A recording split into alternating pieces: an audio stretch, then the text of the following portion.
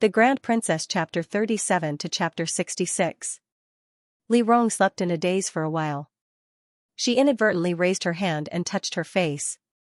Then, she suddenly thought of something in her half-awake state and sat up abruptly. No, she hadn't removed her makeup yet. If she slept like this, she would definitely get facial ulcers. This scare woke her up instantly. The short nap just now gave her strength.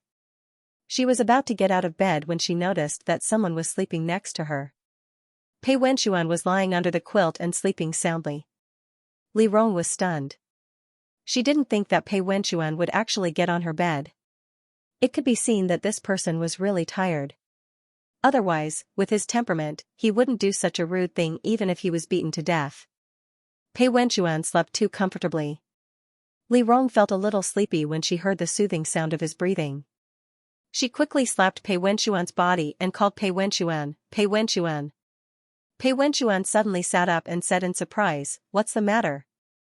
Li Rong raised her hand to hold his face and turned his face in her direction. She stared at Pei Wenxuan and said, "We haven't washed up yet. There's still water in the bathroom. Hurry up and take a bath." Pei Wenxuan was stunned. After a moment, he breathed a sigh of relief and said somewhat helplessly, "Your Highness, it's already so late. Don't toss around, okay?" Li Rong had been eating well and sleeping soundly recently. Just now, she casually slept for a while and could immediately recover her fighting strength. However, Pei Wenxuan almost didn't have a good night's sleep after parting with Li Rong at the waterside pavilion a few days ago. Today, he finally got rid of his worries and had a good night's sleep. Waking him up in such a short time was even worse than not sleeping. But how could Li Rong care about him? Her mind was full of thoughts. The two of them had been wearing formal clothes for the whole day. Pei Wenxuan had also put on makeup today. If she didn't wash up, not only would she be covered in sweat, but she would also have facial ulcers. How could her beautiful face be ruined by such a thing? And Pei Wenxuan was someone she had to look after every day.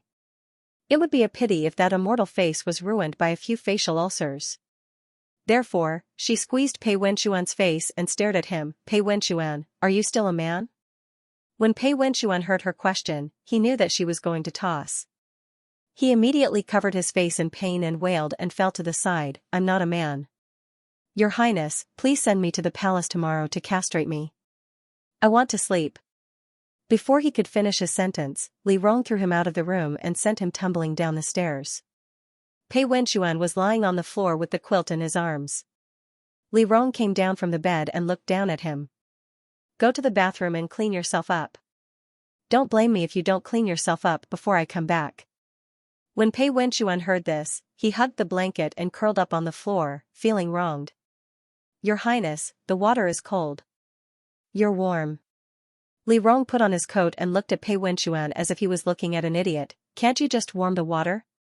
Li Rong gently kicked Pei Wenxuan. "Hurry up."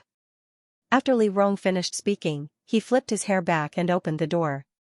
The maidservant guarding the door hurriedly came up with a lamp and respectfully said, "Your Highness. Get someone to prepare. I'm going to take a bath in the imperial spring pool." Hearing this, the maidservants looked at each other and seemed to understand something. They smiled and said, "Yes." The princess's residence seemed to have prepared for Li Rong and Pei Wenxuan to take a bath in the middle of the night. There was a natural hot spring in the princess's residence and a special bath.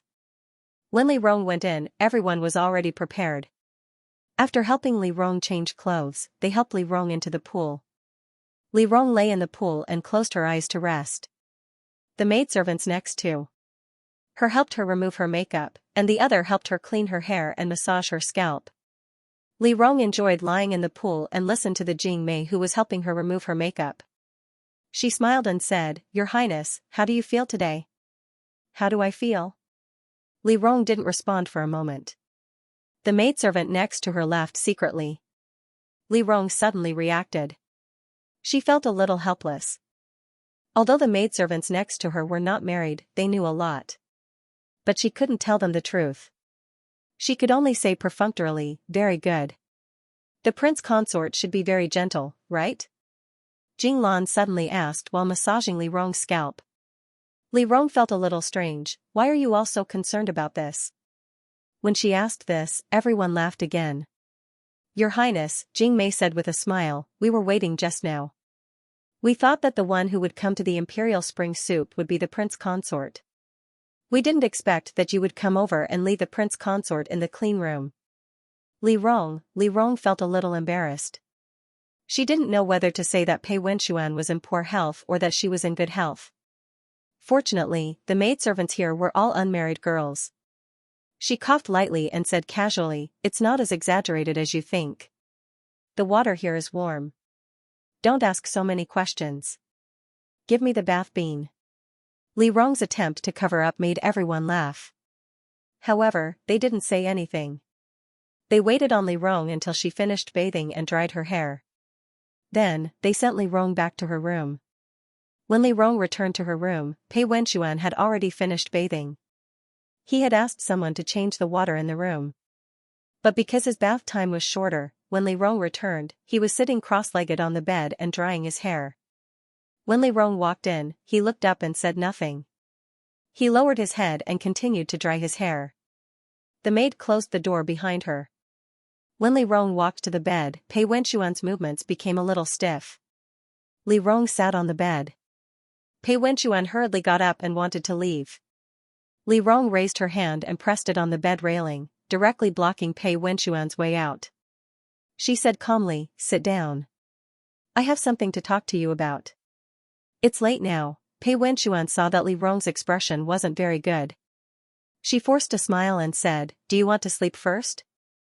Your hair is still wet. Li Rong moved her legs on the bed and leaned against the bedpost to block Pei Wenxuan's way.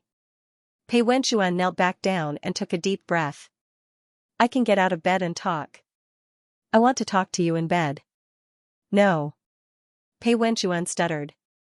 That's not good, right? You're already sitting here. What's wrong with that? Why are you so nervous? Li Rong looked at him from head to toe and leaned over. Do you feel guilty about what you've done? When Li Rong leaned over, a fragrant scent rushed over. Pei Wenxuan was so scared that he hurriedly leaned back. His breathing was a little hurried. Li Rong was very close to him. Li Rong stared at him. He pretended to be calm and looked at Li Rong. After a moment, Li Rong smiled gently. Her smile reflected the bright red color of the surroundings, making it look gorgeous. She gently raised her hand and brushed the hair stuck to his face behind his ear. Don't be afraid. She dragged out her voice. Her voice was usually soft and cold, but at this moment, it sounded like a hook to Pei Wenxuan. Then her hand stopped on his face. Before Pei Wenxuan could get distracted, she suddenly patted his face lightly. Confess and you'll be lenient. I'm very magnanimous. This pat made him sober up a little. He hurriedly gathered his thoughts and sat upright. He calmly said, what does your highness want this humble subject to confess? What's the matter with Su Yongqing? Li Rong stared at him. I'm getting married. You asked him to come and pick me up. Are you mocking me? Your highness. Pei Wenxuan looked straight ahead. Can you speak further away from me? You'll answer me if I stay away from you? Pei Wenxuan was silent. Li Rong took his silence as a tacit agreement. She straightened her body and changed into a slightly more elegant posture. She knelt in front of Pei Wenxuan. The husband and wife sat cross-legged on both sides of the bed. Li Rong stared at Pei Wenxuan. Pei Wenxuan lowered his eyes. After a moment of hesitation, he organized his words and said, I just want you to be happy. I'm getting married. Li Rong knocked on the bed with her fan and said angrily, you asked Su Yongqing to come and pick me up. Who are you trying to humiliate? You still want me to be happy? You just don't have fate with him. Pei Wenxuan raised his head and looked at Li Rong seriously. You didn't have the right opportunity in your previous life. But in this life, you can have it, right? Li Rong was a little surprised by Pei Wenxuan's words. She thought for a long time and felt that she could understand every word Pei Wenxuan said. However, she still didn't understand what he meant. Can you? Li Rong frowned. Use a language that I can understand and tell me what you're thinking?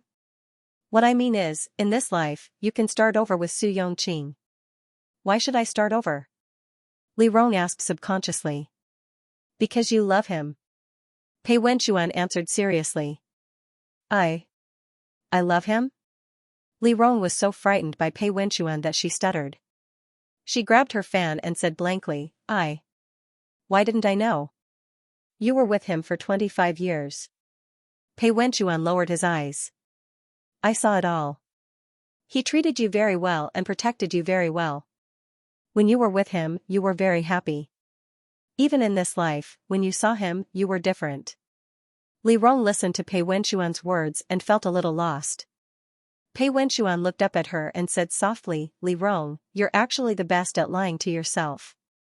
Every time, not only do you lie to others, but you also lie to yourself. When you were young, you lied to yourself that you didn't like me. Now, you're also lying to yourself that you don't like Su Yongqing.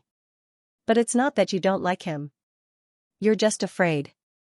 What am I afraid of? Li Rong was a little nervous when she heard Pei Wenchuan's words.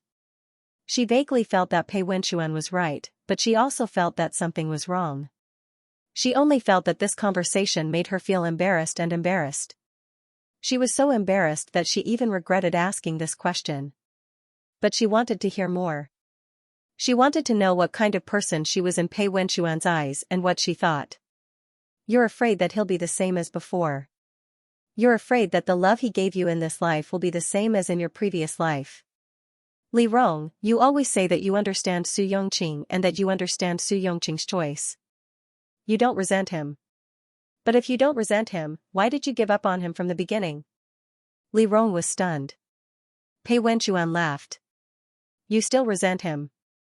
Because he killed you and let you see clearly that he's similar to you. But you know in your heart that you'd rather not have a relationship that would make him give up on you without hesitation in front of his family. So you clearly know that you've started over in this life. You clearly know that the fate of the Su family will change. You have countless opportunities to be with him and have a better life. But from the beginning, you chose to give up. So you've said so much. Li Rong smiled bitterly. What are you trying to say? But Su Yongqing isn't like that.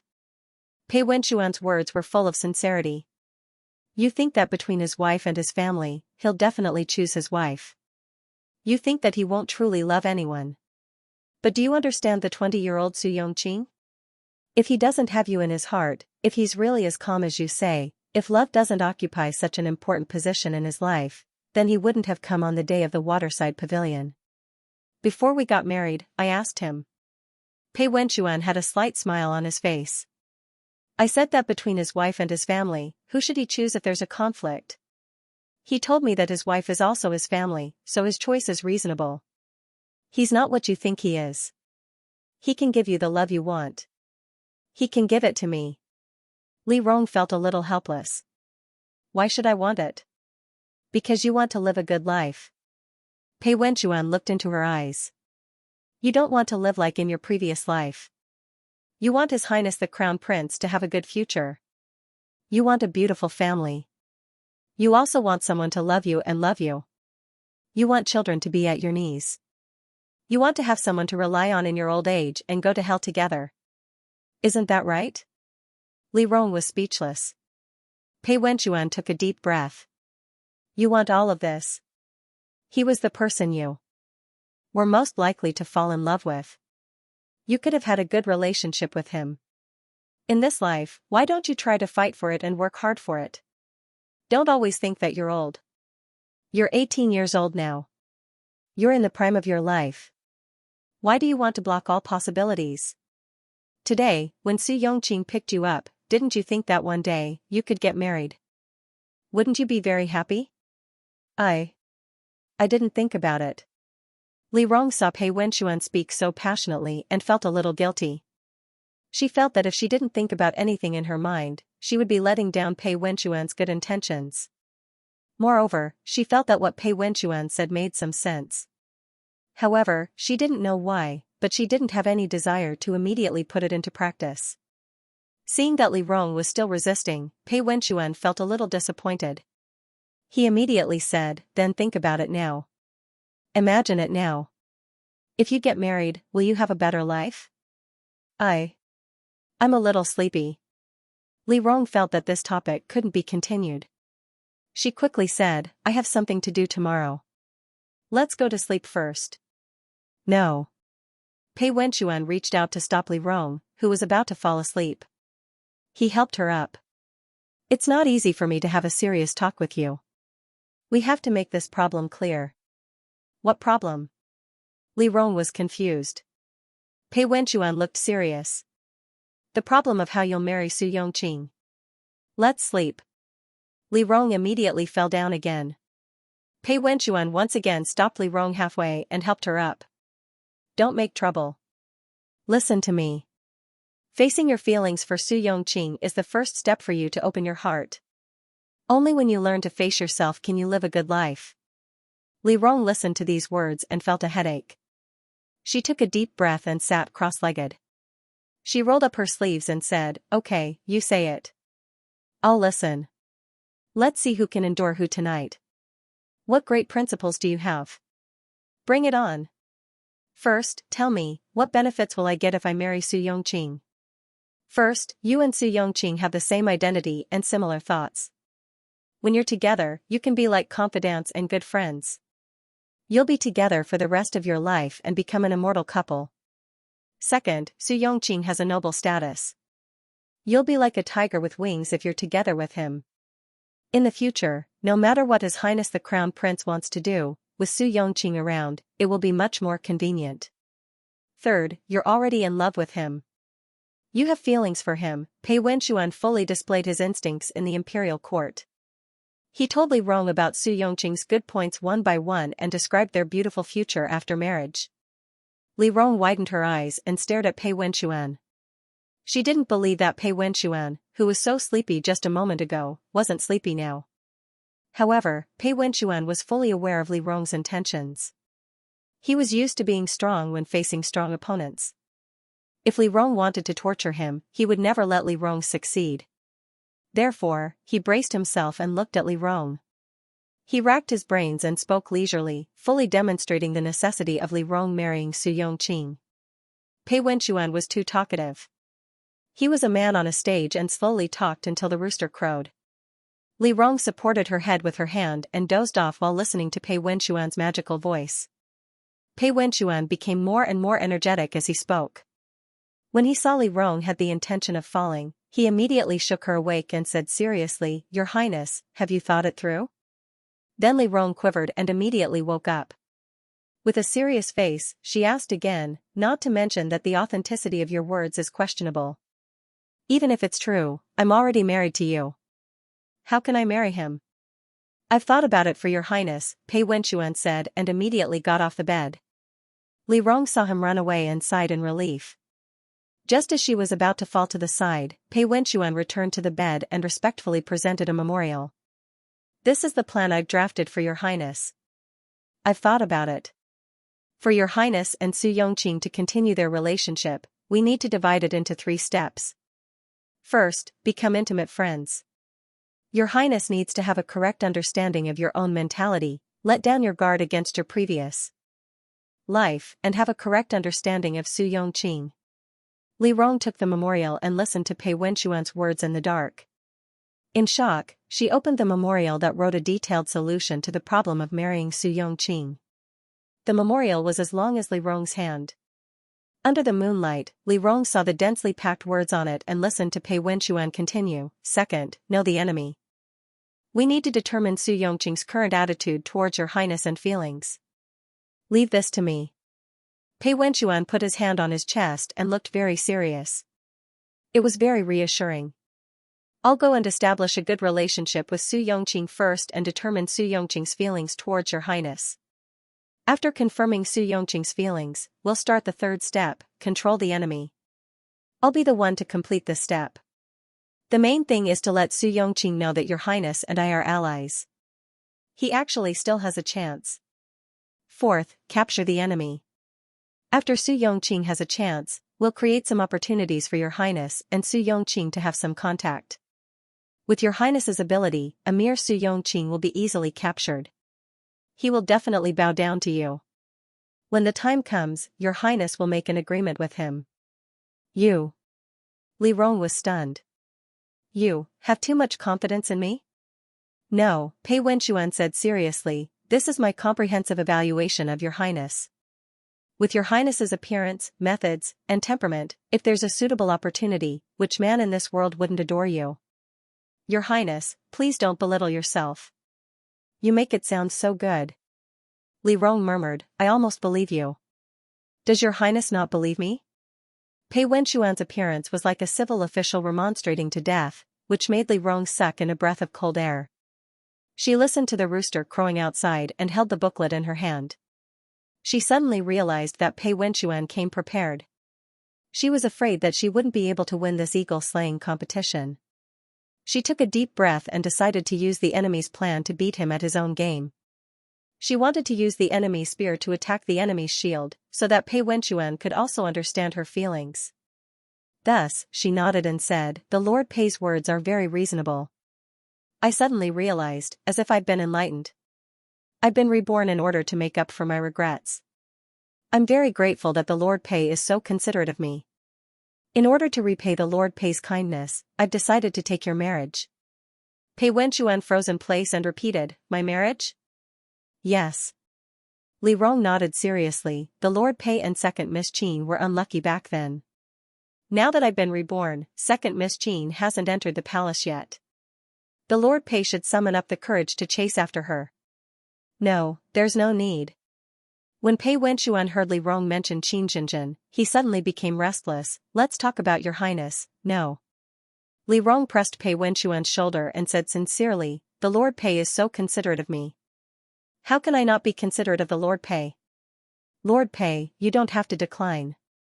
If the Lord Pei declines, then I don't understand why you insist on me marrying Su Yongqing.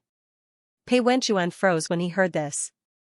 After a moment, he gritted his teeth and said, your highness is right. But the most important thing is still the Lord Su. Second Miss Qin is not in a hurry. Actually, the Lord Su is not in a hurry either. At this point, both of them fell silent. Pei Wenxuan took a deep breath, your highness, don't worry. I'll take care of the Lord Su's matter. I'll definitely take care of it for your highness. Lord Pei, don't worry. Li Rong immediately said, I'll take care of second Miss Qin's matter. I'll definitely take care of it for the Lord Pei. Pei Wenxuan, Li Rong, the rooster crowed again. Pei Wenxuan said hesitantly, since your highness has already agreed to this matter, why don't we sleep? Li Rong nodded. The two of them quickly got into bed and closed their eyes. After closing her eyes, Li Rong couldn't help but ask, Pei Wenxuan. What do you think you're doing all this for? Pei Wenxuan didn't speak. Li Rong thought for a moment.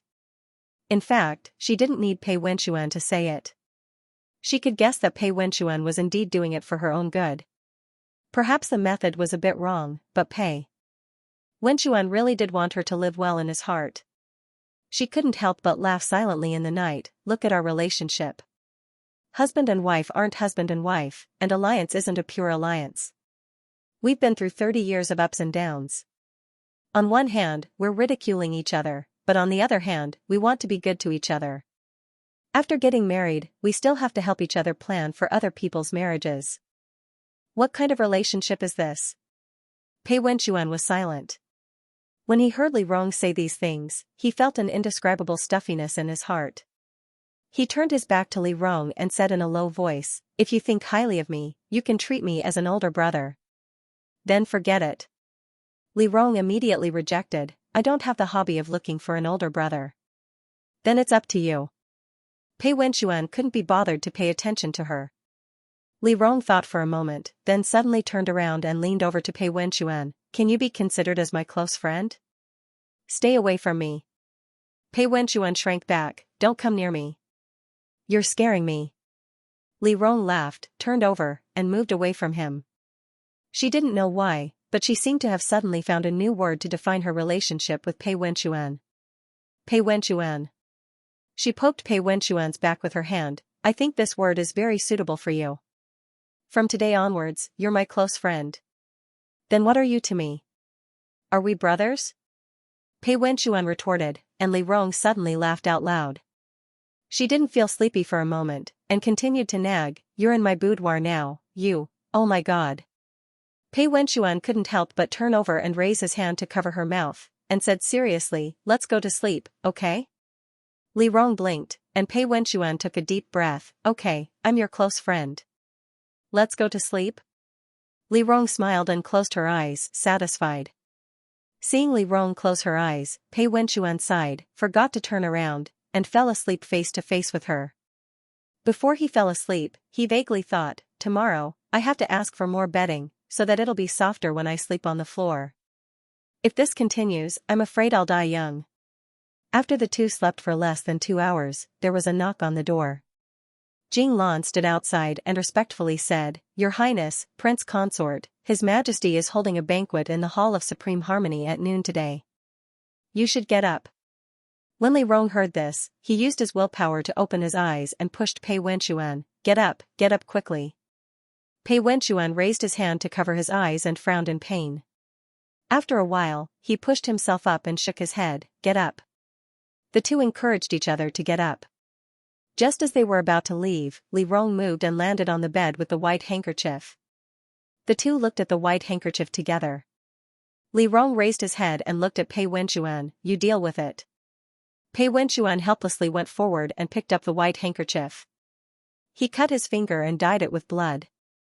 He threw it back on the bed and said, come in and serve. Jing Lan pushed the door and came in. A group of maidservants came forward and helped the two to wash up. The two changed into palace clothes and sat in the carriage to go to the palace. They were very sleepy on the road and leaned against the carriage to rest.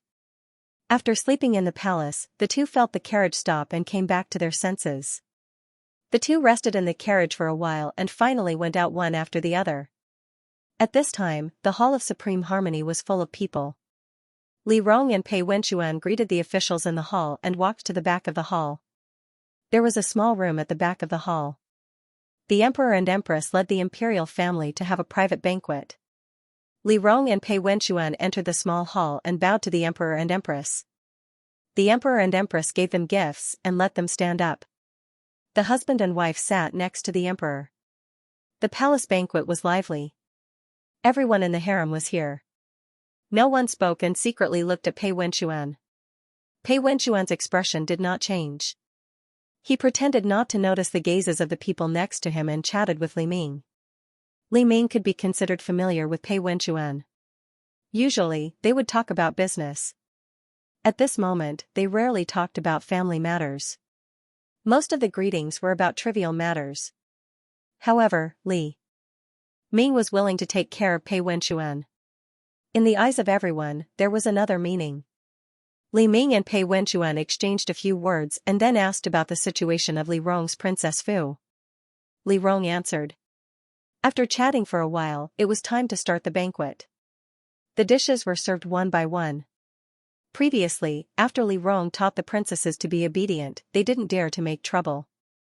The meal was harmonious. When the meal was almost finished, everyone sat and chatted. The Guifei asked Pei Wenxuan questions one by one. Pei Wenxuan answered flawlessly. After answering, Consort Ro laughed softly and said, I didn't expect the child to grow so big in the blink of an eye. Now that His Highness Ping Li's marriage has ended, Jia, Consort Ro turned to look at the Empress and asked gently, is Jia prepared for His Highness the Crown Prince's marriage? Li Chuan was 2 years younger than Li Rong. Now that Li Rong was married, everyone's eyes fell on Li Chuan. The Empress smiled and calmly said, Chuaner is still young. Let's not consider these things for now. His Highness the Crown Prince isn't young either. Consort Mei continued, His Majesty was so old back then. He should have already been engaged to Nyang, right? Hearing this, the Empress glanced discreetly at Consort Mei and warned, you are very concerned about the Crown Prince. Regarding the Crown Prince, Consort Ro smiled at the side, who doesn't care? But Jia is right. The Crown Prince won't be crowned for another 4 years. There's no rush. But these 4 years can't be idle. Slowly choose and see which family is suitable. You say this, the Emperor heard Consort Ro's fervent words and his gaze fell on Consort Ro. There was no joy or anger on his face. Do you have any thoughts? Regarding the Crown Prince, Consort Ro was slightly embarrassed. Jia makes all the decisions. What thoughts can Xianxia have? Even though the crown prince is the empress's son, you watched him grow up. The emperor raised his hand and raised his tea. There's no harm in speaking.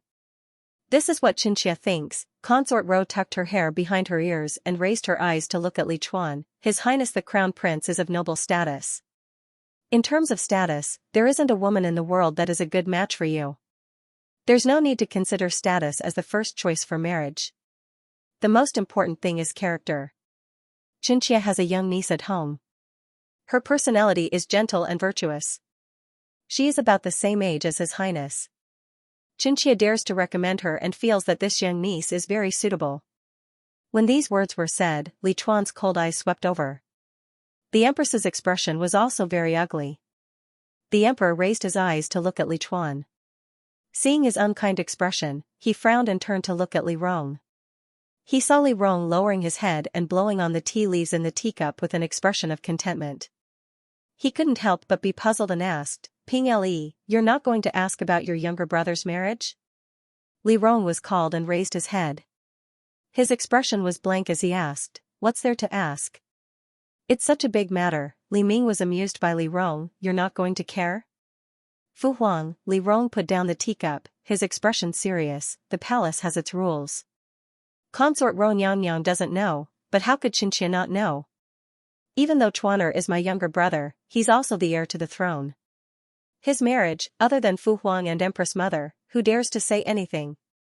Fu Huang is so wise and will definitely find a good match for Chuaner. I don't need to worry about this. As she spoke, she raised her eyes to look at Consort Ro and said with a smile, Consort Ro Nyang as well. Why do you care so much? When Consort Ro heard these words, her expression didn't change. Hualu interjected, Jia, you're wrong. We're all family. My Mufei is doing this for the good of His Highness the Crown Prince. Your words are really disappointing. AI, Mimi, do you really want me to say things so clearly? Li Rong sighed. She turned her head to look at Li Ming and said, Fu Huang, Xianxia doesn't want to hurt Consort Ro Nyang's heart. After all, in Xianxia's heart, Xianxia watched Xianxia grow up. In a commoner's family, Xianxia's position is similar to that of a wet nurse or concubine mother. It's just that Xianxia feels that some words shouldn't be said. Does Fu Huang think that Xianxia should say them? When the words wet nurse or concubine mother were used, Hua Li's expression instantly changed. Li Ming looked at both sides, then said, Speak. Chuaner is the heir to the throne. His choice of wife is very important. Family background, appearance, and character are all indispensable. There are so many women in the nobility. Why should he choose a girl from a small family? If he really married Consort Ro Nyang as his crown princess, what would the courtiers think? What would the commoners think? If Chuaner wants to marry a girl, she should at least be like me. Li Rong smiled as she took Pei Wenxuan's hand. At the very least, she should be a young miss from a prestigious family, right? Li Rong's words were said innocently. Li Ming's expression was not very good when he heard the first part. When Li Rong took Pei Wenxuan's hand, Li Ming instantly relaxed. He felt that this daughter of his really did not like Consort Ro's birth. Even though he didn't like this matter, he could understand. After all, Consort Ro's birth was not presentable. With Li Rong's personality, it was normal for him to not like it. Consort Ro also wanted to send her Nyang to be the crown princess. Li Ming also felt that it was inappropriate. Li Ming nodded and changed the topic. Chuaner is still young. We can discuss this matter later. If there is a suitable girl, just keep an eye out and inform the Empress. After these words were spoken, the Empress' expression improved. The group chatted for a while. The Taijian came back from outside and whispered a few words in Li Ming's ear. Li Ming made a sound of acknowledgement and then raised his head to say to the crowd, It's about time. Zhen still has matters to attend to. Let's disperse. After Li Ming finished speaking, everyone knelt to send him out. Li Ming went to the outer hall and said a few words to the courtiers before leaving first. After Li Ming left, the Empress announced the end of the banquet. Li Rong went to say goodbye to the Empress and Li Chuan and then left with Pei Wenxuan. The two said goodbye as they left the banquet and got into the carriage. As soon as they got into the carriage, Li Rong let out a sigh of relief. She sat down at the table and then collapsed. Pei Wenchuan sat opposite her. He was also quite tired. While pouring tea for himself, he said, "It's too tiring to eat with your family. The meal is like a morning court. It's all about you women's topics. I feel so uncomfortable." "You think I don't feel uncomfortable?" Li Rong took the tea he poured and was a bit angry. What is Consort Ro? Her Nyang Nyang wants to cling to Chuaner? She should look at herself in the mirror. She wants to eat swan meat. Today, she got off easy. Then what do you want? Pei Wenchuan took a sip of tea, his face serious. Poison her to death? I want to. Li Rong turned to look at him. Can you? If you can, I'll buy her head with 1,000 taels of gold. Gui Fei Nyang Nyang's head is worth 1,000 taels of gold? Pei Wenchuan laughed. Li Rong laughed mockingly and turned his head. Even 1,000 taels of gold is overestimating her. But, Pei Wenchuan thought and said seriously, His Highness' marriage should be considered. In her previous life, Li Chuan's marriage was in the spring of next year. That was around the time the candidates were decided. The Empress already had a candidate in mind for the Crown Prince's wife.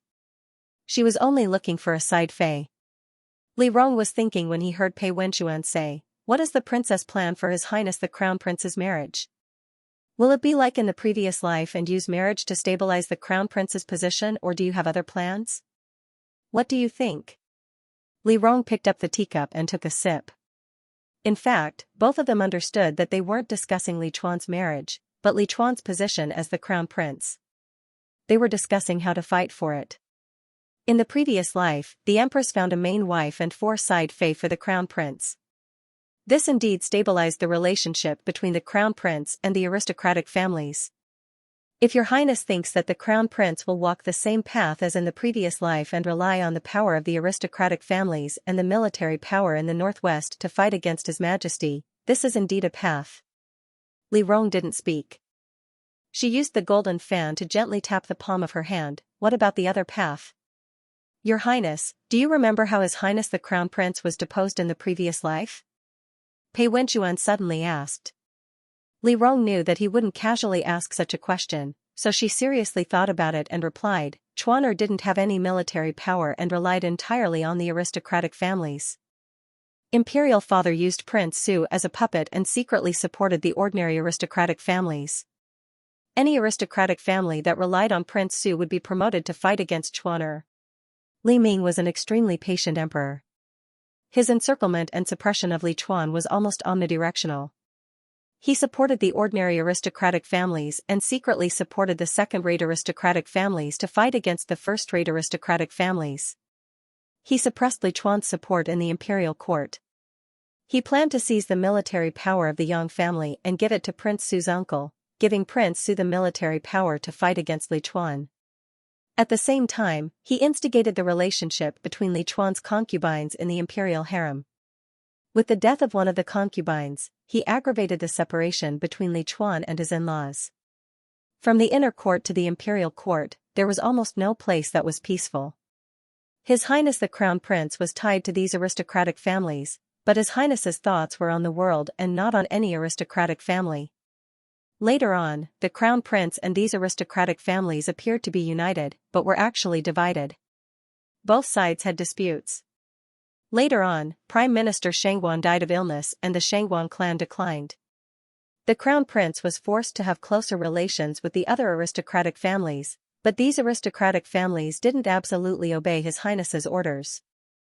Thus, after Qin Lin won the battle at the border, His Majesty's suspicion of the Crown Prince reached its peak, and thus the Taizhou case occurred. Pei Wenchuan's voice was calm as he reminded Li Rong of the events of her previous life. The Taizhou case was the nominal reason Li Chuan was deposed. It was because one of the Crown Prince's concubines, Lady Nya, used the Crown Prince's name to occupy thousands of mu of fertile land in her hometown in Taizhou. For this reason, nearly 100 people were killed.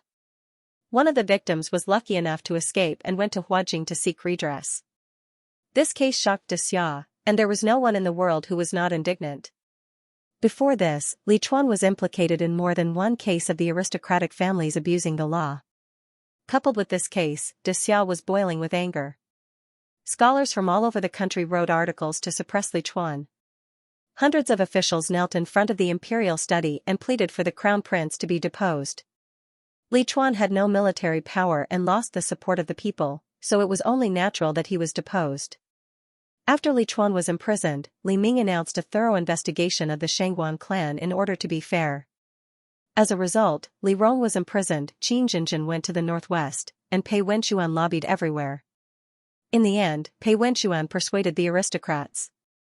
These aristocrats were afraid of favoring the ordinary Prince Su to ascend the throne, and promised great benefits. Finally, they united the aristocrats and joined forces with Qin Lin to invade Huajing and support Li Chuan to ascend the throne. Li Chuan clearly understood what kind of existence the aristocratic families were. They were like blood-sucking beasts that lingered in this country. The emperor was a puppet in their hands. They could set him up or depose him. As a result, Li Chuan walked the same path as Li Ming and spent his life fighting against the aristocratic families. So, in this life, why doesn't the crown prince stay away from the aristocratic families? Stay away from the aristocratic families? Li Rong frowned. Then who will help the Chuaner in the future? Don't we have you and me? Pei Wenxuan turned to look at Li Rong. Now we have sent Qin Lin to the northwest. He and Cui Qingyuan have joined forces. We will secretly assist them and help them control the military power in the northwest. And then? I will join His Majesty and cooperate with His Majesty to become an ordinary aristocratic family that he wants to cultivate to fight against the Shangguan clan. As for the crown prince, he doesn't have to do anything. He just needs to be a good crown prince. He doesn't form cliques, doesn't have any stains, and wins the hearts of the people. This is enough. Then if Imperial Father wants to harm him, won't he be alone and helpless? Li Rong was somewhat worried. Hearing this, Pei Wenxuan couldn't help but laugh. Your Highness, do you still not understand why His Majesty wants to depose the crown prince? Li Rong didn't immediately answer Pei Wenxuan's question. She looked at Pei Wenxuan and pondered for a moment. She only said, "Why do you think?" His Majesty doesn't want to depose the crown prince, but the crown prince in the hands of the aristocratic families. Li Rong listened to Pei Wenxuan's words. She flipped the fan in her hand and lowered her eyes. There were many things that she couldn't see clearly when she was young. But when she thought about it as she grew older, she somewhat understood. Back then, Li Ming was so persistent in wanting to depose the crown prince not only because he didn't want the Shangguan clan to become powerful, but also because he clearly realized the pressure these aristocratic families brought to his regime. Li Ming was a more warlike emperor than Li Chuan. Unifying the northern border was his long-cherished wish. If he tried to start a war with the outside world, these aristocratic families who yearned for peace and these entrenched families would definitely be the most difficult core problem to solve on the battlefield. When he was young, Li Chuan advocated the rule of the world with benevolence and virtue. He was also born in the Shangguan clan. His so-called benevolence and virtue were the most beloved monarchs of the aristocratic families. The closer Li Chuan was to the aristocratic families, the more Li Ming would think that he was a puppet cultivated by the aristocratic families. He was a crown prince who had been spoiled by the aristocratic families. She roughly understood Pei Wenxuan's thoughts. She raised her eyes and said, "So, you hope that Chuaner can withdraw from the war between the aristocratic families and the emperor and not become a target for the war between the two sides?" "Yes," Pei Wenxuan said affirmatively, "then I will be His Majesty's knife. I will help His Majesty dig out the abscesses of the aristocratic families so that His Majesty will focus on the aristocratic families and not the crown prince. Then, the crown prince will be safe for the time being.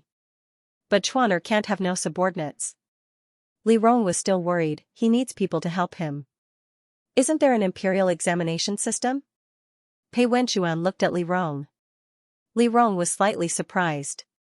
If she hadn't been reborn, Li Rong would have laughed when Pei Wenxuan said these three words.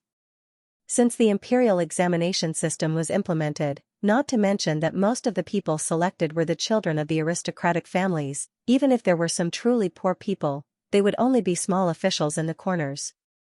They wouldn't be able to enter the field of power struggle. However, Li Rong had seen how Pei Wenxuan used this system. She had also seen the effect of the new power produced by this system being used by the monarch. Therefore, after muttering to herself for a moment, she concluded, Chuaner will stay out of harm's way and temporarily avoid the sharp edge. He will secretly promote the poor people to do things and win the hearts of the people. You will become the leader of the ordinary aristocratic families and fight with the first-class aristocratic families to weaken the power of Father Emperor and the existing aristocratic families. I will contact the Xianxia clan and other large clans to balance the relationship between the two sides. If there is a day when Father Emperor wants to settle accounts with the Crown Prince, most of the people in the imperial court, from the first-class aristocratic families to the poor people who came from the imperial examination, will be His Highness people. Pei Wenxuan interrupted Li Rong's words and said seriously, not only that, the Crown Prince won't fight too fiercely with the aristocratic families in the future. The scene of His Highness the Crown Prince purging the aristocratic families in the early days will also not happen again. Li Rong was silent.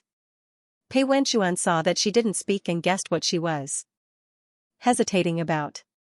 You still don't like people from the poor families? People who come from humble backgrounds. Li Rong looked up at him with a sharp gaze. Most of them have a bloodthirsty greed for power. Give them power, and they can't control their desire for money. Even the Zhongding family is like this, let alone them? People are like this, Pei Wenxuan said calmly. What's the difference between noble and poor? How many years have you been telling me this? Li Rong smiled mockingly. How many of your people have been investigated for corruption and bribery? Do you still need me to say it? Then how many of your people have deceived their superiors and subordinates and failed? Do you still need me to say it? Pei Wenxuan subconsciously replied. Li Rong looked at him coldly. Pei Wenxuan looked at him and paused. He didn't know why, but he suddenly felt short of breath.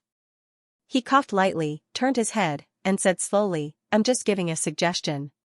Anyway, the result will be decided by Your Highness. If you choose the first path, we will follow the original path. In the future, His Highness the Crown Prince will be the same as in the previous life. Li Rong didn't speak and tapped his palms. Pei Wenxuan glanced at him and continued, or, let's try the second path. There's no risk, and once it succeeds, His Highness the Crown Prince will have no obstacles when he ascends the throne in the future. He won't have to fight with the aristocratic families, and you won't have to painstakingly maintain the relationship between the Xianxia clan and His Majesty. If His Majesty is happy, your relationship with His Majesty will also be better. Li Rong listened to Pei Wenxuan desperately talking about the benefits of the second path. He couldn't help but lower his head and laugh. Pei Wenxuan saw him laughing and leaned over. What does Your Highness think? Pei Wenxuan, Li Rong turned to look at him. It's a pity that I don't send you to the palace to serve. It's not a pity, Pei Wenxuan smiled at Li Rong, it's the same to serve His Highness. Let's do as you say first. Li Rong said indifferently, but if that's the case, Chuaner can't get married now. Even if he gets married, he can't marry an aristocrat. The other concubines are fine, but the Xianxia clan. Pei Wenxuan knew that Li Rong and Xianxia had an extraordinary friendship. He raised his eyebrows. How do you plan to deal with it? I have to meet Xianxia. Li Rong looked up, closed his fan in his hand, and said calmly, this matter should be raised by the Xianxia clan. Otherwise, if Li Chuan went back on his words after the Xianxia clan spent so much effort to help Li Chuan, no one would dare to help him in the future. Pei Wenxuan raised his hand and applauded, good plan. Li Rong glanced at him indifferently, you're exaggerating.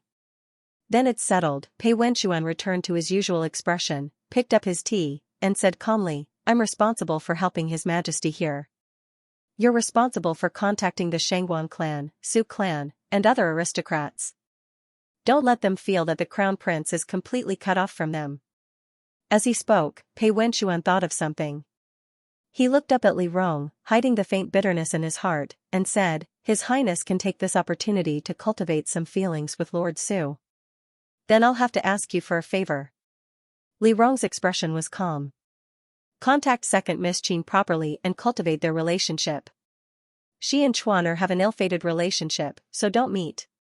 Pei Wenxuan had a headache when he heard this. He hated his cheap mouth and hurriedly changed the topic. When we arrive at the Pei mansion later, if you see my family members, don't hesitate to tell them if you're unhappy. When Li Rong heard Pei Wenxuan mention his family members, she was already prepared and nodded. The two didn't speak for a while and sat quietly in the carriage. After sitting for a while, Li Rong didn't know why, but he suddenly remembered Pei Wenxuan's words last night. She didn't dare to talk about that topic with Pei Wenxuan. When Pei Wenxuan suddenly brought it up, she could only pretend not to care and change the topic in a playful way. However, Pei Wenxuan was too persistent and forced her to think and see.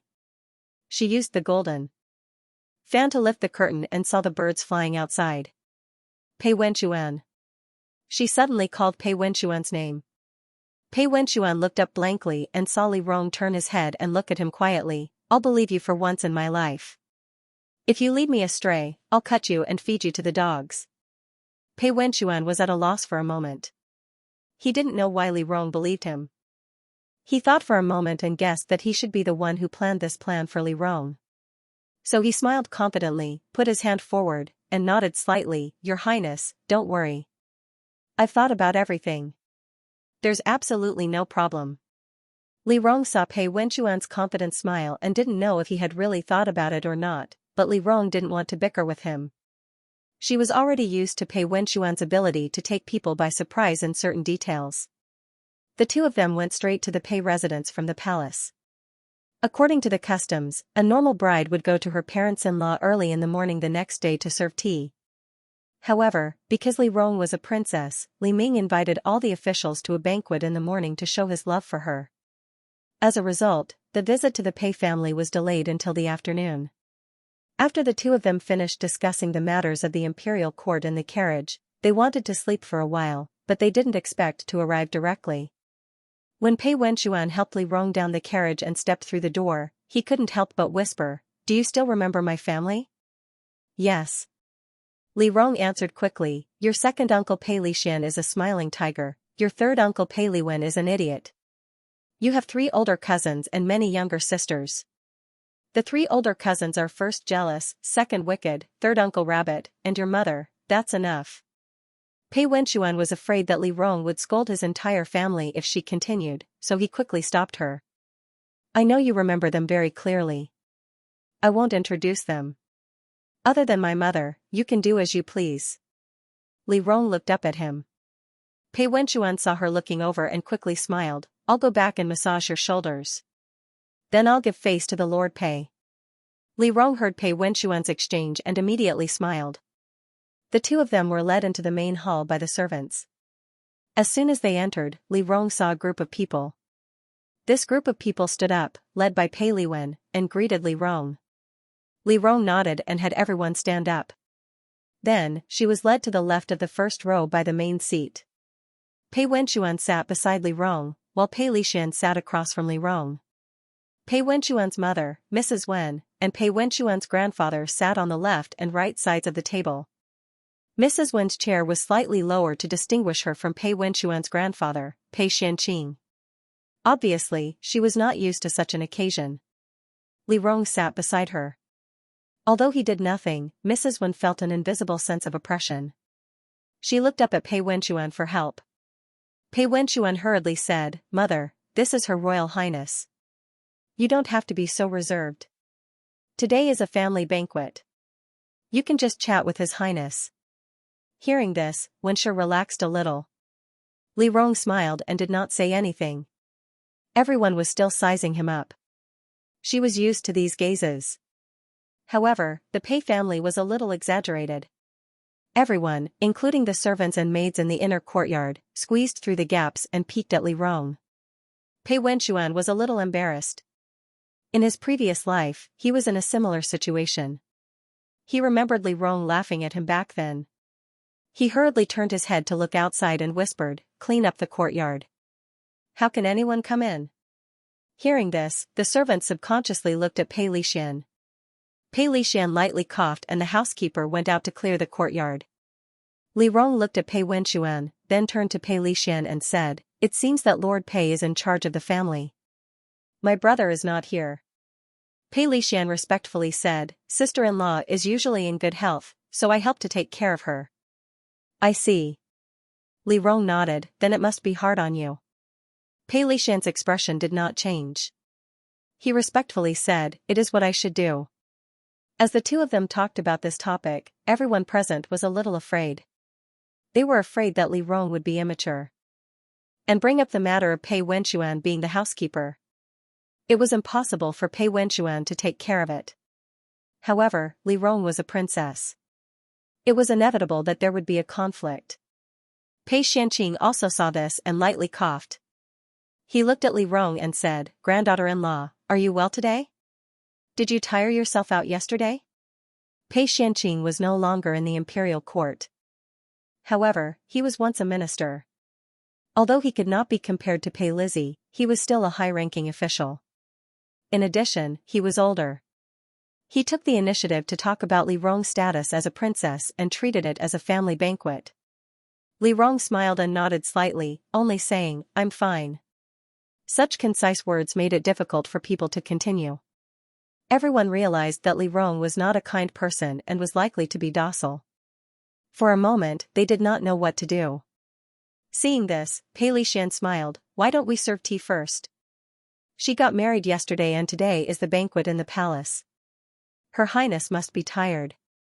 Wenxuan, Pei Lishan looked at Pei Wenxuan, "You need to be more sensible and take care of the princess." Pei Lishan's words made Li Rong happy. She glanced at Pei Wenxuan. Pei Wenxuan smiled and stood up, leading Li Rong forward to serve tea to Pei Xianxia and Wenshi. Li Rong did not need to kneel when serving tea. She only needed to offer it. However, in her previous life, Li Rong was afraid that the Pei family would be too restrained because of her status and feel that she was oppressive. This would cause a rift between her and Pei Wenxuan in the future. Thus, she softened her temper and kneeled to Wenshi and Pei Xianxia like a normal bride. Now that she thought about it, she felt that she was too young and childish. If you showed weakness to a family like the Pei family, they would think that you were easy to bully. Since she was in a high position, she did not need to lower herself. Only a fool would not use her power. After Li Rong served tea, Wenshi and Pei Xianxia gave Li Rong red packets. Then, Pei Wenxuan led Li Rong around and introduced everyone. Li Rong was too imposing. When she stood in front of the Pei family, they could not say anything. They hurriedly gave her red packets and said a few auspicious words before asking Li Rong to leave. The entire process passed quickly. After one round, everyone was silent. No one dared to talk. Li Rong took a sip of tea and turned to Pei Wenxuan, "Is there anything else?" Pei Wenxuan turned to look at Pei Lishan, "Second uncle, is there anything else?" "There's nothing else." "Then let's go." Li Rong said lazily, "I'm tired." These words were spoken as if they were casually invited to a family for a meal. The Pei family's expression did not look too good. Pei Wenxuan's expression did not change. He went forward to help Li Rong up. He turned to Pei Xianxia and said, "Grandfather." Then he turned to Wenshi and said, "Mother, I will leave first." Pei Xuanqing's expression did not look good. Wenshi was stunned. Li Rong nodded elegantly at everyone and walked out. Wenshi finally reacted. She hurriedly stood up and said, Aren't you going to stay at home?" According to Wenshi's thinking, even if she was marrying a princess and was going to live in the princess's residence, she should stay for one night at the Pei family's residence. After all, although Pei Wenxuan was a princess, she was not marrying into the Pei family. She had to maintain some dignity. Wenshi did not have the guts to say these words. However, the second and third madams fanned her and made her feel that if the two of them left just like that, she would lose face. Thus, when she saw Li Rong leaving with Pei Wenxuan, Wenshi could not hold back. Li Rong stopped and looked at Pei Wenxuan. She understood Wenshi's character. She wanted to maintain her dignity. She had promised Pei Wenxuan to give Wenshi face, so she did not say it directly. She looked at Pei Wenxuan and then turned to look at Wenshi. Then, she smiled and said, "It's not impossible. I'll listen to Wenxuan." Hearing this, Wenshi heaved a sigh of relief.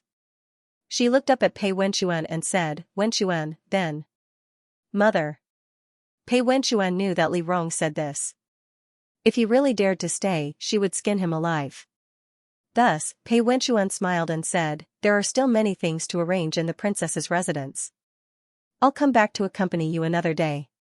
When I'm not busy, I'll come to see you with the princess." Wenshi's face stiffened.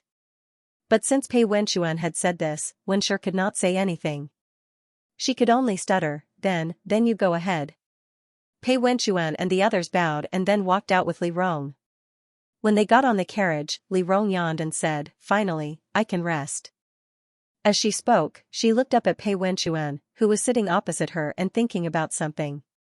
She said, "What are you thinking about?" "Why, do you think I'm slapping you in the face?" "No." Pei Wenchuan reacted and smiled. "Isn't this what you should do?" "Oh?" Li Rong was curious. She propped up her chin and said, "Don't you think it's embarrassing?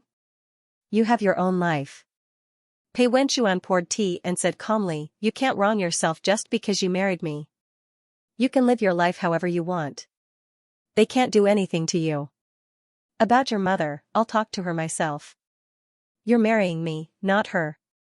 I suddenly realized, Li Rong and Pei Wenchuan talked like this and thought for a while, marrying you is actually quite comfortable. You said that if I were to marry into Lu Yu's family, they have a lot of rules. At that time, even if my husband can tolerate me, the elders of those big families won't.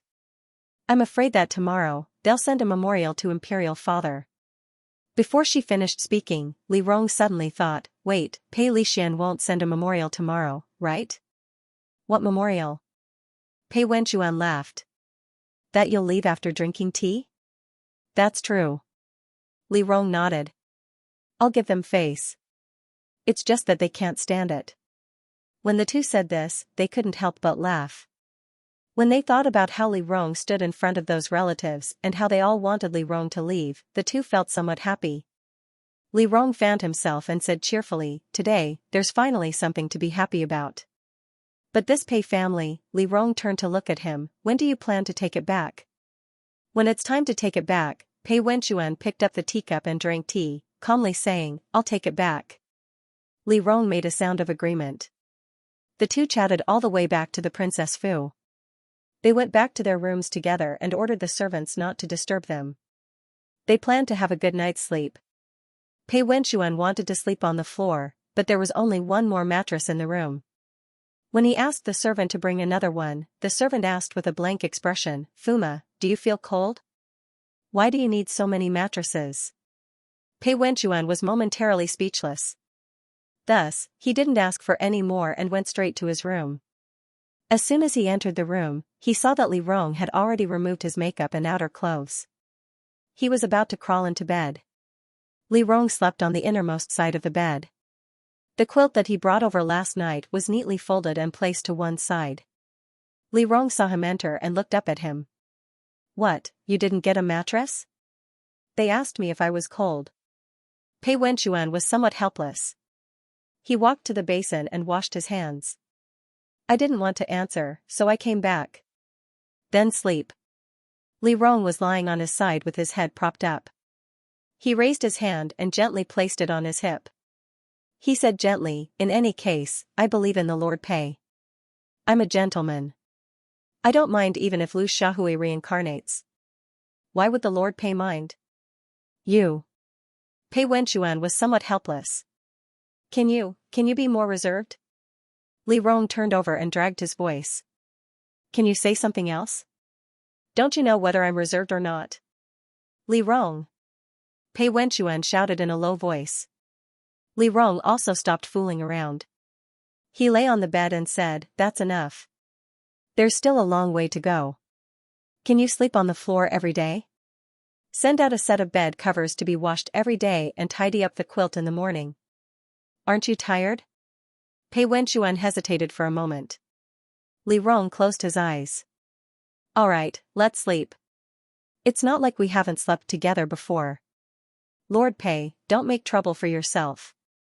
After Li Rong finished speaking, he closed his eyes and fell asleep. Pei Wenchuan hesitated for a moment, but he still took off his jacket and walked over.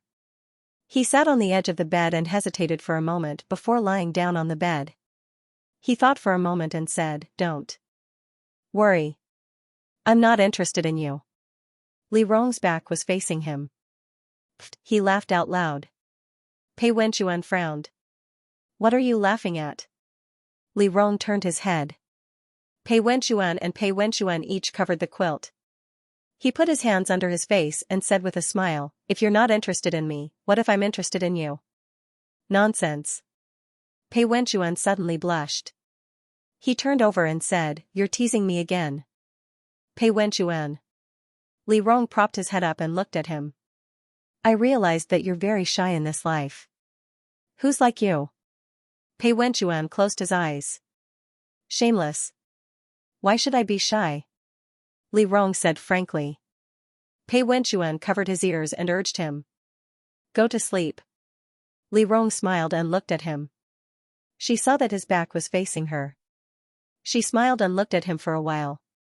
She didn't know why, but she felt that teasing Pei Wenchuan was very interesting. After looking at him for a while, she also felt sleepy.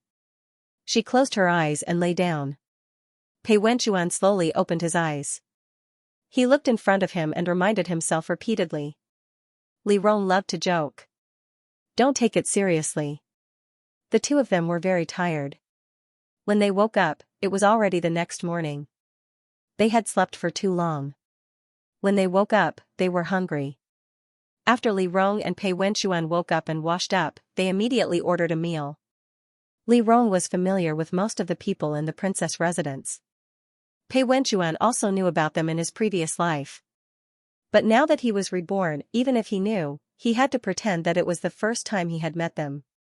Thus, after eating, the two of them spent the morning familiarizing themselves with the people in the princess residence. After that, the two of them finally had time to be alone. Pei Wenchuan's wedding leave had a total of 9 days. After 9 days, he would go to court as usual. The two of them had already paid their respects to the people they were supposed to meet. Li Rong thought about it and said to Pei Wenchuan, "Let's go find Xianxia first." Currently, Li Rong was most concerned about Li Chuan's marriage. Pei Wenchuan didn't object. He directly called for someone to prepare a carriage and went with Li Rong to the Xianxia residence. Pei Wenchuan was writing an invitation on the road. As he wrote, he couldn't help but ask, "How did you know that she was coming?" "Before she got married, I had people keep an eye on her." Li Rong sat at the side and read a book. He lazily said, "She arrived before she got married. But at that time I was busy and didn't have time to care about her." As he spoke, he looked up at Pei Wenchuan. "Are you done writing the invitation? Let me take a look." Pei Wenchuan laughed, "It's just an invitation. What's there to look at? Aya is a very particular person. If you don't write a good invitation, she might not even bother to meet you. You don't have to worry about that." Pei Wenchuan handed over the written invitation. "She dares not to see me, but she won't dare to not see you." Li Rong was happy to hear this, but she still read Pei Wenchuan's post. Pei Wenchuan's words were very beautiful. Li Rong couldn't help but praise, "You are so beautiful, and so are your words." Pei Wenchuan didn't know whether to laugh or cry. "Are you insulting me or yourself?" "How am I insulting myself?" Li Rong looked up curiously. Pei Wenchuan pulled the card back from her hand and moved away from her. He smiled and said, "After all, your handwriting is not good either." Li Rong heard this and tapped the fan on her palm. "Do you think this carriage is very big and can protect you?" But Pei Wenchuan immediately changed the topic and said, "His Highness's people are beautiful on the outside but beautiful on the inside. They are perfect." Li Rong laughed out loud and didn't continue to chat with Pei Wenchuan. Pei Wenchuan thought for a moment and said with some worry, "If we go directly, what if Miss Xianxia is not home? If she is not home, then she must be at some tea house or poetry gathering. She only went to a few places before entering the palace. We have time, so it will be easy to find her." Li Rong said very confidently. Pei Wenchuan nodded and didn't worry. The two went to the Xianxia residence and handed over the visiting card. The gatekeeper delivered the card to the Xianxia residence. After a while, the Xianxia family's housekeeper came out and said respectfully, "Your Highness, I am sorry. Today, my family's young miss was invited by the poetry gathering and went to attend a tea party. Would you like to return to the princess residence first and wait for my young miss to come back? This old servant will ask my young miss to personally go to the princess residence to apologize." "We took the liberty to come," Li Rong smiled. "How can we blame the young miss? Since she is at the poetry gathering, I will go. It was popular for the children of the nobility in Huajing to set up a poetry gathering. Usually, they would meet at a tea house for a tea party to compose poems and chat. It was considered an elegant social activity in Huajing. However, this kind of activity not only had a high requirement for status, but also had a high requirement for the participants' knowledge. Xianxia was able to receive an invitation from the poetry gathering in just a few days after entering the capital. It could be seen that she was extraordinary. Li Rong didn't find it strange. Sitting in the carriage, she smiled and said to Pei Wenchuan, "If I say she is not at home, then she is at the poetry gathering. Do you believe me now?" Pei Wenchuan nodded. "You know her well. After all, we have known each other for so many years." Li Rong thought that she would soon see Xianxia and couldn't help but feel happy. Spinning the fan in her hand, she couldn't help but recall the first time she met Xianxia. Speaking of which, it is a pity that I didn't meet her so early. Although she is a woman, she does not lose the elegance of an aristocratic family. Talking with her, she is dignified, polite, and humorous. It is very pleasant. The only pity, Li Rong sighed, is that she is too polite. Pei Wenchuan listened quietly and didn't say anything. She lowered her head to drink tea and didn't comment much. Li Rong talked about some interesting things with Xianxia all the way until they arrived at the poetry gathering. The poetry gathering was the most famous and wealthy poetry gathering in Huajing. It opened a separate tea house, and the tea party was usually held in this tea house. Li Rong and Pei Wenchuan directly got off the carriage. She said Pei Wenchuan's name and walked in. As soon as they entered the tea house, a waiter came forward to receive them and asked who they had received the invitation from. Li Rong smiled and directly said to the waiter, "I heard that Miss Xianxia is here today. May I trouble you to inform her?" "Miss Xianxia?" Hearing this, the member of the poetry gathering was a little confused. "Miss Xianxia is not here today." Hearing this, Li Rong stopped and turned her head. She was a little surprised. "She is not here?" "She is not here." The waiter smiled. "Miss Xianxia arrived in Huajing a few days ago and only came here once." Hearing this, Li Rong immediately knew that something was wrong. Pei Wenchuan, who was standing at the side, coughed softly and looked at Li Rong with a smile. "I said that she should have gone to another place, but you didn't believe me." "Little brother," Pei Wenchuan turned to look at the waiter, "do you know where Miss Xianxia usually goes?" Before he finished speaking, the waiter saw Pei Wenchuan show a silver ingot from his sleeve. The waiter looked up at Pei Wenchuan, and Pei Wenchuan nodded. The waiter hesitated for a moment and finally said, "We don't know where Miss Xianxia goes. However, I heard that someone saw Miss Xianxia with a pass to the Gathering Wealth House. Why don't you two go there and look for it?" Hearing this, Li Rong was shocked, but Pei Wenchuan was not surprised. He gave the silver ingot to the waiter and pulled Li Rong, who was in disbelief, out. When he went out, he ordered the servants to find a good friend to borrow the pass to the Gathering Wealth House. Then, he pulled Li Rong onto the carriage and went to the Gathering Wealth House. Li Rong was in the carriage for a long time before she came back to her senses and immediately said, "You really want to go to the Gathering Wealth House?" The Gathering Wealth House was the most famous gambling house in Huajing. Li Rong felt that it was not reliable and immediately said, "That person is definitely talking nonsense. Don't go to that place and waste your time." "Since we are already here," Pei Wenchuan held the tea and looked up with a smile at Li Rong, "there is no harm in going there. Maybe there will be a surprise?" "That's impossible." Li Rong saw Pei Wenchuan smile as if he was watching a good show. She was a little unhappy and sneered, "Don't waste your time. I know you have a problem with Aya." Stop. Pei Wenchuan raised his hand to stop Li Rong. "I have no problem with Miss Xianxia. Don't talk nonsense. In the past, when I praised her, you were sarcastic." Li Rong sneered, "What do you call this? I really don't have a problem with her." Pei Wenchuan took a sip of tea and casually pointed the lid in Li Rong's direction. "I have a problem with you." Li Rong, for a moment, she felt that it seemed to make some sense. "I'm just curious." Pei Wenchuan laughed, "If I live a second life, will I be able to see a different scenery?" "It may be different." Li Rong bowed, "But it's definitely not like this." "Then your highness, would you like to make a bet with me?" Pei Wenchuan put his hand on the window and said with a smile, "What if Miss Shangguan is at the financial house today? What would your highness think?" "If I yet is at the financial house," Li Rong was very generous, "I'll immediately buy you a carriage." "Your highness," Pei Wenchuan waved his fan, "I've already entered the princess's residence. Do you think I still care about a carriage? Are you looking down on me, or are you looking down on yourself?" Pei Wenchuan's words were pleasing to the ear. Li Rong nodded and said, "What you said is very reasonable. What do you want?" Pei Wenchuan thought for a moment and didn't know what to ask for. It wasn't that he hadn't made a bet with Li Rong before. When they were young and had just gotten together, if he lost the bet, he would let Li Rong kiss him. Now, he absolutely couldn't bet on this. Pei Wenchuan thought for a while and then said, "I can't think of anything for the time being. It's better to make the bet bigger. Princess, promise me one thing. This matter only concerns the princess and has nothing to do with the court. It doesn't violate the princess's morals. For example, washing clothes, cooking, fetching water and wearing clothes." Pei Wenchuan said and couldn't help but laugh, "It's not bad to be a little maidservant and wait on me." "You dare to dream." Li Rong sneered, "What if she's not here?" "Oh."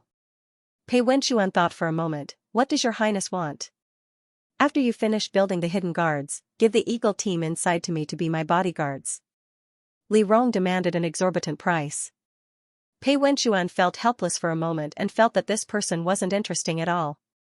His hidden guards were divided into 4 teams, eagle, tiger, wolf and fox. Li Rong asked for an entire elite team. Pei Wenchuan sighed.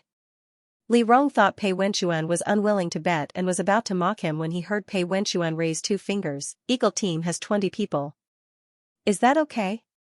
Someone from the sky team?" "Okay." Pei Wenchuan nodded.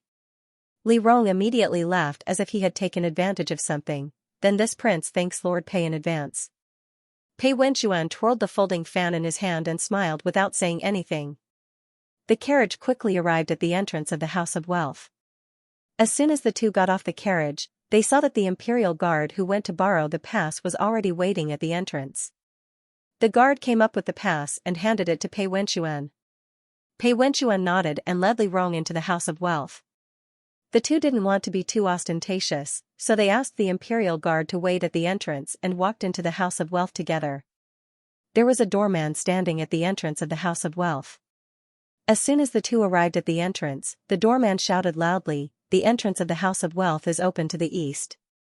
Whether you have money or not, come in." "Do the two of you have money or not?" Pei Wenchuan heard the secret code and handed the pass over with a smile, "We have money." The doorman took the pass and looked at it carefully. Then he turned his head and said, "Sky team, please." After the doorman finished shouting, a middle-aged man came in and invited Li Rong and Pei Wenchuan to enter. The middle-aged man introduced the House of Wealth to the two of them. The two of them listened absent-mindedly. When they entered the main hall, Pei Wenchuan nodded and said, "Don't worry about us. We'll play by ourselves for a while." The middle-aged man smiled and agreed, then turned and left. The two of them wandered in the crowd. It was very lively here. People came and went. Regardless of whether they were men or women, they all seemed to be very excited. Pei Wenchuan was afraid that people would bump into Li Rong, so he had to raise his hand to protect Li Rong and clear the path for her. As he walked forward, he said, "I'm helping you. Don't think too much." Li Rong faintly glanced at Pei Wenchuan, "The more you say, the more people think." Pei Wenchuan was speechless. That made some sense. The two of them walked in a circle in the crowd. Li Rong's heart gradually calmed down. She couldn't help but say, "I said, how could I come to such a place?" Lord Pei. Before she finished speaking, the two of them vaguely heard a familiar voice in the crowd, shouting excitedly, "Big! Big! Big!" The moment Li Rong heard this voice, she felt as if she had been struck by lightning. The two of them turned around and vaguely saw a figure in the crowd who looked very much like Xianxia. She was lying in front of the gambling table, hitting the big character on the table with all her might. Her eyes were fixed on the dice cup that was about to be opened. Her eyes seemed to be glowing. However, that person was wearing men's clothes and her face couldn't be seen clearly. Li Rong wasn't sure if she had heard wrong or, before she could react, the dice cup opened. Amidst the cheers and laments, the short girl shouted, "Thank you for letting me win," she said as she took the money in front of her. However, halfway through taking the money, she seemed to have realized something. She stood up, said a few words to the person next to her, and walked towards a small door at the side. Li Rong immediately reacted and said, "Chase after her." She had to figure out if this was Xianxia or not. It would be fine if it wasn't Xianxia, but if it was Xianxia, then in her previous life, Xianxia had pretended to be Xianxia for her entire life. Li Rong's heart was filled with shock. She hurriedly chased in the direction that the girl had run. Pei Wenchuan hurriedly followed her and squeezed through the crowd.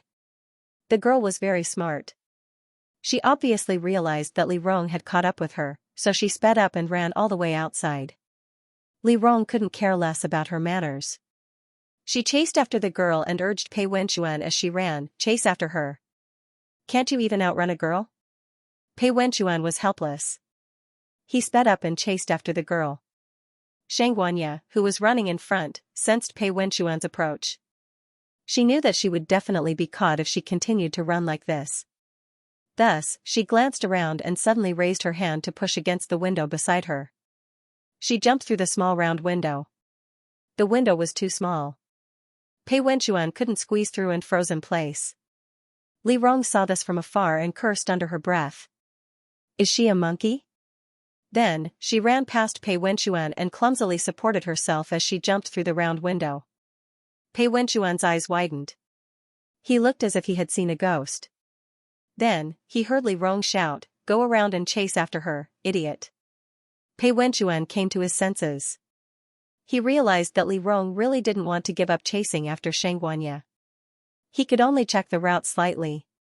He hurriedly went around the wall to the side courtyard and continued to chase after her. Li Rong chased after Xianxia all the way. Although she was quite a distance away from Xianxia and he couldn't catch her at all, she was very tenacious. Moreover, when it came to chasing after people, as long as she could see a shadow, she would be able to chase after it.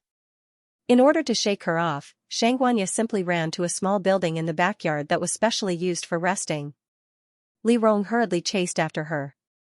When Pei Wenchuan entered the courtyard, he happened to see the two girls running upstairs one after another. He thought for a while and decided to directly go through the first floor. Xianxia couldn't keep running around upstairs. She would definitely find a way out from upstairs. Xianxia indeed thought so. As soon as she went up, she found a way out from the second floor. The window on the second floor of this small building was relatively short. After jumping down and climbing over a wall, she would be able to leave the building. As long as she wasn't caught red-handed, she would have room to argue. Xianxia's abacus was good, but Li Rong didn't let her go. She hurriedly shook Li Rong off and rushed to the window. She originally planned to slowly climb down, but before she reached the window, she heard Li Rong shout, "Xianxia, stop right there." Xianxia was so frightened that she slipped and trembled, falling directly from the window. The headscarf she used to tie up her hair had long been loosened. When she fell, it was caught by a branch sticking out from the side, causing her hair to instantly scatter. Xianxia softly cried out. The feeling of weightlessness made her panic. At that moment, the young man downstairs, who was leaning against a tree with his eyes closed, opened his eyes and saw a girl falling from the sky. The young man subconsciously raised his hand and pulled her into his arms. The summer sun shone on the young man's body, making him glow. The young man's face was handsome and upright. He smiled slightly and said, "I was originally taking a nap, but I didn't expect a beauty to fall from the sky." Xianxia reacted instantly and slapped the young man. Then, she jumped out of the young man's arms and turned to run. The young man was stunned, but he immediately reacted and pulled her back. Xianxia shouted angrily, "Let go." The young man smiled and said, "Hiding? I'll help you." Xianxia was stunned for a moment. The young man then stuffed her into a pile of grass and directly placed a bamboo basket on her head. The young man had just finished digging the bamboo basket when Li Rong ran to the window. She saw the young man standing downstairs at a glance. She was slightly stunned and then said in surprise, "Eldest young master Su?" Su Ronghua smiled and turned around. When he saw Li Rong, he was a little surprised. His gaze quickly swept to the bamboo basket beside him, then quickly retracted it and said with a smile, "Why is your highness here?"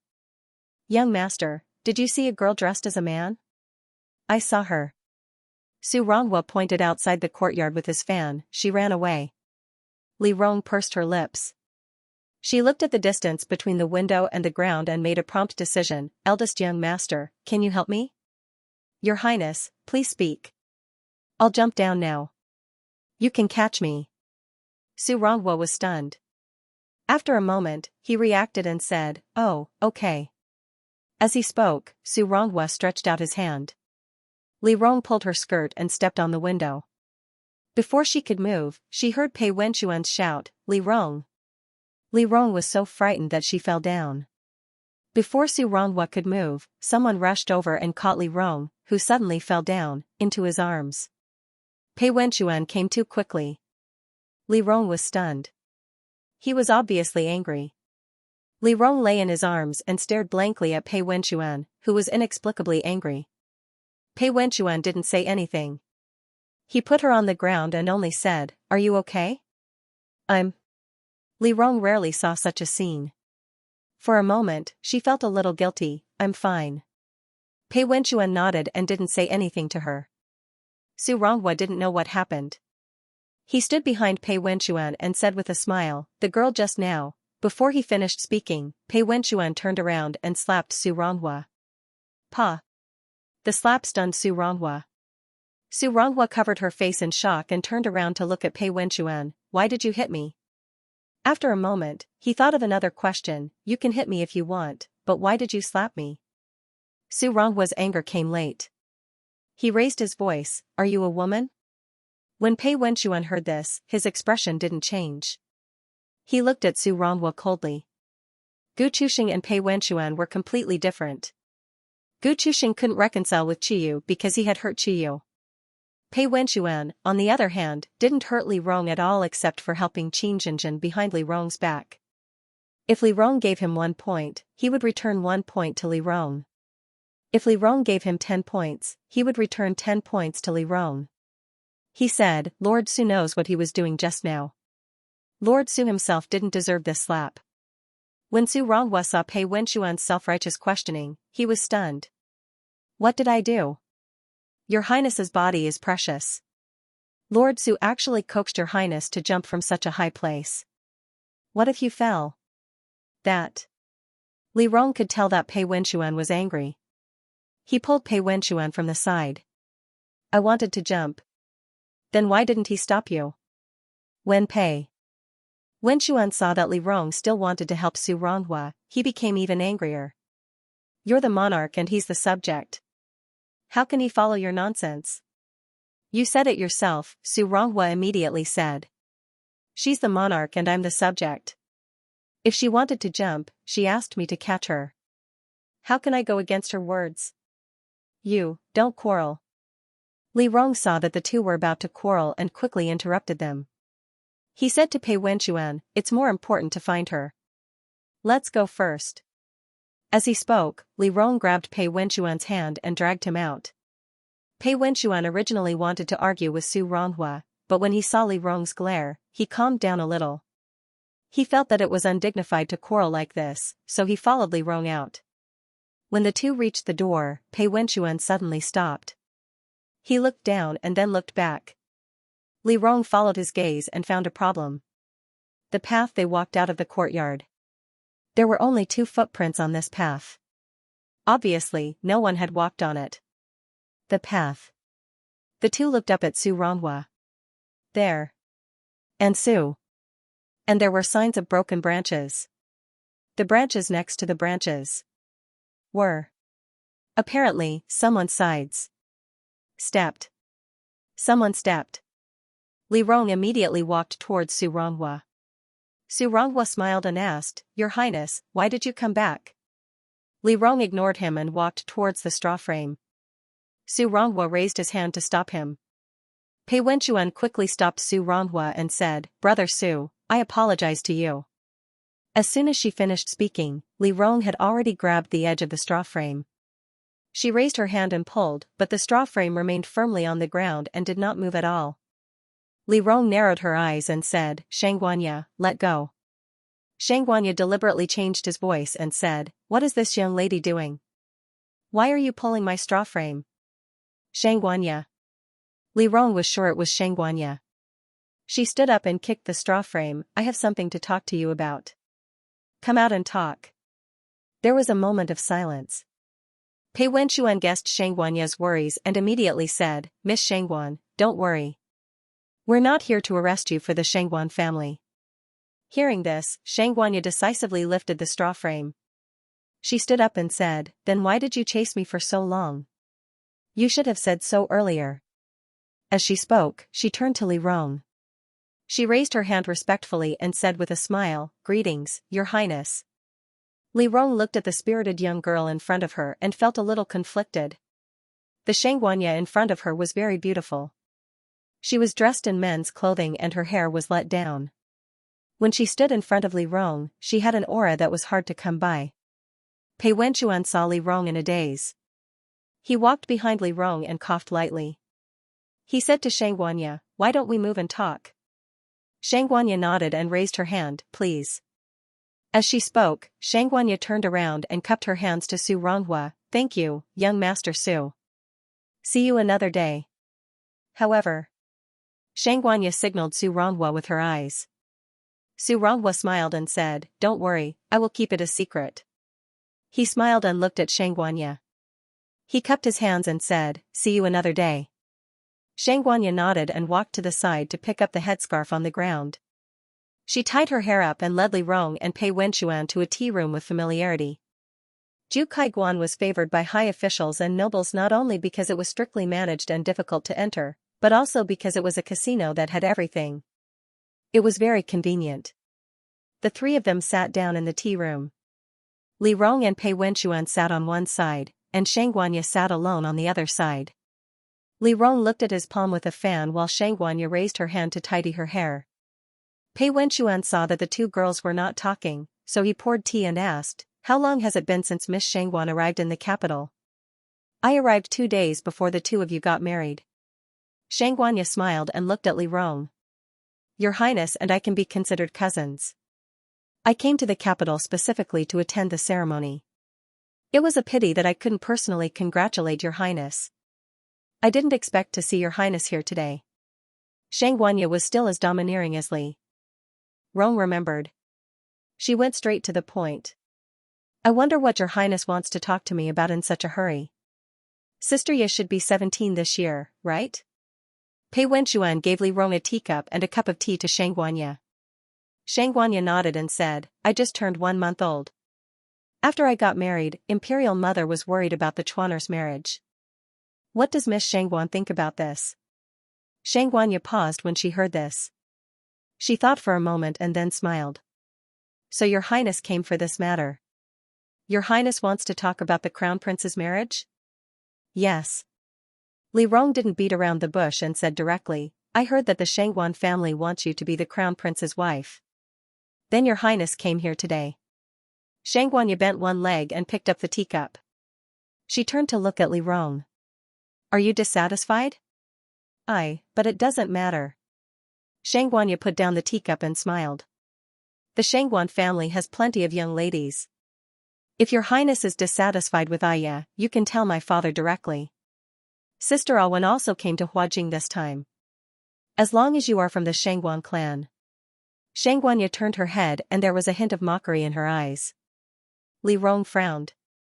She could hear the dissatisfaction in Xianxia's voice. She paused for a moment and then said slowly, it's not that I don't think you are capable. It's just that the Xianxia clan has been the empress for 3 generations. Li Rong looked up at Xianxia and said seriously, Sister, aren't you afraid? Xianxia turned to look at Li Rong. She stopped smiling and asked, what do you mean? The Chuan heir and I are both from the Xianxia family. Naturally, we will support the Xianxia family unconditionally. But if you marry the Chuan heir, what do you think His Majesty will think? Your Highness, your words are interesting. Xianxia's eyes were cold. His Highness the Crown Prince is from the Xianxia family. Is His Majesty not from the Shangguan family? But the Chuan heir rules the world with benevolence and only seeks stability. Is His Majesty the same? Li Rong knew that Shangguanya wasn't completely ignorant of politics. Li Rong reminded Shangguanya, why do you think the Yang family disappeared? Shangguanya didn't say anything. She picked up the teacup and took a sip. Li Rong continued, the Shangguan family and the Chuan heir are already very close. In fact, there's no need for you to enter the palace to strengthen this relationship. The current marriage alliance is too ostentatious for His Majesty. So what you mean is, Shangguanya looked at Li Rong solemnly, His Majesty wants to make a move on your highness now. Li Rong remained silent. Shangguanya continued, actually, it's useless for me to hear these words.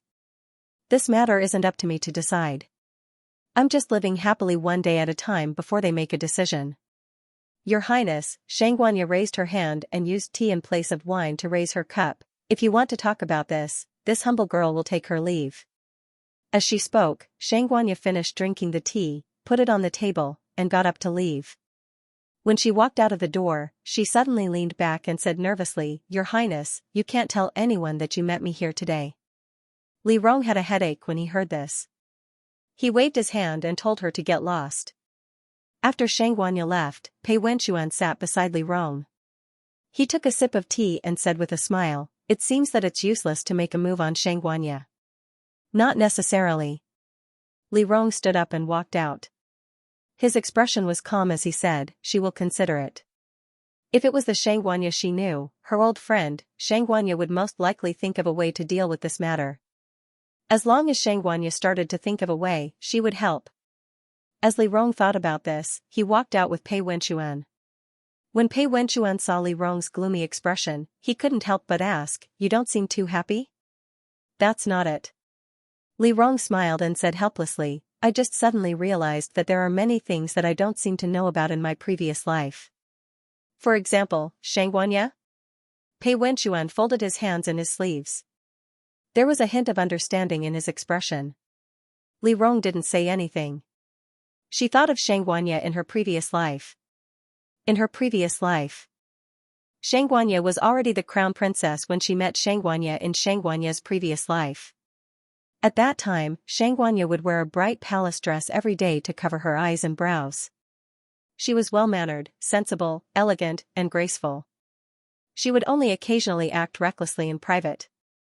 She always thought that Shangguanya was a flower born in the palace. However, when she saw Shangguanya's bright eyes today, she suddenly understood that Shangguanya was like a person who had one foot in a coffin. From the moment she entered the palace, she used the lid of the coffin to firmly press herself inside. She thought of Shangguanya's bright eyes just now and couldn't help but turn around. Speaking of which, she suddenly remembered, you seem to know her temperament? I don't know if her temperament is like that. Pei Wenxuan glanced at her from the corner of his eyes. But I know that she's definitely not a simple lady from a noble family. I wouldn't be surprised if she did anything. Oh? Li Rong was rather curious. What kind of interaction did you have with her in your previous life? I didn't have any interaction with her, but I did with you. Pei Wenxuan said bluntly. How could your friend be a lady from a noble family? Li Rong was stunned for a moment when she heard this. Then, she raised her hand and hit him with her fan. What do you mean? Pei Wenxuan saw her fan coming at him and hurriedly dodged. Li Rong didn't know why, but when she saw him dodging, she couldn't help but chase after him and give him a pinch. Pei Wenxuan dodged and retreated at the same time. He shouted, a gentleman uses his mouth and not his fists. Watch your manners. Hey, don't pinch your waist. Ayaya, I'm going to die, I'm going to die. Li Rong saw Pei Wenxuan pretending to howl and lean against the pillar. She couldn't help but laugh. She stopped and said, Why are you so childish? You have the nerve to ask me this? Pei Wenxuan leaned against the pillar and looked at Li Rong with a smile. You're 18 years old this year. Are you the reincarnation of a monkey spirit? Li Rong froze. When Pei Wenxuan said this, she suddenly remembered her chase with Shangguanya today. She was a little embarrassed for a moment. She didn't know what was wrong with her. She had been back for a long time, especially when she saw her old friends, and her mentality seemed to be more and more like a little girl. Pei Wenxuan saw Li Rong's embarrassment and chuckled. Li Rong looked at Pei Wenxuan, who was leaning against the pillar in front of him. Seeing that he was smiling, she was stunned for a moment. Pei Wenxuan saw that she did not speak. He raised his eyebrows and said, "Well, why aren't you talking?" "Nothing." Li Rong came back to his senses and led Pei Wenxuan outside. He smiled and said, "Let's go." Pei Wenxuan followed Li Rong. Li Rong suddenly remembered, "Why were you in such a hurry just now?" "Huh?" Pei Wenxuan was a little confused. Li Rong reminded him, "Why did you suddenly attack?" Pei Wenxuan did not speak. After a moment, he laughed, "I was impulsive." "Oh?" Li Rong turned his head and laughed, "Why were you so impulsive?" "I thought you were going to jump off the building." Pei Wenxuan was a little embarrassed, "I was in a hurry." Pei Wenxuan. Li Rong looked surprised, "I thought you wanted to kill me so you could inherit my assets." "Even if I killed you," Pei Wenxuan did not know whether to laugh or cry, "I can't inherit your assets. And if you die in a place like this, I'm afraid I'll be buried with you." "I like what you said." Li Rong nodded. Pei Wenxuan was a little confused, "What did you say?" "Buried with you." Li Rong looked up at him, his eyes bright, "If I die without Lord Pei, I'll always feel a little lonely." "You really love me." Pei Wenxuan sighed helplessly, "You always think of me when something bad happens." "That's right." Li Rong was happy, "I don't always think of you when something good happens, but I can't go wrong when something bad happens." Pei Wenxuan rolled his eyes at her and could not be bothered with her. He quickened his pace and walked out. When he walked out of the door, he looked up at the gardenias in full bloom in the distance. In fact, he also wanted to know why he was in such a hurry just now. The two got into the carriage and returned to the princess estate. Li Rong, as soon as he arrived, he ordered people to keep an eye on Consort Row and Xianxia. Pei Wenxuan could not help but feel strange. "It's fine to keep an eye on Xianxia, but why are you keeping an eye on Consort Row?" "Do you know, Li, consorts to do's ants to rely on s. Hearing this, Pei Wenxuan thought about it seriously and nodded, "That's true." After the two of them returned to rest for a while, Pei Wenxuan went to check on the progress of his men's expansion. He called back all his former subordinates and began to contact the beggars in the city, planting spies in the various manners. He spent money like water every day, and after spending money, he naturally wanted to see the results. Therefore, he had to pay attention to the specific situation every day. When Pei Wenxuan spent money, Li Rong would check the accounts. When Pei Wenxuan was busy with her own business, Li Rong would start to check her income and expenditure for the month. Then, he would burn all the information brought to him by the spies. One of them was busy building his own dark net, while the other was busy going out to visit his friends, delivering money and gifts. Soon, half of the 9 days of wedding leave had passed. At this time, some songs began to circulate in Huajing. As soon as these songs appeared, they reached Li Rong's ears. At that time, she had not yet woken up and was lying in bed in a daze. Then, she heard Pei Wenxuan recite from the side, "The phoenix fell in the courtyard of the Shengguan family, the flowers bloomed for 4 generations and never withered." When Li Rong heard this, she suddenly woke up. She raised her head and looked at Pei Wenxuan, who was sitting next to her and throwing a piece of paper into the brazier. She shook her head and said, "What were you reciting just now?" "The recent rumors in Huajing." Pei Wenxuan laughed, "It seems that your friend really did make a move." There were no songs in Huajing that began to circulate for no reason, especially this kind of song with the phoenix's premonition. Pei Wenxuan pulled out another piece of information from the side and said carelessly, "She's very bold. You told her that the emperor has set his eyes on the Shengguan family, and she still dares to spread such a song. It shouldn't be her doing." Li Rong yawned and got up. She called the Jing Lan to come in and serve her. The Jing Lan, Jing Mei, and the others came in and began to help Li Rong dress. Li Rong was still being helped by them as she said, "She's not crazy. Even if she wanted to do something, she definitely wouldn't do it in such a way." Pei Wenxuan listened, thought for a moment, and reacted, "You're talking about that person in the palace? Didn't she say last time that she wanted her niece to marry into the Shengguan family?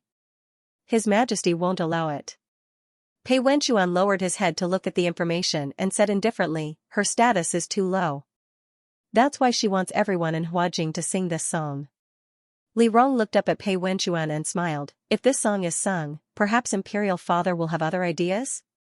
Li Ming had never been a gentle monarch. For the Shangguan family to spread such a song, it might be a provocation for Li Ming. Normally, Li Ming would never let Consort Ro's niece, who had a family background, become the crown princess. But now that this song was being spread throughout the city, Li Ming might have other ideas. If she were Consort Ro, she would do the same. And why did Consort Ro suddenly do this at this time? Li Rong smiled and felt that this matter was somewhat interesting. As the song spread, Li Rong guessed that the palace would take action next. As she expected, in the afternoon, she received news from the palace that the Qixi festival was in 5 days. The empress planned to hold a banquet in the palace for all the noble men and women of the right age to attend. Holding a palace banquet on the Qixi festival was related to Li Chuan no matter how she looked at it. Li Rong thought for a moment, then ordered someone to go directly to the palace. When she arrived, Li Chuan was also there. The empress was talking to Li Chuan about something. Li Rong went in to report. Seeing that the two of them didn't look very good, she couldn't help but smile. Oh, what are you two talking about? Why are you both so worried? Tell me about it. Why are you here? When the empress saw Li Rong, her expression instantly became happy. Li Rong smiled and sat next to the empress. Who is joking? I just left the palace, not married to a foreign country. I spend all my time in Huajing.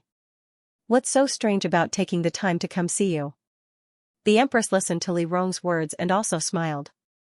She looked at Li Rong for a moment and said worriedly, Pei Wenchuan, that person, very good. Li Rong knew what she was going to ask and interrupted her, not bad. Don't worry, how could I let myself be taken advantage of? The empress looked at her daughter. She wanted to say something, but sighed and said helplessly, forget it. Since you're married, live well. In the end, you're not relying on him. Let's not talk about him. Li Rong knew that the empress still disliked Pei Wenchuan's status. She didn't know why, but she didn't feel anything when she disliked Pei Wenchuan. But when others disliked him, she felt a bit uncomfortable. So she changed the topic and said directly, I received an invitation from the palace. I heard that you plan to hold a banquet in the palace on Qixi. Are you considering Chuaner's marriage?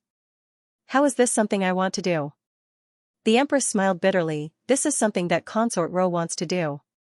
She asked for His Majesty's decree and insisted on doing it. Oh, Li Rong nodded, she's very thoughtful. She sings that mess of songs every day. Li Chuan laughed coldly, she's very thoughtful. You heard it. Li Rong turned to look at Li Chuan and said with a smile, you're not stupid. Everyone knows Sima Zhao's intentions. Li Chuan's eyes showed a bit of disdain, she uses these underhanded methods all day long. It's not the first time she's done this, Li Rong remembered, she plans to hold this Qixi banquet. Do you know why? Probably to introduce her niece, the empress thought and said slowly, I'm afraid it'll be an invitation. I'm having people bribe her people to see if I can find out anything. Li Rong nodded and roughly understood the situation. The empress saw her worry and comforted, it's fine. It's not a big deal. The people in charge of the palace banquet are my people. When the time comes, we'll deal with it accordingly. If they want an invitation, they have to have a reason. When the time comes, we'll just guard against it. If they really do invite, they won't give face to Chuaner. The empress laughed coldly, don't blame Ben Gong for not giving face to them. Look at what Muhu is saying. Li Rong stood behind the empress and massaged her shoulders, she doesn't have the ability. Mother, don't worry. You are Buddha, Consort Ro is Sun Wukong. They can't overturn your 5-finger mountain. The empress listened to Li Rong's words and smiled. Li Rong confirmed the news and felt relieved. The three stopped talking about the previous topic and discussed Li Rong's marriage. It was the first time Li Rong returned to the palace after her marriage. The empress didn't want her to leave, so she stayed in the palace for dinner. Pei Wenchuan didn't see Li Rong come back when it was dinner time. He looked at the sky and decided to go pick her up. For the past few days, he had been eating dinner with Li Rong. He didn't know why, but he didn't even feel like eating when he was alone in the room. Dong Yi saw that Pei Wenchuan didn't even eat and wanted to pick up Li Rong. He couldn't help but laugh. Gongzi is so good to the princess. She hasn't been here for long and you're already worried about her? Pei Wenchuan glared at him and looked at the umbrellas in the corner. He chose an umbrella painted with reeds and said in a low voice, "Drive your horse properly. Don't meddle in my business." Dong Yi laughed and didn't say anything else. Pei Wenchuan held the umbrella and got on the carriage. When he sat in the carriage, he raised his hand to look at the clouds accumulating outside. He thought that he had too little official business and too much time on his hands. He was actually bored to this extent and wanted to pick up Li Rong. But then he thought about how Li Rong liked to be accompanied. If she came back alone, she would probably feel bored. If he went to pick her up, they could play chess and bicker on the way. She would probably be happier. Thinking that she would be happy, Pei Wenchuan didn't feel that doing these things was boring anymore. He felt that he was indeed a good person. He would do good deeds every day. He happily went to the palace. Li Rong and Empress Li Chuan had dinner. The Empress was sleepy early and was a little tired, so she asked Li Chuan to send Li Rong out. Li Rong and Li Chuan walked out of the Empress' small courtyard together. Only then did the Empress say, "Just now, I saw that you and Imperial Mother didn't look too good. Did you quarrel?" "It's not really a quarrel." Li Chuan was a little helpless, "It's just a dispute." "That's not a quarrel?" Li Rong laughed, "What did you quarrel about?" Li Chuan didn't say anything. Li Rong knocked him with his fan. "How old are you? You're already hiding things from older sister?" "It's not that." Li Chuan smiled bitterly, "It's just that I'm afraid you'll laugh at me if I tell you." Li Rong raised his eyebrows, "Then tell me."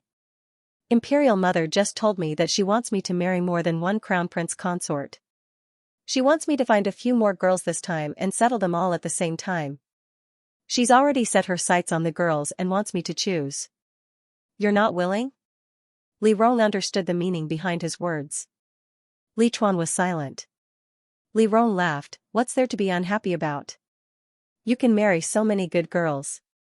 How many people can't wait to be envious? But, what if one day, I fall in love with someone?" Li Chuan suddenly spoke. Li Rong's expression froze. Li Chuan raised his head and looked at her seriously. "If one day, I fall in love with someone, and she also likes me, and I have so many wives, what will she do? If I agree with Imperial Mother today, it means that I won't have the qualifications to fall in love with another person for the rest of my life." Li Rong didn't say anything, but Li Chuan continued, "Moreover, even if I don't have the qualifications to fall in love with another person, I'll only marry one crown prince consort. Then it's enough for me to marry one crown princess. I can only treat her well. No woman can tolerate her husband being shared with another woman. Imperial Mother has already suffered for her entire life. Do I still want to ruin other people and make them suffer for their entire lives?" Li Rong lowered her eyes. Li Chuan saw that Li Rong didn't respond, so he smiled bitterly. "I know that older sister must think that I'm very childish. I'm just casually saying it to you. I know that I'm the crown prince. I bear the expectations of you and Mother. I can't be willful. It's fine, I understand." Li Chuan seemed to be a little tired. He looked at the palace gates and gently said, "Older sister, you should go back first. I'll see you off until here. I'm tired." As he spoke, Li Chuan bowed, turned around, and went back in the direction of the eastern palace. Li Rong quietly looked at his back. At that moment, she seemed to see Li Chuan in the future. He and her were separated by a screen, and the screen outlined his thin silhouette. At that time, he was taller and thinner than he was now. He seemed very close to her, but also seemed very far away. Li Rong didn't know why, but she felt an indescribable sourness. She suddenly felt that the imperial city was like a giant beast that could swallow people whole. Although it was the summer wind in early July, it carried with it a slight chill. It rumbled past her with muffled thunder, making her feel cold both physically and mentally. Large drops of rain fell, and Li Rong was stunned. It was at that moment that an invisible warmth suddenly stuck to her back, and a paper umbrella painted with reeds was held above her head. That person instantly blocked the cold wind, and a voice with a bit of surprise and a hint of laughter sounded behind her. "What are you standing here for? It's raining and you don't know how to go home? Li Rong turned around in a daze and looked at Pei Wenxuan, who had suddenly appeared. Pei Wenxuan saw her surprised expression and raised an eyebrow. What, you don't want me to come? No, Li Rong reacted. She slowly said, you came at the right time. When Pei Wenxuan heard Li Rong's words, he saw that Li Rong's expression was strange. He looked Li Rong up and down and couldn't help but ask, what's wrong with you? Were you bullied in the palace? What nonsense are you thinking about? Li Rong used her fan to knock Pei Wenxuan's head. She turned and said, let's go.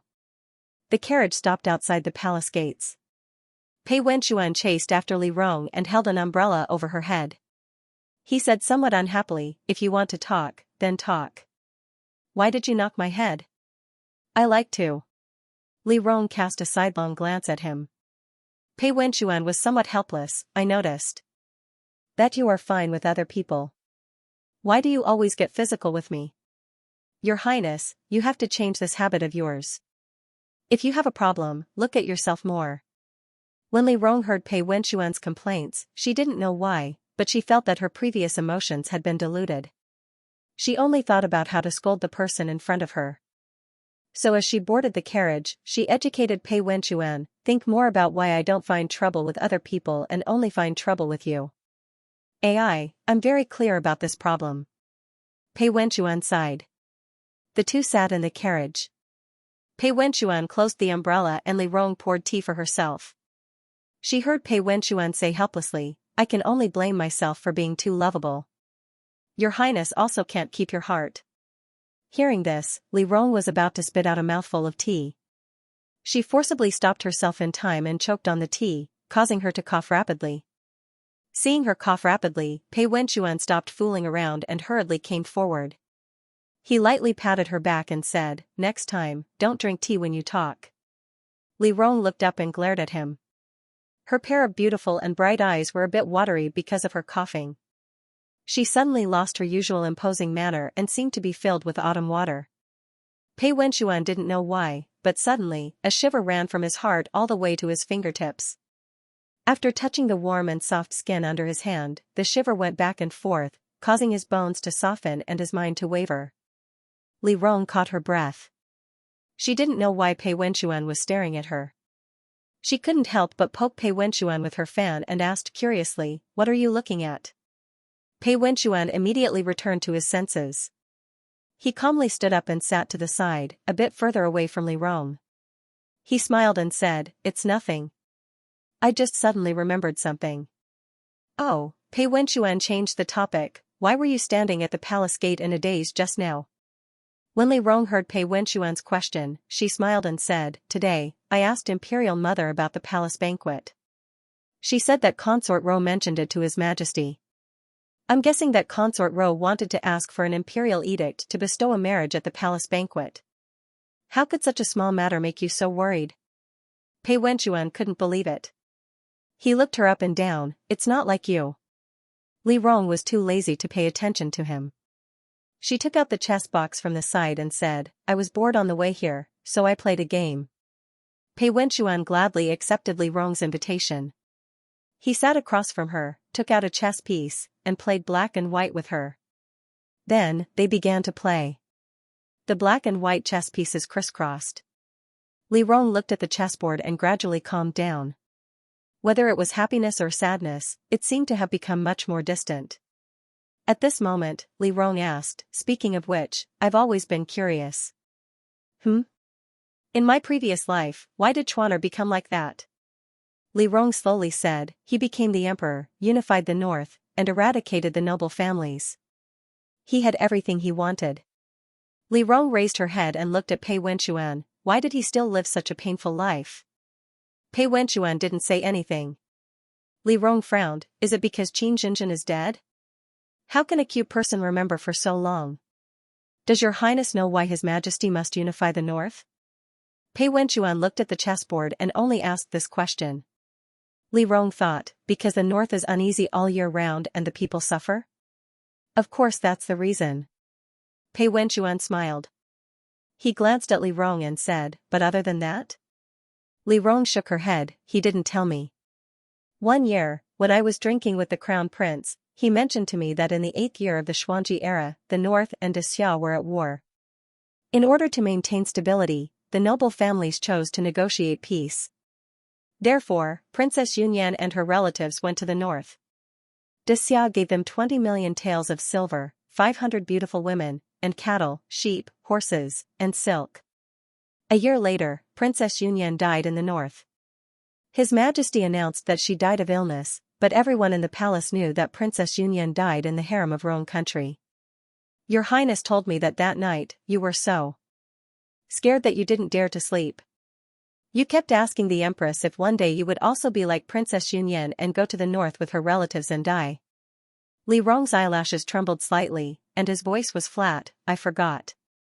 Your Highness remembers that from that moment on, Your Highness told himself that one day, he would definitely go to the north and beat the barbarians in the north until they bowed their heads and didn't dare to offend him again. I didn't know, Li Rong chuckled. It turned out that his idea of going to the north had been so early. Therefore, Your Highness is different from you. Pei Wenchuan surrounded Li Rong's chess pieces on the chessboard. He raised his hand and slowly said, everything he wants to have and do in the imperial court, most of it stems from some feelings in his heart.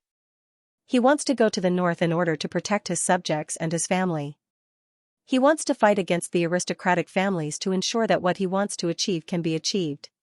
But in the end, he seems to have achieved his goal in the imperial court, but he also lost what he originally wanted forever. Why is he happy? Lost Xianxia? Li Rong laughed mockingly. He lost you, mother, wife, and himself. Even if he sits on the mountains and rivers, it means nothing to Your Highness. He can't find his way back. If you can't understand this, you will never understand Your Highness. Li Rong didn't speak. He quietly looked at Pei Wenchuan. What do you mean by lost me? Pei Wenchuan looked up and stared at Li Rong. Your Highness, he smiled helplessly, time has changed, not only Your Highness. Li Rong was stunned. Pei Wenchuan lowered his eyes and said indifferently, you and I have also changed. Li Rong didn't speak. Her expression was calm. Pei Wenchuan's words didn't seem to affect her at all. She calmly placed her chess piece and then reached out to cup the tea. But the moment she touched the teacup, she found that her hand was unconsciously trembling. Pei Wenchuan pretended not to see. He looked at the chessboard with a calm expression. He looked at the chessboard for a while, then gently pulled up his sleeve and placed the chess piece on the chessboard. Those who abandoned me can't stay. What's done is done. Your Highness, Pei Wenchuan looked up at her with a smile in his eyes. It doesn't matter if you lose this game. Let's start another game? Li Rong didn't speak. After a long time, she smiled and placed the chess piece on the chessboard. In the blink of an eye, Pei Wenchuan lost most of his chess pieces. Li Rong looked at the chessboard and raised her chess piece. She smiled and looked at Pei Wenchuan. You're the one who lost. I didn't. Pei Wenchuan stared blankly at the chessboard, then reacted, you deliberately teased me just now? Li Rong saw the shock on Pei Wenchuan's face and immediately laughed. She said happily, all is fair in war. Today, I didn't talk to you. How did I win? Sure enough, only women and villains are difficult to deal with. Pei Wenchuan folded his hands in his sleeves and shook his head. I've learned today. In the future, I won't be able to talk to you when we play chess. Don't. Li Rong smiled and said, talk to me more. I like it. Pei Wenchuan showed a look of disgust. He sat to the side and didn't want to talk to Li Rong. Li Rong and he ridiculed each other and spoke intermittently until they arrived at the Princess Fu. After they got off the carriage, Li Rong returned to her room first. She went to sleep first. Pei Wenchuan went to work for a while before returning to his room. When he arrived at the door, he saw Jing Mei and Jing Lan standing at the door. He waved at Jing Mei. Jing Mei came forward with some doubts. Pei Wenchuan lowered his voice and said, did Her Highness have a conflict with the Crown Prince in the palace today? No. Jing Mei shook her head and said honestly, we just talked for a while. It seems that His Highness the Crown Prince doesn't want to take a secondary fei. After we talked, Her Highness became unhappy. You should comfort her. As she said this, Jing Mei winked and said, Her Highness became much happier when she talked to Prince Consort. Pei Wenchuan smiled and didn't say much. He only said, "Don't tell Her Highness that I asked you this." This servant understands. Prince Consort is secretly concerned. Pei Wenchuan was a little embarrassed by Jing Mei's words. He coughed lightly and waved his hand, saying, "Don't make trouble. You can leave." Jing Mei pursed her lips and smiled. She returned to her original position. Pei Wenchuan pushed the door open and entered. Li Rong had already fallen asleep. He secretly washed up and returned to his bed. He lay on the bed for a while. Li Rong said in a muffled voice, "You're only sleeping now?" Pei Wenchuan responded in a low voice in the night. Li Rong had her back to him and was sleeping on the other bed. Her back was very thin and she looked very small. In fact, when Jing Mei said this, Pei Wenchuan could roughly guess what Li Rong and Li Chuan had talked about. He knew how important Li Chuan was in Li Rong's heart. He also knew Li Rong's temper. After today's conversation, Li Rong thought about Li Chuan's past life and was probably not very happy. He instinctively felt that he should persuade Li Rong, but he didn't know what to say. Li Rong was a person. If she was sad, she liked to hide it and not let others know. If he said it too obviously, she would be angry and embarrassed. He was afraid that it would have the opposite effect. But if he didn't say a word, he also felt that Li Rong in this life wasn't much different from her past life. Whether he was here or not, Li Rong had to go through all the pain alone. When he thought about it, he felt that he was being unkind. Although Li Rong was arrogant and willful, she was actually very kind and treated him well. He owed Li Rong a favor, so he should take care of her a little more. Thus, he thought for a moment and finally said somewhat clumsily, "Your Highness." "Yes? I came to pick you up today. Are you happy?" When Li Rong heard this, she slowly opened her eyes in the night. She wanted to tease him a little, but then she suddenly remembered the moment when he stood behind her and gave her warmth. She couldn't open her mouth for a moment, so she softly replied, "It's all right." Pei Wenchuan laughed. He supported himself up and said happily, "Then every time you go out, I'll pick you up. That way, when you come back, you'll have someone to accompany you. It won't be boring." When Li Rong heard Pei Wenchuan's words, she turned over and looked at Pei Wenchuan seriously.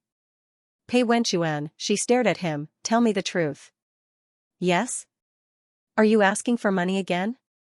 Pei Wenchuan looked at Li Rong's serious eyes and was momentarily speechless. He felt that his good intentions were being treated as ill intent, so he simply turned over and pulled the quilt. He said in a muffled voice, "The dog bites Lu Dongbin."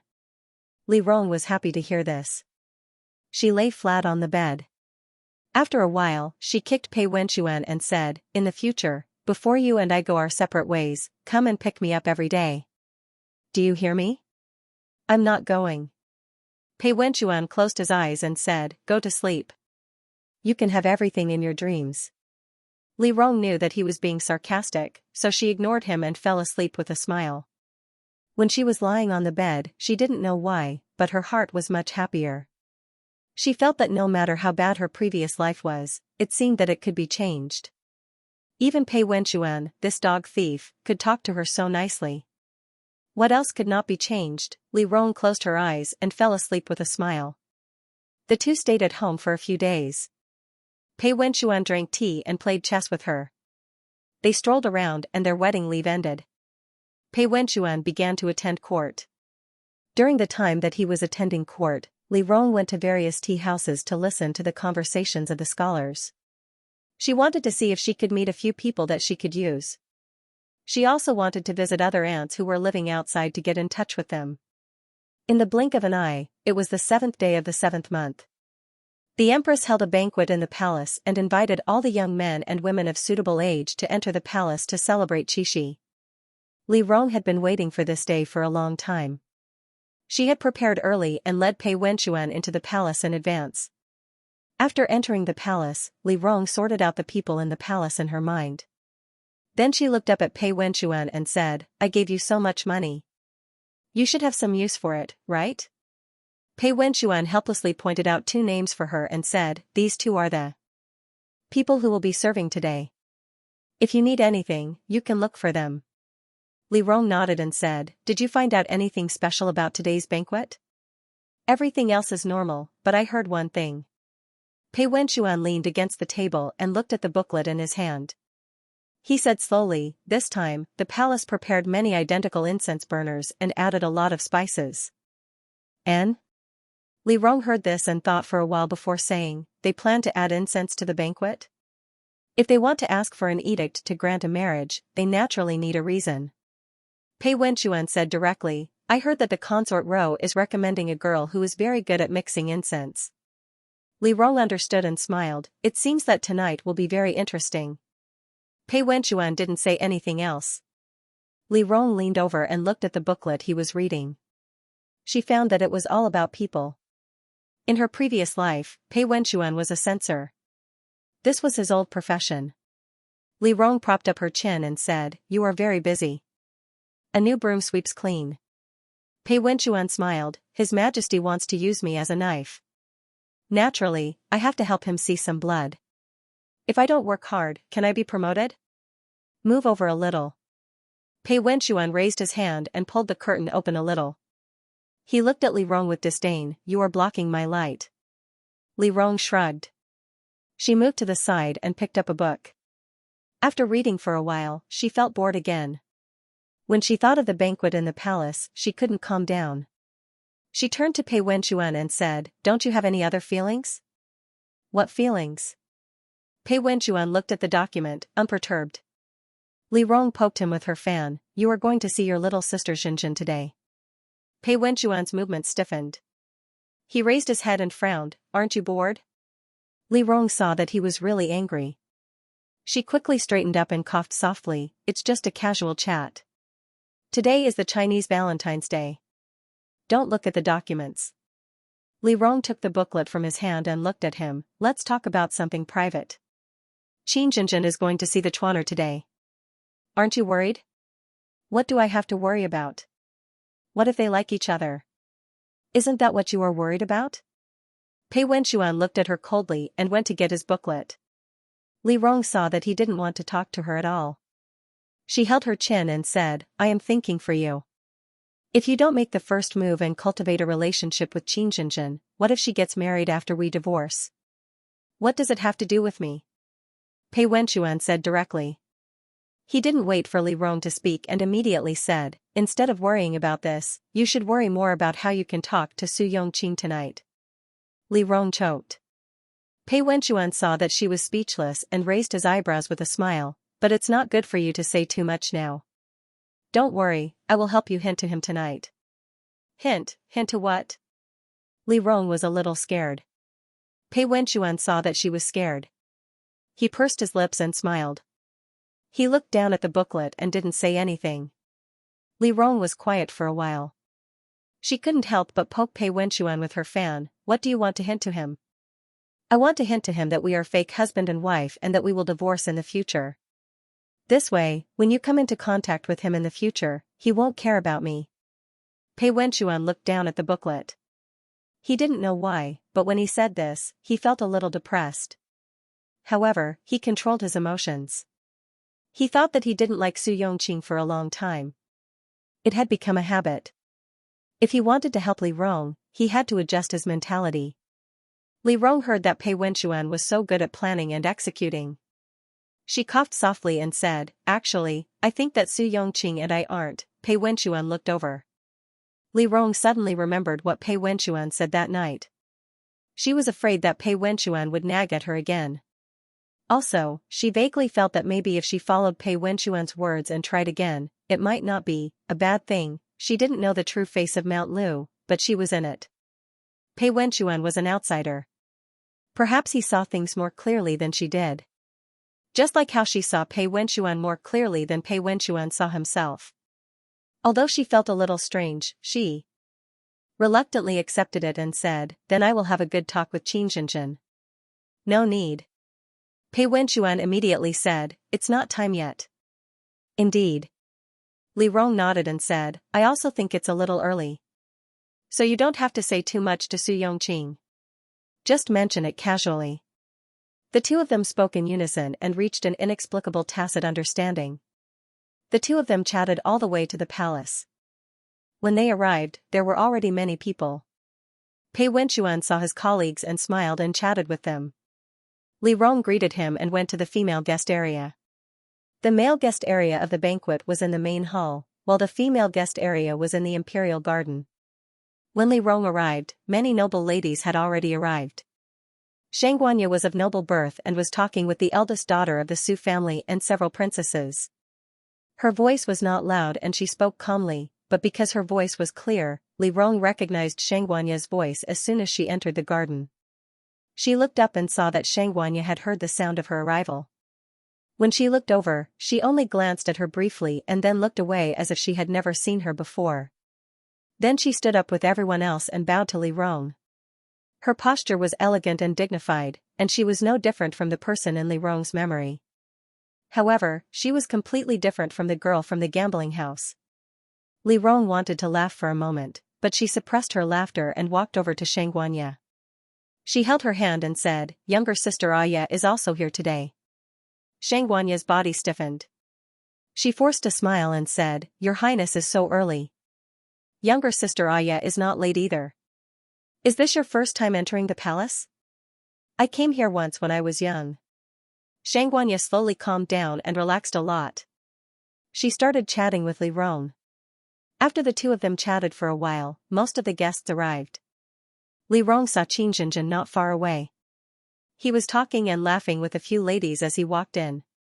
He was then led to a seat behind Xianxia. There were too many female guests, so there were several rows of seats. With Xianxia's status, she naturally could not sit in the first row. She retreated to the first seat in the second row, which happened to be behind Xianxia. Li Rong looked at Xianxia speculatively. She saw that Xianxia acted as if he had never seen her before. He looked straight ahead and bowed respectfully, "Greetings to your Highness." Then she looked at Xianxia and bowed politely, "Greetings to Miss Xianxuan." Li Rong and Xianxia returned the bow as a greeting. Xianxia sat down in his seat, looked down, and did not say anything else. The sound of the Empress entering the banquet came from outside. Li Rong did not stay any longer. She stood up and smiled at Xianxia. "Bengong will return to the banquet. Aya Mimi, please help yourself." Xianxia bowed and sent off Li Rong. Li Rong sat opposite Xianxia. Then she saw the Empress lead the other four Gui Fei to their seats. Everyone stood up and bowed. After the Empress sat down, she had everyone stand up and sit down. "Today is the Qixi festival. You should be celebrating at home." But Bengong thought that it would be better for everyone to have fun together. "That's why Bengong specially invited everyone here," the Empress said with a smile. "Don't be angry." Muhu is joking. Li Rong finished the Empress's words. "Young ladies all like to have fun. You invited everyone here. Everyone is very happy." After Li Rong said this, there were voices of agreement from below. The banquet became lively for a while. Everyone started to talk. The Empress relaxed and announced the start of the banquet according to procedure. In the main hall, Li Ming was the host. He led Li Chuan to the banquet and the young officials. After the banquet, the group of young ladies started to play. They took a needle and thread to thread for a while and then started to make wishes. Li Rong was already married, and she had indeed lost interest in these things. She sat where she was and watched the group of girls bustling about. Consort Ro drank some wine and seemed to be a bit drunk. She looked at the Empress and said, "Nyang Nyang, it's about time. Why don't you have someone bring the incense burner and let everyone compete?" When Li Rong heard this, she looked at Consort Ro. The others were also confused. Only the Empress seemed to have known this and nodded, "Then have someone bring it up." When Consort Ro heard this, she immediately called everyone back to their seats and then said, "In the past, at the Qixi banquet, everyone wanted to have some fun. Now that it's a palace banquet, there are too many people. The usual drumming and poetry won't work. So today, Nyang Nyang, the poetry will be changed to incense. Today, the unmarried ladies will make incense and send it to the main hall. His Highness the Crown Prince will choose 1, 2, 3, and there will be a great reward. How about it?" When everyone heard this, they paused. Then, different expressions appeared on their faces. As long as one wasn't an idiot, they would understand Consort Ro's meaning. The empress summoned all the unmarried ladies into the palace and had them make incense for the crown prince to choose. Now that the crown prince wasn't married and Li Rong was just married, it was obvious what she meant. Thus, some people were happy and restless, while others were confused and didn't know what to do. Xianxia, Su Rongwen and other noble ladies mostly had calm expressions. They probably already knew about this, or Qin. It was as if they were completely uninvolved and had a calm expression that said, "This has nothing to do with me." Li Rong looked at everyone's expressions and smiled playfully. She suddenly said, "Imperial Mother, I don't think it's appropriate." When she spoke, everyone looked over. Li Rong smiled and said, "Everyone is here to participate in the banquet. Why can they make incense and receive rewards, but I can't? I also want to participate." Rong why are you blindly interfering? The empress frowned, indicating for her to stop fooling around. When Li Rong saw the empress's expression, she knew that this matter was probably decided by the empress and Consort Ro. Consort Ro's goal was very simple. She wanted to ask for her niece's hand in marriage, so she needed a reason. Letting Li Chuan choose her niece's incense was the best excuse. The empress naturally agreed because she could control the situation and let Li Chuan choose Xianxua's incense. Then, the Xianxuan family would beat them at their own game and ask for a marriage between Xianxuan and the crown prince. They each had their own plans and thought of the position of crown princess as a reward. Then, they made the same decision.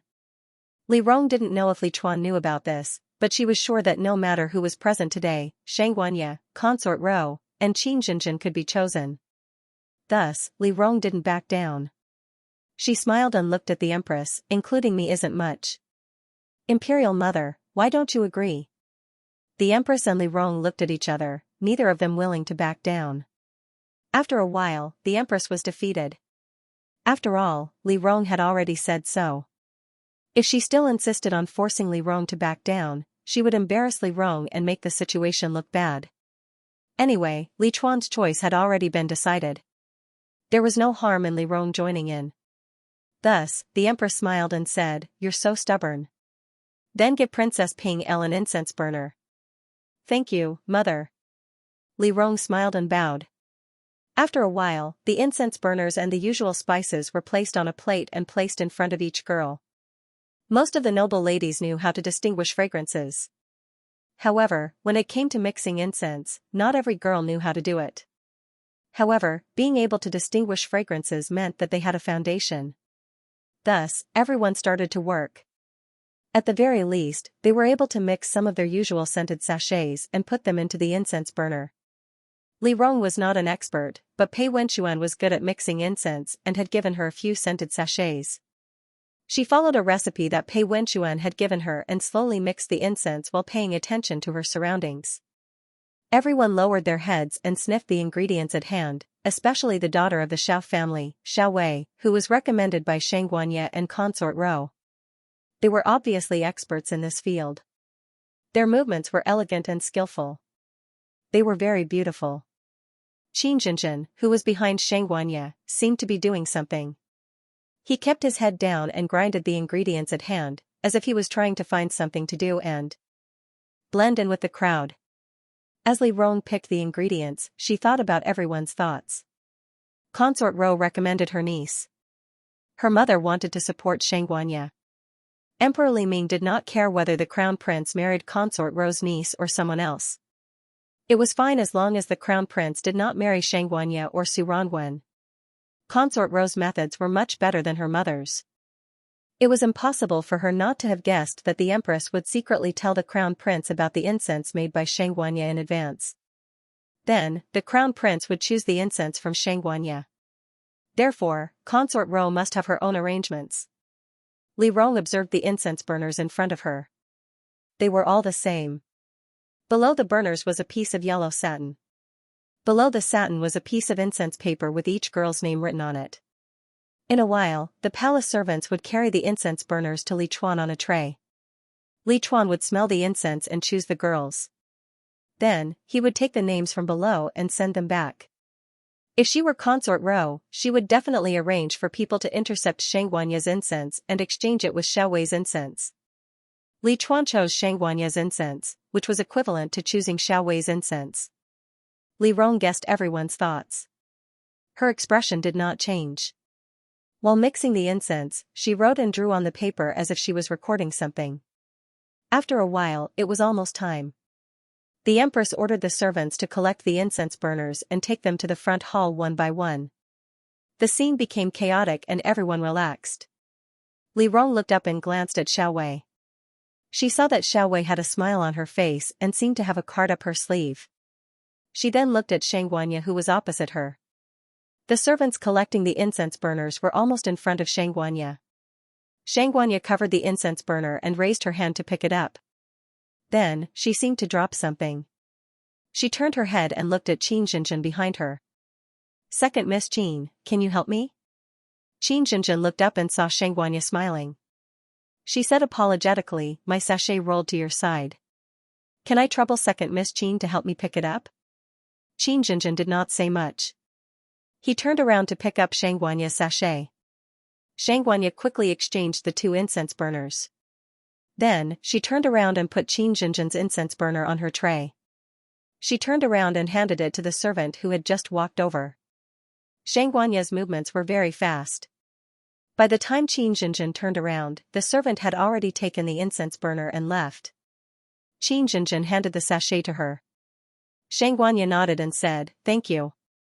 Just as she was about to turn around, she heard Qin Jinjin say in a low voice, "You don't need to exchange it with my incense burner." Xianxuanya did not expect Qin Jinjin to find out so quickly. She could not help but be stunned. Then, she immediately looked a little confused, as if she did not know what had happened.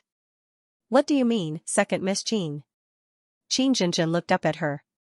His clear eyes seemed to know everything. At this time, the servant bent down to take away Qin Jinjin's tray. Qin Jinjin turned to look at the servant. When he was about to say something, Xianxuanya grabbed his wrist. Xianxuanya said quickly, "What kind of incense is Second Miss Qin's incense burner? It smells very interesting." Qin Jinjin was interrupted and watched the servant take the incense burner away. After the servant left, Xianxuanya let go of her and said in a low voice, "Don't worry. I won't hurt you. Please do me a favor." After saying that, Xianxuanya let go of her and turned around. All of this happened in a moment. Li Rong watched from afar. Although she did not see clearly what happened or what they said, she could guess what happened when she saw Xianxuanya quickly hand over the incense burner and Qin Jinjin say something. Xianxuanya should have been persuaded by her. However, Xianxuanya did not have the ability to persuade the Xianxuan family and the empress. Therefore, she could only use this method. Nowadays, if Li Chuan casually chose a girl from a second-class family, Li Ming would bestow a marriage on the spot. Qin Jinjin's identity was just right. In addition, the Qin family was a family of generals. Although Qin Jinjin's father was dead, his uncles were still alive. If Li Chuan married Qin Jinjin, he would have more bargaining chips in his military power. Xianxuanya knew that the empress was paving the way for her. She gave this road to Qin Jinjin. As long as Qin Jinjin bestow a marriage today, Xianxuanya could not be a concubine. Then, the marriage between the Xianxuan family and Li Chuan would be cancelled. Qin Jinjin's identity was better than Xiao Wei's. This decision was indeed for everyone's sake. However, Li Rong was still worried that Qin Jinjin and Li Chuan would repeat the same mistake. Therefore, when Xianxuanya turned around, she lowered her eyes and drank tea. She said to Jing Lan, "Go find the emperor's son-in-law and ask him to give my incense recipe to the crown prince. Let the crown prince choose my incense." Jing Lan nodded and took away the incense recipe that Li Rong had just written down. Then, he quietly retreated. The news of the people from all walks of life was passed to the main hall. The attendants brought the news of the empress and the incense of the women from the aristocratic families to the banquet.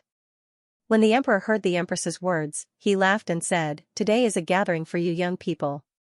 Since you want to choose, then let's do it together.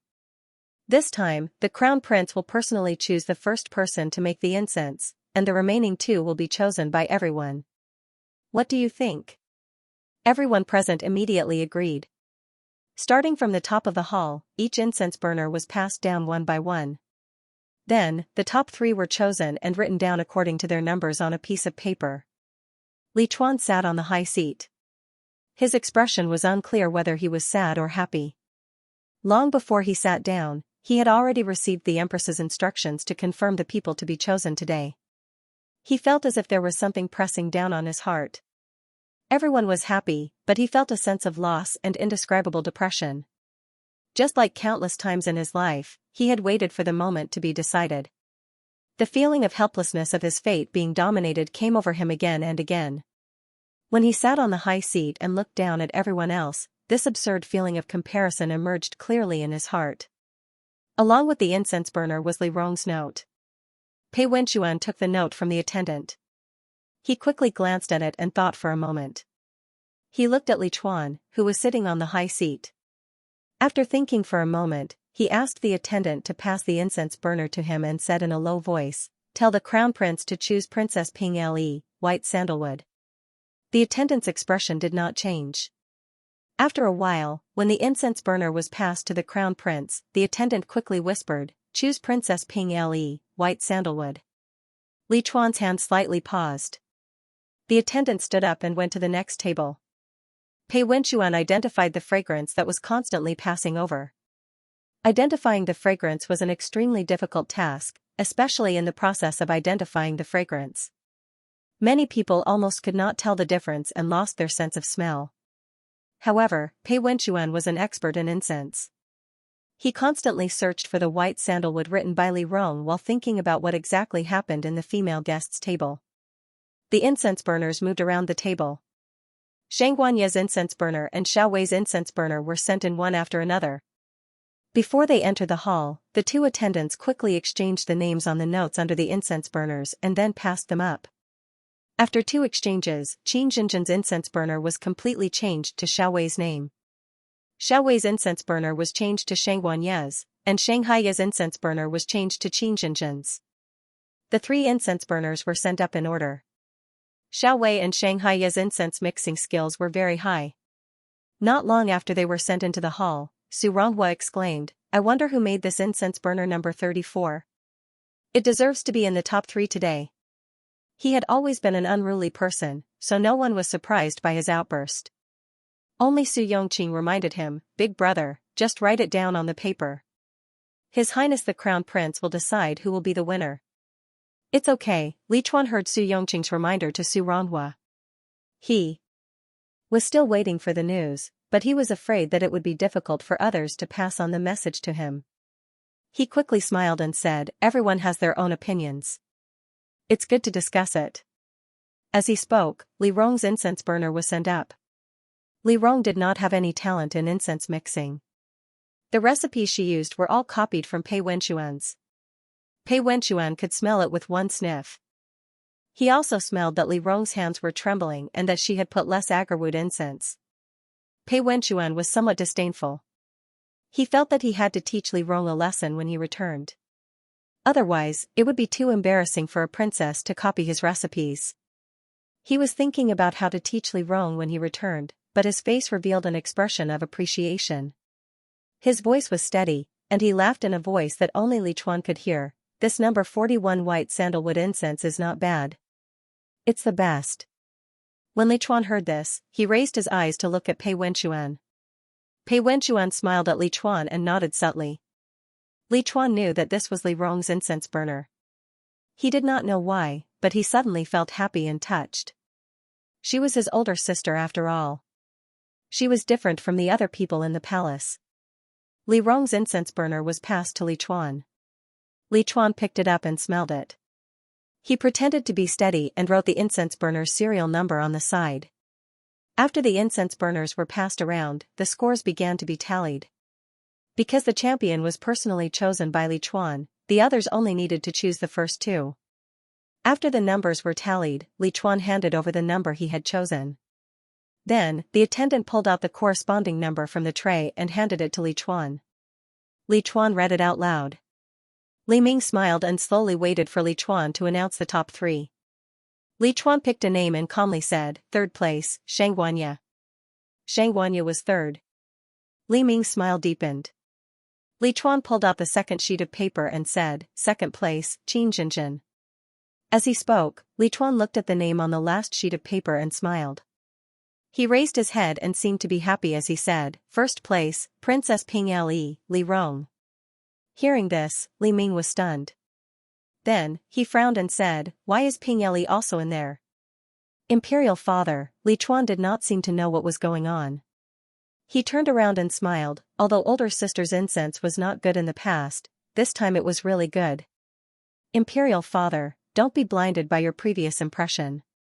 When Li Chuan said this, Li Ming was momentarily speechless. He couldn't say that they were using this event to choose a consort for Li Chuan.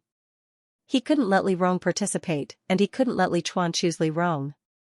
Fortunately, Li Chuan chose Li Rong. Although he couldn't choose a poor crown prince consort, it was still better than choosing Xianxia. Li Ming quickly smiled and said, "You are right. Zhen shouldn't have underestimated her. She should be rewarded. Summon them over to receive their rewards." Li Ming's orders were sent down. Fu Lai brought them to the imperial garden. All of the girls were waiting for the results.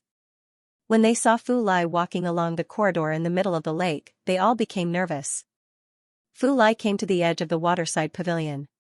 He first bowed to the Empress and Consort Row, then explained the purpose of his visit. "The first 3 winners have been chosen in the front hall. This old servant has received His Majesty's order to invite the 3 girls to the main hall to receive their rewards." The Empress nodded and raised her hand, saying, "Go ahead." Fu Lai bowed, then turned around and looked at the crowd, saying, "Princess Ping Li, Miss Xinjin from the Qin clan, and Miss Xia from the Shangguan clan, please follow this old servant to the main hall to receive your rewards." Hearing this, Consort Ro's expression changed greatly. Xiao Wei looked up in disbelief. Shangguanya and Qin Jinjin were both shocked. The Empress frowned and said uneasily, "Who is the winner of this competition?" Replying, "Your Majesty," Fu Lai smiled, "it is Princess Ping Li." The Empress looked up at Li Rong. Li Rong immediately showed a surprised expression and said happily, "It's me?" "Yes," Fu Lai praised, "Your Highness's skills are extraordinary. Everyone praises you. Your Highness should quickly get up and go to the front hall to receive your reward." "Excellent." Li Rong stood up, looking happy. "I haven't received a reward in a long time. This is really a happy occasion." Saying this, Li Rong turned and bowed to the Empress, saying, "Imperial Mother, I'll go to Imperial Father to receive my reward." The Empress looked at Li Rong and didn't know what to say. She held it in for a while and finally said, "You can go." Li Rong bowed and left, then led Shangguanya and Qin Jinjin to follow Fu Lai to the main hall. Li Rong walked in front, while Shangguanya and Qin Jinjin stood side by side. Shangguanya quietly poked Qin Jinjin and whispered, "Your skills are quite good." Qin Jinjin frowned and said in a low voice, "I don't know how to. The incense burner is empty." "You can get a reward for this?" Shangguanya was in disbelief. She began to think quickly about what kind of conspiracy Li Rong was up to. Li Rong was listening in front. She pursed her lips and smiled. She turned around and reminded Shangguanya, "Can you write your name on your incense?" Shangguanya immediately reacted and said in shock, "It's Xiao." Li Rong raised his hand and gently pressed it on his lips. Shangguanya understood and immediately expressed her understanding. Fu Lai listened to the 3 of them talk and walked in front to make it easier for them to talk. Li Rong took a few steps back and walked between the 2 of them. He turned to Qin Jinjin and asked, "Do you know that she changed your incense burner?" Qin Jinjin hesitated for a moment and replied, "Yes." "You're not going to tell me?" Qin Jinjin looked up at Shangguanya, who was smiling with her arms crossed. She shook her head and said, "I didn't put anything into the incense burner. If she wants to harm me, I can prove that the incense burner is not mine. If she doesn't want to harm me, she must have her own difficulties. It doesn't matter if I help her." Li Rong heard this and felt a little helpless. Shangguanya sighed and said, "Then you should be glad that you met me today." Qin Jinjin laughed and said, "If it wasn't for Miss Shangguan, I might not have helped you." "Oh?" Li Rong was a little curious and asked, "Why did you help her?" "Because my father said." Qin Jinjin looked at the reflection of the moon in the water, and there was a hint of nostalgia in his eyes. "If you want to know whether a person is trustworthy or not, look at their eyes." "What about me?" Li Rong was a little curious. Qin Jinjin turned his head and looked at Li Rong quietly. After a long time, Qin Jinjin said gently, "His Highness is a very good person." "Then you're wrong." Xianxia raised her hand and put it on Li Rong's shoulder. She leaned half of her body forward and said with a smile, His Highness is a person who eats people whole without spitting out the bones. Li Rong was touched by Xianxia's arm. She glanced at Xianxia indifferently. Xianxia was not afraid and smiled back at Li Rong. Li Rong and Xianxia looked at each other for a moment and couldn't help but laugh. She pushed Xianxia and whispered, You're very bold. Xianxia was pushed by her and laughed. She said, Since His Highness already knows the worst side of me, why don't I be a little more presumptuous? If His Highness is interested, why don't we find a time to have tea at the poetry club? Tea? Li Rong sneered. Do you want to bring more money to bet on big or small? Xianxia was a little embarrassed by her question. She touched her nose and whispered, We're in the palace. Can't you ask more tactfully? The three of them played and joked along the way until they arrived at the main hall. Li Rong looked up and saw Li Ming sitting on the high seat first, then Li Chuan, then Su Yongqing, and finally Pei Wenquan. Pei Wenquan saw Li Rong looking over and raised his eyebrows while holding a wine cup. He seemed to be asking for credit. Li Rong looked at Pei Wenquan and couldn't help but smile. She glanced at Pei Wenquan and then back at Li Ming.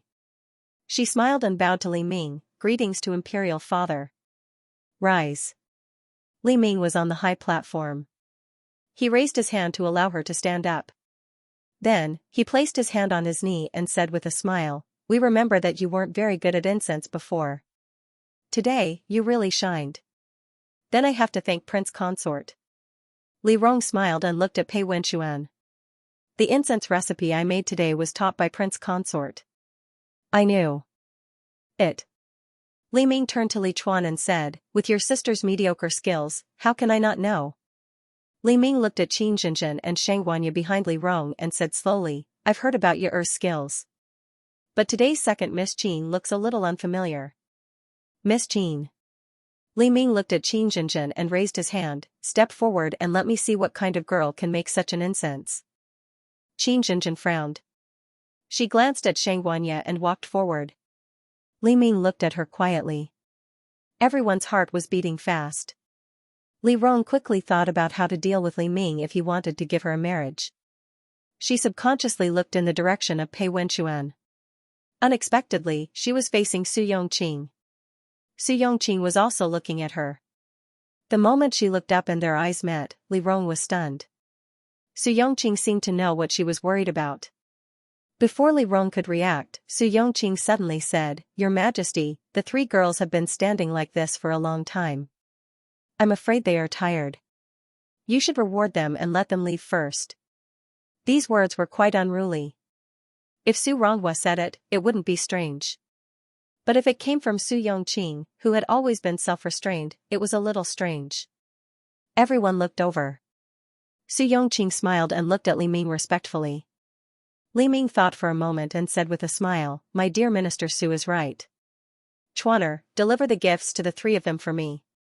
Li Chuan nodded. He stood up and led the servants to Li Rong. He handed a pair of golden phoenix hair ornaments to Li Rong and winked at Li Rong. He whispered, Sister, thank you. He seemed to be very happy. Li Rong was stunned. She didn't expect Li Chuan to be so happy. Li Chuan handed the gifts to her and left with a smile. Li Rong stood in place and followed Li Chuan's gaze. She saw Li Chuan standing in front of Qin Jinjin. Qin Jinjin was respectful, but Li Chuan looked at her with a bit of teasing in his eyes. I didn't expect that Miss Qin is not only good at boxing, but also so good at perfuming. You flatter me, Your Highness. Qin Jinjin lowered his eyes and looked at the ground. He didn't overstep his boundaries. Li Chuan handed the gifts to Qin Jinjin.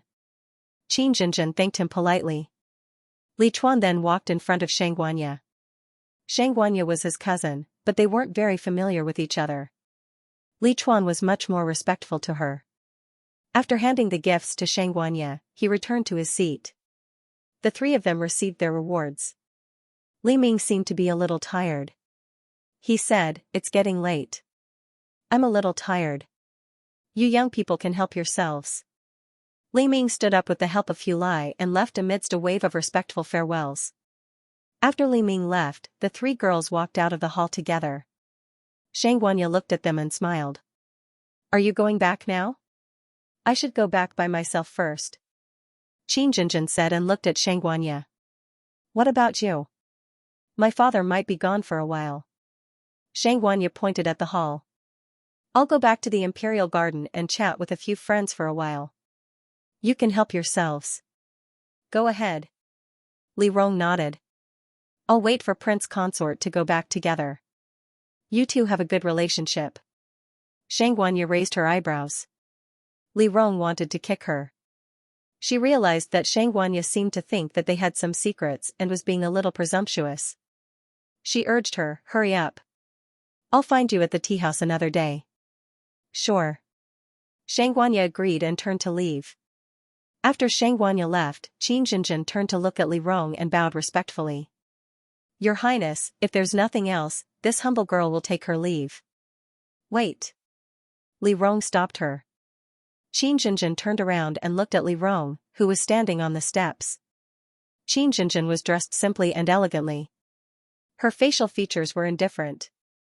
The wind blew gently and her plain clothes fluttered. It seemed that because she practiced martial arts, she always had an indescribably tall and straight aura. She was like a pine tree standing upright, but also like a sharp sword. In this palace, even if she was just standing there, she was obviously out of place. She was similar to Qin Jinjin, who Li Rong had met in the past, but also different. Her heart suddenly trembled. In an instant, the image of Li Chuan joking with her flashed through her mind. That image overlapped with the image of Qin Jinjin's funeral. It made her throat tighten and an invisible fear spread through her. She looked at the girl who was quietly waiting for her to speak under the moonlight. After a long time, she finally said, Today, Xianxia changed her incense burner because she wanted you to be the crown princess in her place. Qin Jinjin looked surprised. Li Rong continued, I helped you because someone asked me to. Pei Wenxuan and I have no feelings for each other. I promised him that when we get rid of these shackles in the future, we will divorce. Qin Jinjin listened to these words and slowly widened his eyes. Li Rong laughed. There are a lot of disputes in the palace. You have to be careful when you leave the palace in the future. After saying this, Li Rong didn't wait for Qin Jinjin to answer. She turned around and walked into the main hall to find Pei Wenxuan. Pei Wenxuan was just saying goodbye to someone. When he turned around and saw Li Rong waiting for him at the door, he felt warm in his heart. He smiled and walked forward. He stopped beside Li Rong and looked her up and down.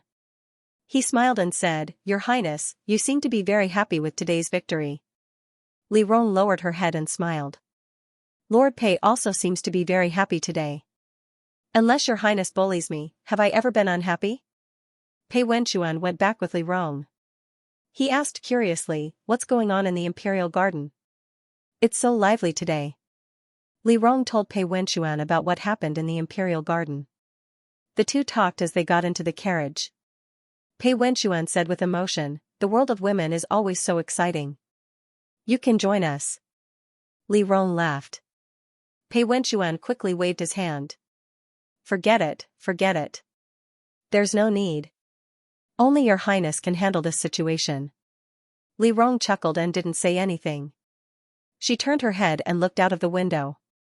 At this moment, they had already left the palace. The moon was shining brightly outside the window. She quietly stared at the moon and said slowly, The moon will always be full. Pei Wenxuan, don't you think that things that are destined are always difficult to change? Pei Wenxuan was a little puzzled by Li Rong's sudden question.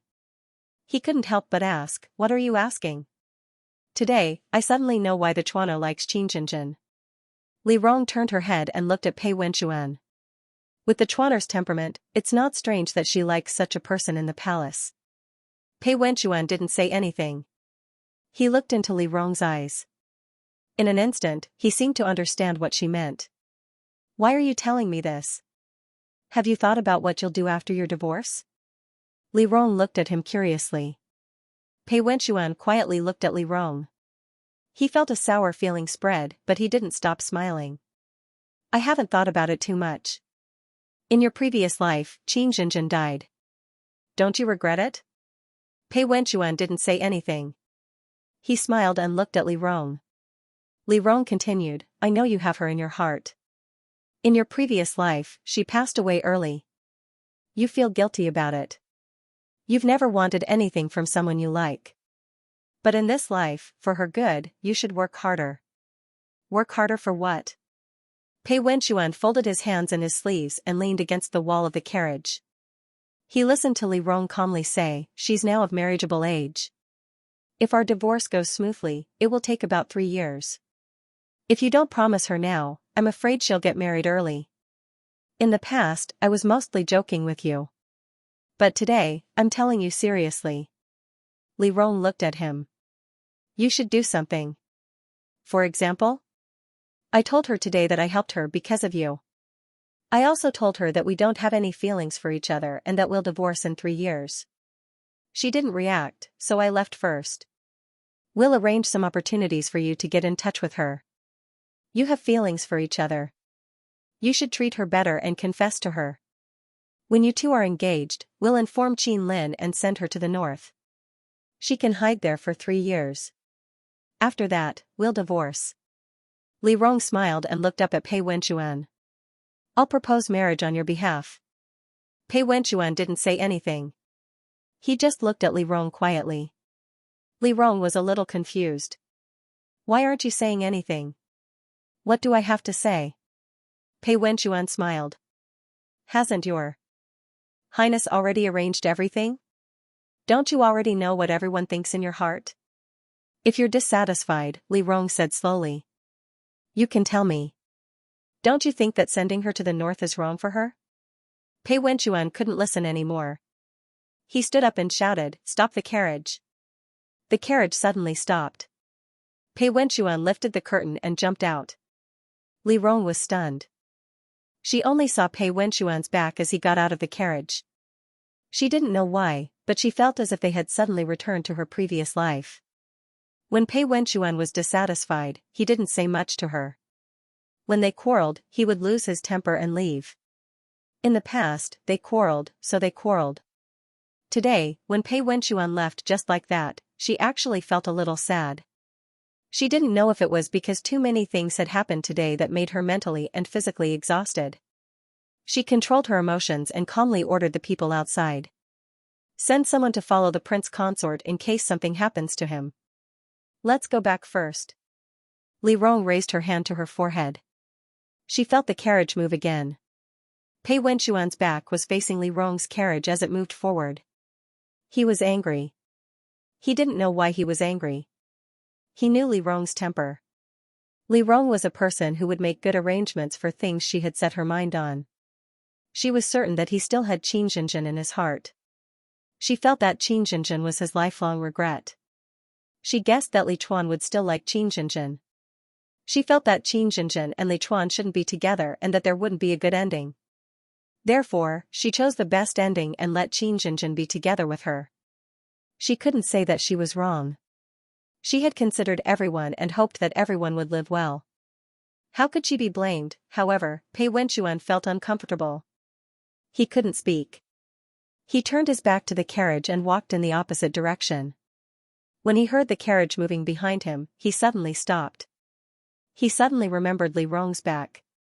He had seen him countless times in his previous life. He looked back and watched the carriage move further and further away. He watched quietly. After a while, he gritted his teeth and rushed back. He caught up with the carriage and slammed the wall of the carriage. He shouted, "Stop! Stop right now!" Li Rong was shocked by Pei Wenchuan. The carriage stopped. Li Rong immediately rolled up the curtain with her golden fan. She looked coldly at Pei Wenchuan, who was standing beside the carriage, and said angrily, "Are you crazy?" The coachman saw that the two were about to quarrel, so he quickly jumped off the carriage and left. For a moment, only the two of them were left. Pei Wenchuan stared at Li Rong and said coldly, "Li Rong, let me tell you. In the future, if you want to make decisions about me, you should at least ask for my permission first." Li Rong was stunned. Pei Wenchuan stared at her. "What do you think I am? What do you think I should think? What do you think I should do? You should ask me first. So it's a punitive expedition." Li Rong smiled bitterly. "For example?" What did I misunderstand the Lord Pei today to make the Lord Pei so angry? Pei Wenchuan didn't say anything. He just stared at her. He couldn't say it. But he knew clearly that if he couldn't say it, if he kept avoiding it like he did in his previous life, then there wouldn't be any difference between this life and his previous life. He clenched his fists and stared at Li Rong. After a long time, he struggled to say, I don't like Xianxia. I know. Li Rong heard this and immediately understood. She said slowly, after all, many years have passed. You can't like her like you did before. But in fact, that's not true. Pei Wenchuan interrupted her. When I was young, I didn't like her very much. Li Rong was stunned. Pei Wenchuan continued, I never missed her. I never thought about her. I never wanted to buy her a hairpin when I saw it on the street. I never thought about kissing her. It's just that when I was young, everyone told me that she was my wife. So I always thought that it was love. But then I met someone. Pei Wenchuan looked at Li Rong. His eyes were wet with tears. When I saw her happy, I was happy. When I saw her sad, I was nervous. When she saw a hairpin, I remembered it. When she smiled, I felt that there was no more winter in the world.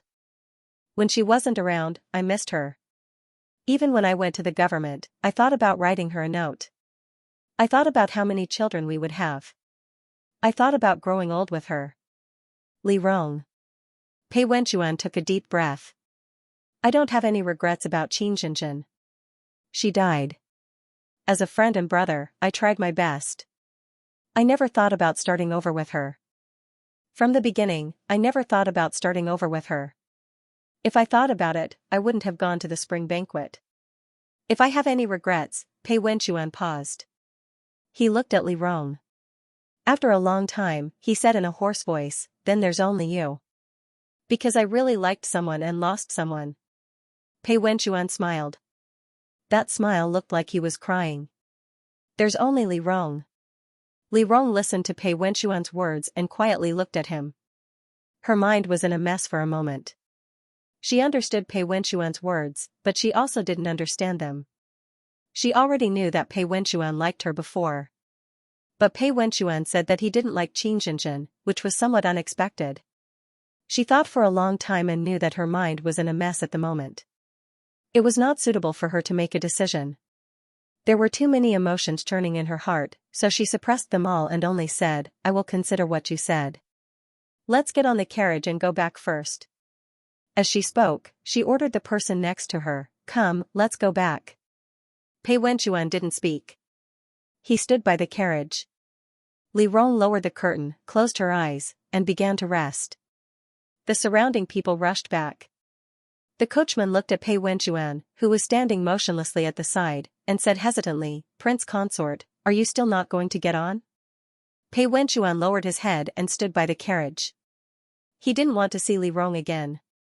He felt that Li Rong was like a piece of ice that couldn't be heated or a stone that couldn't be penetrated. No matter how hard he tried, that person would never respond at all.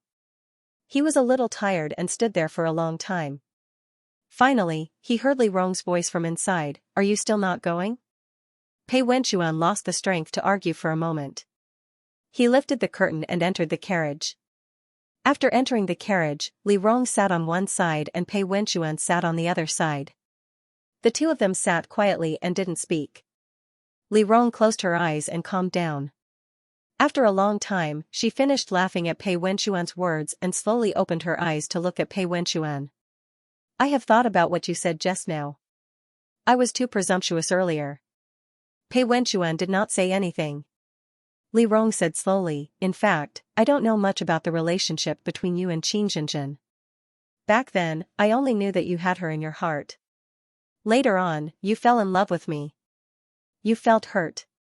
Since you were hurt, I didn't want to split your feelings. So I chose to leave.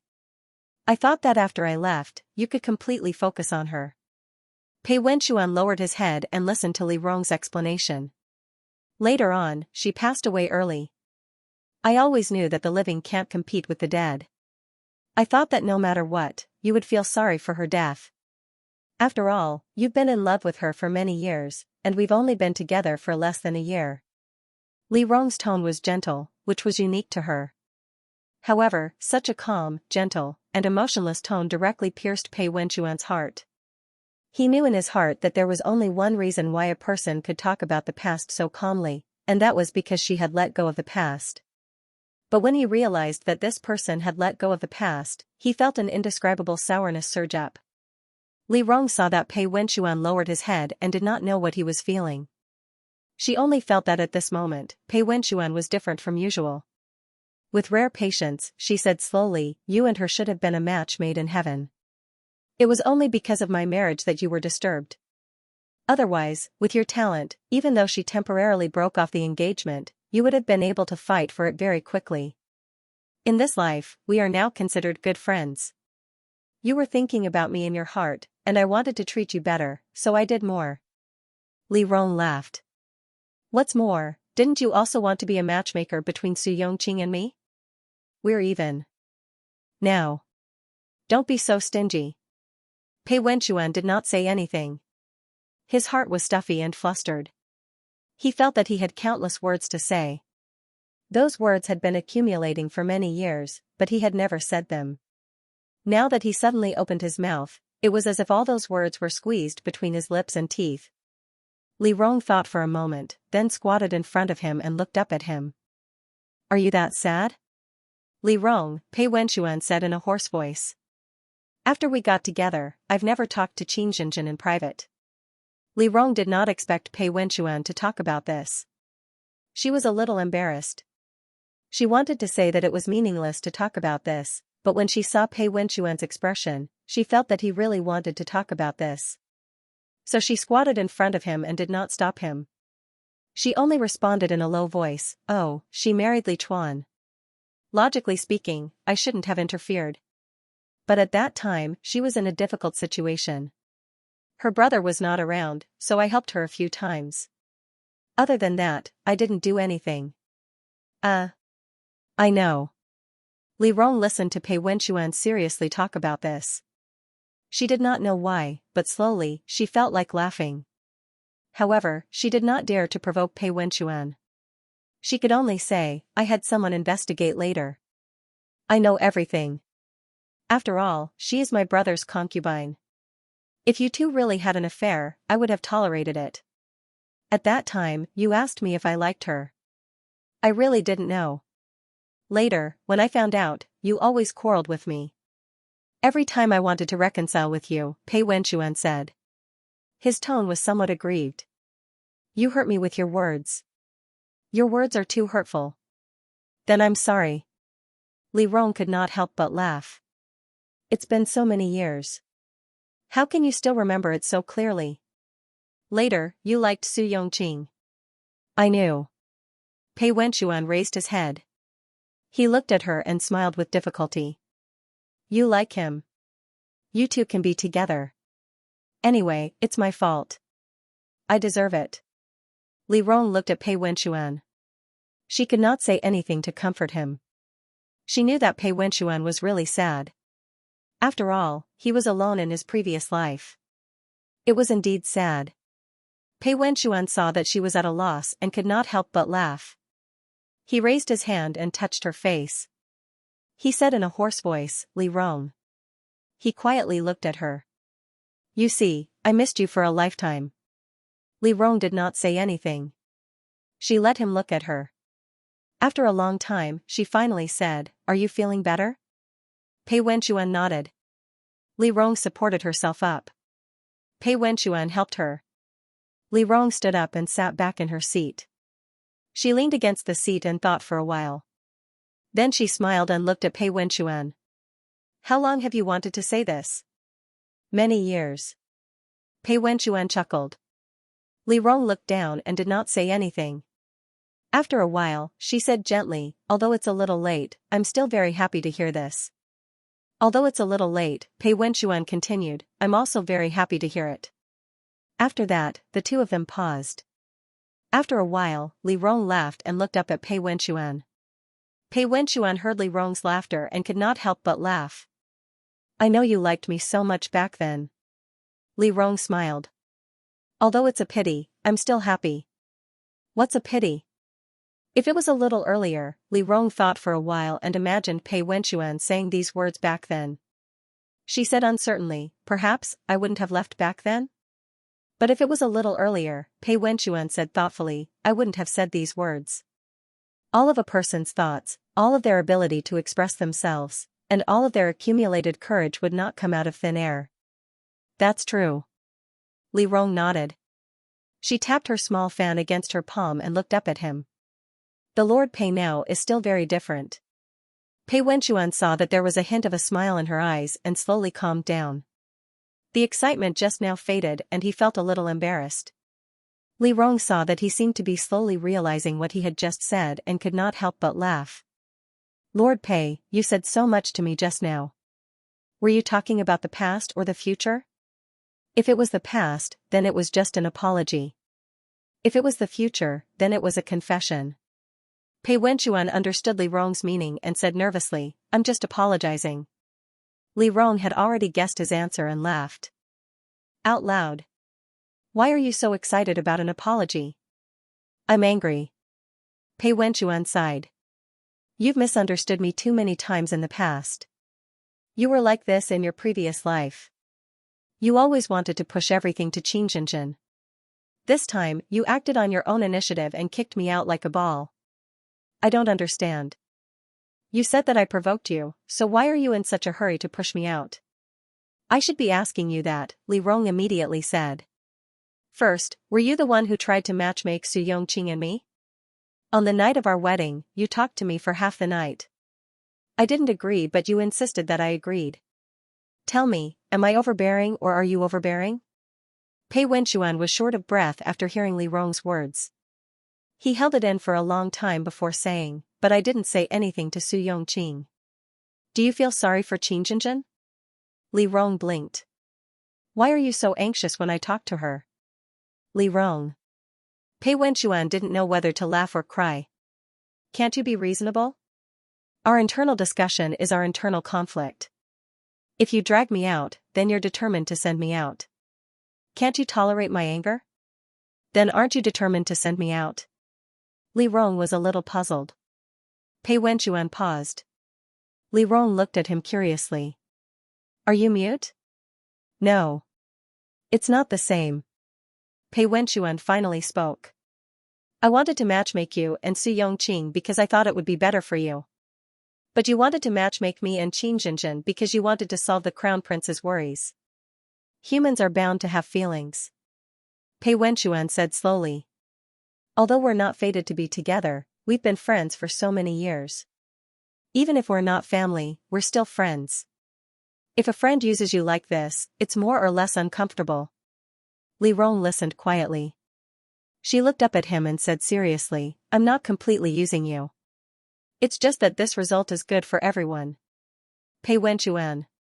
She looked at Pei Wenxuan with eyes full of sincerity. Sometimes I don't care too much, but there are no impurities in the fact that I treat you as a friend. If you don't let me down, I won't let you down. Pei Wenxuan looked into Li Rong's eyes. Her eyes were honest and bright. Li Rong was a person who lived in the depths of the palace, but she had a gentleness and brightness that shouldn't belong in the depths of the palace. It was just that she always carefully hid this light. Therefore, the moment it was revealed, it could suddenly destroy other people's bridal chamber. Pei Wenxuan looked at her quietly. After a long time, he smiled.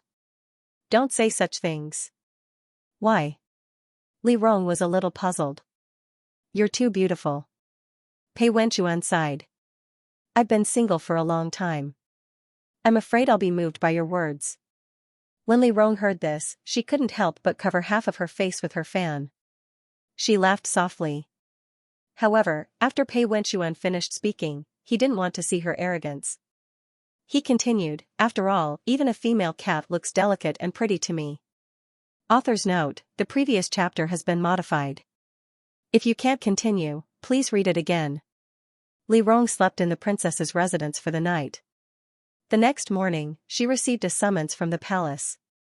She was already prepared. Once the people from the palace arrived, she followed the attendants into the palace. She knew that she had forcefully disrupted Consort Row and the Empress's plan yesterday. This matter would not be resolved so easily. On the way, she thought about how to deal with the Empress's questions. Soon, she arrived at the palace. As soon as she entered Weiyang Palace, she saw Li Chuan kneeling on the ground. The Empress was sitting on the high seat, holding her forehead as if she had another headache. The people in the hall had already left, leaving only the mother and son sitting and kneeling in the middle of the hall. Li Rong smiled when he entered. He looked at the two of them and said, "What are you doing? The last time I came, you were like this. This time, it's the same. Are you two quarreling again? You still dare to say that?" Xianxia heard Li Rong's voice and shouted, "Kneel." If Li Rong was young, he would have panicked when he heard Xianxia's anger. Fortunately, he was already in his 50s. He calmly kneeled down and said with a smile, "What's wrong with Imperial Mother today? Why are you so angry?" Xianxia heard Li Rong pretending not to understand. She looked up coldly and stared at Li Rong. "You and I, mother and son, do you still need to be so hypocritical?" When Li Rong saw Shang Guanyu's cold expression, the smile on her face disappeared. "What did you mean last night?" "Let me ask Imperial Mother," Li Rong said calmly. "What did Imperial Mother mean?" "My meaning is very clear." Xianxia shouted, "I want Shang Guanyu to be the crown princess. I already told the Chuan to choose ya. Why did you come in and mess things up? He is the crown prince." Shang Guanyu pointed at Li Chuan and glared at Li Rong. "He's messing around. Are you going to do the same? It's Urchin's fault." When Li Chuan heard Shang Guanyu scolding him, he immediately cowed out on the ground and hurriedly said, "This has nothing to do with Jiejia. Akan has already said that Akan asked Jiejia for help." "Imperial Mother, please calm down." Li Rong understood that Li Chuan had taken all the responsibility and said that he had asked her to do what she did last night. Shang Guanyu was infuriated. She stood up and paced back and forth on the stage. As she paced, she scolded, "You wasted such a good opportunity last night. Are you crazy? Or are you stupid? Your imperial father has been suppressing your marriage with Aya. Last night, we were all prepared. As long as you chose Aya's sandalwood, your uncle would bring people out to force an imperial edict. Why did you choose your sister sandalwood? Do you know how much effort it takes to get another chance like this? It's Urchin's fault." "Imperial Mother, please calm down." Li Chuan numbly repeated. He remained kneeling on the ground and didn't get up. Li Rong felt an indescribable sense of humiliation when she saw Shang Guanyu scolding her. Even if this person was her mother, she didn't know why, but when she saw Li Chuan quietly kneeling and listening to her scolding, she felt pity and sorrow. "What are you thinking? It's fine if you don't want to cooperate with the Yang family, but now you're even going to abandon the Shangguan family? How important is a marriage alliance between families? If you don't marry Ya, how can your uncle trust you? If I don't marry a woman, he won't trust me anymore?" Li Rong suddenly spoke. Shang Guanyu and Li Chuan were both stunned. Li Chuan looked up and stared blankly at Li Rong. He asked in surprise, "Jiejia? What's wrong with Chuan?" Li Rong spoke calmly and looked at Shang Guanyu. "The Shangguan family has been the empress for 3 generations. Don't you know where the conflict between imperial father and us came from? That's why we have to be tied together." Shang Guanyu leaned forward and stared at Li Rong. "Do you think Chuaner has a way out? He's a child of the Shangguan family. He's destined to have no way out. Since we're tied so tightly, we have to rely on the Shangguan family. What's there for uncle to worry about? What's the value of forcing them to marry each other? What's the point?" Shang Guanyu was stunned by her words. Li Rong looked at her and said calmly, "Imperial Mother, we all know that uncle doesn't want the position of crown princess. He wants the position of empress. Every generation of the Li family has half of the Shangguan family's blood in them. You're already the Shangguan family's present. What uncle wants from Chuaner is the future. But this is the Li family's world." Li Rong looked at Shang Guanyu seriously. "It's time for the Shangguan family to retire." "What did you say?" Shang Guanyu looked at Li Rong in disbelief. "Say it again?" "I said," Li Rong raised his voice. "If the Shangguan family still wants to live well, it's time for it to retire. Everyone suddenly fell silent. Shang Guanyu looked at Li Rong in a daze. Li Rong stood up and said calmly, when water overflows, it will be full. When it reaches its peak, it will decline. She looked at Shang Guanyu calmly. Imperial Mother, Imperial Father won't tolerate Shang Guanyu becoming the crown princess of the Chuan. Once Xianxia becomes the crown princess of the Chuan, Imperial Father won't allow the Chuan to ascend the throne. He won't tolerate the fact that the next emperor is the empress of the Shangguan clan. Imperial Mother, let the Shangguan clan gradually retire from the imperial city. Li Rong said in a low voice. This is good for everyone. Shang Guanyu stood on the stage in a daze. Li Rong turned to Li Chuan and said calmly, get up, let's go. Li Chuan glanced at Shang Guanyu. Li Rong saw his hesitation and shouted, get up. Li Chuan hurriedly got up after being shouted at by Li Rong. Li Rong nodded at Shang Guanyu and said, Imperial Mother, we'll take our leave first. Li Rong then led Li Chuan out. After leaving Weiyang Palace, Li Chuan was still in a daze. After walking for a while, Li Chuan suddenly reacted and said excitedly, Sister, you were so awesome just now. Li Rong glared at him and hit him on the head with her fan. Useless. Li Chuan was still very happy after being hit on the head. He chased after Li Rong. Although he tried to control himself, she could still hear his excitement. I really didn't expect you to say that. I always thought that sister would also think that I was wrong and help Imperial Mother persuade me. Li Rong and Li Chuan strolled into the Imperial Garden. She was a little absent-minded when she heard Li Chuan's words. In her previous life, Li Chuan did marry Shang Guanyu and 4 concubines because of her advice. At that time, she felt that Li Chuan was willful. But now, she felt that she was naive.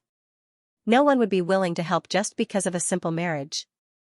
The Qin and Jin families were good because they each had their own ulterior motives. When there was a conflict of interests, what was a woman, whether Li Chuan married the Shangguan clan or not, as long as their core interests were the same, the Shangguan clan would definitely be tied to Li Chuan. Marrying the Shangguan clan was harmful to Li Chuan. It was just that the Shangguan clan bullied them because they were young and threatened to not support Li Chuan. At that time, she had not seen through the true intentions of all parties in the imperial court, so she was controlled by them. Her thoughts were scattered all the way. Li Chuan was talking about the specific situation last night. After a while, he asked carefully, Sister, why did you suddenly help me? Haven't I been helping you? It's not this kind of help. Li Chuan thought for a while and described, it's that you suddenly seem to know what I'm thinking. You definitely wouldn't help me in this matter in the past. You would definitely make trouble for me with Imperial Mother. I made trouble for you, and you just accepted it? When Li Chuan heard this, he did not say anything. When Li Rong saw that he was silent, he turned his head and saw Li Chuan lowering his head, as if he was a little guilty. Why aren't you saying anything? Actually, I'm being willful. Li Chuan smiled bitterly, you didn't choose the person you married, so why should I have this privilege? Forget it, I'm already very happy that you can help me. Let's find a day and I'll treat you to a meal. When Li Rong heard this, he lowered his head and laughed. They stopped in front of the waterside pavilion. Li Rong thought for a while and said slowly, Chuaner, you're not being willful. You're just not strong enough. Li Chuan turned his head to look at Li Rong. Li Rong calmly said, people only have the right to choose when they're strong enough. If you want to choose, I'll always support you. But the prerequisite is that you have the ability to do so. So, Li Chuan looked at Li Rong, if I have the ability to do this and not hurt people who shouldn't be hurt, then sister won't think that I'm wrong, right? As long as you think you're right, Li Rong looked away from the meeting and looked at Li Chuan. She smiled, even if I think you're wrong, it's not important. Because I'm not always right. Then what if my thinking is different from yours? Li Chuan asked seriously, his eyes showing some fear. Li Rong looked at the young man in front of her. She could vaguely see some of Li Chuan's shadow in him in the future. She suddenly realized how lonely Li Chuan was back then. He struggled to walk on the road of no return. His father hated him, his mother used him, and his sister stood on opposite sides of him. She never supported him, let alone understood him. Li Rong looked at him quietly. After a long time, she said slowly, even if one day you think differently from me, you're still my brother. I'll never give up on you. Li Chuan listened to Li Rong's words. He didn't know why, but his eyes reddened. He realized that he had lost his composure. He lowered his head and smiled. He seemed a little embarrassed and said in a hoarse voice, I'm sorry, sister. I'm a little. I think you're too good. I couldn't protect you. Li Chuan paused. After a long time, he said, I'm sorry. As a young man, he was worried about Li Rong's political marriage and wanted to conquer the world in the future. But before he could grow up, his sister was forced to marry someone she didn't love. Li Rong heard the guilt in Li Chuan's words. She was stunned. After a while, she said hesitantly, actually. Pei Wenchuan is also very good. You don't have to worry about me. Li Rong smiled, I married well. Li Chuan laughed out loud. I can feel it. Li Rong raised her eyebrows, I feel that after you got married, Li Chuan looked up at her, you've been smiling more and more. Li Rong was a little stunned. At this time an attendant rushed over from the small path and said respectfully, Your Highness, the prince consort is waiting at the door. He said he's here to pick someone up. He's so annoying. Li Chuan heard this and immediately said, Can't I send my sister back? Tell him to get lost. Your Highness, Pei Wenchuan's voice sounded from not far away, Your Highness is busy, so there's no need to trouble Your Highness. I'm busy, but you're not. Do you have nothing better to do? If you're free, tell me. I have plenty of things for you to do. Li Rong heard Li Chuan scolding her and couldn't help but laugh. Pei Wenchuan smiled but didn't say anything. He turned to look at Li Rong and explained, I just finished the morning court. I heard that you were in the palace, so I wanted to take you back with me. Okay. Li Rong nodded and turned to Li Chuan, we'll leave first. You can send me back next time.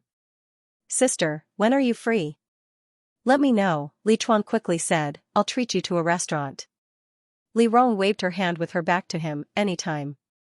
The two walked out of the palace together. Li Chuan looked at their backs. After a long time, he couldn't help but laugh. At this time, in Weiyang Palace, Xianxia was almost done crying. She came back to her senses. Her mama, Cui Yu, who was serving her, said in a low voice, Don't be too sad. The princess and the crown prince have grown up.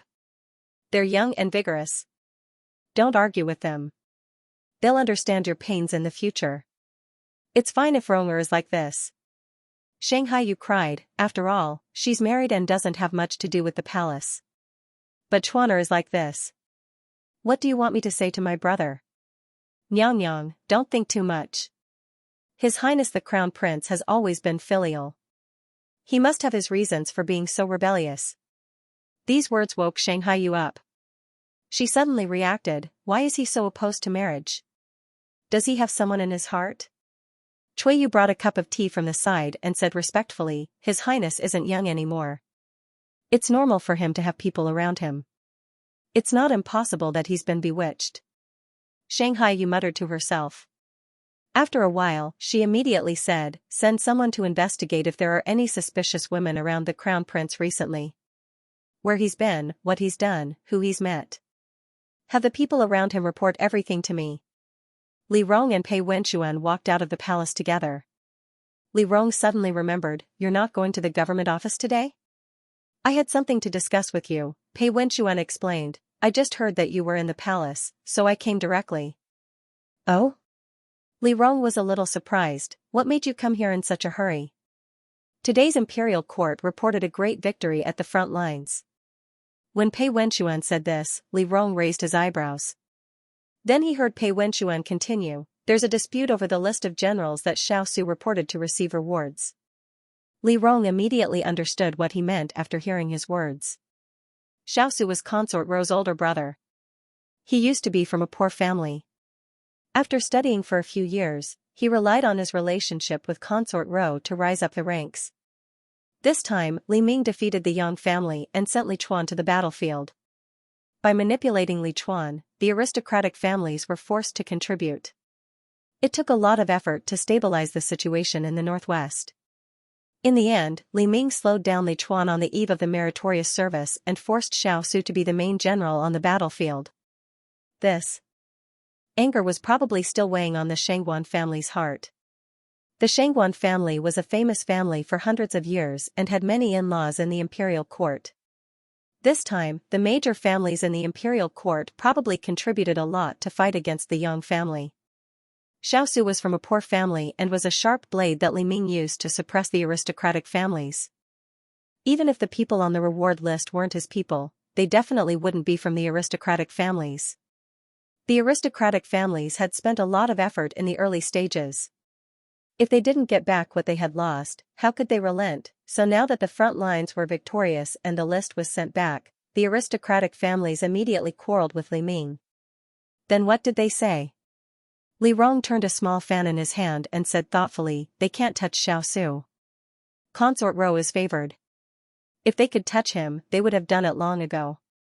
They can only pick up soft persimmons." As he spoke, Li Rong remembered something. Which generals did Xiao Su report? There are a total of 17 generals, Pei Wenchuan said, analyzing. Most of them are from the imperial examinations, poor families, or second-rate families. Is Qin Lin inside? Li Rong immediately asked. Pei Wenchuan shook his head. He wasn't here, but Qin Feng was. I heard the battle report. Xiao Su must have been afraid that Qin Feng was too inexperienced, so he gave the credit to his uncle. But we're all family, so it doesn't matter. Li Rong agreed. Qin Lin was still too young. It was indeed not good for him to stand out too early. However, as long as the Qin family could gain a firm foothold in the northwest, it was only a matter of time before Qin Lin rose to prominence. Then, Li Rong tapped the table. The aristocratic families will probably make trouble for these ordinary generals. His Majesty won't just stand by and watch. Yes, Pei Wenchuan agreed. His Majesty called my second uncle over at the next court session. Since Pei Lizzie, the Pei family had been the core of Li Ming's support against the landowning households. After Pei Lizzie's death, Pei Lixian continued his path. Although his talent was not as good as Pei Lizzie's, he still occupied the position of provincial secretary. Although this position was not like Pei Lizzie's position as the left servant of the provincial secretary, which governed the 6 ministries and had actual executive power, it still had the power to rebut and review. It was very close to the emperor. The reason Li Ming called Pei Lixian over was probably to discuss how to take a bite out of the northwestern border with the aristocratic families. Li Rong didn't say anything. Pei Wenchuan sat on the side. After a while, he said, "What does your highness think?" "Today, I had an argument with Imperial Mother." Li Rong calmly said, "She wholeheartedly wants Chuaner to marry someone from the Shangguan family, especially someone from the Shangguan family. She was very angry about what happened at the palace banquet yesterday and reprimanded me and Chuaner." "What did your highness say?" Pei Wenchuan knew that Li Rong wouldn't give in to Shangguan so easily, so he directly asked Li Rong for his response. Li Rong slowly said, "I clearly explained the pros and cons to Imperial Mother. There was no need for Chuaner to marry someone from the Shangguan family. It would only invite disaster." However, she didn't seem to listen. It's impossible for Her Highness to listen. Pei Wenchuan lightly sipped his tea and said, "After all, Her Highness is the daughter of the Shangguan clan and is inseparable from the Shangguan clan. This time, the war at the northwest border caused the aristocratic families in the imperial court to bleed a lot. If we don't use the crown prince's consort as a reward to appease the aristocratic families, the Shangguan clan will feel that it's unfair. Her Highness will have to bear too much pressure." Li Rong remained silent. Pei Wenchuan knew that Li Rong was thinking. After waiting for a while, he couldn't help but chuckle. "Why is your highness worried?" Li Rong was quite puzzled. She raised her head and looked at Pei Wenchuan, who had a somewhat curious expression. "What?" "Actually, this matter doesn't have much to do with your highness," Pei Wenchuan analyzed. "Just let the aristocratic families fight with His Majesty. If the aristocratic families win, they will support the crown prince, so it won't be a big problem. If His Majesty wins, a portion of the people recommended by Xiao Su will be our people, and the other portion will be our people. What does your highness have to worry about?" Li Rong muttered to herself. After a long time, she slowly said, Do you really think that after the aristocratic families arrange for their people to go to the northwest border, their people will be our people? Pei Wenchuan smiled but didn't say anything. He lowered his head and poured tea. Li Rong saw that he had no desire to answer, so she couldn't help but ask, "Why aren't you talking?" "Your Highness, you have to ask yourself this, not me." "What do you mean?" "Your Highness, in your previous life," Pei Wenchuan looked up with a calm expression, "wasn't it an aristocratic family?" Since Li Rong became the Princess Royal and Li Chuan ascended the throne, they were no longer on the same side. "Your Highness's power in your previous life is completely equivalent to His Highness the Crown Prince's power?" Li Rong was speechless. Pei Wenchuan put his hands in his sleeves and smiled gently, "Only when I'm alive, Your Highness has always needed His Highness the Crown Prince's help, so Your Highness will always stand with His Highness the Crown Prince. If one day I'm no longer here, and the Princess Royal is the only one in power in the imperial court, the Princess Royal's sharp blade may be His Highness the Crown Prince." Li Rong looked up at Pei Wenchuan. She quietly looked at Pei Wenchuan. After a long time, she finally said, "Then, does your power belong to me?" "I don't know the future. But at least at this moment," Pei Wenchuan answered sincerely, "even Pei Wenchuan belongs to Your Highness." Li Rong was slightly stunned. She looked at Pei Wenchuan's clear eyes. She knew that Pei Wenchuan was talking about government affairs, but she still couldn't help but feel her heart skip a beat. She forced herself to look away and look out the window. She stroked the patterns on the golden fan and continued, "You should contact Qin Lin. If he needs any help, send it to him. As for the imperial court, I'll have to Oba Yen secretly help the Qin family, but don't let anyone else know about this. The farther the Qin family's relationship with me and His Highness, the better." "Understood." After Pei Wenchuan finished speaking, the two didn't speak much. After a while, Li Rong turned her head and looked Pei Wenchuan up and down. After a long time, she sighed, shook her head, and turned her head away. Pei Wenchuan was confused by Li Rong's gaze. He couldn't help but ask, "What does Your Highness mean?" "Pei Wenchuan," Li Rong said helplessly, "why are you being promoted so slowly?" When Pei Wenchuan heard these words, he lightly looked at Li Rong and said as if nothing had happened, "Your Highness, it seems that you're not favored enough. Otherwise, I would be promoted very quickly." "Look at your little mouth," Li Rong lightly tapped Pei Wenchuan's hand with her fan, "it's really annoying."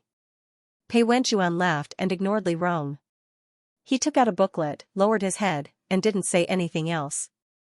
In the next few days, Li Rong had people closely monitor the movements of each side. The imperial court was endlessly arguing about the rewards for the generals at the border. The core wasn't about money, but about the position. There was a carrot and a hole. If one person was given a position, the other person couldn't.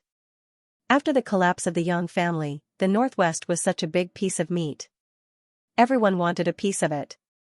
Thus, every day in the imperial court, the aristocratic families attacked the people selected by Xiaosu. Every time Li Ming wanted to reward someone, they said that there was something wrong with that person. Li Ming wanted to reward someone, but the Hall of Governmental Affairs refused to give the order. When the Hall of Governmental Affairs finally gave the order, the Hall of Governmental Affairs rejected it, saying that there was something wrong with that person. Li Ming was so angry that he smashed things in the palace all night. When the aristocratic families proposed a list of rewards, Li Ming directly tore it up and refused to reject it. The two sides were in a deadlock for several days, quarreling every day in the imperial court. Pei Wenchuan was in the censorate.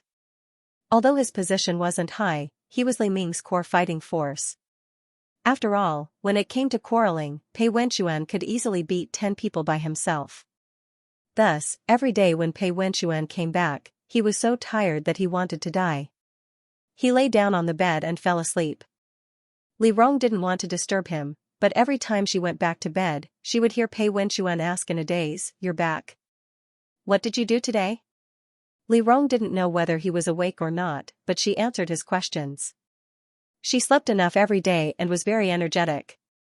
She had enough energy to answer Pei Wenchuan's questions. Her days were much more leisurely than Pei Wenchuan's.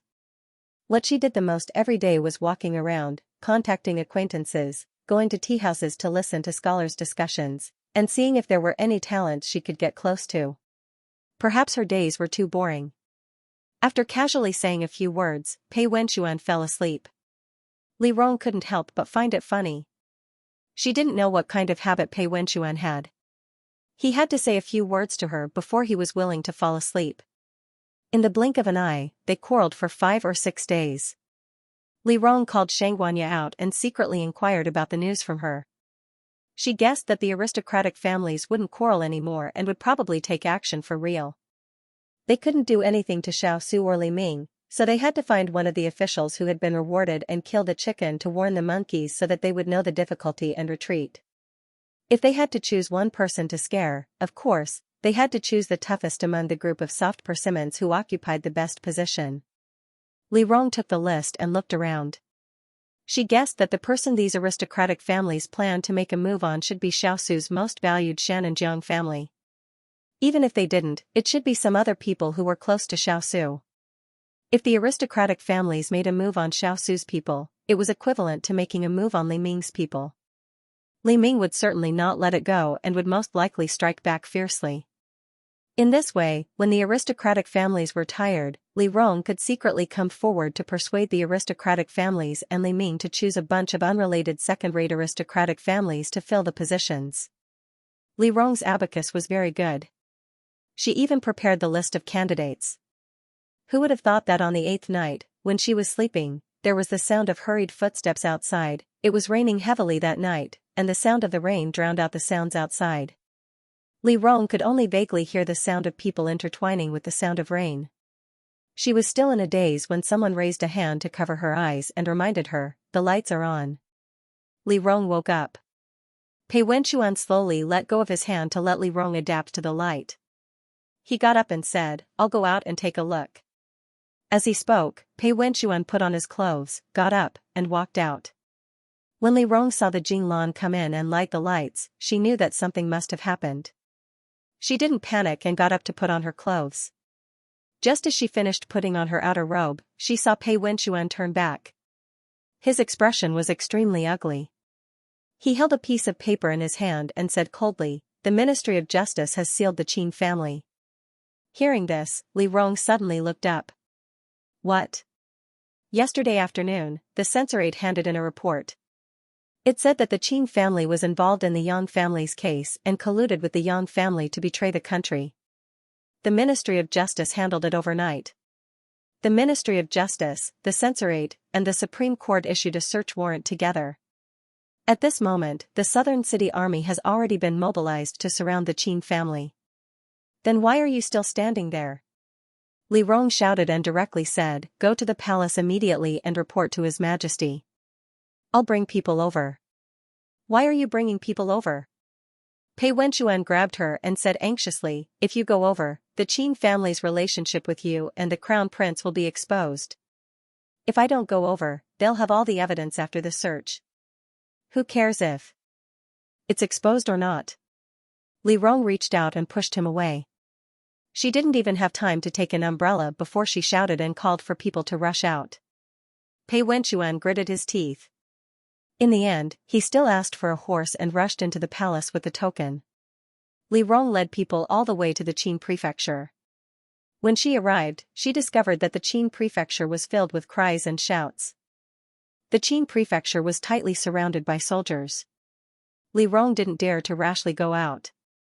She stood in the dark and observed the situation, thinking of countermeasures. The heavy rain made the entire world foggy. It was impossible to see her surroundings clearly. Li Rong stood in the rain, shocked and angry. How did these people see the Qin family? She had already secretly asked Tuo Yin to bribe the deceased Qin family. Moreover, the Qin family wasn't as eye-catching as the Xianxia family. No matter how she looked at it, the aristocratic family shouldn't have started with the Qin family. Li Rong took a deep breath. She decided to ignore everything else and go up to stall for time. However, as soon as she moved, a hand suddenly reached out and grabbed Li Rong's skirt. Li Rong suddenly turned around and saw a hand reaching out from the bamboo basket next to her. Li Rong flipped the basket over and saw a teenage girl squatting inside. She was trembling and her face was pale. Li Rong immediately recognized her as Qin Jinjin's maid. Li Rong squatted down and said calmly, "I know Qin Lin. I'm here to save you." Where's your young lady? The girl's lips trembled. She raised her hand and pointed to the north. She stammered, "Run, run." Li Rong immediately understood what the girl meant. She stood up and led the others to chase in the direction she pointed. Based on her understanding of Qin Jinjin, although Qin Jinjin was naive to the point of naivety, he was not stupid. She must have known something had happened and left with something. Li Rong chased for a while and saw sword marks on the walls of the alley. Li Rong followed the sword marks and soon saw blood. The blood was quickly diluted by the rain. Li Rong tried to distinguish the rainwater, blood, sword marks, and all kinds of signs of fighting in the dark. The marks spread all the way to the end of the narrow alley. It seemed that the end of the alley was used by ordinary people to store things. The things were piled half the height of the wall. Everyone subconsciously chased behind the wall. Li Rong did not move. She glanced around and fixed her eyes on a wooden box in the middle of the pile of things. She quickly stepped forward and lifted the lid of the wooden box. At that moment, a cold light cut through the night rain. A blood-stained sword was pressed against Li Rong's neck. Li Rong looked at Qin Jinjin, who was covered in blood and had a pale face. The girl seemed to have been seriously injured. She gasped for breath and was only inches away from Li Rong. Qin Jinjin looked at Li Rong carefully, holding the sword in his hand very firmly. Li Rong looked down at the girl in front of her, who looked like a fighting beast. Her expression was calm. After a long time, she said calmly, "Put the sword away. I'm here to save you." "How can I believe you?" Qin Jinjin said in a hoarse voice. Li Rong looked at him calmly and said, "If you don't believe me, just kill me." Qin Jinjin did not speak. She clenched the sword in her hand tightly. After a long time, she put the sword away and struggled to get up from the wooden box. Li Rong supported her.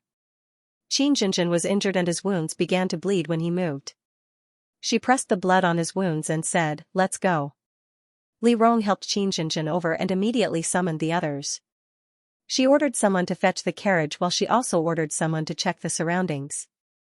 After confirming that no one was around, she let Qin Jinjin get on the carriage and immediately rushed back to the princess residence. Qin Jinjin was injured. Li Rong took out some medicine from the drawer and bandaged Qin Jinjin's wounds. Qin Jinjin gritted his teeth and didn't say a word. After arriving at the princess residence, Li Rong called the princess residence's physician over for a consultation. After the physician cleaned the wounds and prescribed some medicine, he turned to Li Rong and said, "This young lady's wounds are all superficial. She will be fine after some rest. Your Highness, you don't have to worry about her." Li Rong nodded and asked the physician to leave first. She stood by the bed for a moment. Qin Jinjin's eyes were closed and he seemed to be resting. She thought for a moment and was about to speak when she heard a commotion outside. Li Rong hurried out of the inner room. Just as she walked around the screen, she saw Pei Wenchuan and Li Chuan walking in. "What's going on?" Li Rong immediately looked up at Pei Wenchuan. Pei Wenchuan was still wet from the rain and his expression was grave. "There's no problem with the process of arresting the Qin family. Now, His Majesty can only send an intermediary to ensure that they don't make any mistakes." "Who's the intermediary?" "Su Yongqing. He's the assistant minister of the Ministry of Justice. He has a high status and he didn't participate in this dispute." Li Rong's heart calmed down when she heard Su Yongqing's name. Pei Wenchuan saw the change in Li Rong's expression. He paused for a moment and then said, "I met the crown prince in front of the palace gate. He wanted to look for you, so I brought him back with me." Li Rong nodded and turned to Li Chuan. Li Chuan's eyes were slightly red, but his expression was extremely cold. Li Rong knew that something must have happened to him in the palace. She asked, "Why are you in the palace?" "I went to find Imperial Mother," Li Chuan said in a hoarse voice. Li Rong paused and hesitated. "And?" Li Chuan didn't say anything. After a long time, he suddenly said, "Sister, you can investigate this case." Li Rong froze in place. Li Chuan calmly said, "I can't do it. If I do, the aristocratic families will retaliate. I'm afraid that they will immediately think of a way to depose me. Right now, Imperial Father doesn't trust me. I can't be too forceful against the aristocratic families." You want to make a move against the people involved in this case. Li Rong said with certainty, these are all uncle's people. Have you thought it through? I have. Li Chuan calmly said, I don't want a disobedient knife that doesn't have its sharp edges sharpened. Li Rong was silent. After a moment, she slowly said, what did Imperial Mother say to you? After I found out about the Qin family, I went to the palace to question her. This matter is too risky. If you can turn black into white and turn a case of a lesser aristocratic family into an ironclad case just by relying on the connections of the aristocratic families, Imperial Father will be afraid of this. Moreover, it's a dispute in the Imperial Court to frame and exterminate the entire family. Li Chuan closed his eyes. This method is too much. What did Imperial Mother say? She asked me if I had an affair with Xianxia. Li Chuan laughed, as if he felt that it was absurd. She asked me if I was unwilling to marry Xianxia because of this. She sent someone to investigate me. She found out that I went to look for Qin Lin previously. She thought that I went to look for Xianxia because of Qin Lin. Later, during the palace banquet, Xianxia took second place in the mixing of incense. Xianxia and I exchanged a few more words, and she found out about it. In addition, Xianxia has been in the limelight recently because of the mixing of incense. There are rumors in the palace that Imperial Father seems to have the intention of making her the crown princess. Imperial Mother is worried that Xianxia will threaten Xianxuanya's position, so she sent the news to Uncle. Li Chuan smiled bitterly. Uncle was preparing to punish a family as an example to others, so he chose the Qin family. I'm not surprised that they want to punish a family. I just didn't expect that they would use such a ruthless method. Li Rong also guessed that the Shangguan family would choose a family to suppress, but she didn't expect that they would be charged with treason. Everyone could see that such a serious crime was a warning from the Shangguan family to Li Ming. And now, it seemed that it was also a warning to Li Chuan, who was unwilling to accept the crown princess. Li Chuan looked a little tired. Li Rong didn't speak. Li Chuan looked up at her and said slowly, Sister, you said that a person has the right to choose when he is strong enough. Yes. Then, let me ask you today, Li Chuan looked at her, are you willing to be involved in this case? Li Rong was silent. Li Chuan looked at her calmly and continued, if you are willing, I will do my best to support you. Today, you can find a suitable reason to ask His Majesty to surrender. Take this opportunity to thoroughly investigate this case and establish the monitoring department. This department will be directly under His Majesty and will not be under the jurisdiction of the 3 provinces. It will be independent of the imperial court and have the right to kill. You are a princess. For the sake of me and Imperial Mother, no one will dare to do anything to you. You are the most suitable person to do this. And in the future, if I ascend the throne, Li Chuan lowered his voice and promised, the monitoring department will still be yours. This was the power that completely belonged to her. Li Rong didn't speak. Li Chuan immediately said, but this is too risky. Sister, you don't have to rush to make a decision. If you are not willing, it's okay. Li Chuan looked at her and paused. His expression was solemn, no matter what, you are a princess. Li Chuan finished speaking and turned to look at the heavy rain outside the room. He said in a low voice, I have to prepare for the morning court. Sister, have a good rest. I will leave first. Li Rong finally responded. Together with Pei Wenchuan, she bowed and sent Li Chuan off. After Li Chuan left, Li Rong stood in the same place and didn't speak. Pei Wenchuan quietly accompanied her. After a long time, he said, you go back and put on another set of clothes. The Qin family is already in prison. This matter is not urgent. Before he finished speaking, a soft voice came from the side, Your Highness. Li Rong and Pei Wenchuan turned their heads and saw Qin Jinjin standing next to the screen. Pei Wenchuan looked at Li Rong in surprise. He wanted to ask something, but he didn't dare to say anything. He just quietly took a step back and stood behind Li Rong. Li Rong quietly looked at Qin Jinjin. Then she saw Qin Jinjin kneeling in front of her with his sword. This humble girl begs Your Highness to start the construction of the monitoring department. You beg me? What can you give me? Li Rong sneered. Qin Jinjin pursed his lips and could only grit his teeth and say, I'll go through fire and water without hesitation. go through fire and water? Li Rong chuckled. You're just a girl from a poor family. What can you do? Do you think I'll ask you to marry someone else? This humble girl has a poor life. I have nothing but the sword in my hand. If your highness is willing, Qin Jinjin raised his head and looked directly at Li Rong. There will be no more second Miss Qin in this world. Li Rong looked into Qin Jinjin's eyes. She suddenly knew what Qin Jinjin wanted. Qin Jinjin didn't belong to Huajing, nor did he belong to the imperial court. What if I want you to kill someone? Okay. What if I want you to go to the northwest? Okay. Qin Jinjin, I won't make this decision for you alone. I understand. But I have to try. Li Rong didn't say anything. They looked at each other quietly. After a long time, Li Rong flung her sleeves and turned around. You can rest now. I'll think about it. Li Rong ordered the people next to her to take care of Qin Jinjin and walked out. Pei Wenchuan walked beside Li Rong. They walked side by side in the corridor. Li Rong touched the golden fan in her hand and didn't say anything. It was raining heavily outside. Dark clouds covered the sky and a lantern swayed gently in the wind. Pei Wenchuan walked beside Li Rong, shielding her from the cold wind. They were silent for a long time. Li Rong suddenly said, Do I have a choice? Your Highness, as long as you're willing to give up your power. Pei Wenchuan looked at the end of the corridor and said slowly with her hands in her sleeves, Why can't you choose? If you don't set up the monitoring department and don't care about the crown prince, you'll still be my wife, Princess Ping Le. As Pei Wenchuan spoke, he turned his head and smiled. Set up the monitoring division. If you win, you will be the eldest princess, second only to one person and above all. If you lose, you'll be cut into pieces. If I don't have anything, will I still be your wife? Li Rong found it funny. Pei Wenchuan didn't say anything. When Li Rong asked him that question, he didn't know why, but he subconsciously felt that. If Li Rong didn't have anything, she might be his wife for life. But this thought flashed through his mind and he didn't think about it.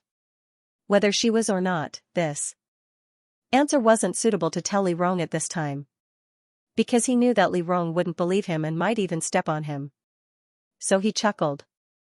Maybe one day, when that time comes, you'll know? Then forget it, Li Rong laughed. The price is too high. It's better if I don't know. As the two talked, they walked to the door. Li Rong said slowly, Are you ready to go to court? Go to the other room and change. I'll think about it. Pei Wenchuan agreed. When Li Rong opened the door, he suddenly called out to Li Rong, Your Highness. Li Rong didn't turn around. He heard someone say, In fact, no matter which path you choose, if you're cut into pieces one day, I'll definitely be in front of you. If she was only his wife, when she died, it would be someone else stepping over his corpse. If she established the monitoring department, when she was finished, it would be his end too. Whether it was as husband and wife or as allies, they had lived and died together. So, Pei Wenchuan lowered his voice. Choose the path you like. Li Rong's back was facing Pei Wenchuan. She couldn't help but smile and say, I know, noisy. As she spoke, she entered the room and closed the door. After entering the room, she stood in the darkness. Then she walked to the desk and found a place to sit down. Establishing the monitoring department. In her previous life, she had done something similar. The source of a person's power must be the power in their hands to decide the fate of others. The more people they could decide, the wider the scope of their decisions, and the more power she could control. For example, Pei Wenchuan was now under her control. The core reason was that Pei Wenchuan needed her money, her people, and her status as a princess. This allowed him to silently intimidate others in the officialdom. However, money, people, and status weren't scarce resources. She wanted to establish herself as the core of the power center, so she had to control the power of others. In her previous life, she had established an organization similar to the monitoring department. However, most of the time, she had used her status as the eldest princess. She hadn't directly established an organization that was independent of the three provinces. The monitoring department was a sharp blade. If she didn't use it well, she might hurt herself. Li Rong closed her eyes and tapped her fan against her palm. She sorted out the entire situation. Now she had three paths to take. The first was to do the same as in her previous life and persuade Li Chuan to marry Xianxia as his first wife and Qin Jinjin as his second wife. As long as Qin Jinjin didn't affect the crown princess, the empress wouldn't insist on eliminating the Qin family. However, this way, Li Chuan would completely expose the card of Qin Lin to the Shangguan family. He would completely rely on the aristocratic family. Li Ming would find a reason to dethrone the crown prince in the future. Li Chuan would have to rely on the aristocratic family's power to ascend the throne again. However, in this life, the Yang family had fallen too early. She didn't know what would happen in the future. If she relied on the aristocratic family, the conflict between the aristocratic family and Li Chuan would still erupt in the future. The second path was to ignore everything and let Li Chuan and Pei Wenchuan handle it themselves. Either Li Chuan completely gave up on the Qin family, or Li Chuan would return to the first path. However, no matter what, Li Chuan still had to be controlled by the Shangguan family. The third path was to establish the monitoring department. Li Rong opened her eyes and looked at the faint light shining through the window. Her eyes were bright. The aristocratic family was a sword, but a sword must have a sheath.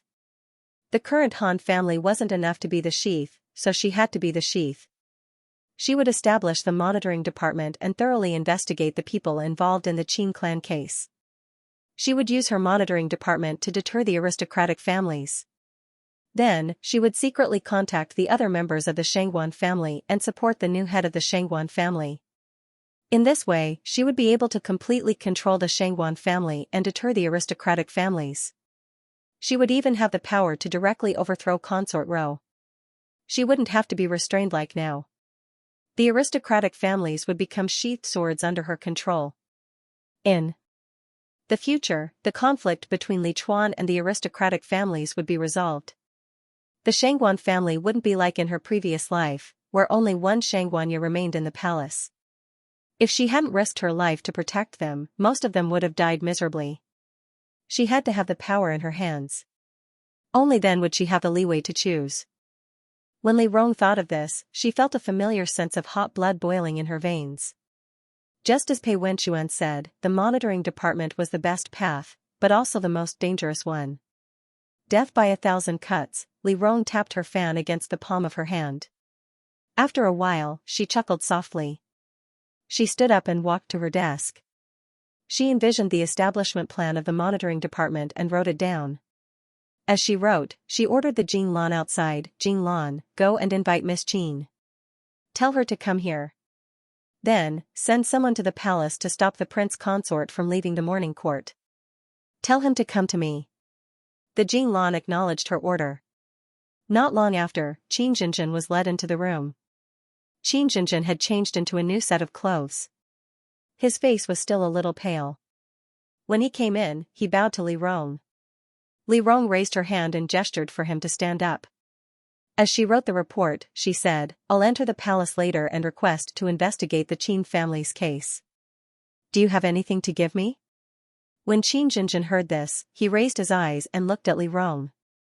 There was a hint of expectation in his eyes. Your Highness agreed? I'll discuss the matter of the monitoring department with His Majesty. As for you, Li Rong looked at Qin Jinjin. I'll give you a choice. Qin Jinjin was stunned. Li Rong said directly, you're not suitable for Huajing, nor are you suitable for an aristocratic family's marriage. Today, you have two choices. Give me the things you took from the Qin family. I'll send someone to protect you and send you back to the Qin family. You'll still be the second miss of the Qin family. In the future, you'll marry into a good family in Huajing. What's the second choice? Qin Jinjin looked at Li Rong and asked directly. Li Rong stared into Qin Jinjin's eyes. She remembered the moment when Qin Jinjin closed the coffin in her previous life. She was lying in the coffin with a long sword in her arms. It was not an ordinary imperial concubine ritual. Li Chuan had forced her to put it in the coffin. Li Rong looked at her. After a long time, she said, if the monitoring department is established, they may use some extreme methods to investigate the Qin family case. I need someone skilled in martial arts to help me. After the operation, the aristocratic families may take extreme revenge. They won't dare to come after me, but they'll come after my subordinates. You want me to be that person, Qin Jinjin said immediately. Li Rong replied, yes. After the Qin family case, you can't stay in Huajing anymore. I'll send you directly to the northwest. The Yang family has fallen and the northwest is in chaos. You'll set up a branch of the monitoring department there and help Qin Lin obtain military power in the northwest to stabilize the situation there. When I'm fully developed in the future, I'll make plans. But from now on, Li Rong said in a low voice, your surname is no longer Qin, and you're not a daughter of the Qin family. This is to prevent your actions from implicating the Qin family. I'll arrange a reasonable death for Qin Jinjin. Qin Jinjin remained silent. Li Rong lowered her head and wrote down the last sentence of the memorial. Then, she put down the pen and looked up, give me an answer. Qin Jinjin opened his wide sleeves, knelt down, and respectfully said, Your Highness, please give me a name. Li Rong was not surprised by Qin Jinjin's choice. She looked at Qin Jinjin quietly and said, You won't regret it? Your Highness has walked the path of thorns for the Qin family. How can this humble woman dare to stay out of harm's way? This humble woman is willing to use her body as a sword. Qin Jinjin looked up with a serious expression, to help your Highness lead the world with your sword. I'm not doing this for the Qin family. Li Rong met her gaze. If you're repaying a debt of gratitude, you don't have to do this. I'm also doing this for myself. Qin Jinjin answered seriously. Li Rong looked at her. After a long time, she took the memorial and walked past Qin Jinjin. From now on, your name will be Sun Chuan. Get up and come with me to the palace. Qin Jinjin stood up and followed Li Rong. Li Rong held the memorial and asked, What did your family give you? The Qin family's family token, Qin Jinjin said in a low voice, and Grandpa's blood letter from Chen Qingbai. He wanted me to bring it to third uncle and brother in the northwest. Okay. Li Rong nodded and led Qin Jinjin out. Qin Jinjin's wounds were bleeding and he subconsciously raised his hand to cover them. Li Rong glanced at him and laughed, I'm afraid you'll have to suffer today. The more miserable you look, the better. I'll do as your Highness says. The two got into the carriage and soon arrived at the palace gate. Li Rong waited at the gate for a while. Pei Wenchuan had just finished the morning court when Li Rong's men came to inform him that he was to meet her at the palace gate. Pei Wenchuan received the news and rushed over excitedly. He rolled up the curtain and jumped into the carriage. He said happily, Today you have something to ask. Before he could finish, Pei Wenchuan froze. He looked up and saw Qin Jinjin sitting inside, then looked at Li Rong.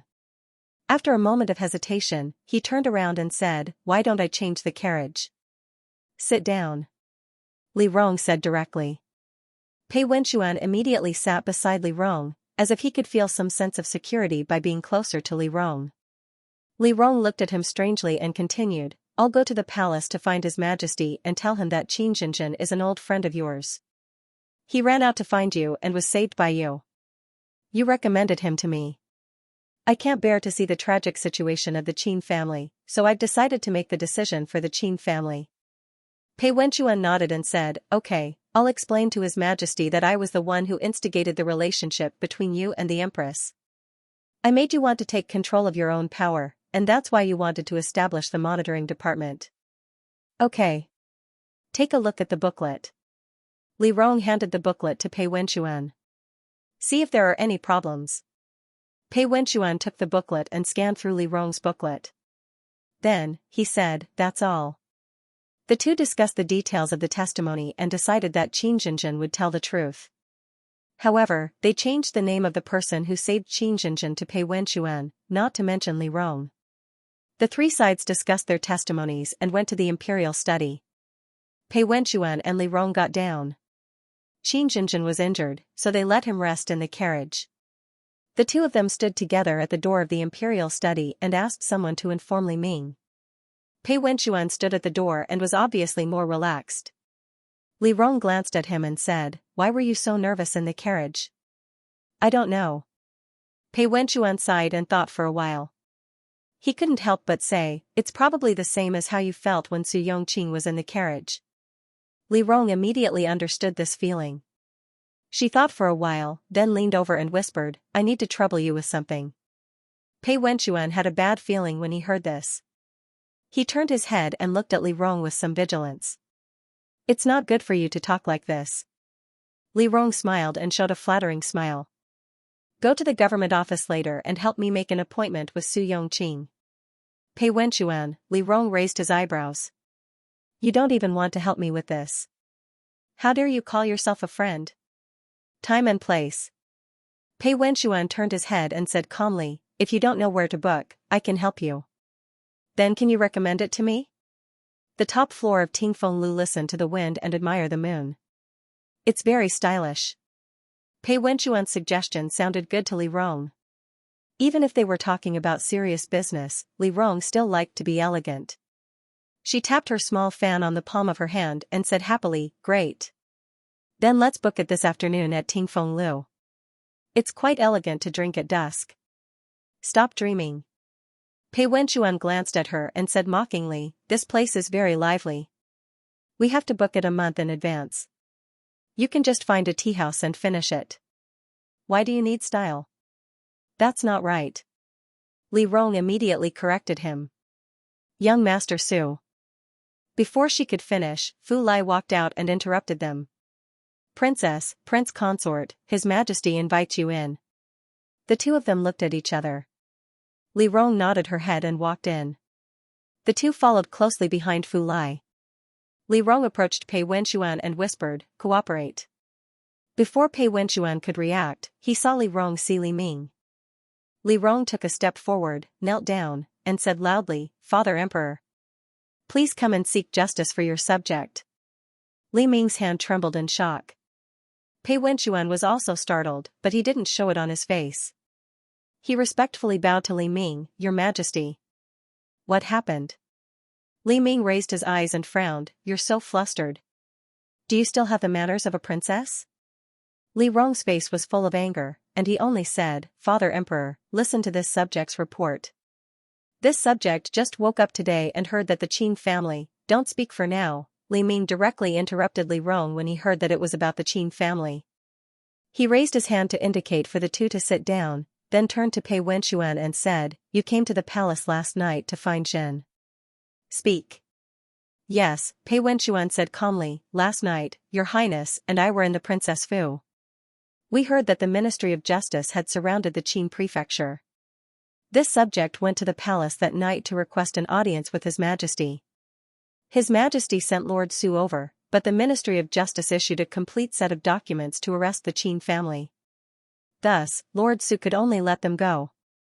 Dexia's trial process was generally handled by the lower-level government and Huajing Shuntian Prefecture. If the lower-level government couldn't handle it, or if it involved an official, the lower-level government or the censorate would submit the case to the Ministry of Justice and the Supreme Court for investigation. The Ministry of Justice was in charge of ordinary cases and official cases, while the Supreme Court was in charge of cases involving the imperial family. After the Ministry of Justice filed a case, if they decided to arrest someone, they would directly issue an arrest warrant. If the other party's rank was too high, it would be reported to the left and right ministers, who were commonly known as the left and right ministers. And if the Supreme Court wanted to file a case for arrest, they had to report to the emperor. The Qin clan was not a royal family, and the highest rank in the clan was only the fourth rank. The censorate filed a case, the Ministry of Justice filed a case, and the report was submitted to left Prime Minister Shangguan Su to issue an arrest warrant. There was no problem with the whole process. Even if Li Ming went there was no reason for him to stop them by force. If this was a normal process, it wouldn't be a big deal. But just by looking at the time when both sides were entangled in the issue of conferring official titles in the Northwest, his intention was clear. Li Ming already knew about this in the morning. He picked up the tea and said slowly, So, why did you rush in like this? After this humble subject informed His Majesty, on the way back, I suddenly met a woman who asked for help. This humble subject saved this woman and found that she was the second miss of the Qin prefecture. The Qin family and my father are old friends. I met the second miss when I was young. The second miss told this humble subject that the Qin clan had been wronged, so this humble subject brought this Miss Qin back to the princess residence and handed her over to the princess. After the princess interrogated her and found out that the Qin family had been wronged, she was angry about this matter. As Pei Wenchuan spoke, he glanced at Li Rong and continued, so this humble subject entered the palace with this humble subject. Miss Qin ran out? Li Ming thought for a moment, then looked up and asked, where is she? Outside. Pei Wenchuan answered. Li Ming glanced at Fu Lai, and Fu Lai hurriedly went out and brought her back. Qin Jinjin's body was covered with injuries, and her white clothes were already soaked with blood. She knelt in front of Li Ming with a pale face and said respectfully, Your Majesty. Li Ming saw her appearance and sighed, how did a girl end up like this? As he spoke, he raised his hand and said, Get up. The people next to him helped Qin Jinjin up, and Qin Jinjin sat down. When Li Ming saw her sit down, he only said, What happened? Tell me. Qin Jinjin said in a low voice, Your Majesty, last night, the soldiers besieged the Qin prefecture and mentioned that the Qin prefecture colluded with the Yang family and betrayed the country. This is nonsense. Under the crisis, my grandfather wrote this blood letter and gave it to this humble subject.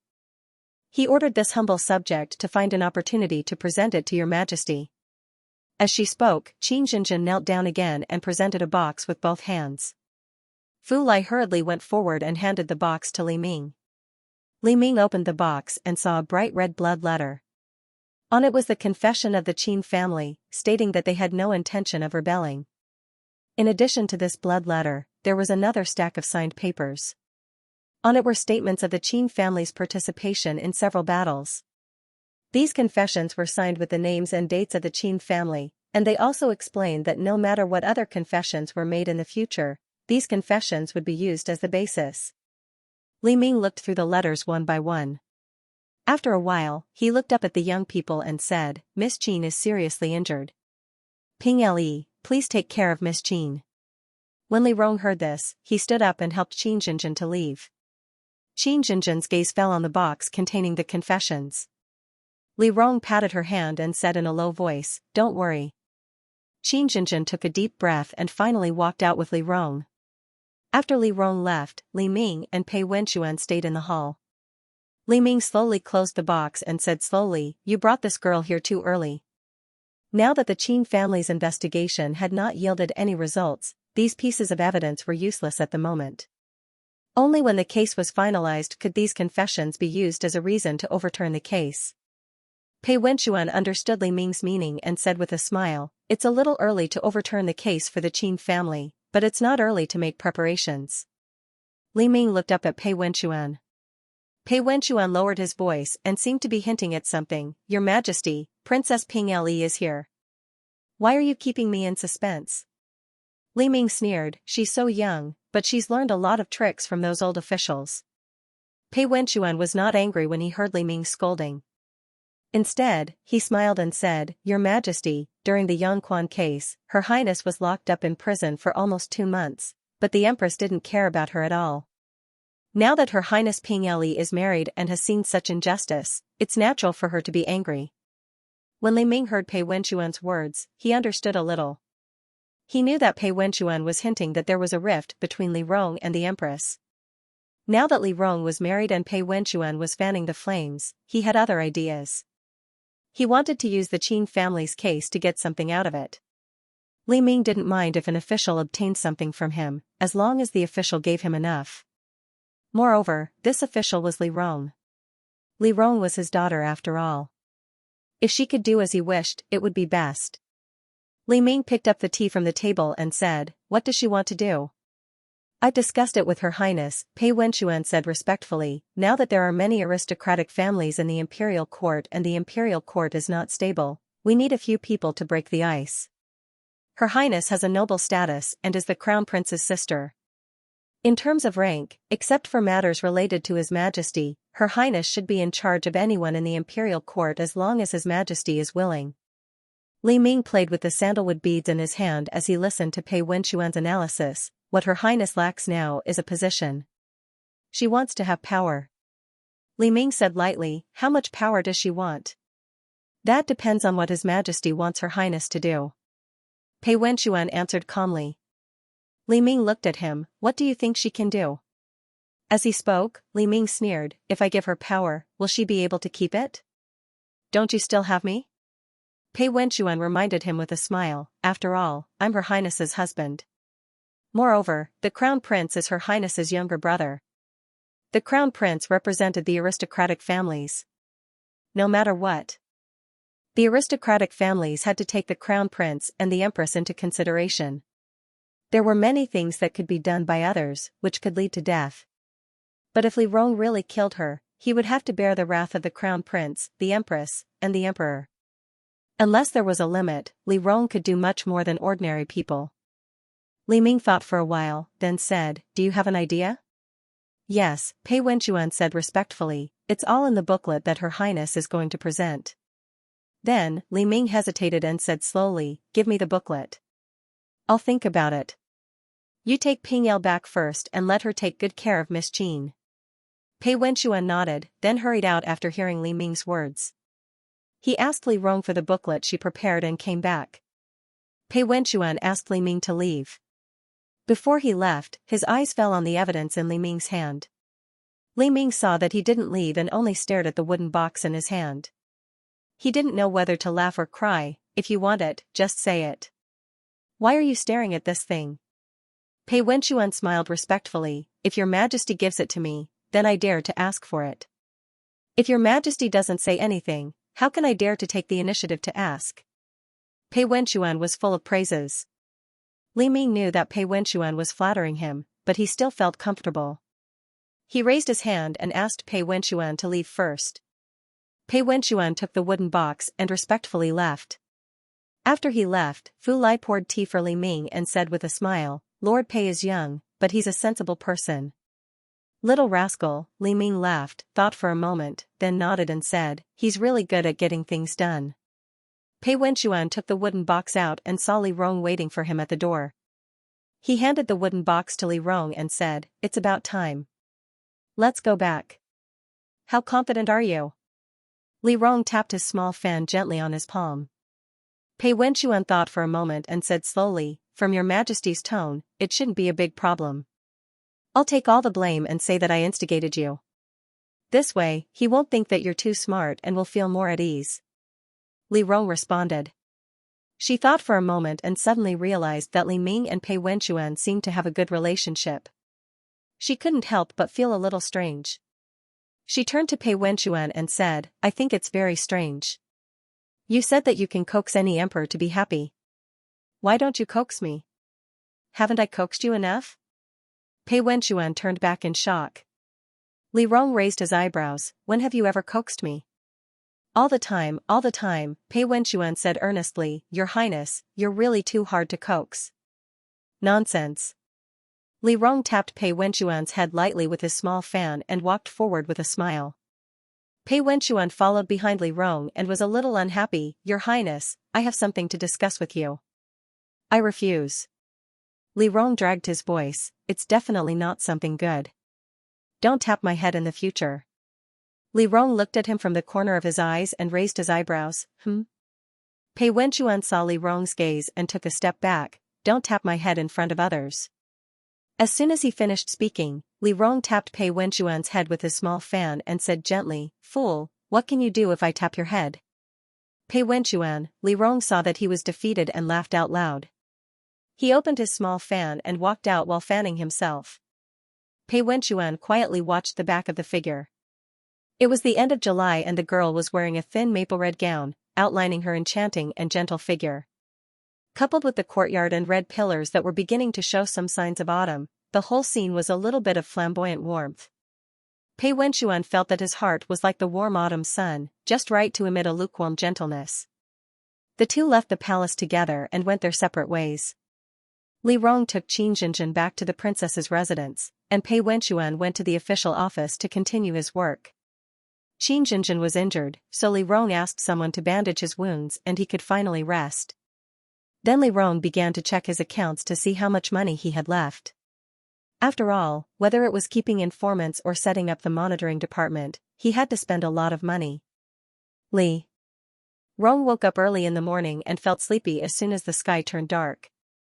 She braced herself to read the latest information that had been sent to her. As she read, she felt her vision blur and yawned a few times. She didn't even notice it and closed her eyes to sleep. When Pei Wenchuan returned from the official office, he thought that Li Rong had gone to bed.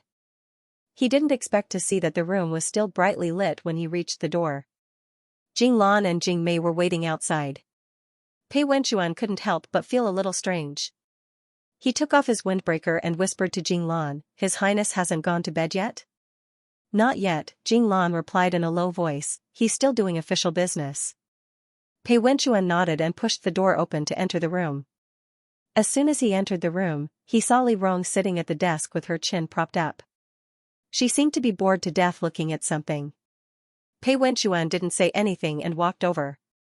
Just as he was about to say something, he saw that although Li Rong was propping her head up, her eyes were already closed. She was born beautiful and was used to being fierce, so she felt superior.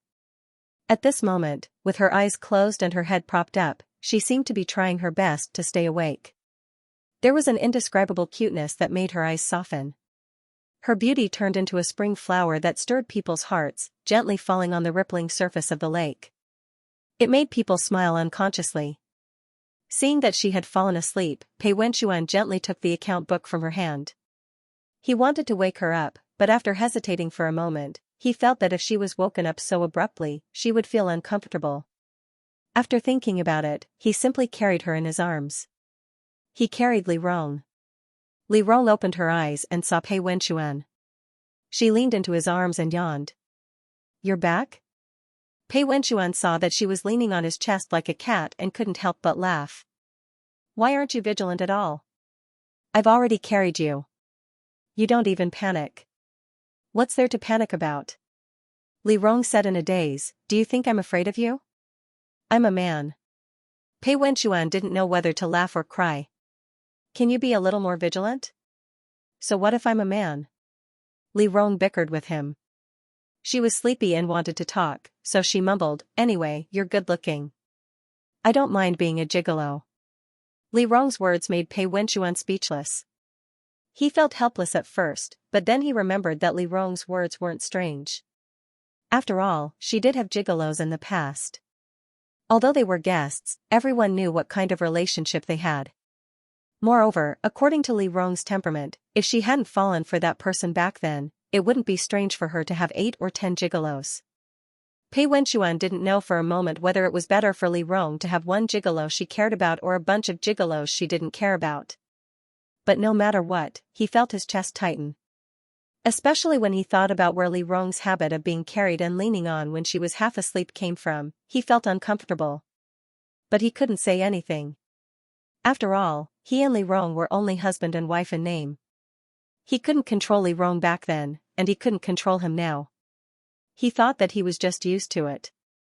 He was used to being jealous of the people around Li Rong, and he was also used to hating Su Yongqing. He had to change this habit in the future. After all, in this life, they would be separated sooner or later. Pei Wenchuan gently put Li Rong on the bed. Seeing that he was sleeping happily, he felt a little helpless. He felt that only he thought about it so much every day, but this person probably never thought about it. Pei Wenchuan sighed. Seeing that Li Rong's makeup had not been removed, he got up to get water and helped Li Rong wipe her face. He removed the hair ornaments on her head and said in a low voice, "Take off your clothes and sleep." Li Rong answered vaguely. Pei Wenchuan got up and went to wash up. When he came back from the shower, Li Rong had already taken off her clothes and was sleeping on the bed with a single layer of clothing. Pei Wenchuan lifted the quilt and lay down. Li Rong turned over. She seemed to be awake. She turned to look at Pei Wenchuan and said, "Did you help me pass on a message today?" "What message?" Pei Wenchuan frowned. Li Rong raised her eyebrows. "You forgot?" Pei Wenchuan thought for a moment and remembered that it was about what happened in the imperial study in the morning. He turned his back to Li Rong and said in a muffled voice, "I'll help you pass it on tomorrow." "Don't you usually have a good memory?" Li Rong laughed. "I just told you this morning, and you already forgot?" "There are too many things to do," Pei Wenchuan responded. After a while, he turned around and looked at Li Rong. "Why are you suddenly looking for him?" "Suddenly?" Li Rong was a little puzzled. She lay on the pillow and rested her chin on her folded hands. She thought for a moment and said, "Isn't this natural? If I want to set up the Department of Supervision, I need some manpower. Su Yongqing is the Assistant Minister of the Ministry of Justice, and he's also the investigator of the Qin family case. If I can get him to cooperate with me, I'll have people in the Ministry of Justice." As she said this, Li Rong raised her hand and counted with her fingers, not only Su Yongqing, but also the Supreme Court, the Censorate, Shun Tianfu. I need some manpower in all of these. I'll find some time to make a trip to all of these places. As Pei Wenxuan listened to Li Rong, he also imitated Li Rong's actions. He turned over and lay on his stomach on the bed. As he listened to Li Rong, he slowly said, "You're here just for this? What else?" Li Rong was a little confused. After thinking for a moment, she remembered, of course, it's also very important to get in touch with him.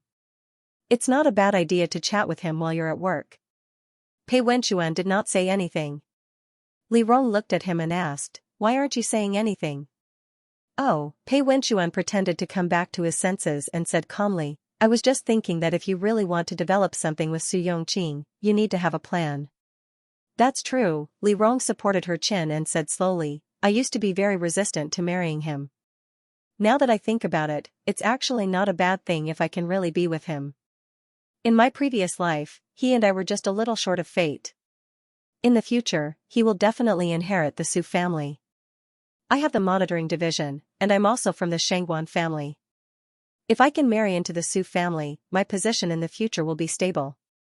Pei Wenxuan listened quietly. When Li Rong talked about this, she was quite happy. "I used to like him. No matter how you look at it, it's a good marriage." "You didn't think so before." Pei Wenxuan's voice was flat. Li Rong thought for a moment and said slowly, "Maybe it's because the knot in my previous life is slowly unraveling in my heart." As she said this, Li Rong turned to look at Pei Wenxuan and smiled, "In fact, I have to thank you. Since I was reborn, I feel that I've experienced a lot of things." "What?" "I don't know what it is." Li Rong put down her hand and rested her head on her arm. She looked sideways at Pei Wenxuan and said, "I feel that I've slowly come to terms with many things. My heart is getting calmer and calmer, and many things are no longer awkward. Look at you, Qin Jinjin, and Chuaner. From another perspective, they're all different worlds. Then let me look at Su Yongqing from another perspective." Li Rong's voice was full of expectation. "Maybe I'll find something new?" Pei Wenxuan didn't say anything. Li Rong thought for a moment. She moved closer to him and poked him with her elbow. "By the way, Qin Jinjin intends to give up his identity as a member of the Qin family. It's impossible for her and Chuaner to be together. Are you sure you don't want to consider it?" "No, I won't," Pei Wenxuan said decisively. Li Rong replied with a and became interested. "By the way, what kind of girls do you like? Do you have any idea? I can help you find one." "I don't have such plans for now," Pei Wenxuan said calmly. "My identity is awkward now. I'll wait for the future." "That's true." Li Rong nodded. "You're different from me. I have to worry about when Su Yongqing will accidentally get engaged. You don't have anyone you like yet, so it doesn't matter." Pei Wenxuan responded in a low voice. He didn't want to talk about this, so he said, "What do you plan to do about the Qin family's case?" "We'll wait." Li Rong swung her leg gently in the air and said slowly, "When my uncle's people settle this case, we'll investigate it. There was definitely nothing wrong with the Qin family." "What kind of evidence could they produce?" "If we continue investigating, it'll probably be a surprise." When Pei Wenxuan heard Li Rong talk about the case, his tone became much happier. He pondered for a moment and asked curiously, "Actually, why don't you choose another path?" "What path?" "Don't establish the monitoring department." Pei Wenxuan looked up at her. "Actually, with our relationship and your identity, even if you don't establish the monitoring department, it won't be a big deal. Now that you're Princess Ping Le, if I gain power in the future, I'll protect you." "If you gain power?" Li Rong laughed. "Lord Pei is very confident in himself." "What if you lose?" Pei Wenxuan choked for a moment. Li Rong turned her head and said slowly, "Pei Wenxuan, I don't like to put my life in other people's hands. I like to be in charge of my own destiny. This means that I'm destined to be greedy for power and must have power. Why do I need you to protect me? Li Rong turned to look at Pei Wenchuan and smiled like a child. I'll only be happy if I can protect others. Pei Wenchuan didn't say anything. He looked at Li Rong in front of him. Li Rong was wearing a white blouse. Her hair was loose, and her blouse was slightly open at the collar, revealing some of her curves. Her arms stretched out from her blouse, and her feet were curled behind her in the air. When she spoke, her feet unconsciously swayed gently. Under the moonlight, her round and clean little feet glowed faintly. When she said these words, there was a hint of innocence in her frankness. Her movements and tone were childish, as if she was a young girl talking about the most beautiful fantasy. But Pei Wenchuan clearly knew the weight of these words. He didn't know why, but when he saw Li Rong reveal such an innocent and ambitious look, he saw her turn her head and smile at him under the moonlight. Her watery lips opened and closed, and her small tongue carelessly slid across the corner of her mouth as she called his name, Pei Wenchuan. All of a sudden, his body began to change. He suddenly realized that at this moment, Li Rong's unguarded innocence and ambition were mixed together, like a blooming rose trembling under the spring light. To him, there was an indescribable attraction. This was Li Rong that belonged to him alone. It was difficult for anyone else to see Li Rong at this moment. He felt a little dazed, and it was difficult for him to shift his gaze away from her. Li Rong noticed that Pei Wenchuan was staring at her in a daze, so she raised her hand and waved. Why are you in a daze? Are you listening to me? Pei Wenchuan forcibly withdrew his gaze and changed direction. He lowered his head to look at the embroidery on the pillow in front of him and said indifferently, What did you say just now? Forget it, you're always in a daze. It's boring. Li Rong sighed and lay down. Go to sleep. Pei Wenchuan responded. After a while, Li Rong couldn't help but ask, What were you thinking about just now? You were so lost in thought. I was thinking. Pei Wenchuan's voice was a little hoarse, but he controlled it. If one didn't pay attention, they wouldn't be able to hear the hoarseness in his voice. Li Rong was thinking about other things, so she casually listened. Then she heard Pei Wenchuan say, Your Highness the Princess is very beautiful. Li Rong laughed when she heard this. You said this morning that you were always coaxing me, and now I believe you. Forget it, Li Rong went to sleep contentedly. I'll forgive you for being absent-minded. Go to sleep. Pei Wenchuan knew that Li Rong thought he was joking. He smiled helplessly and opened his eyes in the middle of the night, his body stiff. After a long time, he finally closed his eyes. They slept on separate beds. Before he closed his eyes, Pei Wenchuan clearly realized that he wasn't Liu Xiahui. Li Rong was a person who, even as a friend, would inadvertently flirt with others.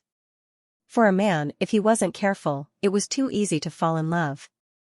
Pei Wenchuan stayed up for most of the night before he finally fell asleep. He felt like he hadn't slept for long before he was woken up again to prepare for morning court. When he got up, Li Rong was sleeping soundly. Pei Wenchuan's heart was filled with anger and he couldn't help but pinch Li Rong's face.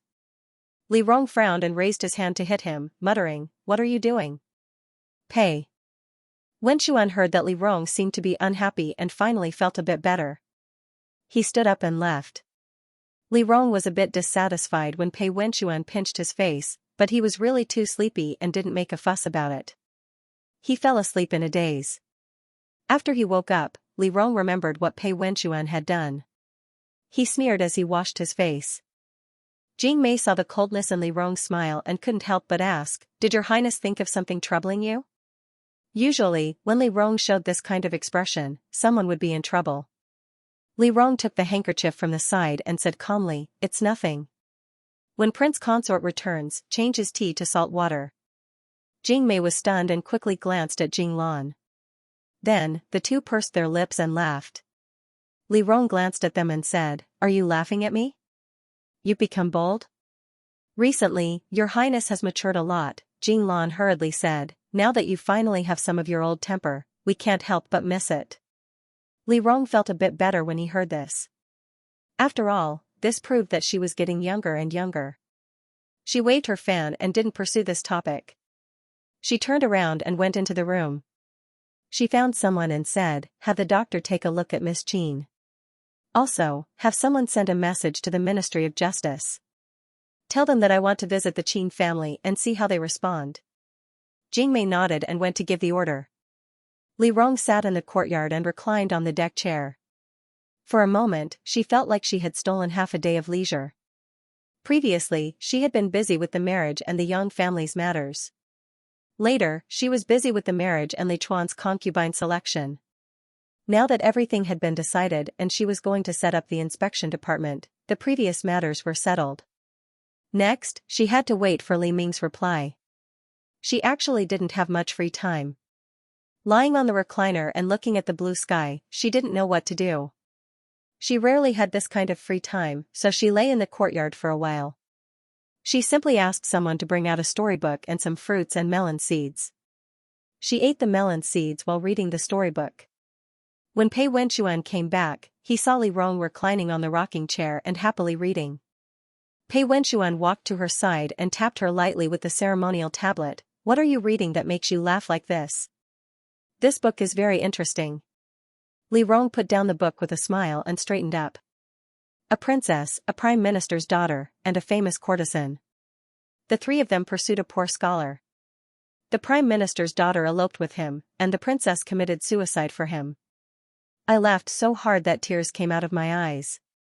Where did this poor scholar come from? He's been dreaming for half a day. Has he ever seen a princess? Which decent person would write these things? Pei Wenchuan put a memorial into Li Rong's arms and said with a smile, "His Majesty has responded. The inspection department's matter is up to you. But to build such a thing, you still need a reason." His Majesty said. Pei Wenchuan put his hands in his sleeves and said casually, "Think of a way to give him a way out. He not only approved you to build the inspection department, but also gave you 10 more counties as your fief." "Really?" Li Rong sat up straight and her eyes lit up. Pei Wenchuan was amused by her and said, "It's just 10 counties. Why is your highness so happy? You don't know the cost of living until you're in charge." Li Rong glared at him, "You only know how to ask me for money. How would you know my difficulties?" Pei Wenchuan leaned against the tree and said with a smile, "I live off a woman. I'll have to trouble your highness to take care of me. Go, go, go." Li Rong stood up and walked towards the dining room. Pei Wenchuan followed behind her and said softly, "It's not suitable to cause trouble now. Wait until the Qin family's case is settled and then reopen the case. It'll cause a big commotion. Only then will it be proper for you to build the inspection department." "I understand. I'll send someone to ask the Ministry of Justice today. Let's see the situation first." Li Rong said as she remembered, "Did you tell Su Yongqing that I asked him out?" Pei Wenchuan heard this and his smile faded a little. He said indifferently, "I told him when the morning court was dismissed." "You made an appointment?" Pei Wenchuan turned his head and revealed a smile as if he was waiting to watch a good show. "He didn't agree." "He didn't agree?" Li Rong stopped and was shocked. "He actually didn't agree to see me? You're not a goddess." Pei Wenchuan saw her shock and rolled his eyes. "Why must he agree to see you?" Li Rong didn't say anything. She really didn't think that Su Yongqing would refuse.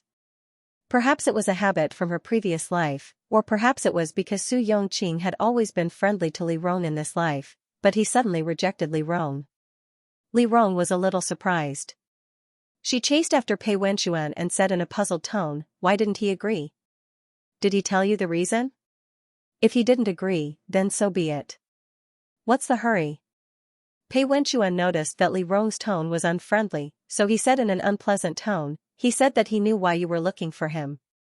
The Qin family's case involves too many things, so he asked you to stay out of it." Li Rong got the answer. After thinking for a while, she understood Su Yongqing's intention. Su Yongqing had helped her with the Yang family's case because the Yang family was an aristocratic family outside of Huajing. They had been entrenched in the northwest for many years and didn't have much contact with the aristocrats in Huajing. It could even be said that the Yang family had a strong military force and was in a hostile yet cooperative relationship with the aristocratic families in Huajing. Su Yongqing helped her without any resistance. However, the situation this time was different. The aristocratic families involved this time were complicated, and most of the aristocratic families in Huajing were related by marriage. This time even the Su family might be involved. Even if they weren't helping her, they definitely wouldn't be a tiger that stood in her way. Li Rong tapped her fan, trying to understand Su Yongqing's thoughts. For a moment, she felt a little funny. She lowered her head and laughed. Pei Wenchuan turned to look at her. What are you laughing at? I just wanted to make sure again. Li Rong looked at Pei Wenchuan. You know me better than I do. Pei Wenchuan didn't understand and asked her with his eyes. Li Rong sighed. You said before that I had some doubts about him, but now I believe you. If I didn't still have some feelings for him, how could I not have thought that he wouldn't help me this time? Pei Wenchuan didn't say anything. Li Rong shook her head and chuckled. I'm confused. Forget it, let's change our path. You. Pei Wenchuan paused and said slowly, you don't have to be sad. He's not close to you now. It's normal for him to do everything for his own benefit. Why are you comforting me? Li Rong raised her eyebrows. It's just a small matter. Do you think I'll take it too hard? Forget it, do you have anything to do in the afternoon? I'm going to find Xianxia. Li Rong waved her fan. If you don't have anything to do, why don't you accompany me? Pei Wenchuan heard this and understood Li Rong's meaning. Xianxia might go to the casino. If he went to the casino, he did need his company. So he nodded and said, okay. The two of them went to Xianxia's residence as usual. After hearing that Xianxia went to the tea house, the two of them didn't take a detour and went straight to the casino. Pei Wenchuan got another token from a friend and went in with familiarity. Li Rong couldn't help but say, next time, let's just get a token ourselves. Okay. Otherwise, he would be embarrassed to borrow tokens all the time. He protected Li Rong in the crowd and looked around. Then, he met Xianxia at the table where leaf cards were being played. Xianxia was wearing men's clothes and was playing vigorously. When Li Rong walked behind her, he heard her shout, bam. Li Rong patted her shoulder. Xianxia said impatiently, I'm playing cards. Before she could finish, Xianxia froze. Li Rong looked at her with a smile. I have something to talk to you about. Xianxia forced a smile. Can you wait for me to finish this round? I'm about to win. Li Rong smiled and turned around. Then I'll wait for you in the private room. Gambling houses usually had private rooms for VIPs. As long as the number of bets reached a certain limit, they could enter. Li Rong went directly to the private room on the second floor and sat down. After playing with the dice cup for a while, he heard Xianxia standing at the door. She said nervously, I'm coming in. Li Rong put down the dice cup and stood up. Come in. Xianxia pushed the door open and entered the room. She closed the door and walked to the table with a smile. I'm not used to seeing you here. As she spoke, she sat down. Pei Wenchuan stood beside her and poured tea for Xianxia. Xianxia looked Pei Wenchuan up and down. She picked up the tea and smiled at Li Rong. You're a good son-in-law. I like him. Pei Wenchuan smiled but didn't say anything. He stood behind Li Rong and looked at Xianxia without saying anything. Li Rong turned around and glanced at Pei Wenchuan. She then looked at Xianxia, who was speaking without thinking. She chuckled and said, how dare you? I know the princess won't mind. Xianxia raised her teacup as if she was raising a glass of wine. After taking a sip, she put down the teacup and leaned against the armrest of the chair. She smiled. Your Highness, tell me. Are you here to talk about the Qin clan's case? How does everyone know that I want to take care of this case? Li Rong wasn't surprised that Xianxia knew about this, but he was curious. Xianxia supported her chin and looked at Li Rong. Your Highness took care of Yang Quan's case and intervened in the imperial concubine selection. I would be surprised if Your Highness didn't intervene in the Qin clan's case. Oh? Li Rong raised her eyebrows. Then why do you think I intervened? Your Highness, don't you think? Xianxia looked at him with eyes full of understanding. The aristocratic families are meddling too much? Li Rong didn't say anything. She looked at Xianxia. Xianxia straightened up and said with some dignity, For the sake of the aristocratic families, His Majesty forced Her Highness Ping Le to marry the Lord Pei. Now, the aristocratic families are forcing His Highness to marry a concubine. Tell me, can His Highness tolerate that his fate is in the hands of others? Can His Highness tolerate it? Can His Majesty tolerate it? Is this why you changed the incense burners in the imperial palace? Your Highness is smart, Xianxia said respectfully. Last time, I listened to what Your Highness said to me. However, the Xianxia family isn't in my hands, so I can't make the decision. Xianxia's last sentence was full of meaning. Li Rong looked at Xianxia. She clearly knew how much control Xianxia had over the Xianxia family. Xianxia was still too weak now. However, in her previous life, although Xianxia was in the imperial harem, he was the real ruler of the Xianxia family. The relationship between Xianxia and the Xianxia family was completely different from the relationship between Xianxia and the Xianxia family. Xianxia lived for the Xianxia family, while the Xianxia family existed for Xianxia. Li Rong opened and closed the folding fan in her hand and said slowly, "So, what do you plan to do with the Xianxia family?" "I have the same idea as Your Highness." Xianxia stopped smiling and said seriously, "The Xianxia family should slowly withdraw from the imperial court. Therefore, I hope to establish a better relationship with Your Highness." "What relationship? Has Your Highness ever thought of supporting someone who is easier to control the Xianxia family?" Xianxia's voice was calm. "This way, the Xianxia family can be completely loyal to Your Highness and help Your Highness assist the crown prince in ascending the throne. Then, they will slowly withdraw from the imperial court, leaving only a few people in the imperial court to keep up appearances. The rest will return to Yuzhou." "Why not withdraw now?" Li Rong smiled and Xianxia rubbed the teacup. "Why do you ask when you already know the answer? Now that His Majesty has been suppressed by the Xianxia family for more than 10 years and is disgusted, how can the Xianxia family withdraw? If the Xianxia family withdraws now, I'm afraid only death will await them. The only way is to establish a better relationship with the crown prince and you so that you can rest assured about the Xianxia family. When the crown prince ascends the throne in the future, the Xianxia family will withdraw from the imperial court." Li Rong laughed when she heard Xianxia's words. "You want to be the head of the Xianxia family?" "Not now," Xianxia raised his eyebrows. "What about the future? Why should I help you?" "Your Highness," Xianxia leaned over and said with a smile, "you and I are both women and we have the same idea. If I want to be the head of the Xianxia family, I have to rely on Your Highness. Wouldn't it be easier to control the Xianxia family in this way?" "Only in this way," Xianxia said meaningfully. "The Xianxia family is the Xianxia family in Your Highness's hands." Li Rong completely understood what Xianxia meant. The current relationship between the Xianxia family and Li Rong and Li Chuan was that the Xianxia family controlled them, not the other way around.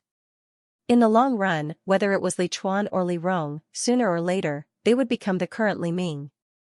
Xianxia could see it clearly, but she couldn't change her father's arrogance. She could only find another way. Xianxia was now handing the future of the Xianxia family to Li Rong. Firstly, she wanted to show weakness, and secondly, she wanted to seek protection. If the Xianxia family was completely handed over to Li Chuan or any other monarch, the other party would endlessly weaken the aristocratic families for their own power and the imperial court. If the Xianxia family was handed over to Li Rong, the Xianxia family and Li Rong were in the same boat. Li Rong couldn't completely weaken the Xianxia family and could only control them. Faced with the Xianxia family controlled by Li Rong, as long as the monarch trusted Li Rong enough, he would relax his guard against the Xianxia family. If the monarch didn't trust Li Rong, he would have to deal with Li Rong first before bringing down the Xianxia family. Now that Li Ming and the Xianxia family were in a situation where only one of them would be killed, Li Rong and Xianxia's goal was to support Li Chuan so that Li Chuan and the Xianxia family wouldn't fall into the current situation. Then, Xianxia would find a safer position for the Xianxia family so that they wouldn't be in danger like today. Xianxia and Xianxia were both born when the Xianxia family was at its peak. Deep in their hearts, they didn't believe that Li Ming, the emperor, could do anything to them. They always believed that the Xianxia family still had the upper hand in the confrontation with Li Ming. Therefore, the empress's method of protecting the position of the crown prince was to rely on the aristocratic families and make the aristocratic families an inseparable part of Li Chuan. In her heart, this was the best way to protect her son. This method not only guaranteed Li Chuan's ascension to the throne, but also guaranteed the continuation of the Shangguan family's glory. However, she neglected that people born in the imperial family valued dignity and the right to decide their fate far more than they imagined. Xianxia clearly saw this point. Because she was also like Li Rong, she clearly understood the thoughts of Li Rong and Li Chuan, and also understood the precarious fate of the Shangguan family. Li Rong looked at her friend from her previous life and wasn't surprised by her keen senses. After a while, she smiled and said, "Great, then you can tell me if you need anything." "Most of the time, I don't need your highness' help." Xianxia seemed to have known that Li Rong would agree, so she wasn't surprised. She leaned back in her chair and fiddled with the dice with one hand. She only said, "If I need help occasionally, it might be a big help. There are many things I need your help with." Li Rong didn't stand on ceremony. "Have you thought it through?" "Don't worry, I'll listen to your highness." Xianxia looked up. "So, what does your highness want me to do this time? Do you know who's involved in this case? Recently, 3 uncles came to my house. They are the Wen family of Xingyang, the Cui family of Qinghe, and the Wang family of Longxi. You can check who's holding positions in the Ministry of Justice and the censorate in the Imperial Court. You'll probably know who's involved in the Qin clan case." Xianxia obviously came prepared. Li Rong relaxed a lot when he saw that she was so tactful. "Is there any other news?" "This is just the beginning. I'll keep an eye on it for you. If there's any news, I'll inform you immediately." "Okay." Li Rong nodded and said, "If you need anything else, just let me know." 20 people. Xianxia didn't stand on ceremony. "I want to arrange for them to be sent to the Shangguan family." "Okay." Li Rong immediately agreed. After the 2 sides reached an agreement, Xianxia stood up.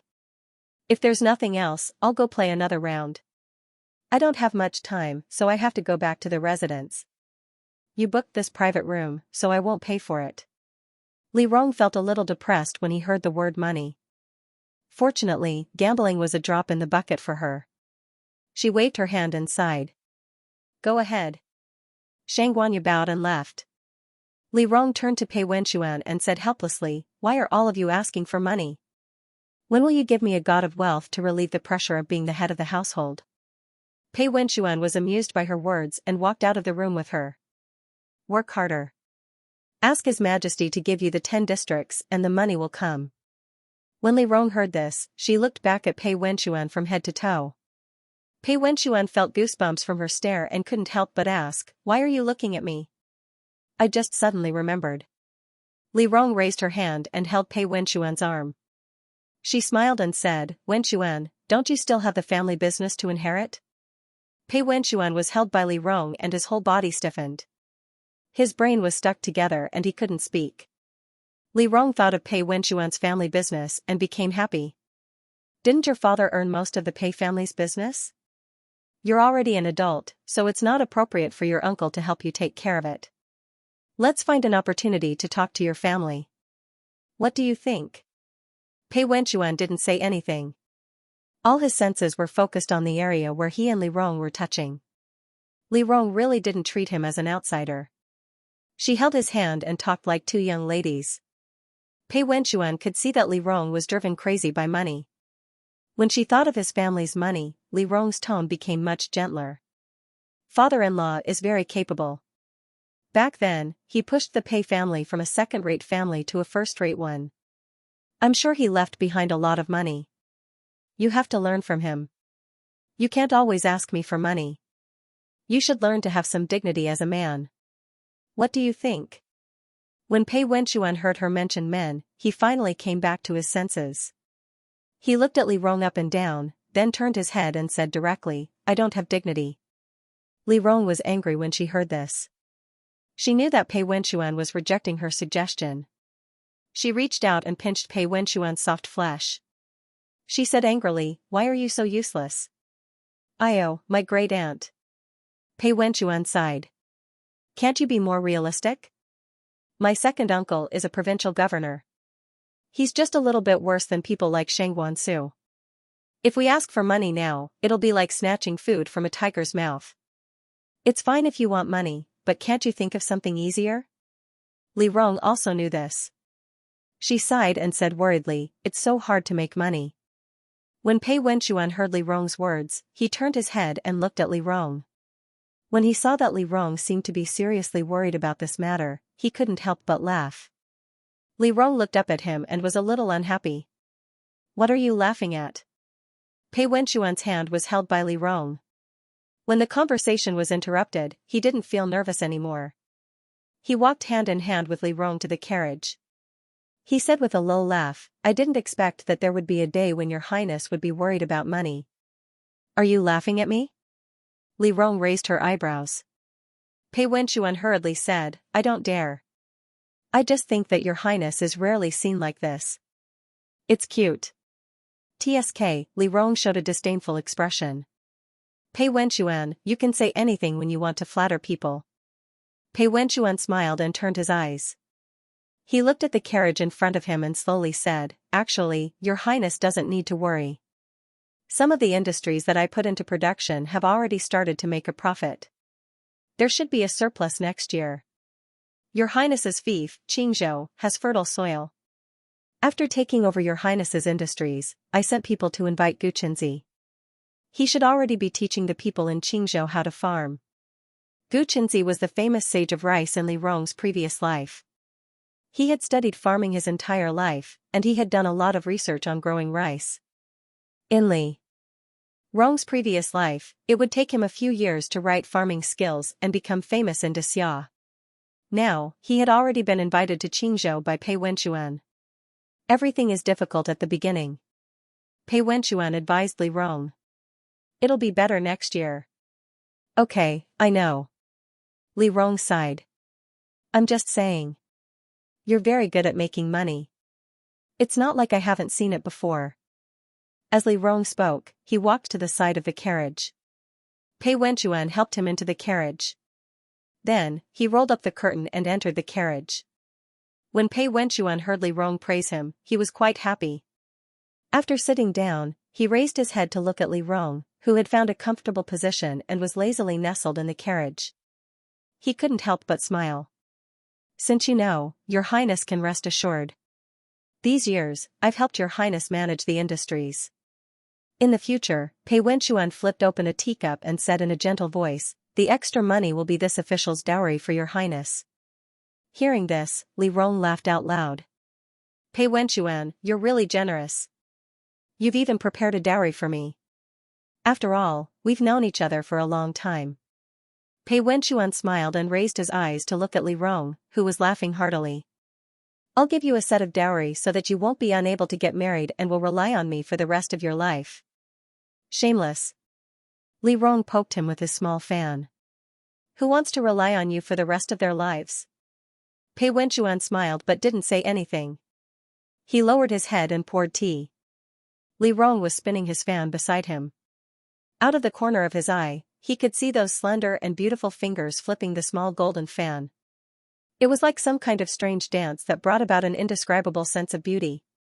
His gaze paused on those slender fingers. He didn't know why, but he thought of his previous life. At that time, they dared to get married. Sometimes, when Li Rong had her period, those beautiful hands would come in handy. Pei Wenchuan's eyes darkened. He hurriedly lowered his eyes and said in a low voice, Your Highness, I want to discuss something with you. I think we should sleep in separate beds. Oh? Li Rong turned to look at him. She was a bit puzzled. Don't you think it's troublesome? They didn't sleep in separate beds before. Why would they sleep in separate beds now? Li Rong was a bit puzzled. After a moment, she revealed a teasing smile. Pei Wenchuan, could it be that you have some kind of intention towards me? Your Highness thinks too highly of yourself. Pei Wenchuan quickly replied. I've been looking at you for decades. What kind of intention could I have? Pei Wenchuan's heart was beating fast when he replied. Li Rong nodded and slowly said, That's true. You and I are too familiar. If you can have any kind of intention towards me, It can be seen that you men really don't abstain from meat and vegetables. You're worse than beasts. Pei Wenxuan, hearing Li Rong scold him, Pei Wenxuan didn't know why, but he actually felt a bit guilty. He felt that Li Rong was right. He and Li Rong had such a pure friendship. How could he see these thoughts just by looking at her hand? He was really too despicable. Thus, he nodded heavily and agreed. Your Highness is right. Then why do you want to sleep in separate beds? Li Rong looked up at him and blinked. Pei Wenxuan was momentarily stumped by the question. After holding it in for a long time, he finally said, I wake up early every day to go to court. I'm afraid I'll disturb your Highness. That's it? Li Rong laughed and waved her hand generously. It's okay. You usually don't disturb me when you wake up. Don't worry too much. It's too troublesome to sleep in separate beds. If someone finds out and news of us not getting along spreads, His Majesty will suspect that the Intelligence Inspection Division is fake. After all, a large part of the reason he trusts me now is because of you. He thinks that after marrying you, I'll follow the chicken or the dog. Pei Wenxuan listened to Li Rong's words and didn't dare to say more. He nodded and took out a booklet from the drawer. As long as you don't mind, then forget it. He just needed to take a few more cold showers. Li Rong waited in the princess mansion for 10 days out of boredom after she received information from Li Ming about the supervisory department. However, she didn't stay idle. During these 10 days, she looked around for manpower and thought about who she should transfer in after the supervisory department was established. At the same time, she secretly trained a group of opera troupes to perform a palace play about the Qin clan case. Most of these things were done by other people for her. She was in charge of the general direction. When she had nothing to do, she would visit Xianxia occasionally to play leaf cards. Her days were quite interesting. 10 days later, the Qin family's verdict came down. The evidence was conclusive, and they would be executed after an autumn trial. The news of the Qin family's verdict quickly spread throughout Huajing. Li Rong hurriedly arranged for the opera troupe to set up a stage and perform on the day the Qin family's case was filed. The Qin family's case had just been settled, but they performed a play about the Qin clan being framed. For a while, rumors spread everywhere. On the second day, Li Rong arranged for Qin Xianxia to kneel in front of the princess mansion. Early in the morning, people came and went. Everyone saw a girl kneeling motionlessly in front of the princess mansion. More and more people came to watch the show. Li Rong finished putting on her makeup in her room. Jing Lan came in and said, Your Highness, it's almost time. Li Rong stood up and said happily, Let's go. Li Rong led her people out of the door. As soon as she opened the door, she saw Qin Xianxia kneeling in front of the door and shouting, Your Highness. Li Rong was surprised to see Qin Xianxia. I am Qin Xianxia, the second daughter of the Qin prefecture's eldest son. Qin Xianxia reported her name according to the book they had checked before. Li Rong pretended to be surprised. Oh, why are you here? As she spoke, she hurriedly asked someone to help her up. She hurriedly said, Get up first. Why are you kneeling at my door? My family has been wronged. Qin Xianxia raised a letter written in blood and slammed it on the ground. He shouted, Your Highness, please uphold justice for my family. Li Rong took a step back and said in a panic, You. What do you want me to do? Your Highness, Qin Xianxia raised his head with tears in his eyes, Rong State invaded, and my uncles and brothers fought on the battlefield. Now that we have won at the border, the aristocratic families in the imperial court have framed my father and brother for colluding with the Yan family and betraying the country. Your Highness, please uphold justice for this humble girl. Why are you looking for me? Li Rong asked hesitantly. I'm just a princess, Your Highness, you have the blood of the Li family. You are the legitimate daughter of the Empress. Qin Xianxia interrupted her and said agitatedly, Now that the Censorate and the Ministry of Justice have colluded with each other to frame my family, no one dares to accept this letter. No one dares to do anything about it. If Your Highness does not accept this letter today, this humble girl will kill herself in front of the princess residence and follow the Qin clan to the afterlife. Miss Qin, don't. Before he could finish, Qin Xianxia stood up abruptly. As Li Rong screamed, he bumped into the stone lion at the door. Qin Xianxia had already prepared a blood bag in his sleeve. The moment he stood up, the blood bag slipped into his palm. Before he bumped into the stone lion, he blocked it with his hand. After the blood bag burst, he quickly touched his forehead and went over to the stone lion. When Qin Jinjin bumped into the stone lion, Li Rong rushed over with her people and blocked the view of the people. After Qin Jinjin fell down, she quickly turned Qin Jinjin over and said agitatedly, "Miss Qin." "Your Highness." Qin Jinjin gasped and handed the letter to Li Rong with trembling hands. "Your Highness, please help me, Qin Jinjin said, then closed his eyes and tilted his head. Li Rong raised her hand to check if he was breathing. Then, her expression changed. Her hand trembled and she did not speak. The crowd whispered. "Is he dead? He's probably dead. This Qin family is so pitiful. If it weren't for the injustice, would this girl have killed herself in front of the princess's residence? Why didn't she ask the crown prince? The crown prince is in cahoots with those aristocratic families in the imperial court. Why would he care? Then will His Highness Ping Li care? Who knows?" Everyone was talking in low voices, waiting for Li Rong's decision. After a long time, Li Rong took the letter from Qin Jinjin's hand and slowly stood up. "Send Miss Qin's body in and find a place to bury it." Li Rong's voice was trembling. Then, she looked up and said through gritted teeth, "Prepare the carriage.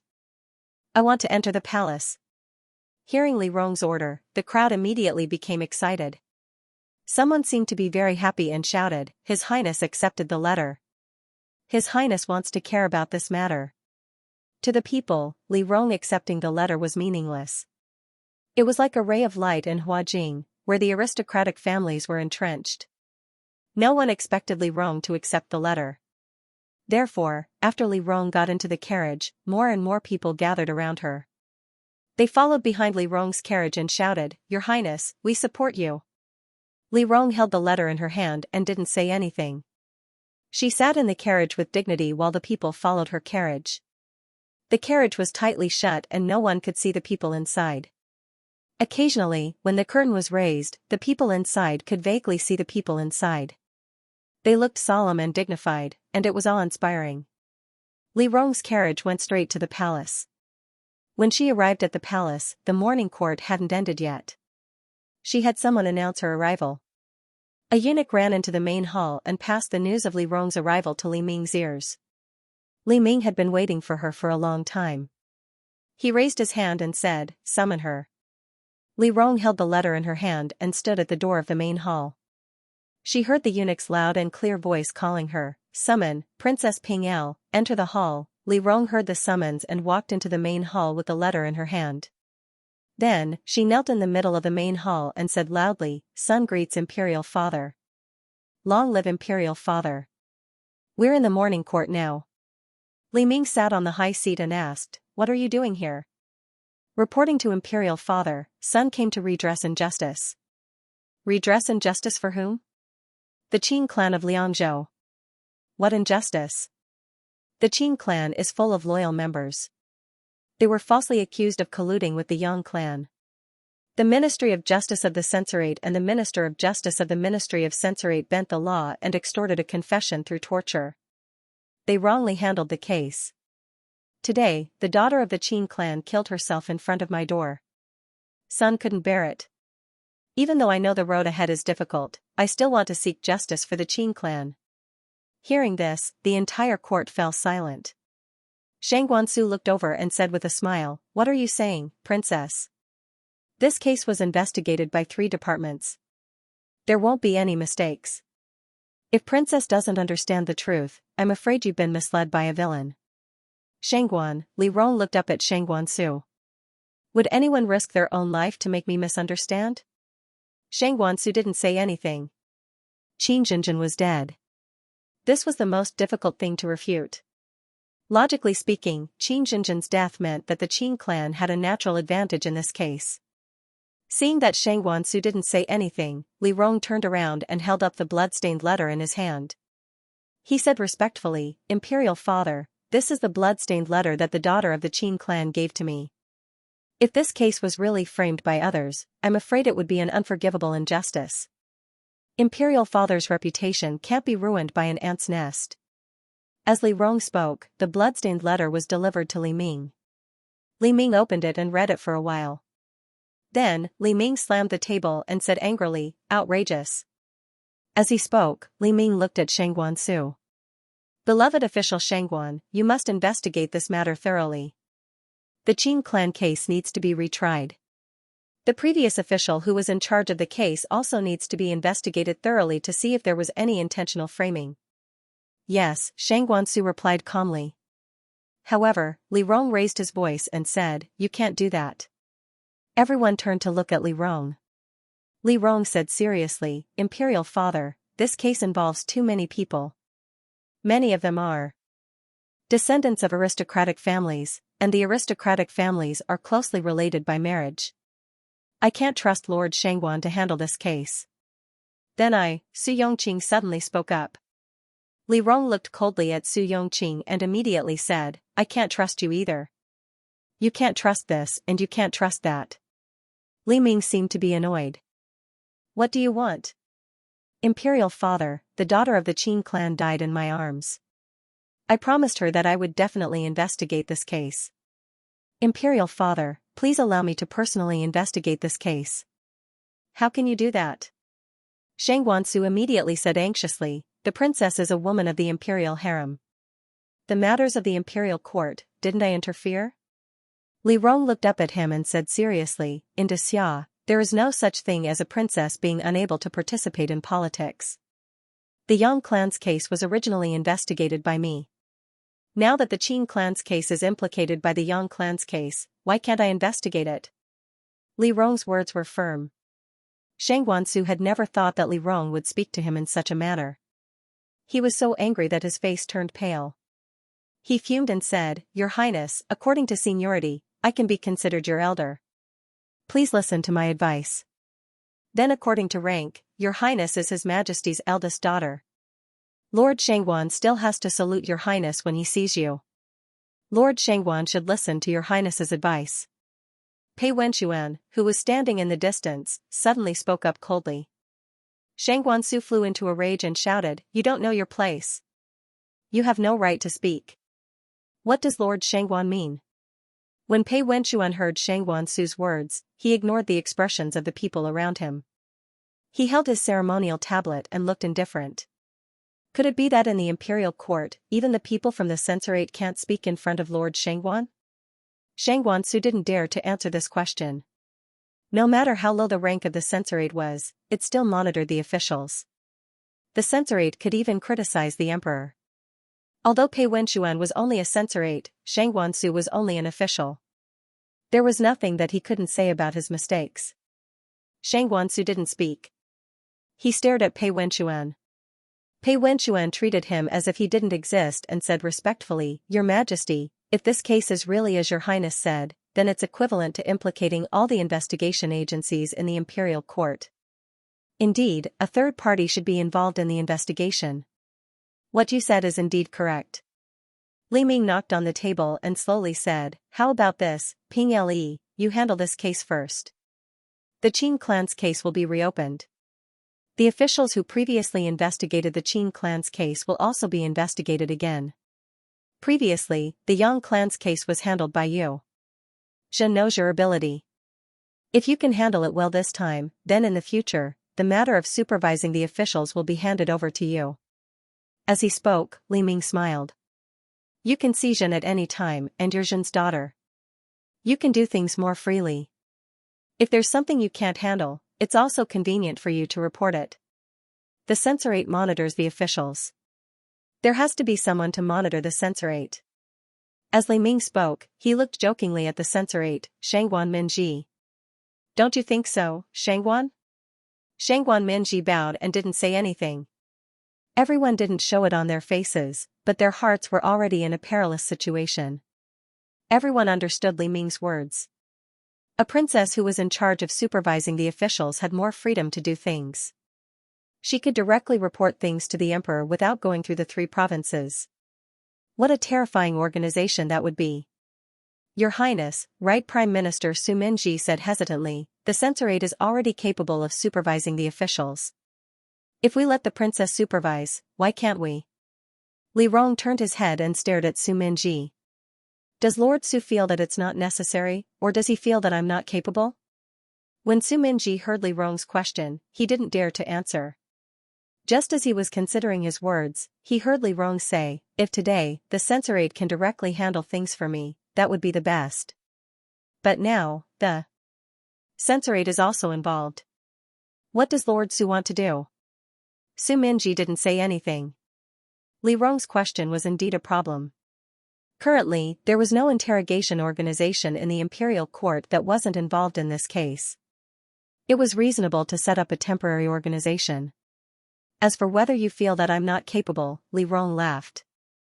Whether I'm capable or not, shouldn't I try? Could it be that Lord Su can find someone with a higher rank than me, who doesn't belong to the 3 departments, and who has investigated this case before? That's true. Su Minji said hesitantly.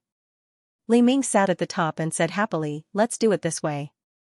Ping Eli has grown up and wants to share Imperial Father's burden. Let's give her this opportunity. Li Ming smiled and said, you can choose 500 people from the military camp in the city to help you. If you do a good job in this case, you will be rewarded. Do it well. Thank you, Imperial Father. Li Rong hurriedly responded. Li Ming propped himself up and seemed a little tired. Okay, that's it. You can leave the court. After saying that, Li Ming walked out under the respectful farewell of everyone. Pei Wenchuan walked against the crowd to Li Rong's side. He pursed his lips and said, let's go back together? Okay. Li Rong walked out with him. He lowered his voice and whispered, my performance today was good, right? Excellent. Pei Wenchuan gave him a thumbs up. The two of them were happily talking when they heard Shangguan Su's voice from behind them. Your Highness, please wait. Li Rong and Pei Wenchuan stopped. Pei Wenchuan inched towards Li Rong and whispered, trouble is coming. After Pei Wenchuan finished speaking, he and Li Rong smiled and turned around. Shangguan Su walked up to Li Rong and bowed to Li Rong. Without even looking at Pei Wenchuan, he said, Your Highness, could you step aside and have a chat with this old official?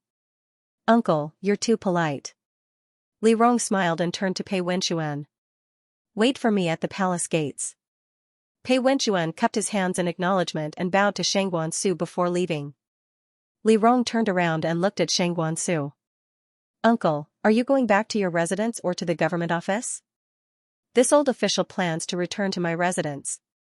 Does your Highness want to leave the palace? Yes. Then let's go together.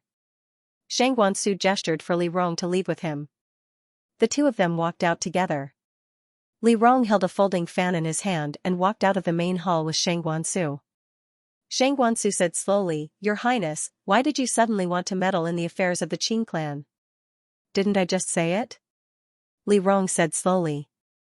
Miss Qing came to me. I couldn't bear to see the Qing clan being wronged. Your Highness is already married. Shangguan Su sighed. Why do you need to meddle so much? Uncle. Li Rong hesitantly turned around. Do you mean I shouldn't meddle in this matter? Shangguan Su and Li Rong walked down the stairs together. This matter in the northwest was originally a mess His Majesty handed to the Crown Prince. This old official was worried about Your Highness, so I contacted several clan relatives and tried my best to stabilize the northwest. Before the great victory, His Majesty made a temporary change in generals and forced Xiao Su to be the main general. There were many problems with the reward list Xiao Su submitted to His Majesty. I wonder if Your Highness is aware of this. Li Rong lowered his head slightly. I'd like to hear the details. Most of the people on the list are from the Han clan. This time, the descendants of the aristocratic families didn't receive any rewards. That's why the court is arguing. This old official understands that Your Highness wants to seek justice for the Qing clan. However, this old official's justice. Shangguan Su looked at Li Rong with an oppressive expression. How does Your Highness intend to give it to them? Li's heart to manage the clan's court. For a moment, she felt the same way Li's when he had just ascended the throne in her previous life.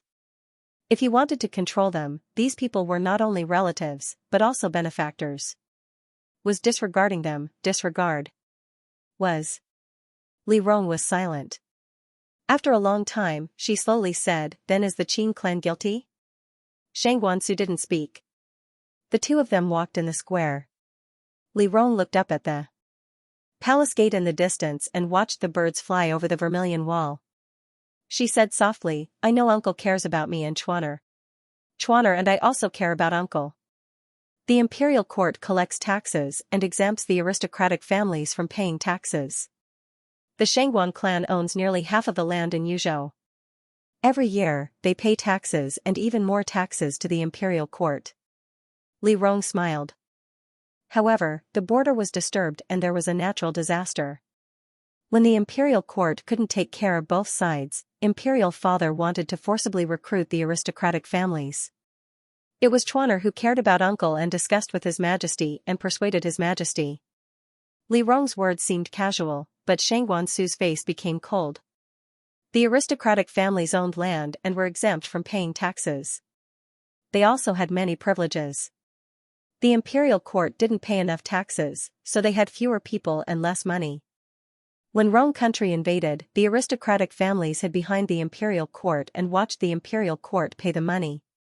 The imperial court sent the money to the border, which was controlled by aristocratic families like the Yang clan. The Yang clan was afraid of weakening themselves, so they spent money to bribe the enemy country. The Shangguan clan supported Li Chuan, and Li Chuan also had to protect the Shangguan clan. Even if the aristocratic families had accumulated all kinds of abuses, Li Chuan still had to protect them.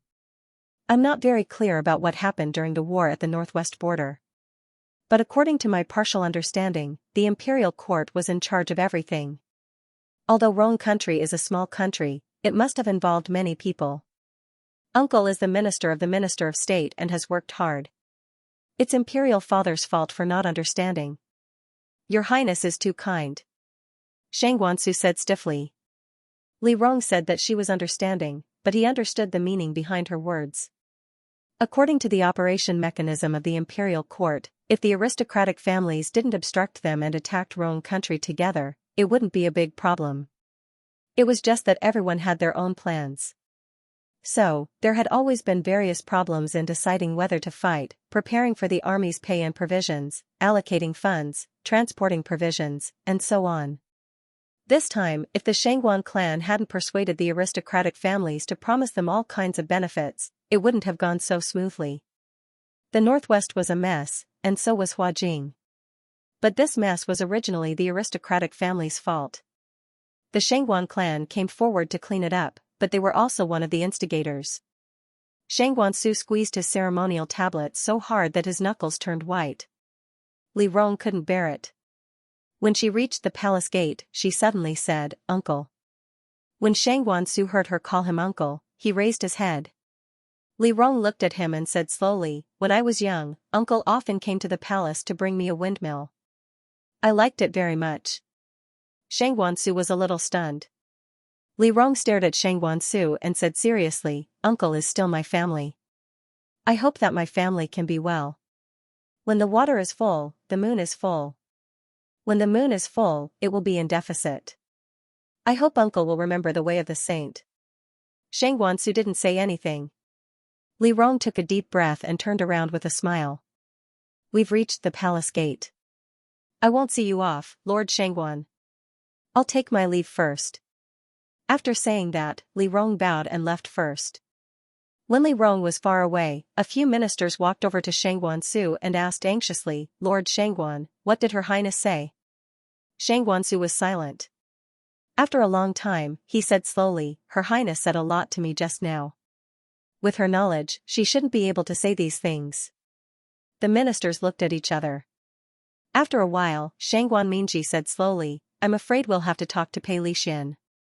That child of his family is a little too presumptuous. Young people." Shang Guansu laughed. "They're still full of vigor." Li Rong bid farewell to Shang Guansu. When she walked out of the palace gate, she happened to see Pei Wenchuan standing at the gate. He was wearing a black court robe with red stripes and was waiting for her by the carriage. When he saw Li Rong come out, Pei Wenchuan smiled. Although Pei Wenchuan was a person with a belly full of evil tricks, he was handsome and upright. When he smiled, it was like the spring breeze blowing on the green fields in April. His gentleness was full of vitality. When Li Rong saw his smile, her mood also relaxed. Pei Wenxuan came forward and looked at her with a smile. Do you need this humble subject to help your highness up? Why do you ask? Li Rong was a little puzzled. Pei Wenxuan stretched out his hand and said, if your highness is tired, please help this humble subject. Li Rong looked at him and put her hand on his, allowing him to help her into the carriage. After getting into the carriage, Pei Wenxuan said, let's go back first. When we get home, His Majesty's imperial edict and token should be here. After that, we'll go to the Ministry of Justice to investigate the Qin clan's case and take a look at the Qin family's situation. Li Rong nodded and went home with Pei Wenxuan. Not long after they waited in the princess residence, Li Ming's imperial edict, which ordered her to focus on investigating the Qin clan's case, arrived. Along with the imperial edict was the special token that Li Ming had given to her from the monitoring department. After receiving the imperial edict and token, Li Rong and Pei Wenxuan rushed to the Ministry of Justice together. As soon as they arrived at the entrance, they were stopped by the Ministry of Justice's people. Li Rong showed the token in her hand and said directly, I've come here under imperial edict to look for the secretary of the imperial household's case files. The Ministry of Justice's people were stunned. It was obvious that they hadn't received the order yet. Li Rong looked at them and said, what's wrong? Do you not trust me, or do you not trust the imperial edict? We don't dare. The guards at the door hurriedly stepped aside and said to Li Rong, Your Highness, please come in. Logically speaking, these people should be leading Li Rong in to look for the secretary of the imperial household, but none of them showed any intention of leading the way. Fortunately, Li Rong and Pei Wenxuan had already familiarized themselves with the various ministries in their previous lives, so they didn't bother arguing with them. They walked in alone and went straight to the place where the case files were kept. When they arrived at the warehouse where the case files were kept, Li Rong asked the officials below to summon the commanding officer. After Li Rong gave the imperial edict, she said directly, bring out the case files on the Qin clan's case. I'll be taking them away. Hearing this, the secretary of the imperial household hesitated for a moment, then smiled and said, Your Highness, it's not that I want to make things difficult for you, but the Ministry of Justice has its own rules.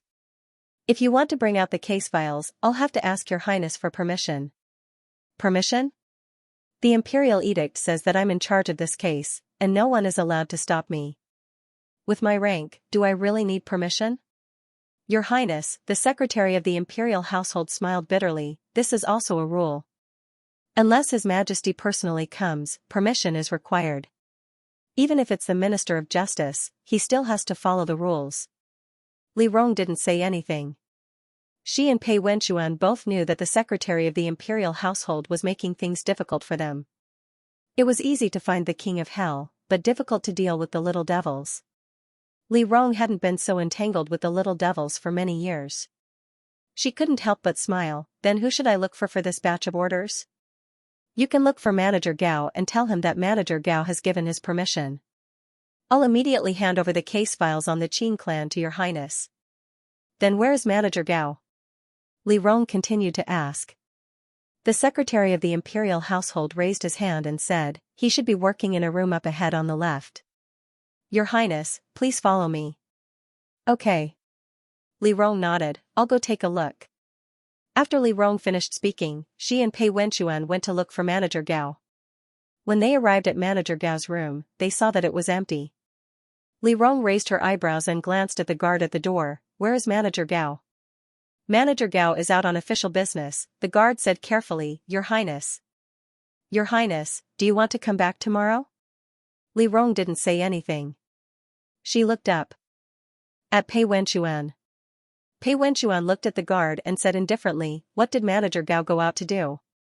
This humble servant doesn't know. The guard looked troubled. Pei Wenxuan fell silent. After a long time, Li Rong laughed, All right, then I'll come back another day. After Li Rong finished speaking, she turned around and led Pei Wenxuan out of the Ministry of Justice. After they left, Pei Wenxuan hurriedly said, Your Highness, there's no need to be angry.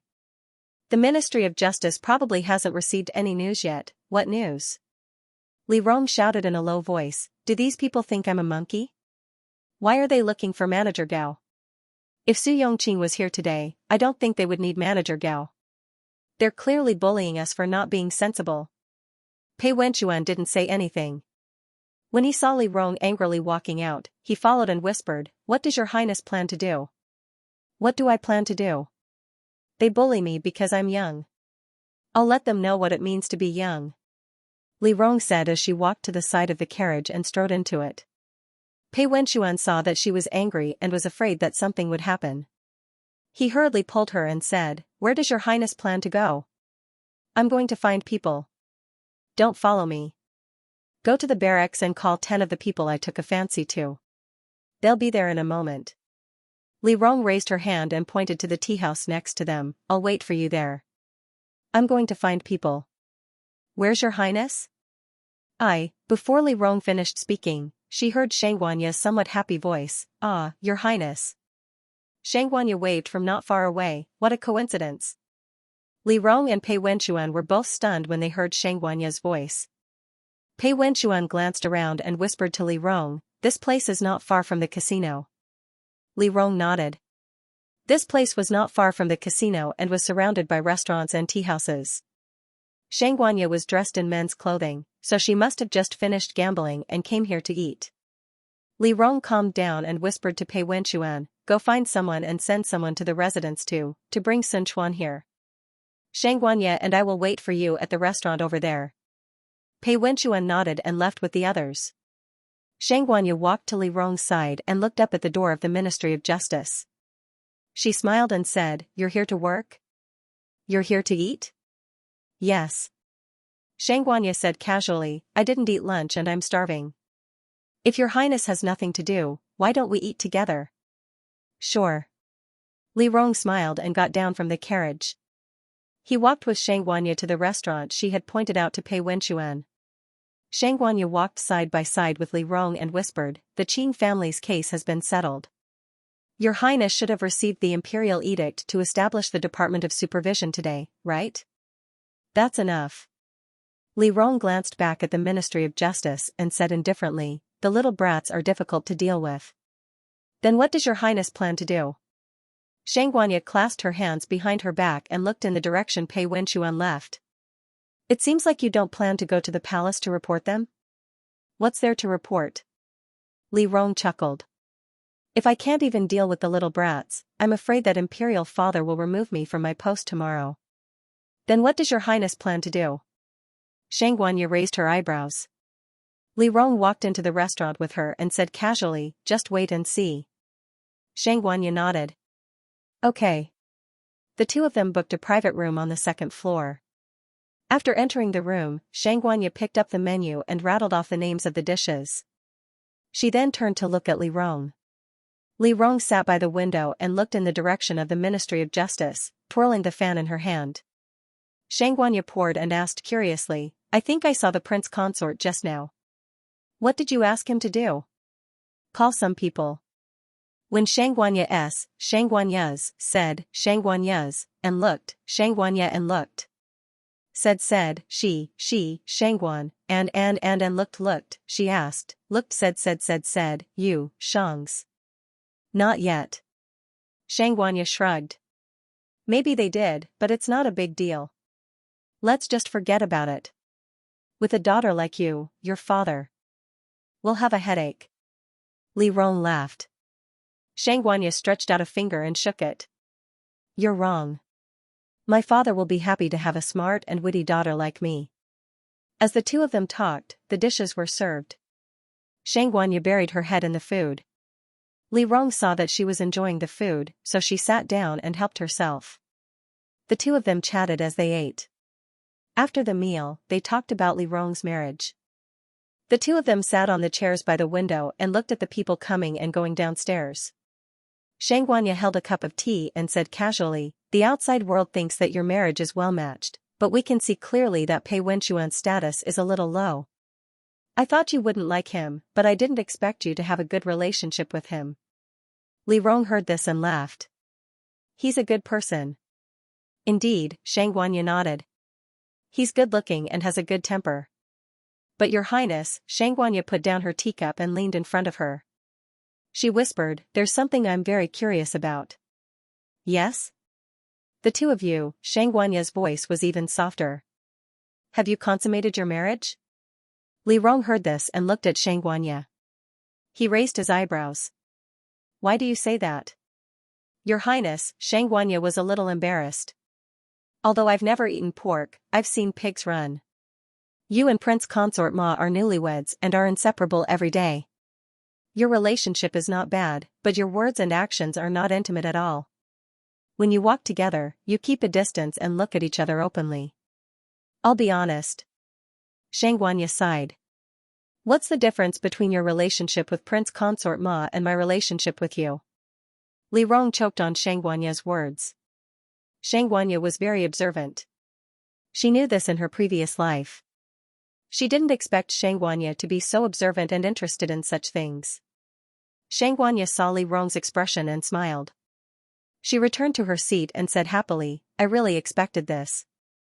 Your Highness, don't worry. I won't talk nonsense. I'm just curious about the relationship between the two of you. Li Rong wasn't worried that Xianxia would know about this. Xianxia knew her limits.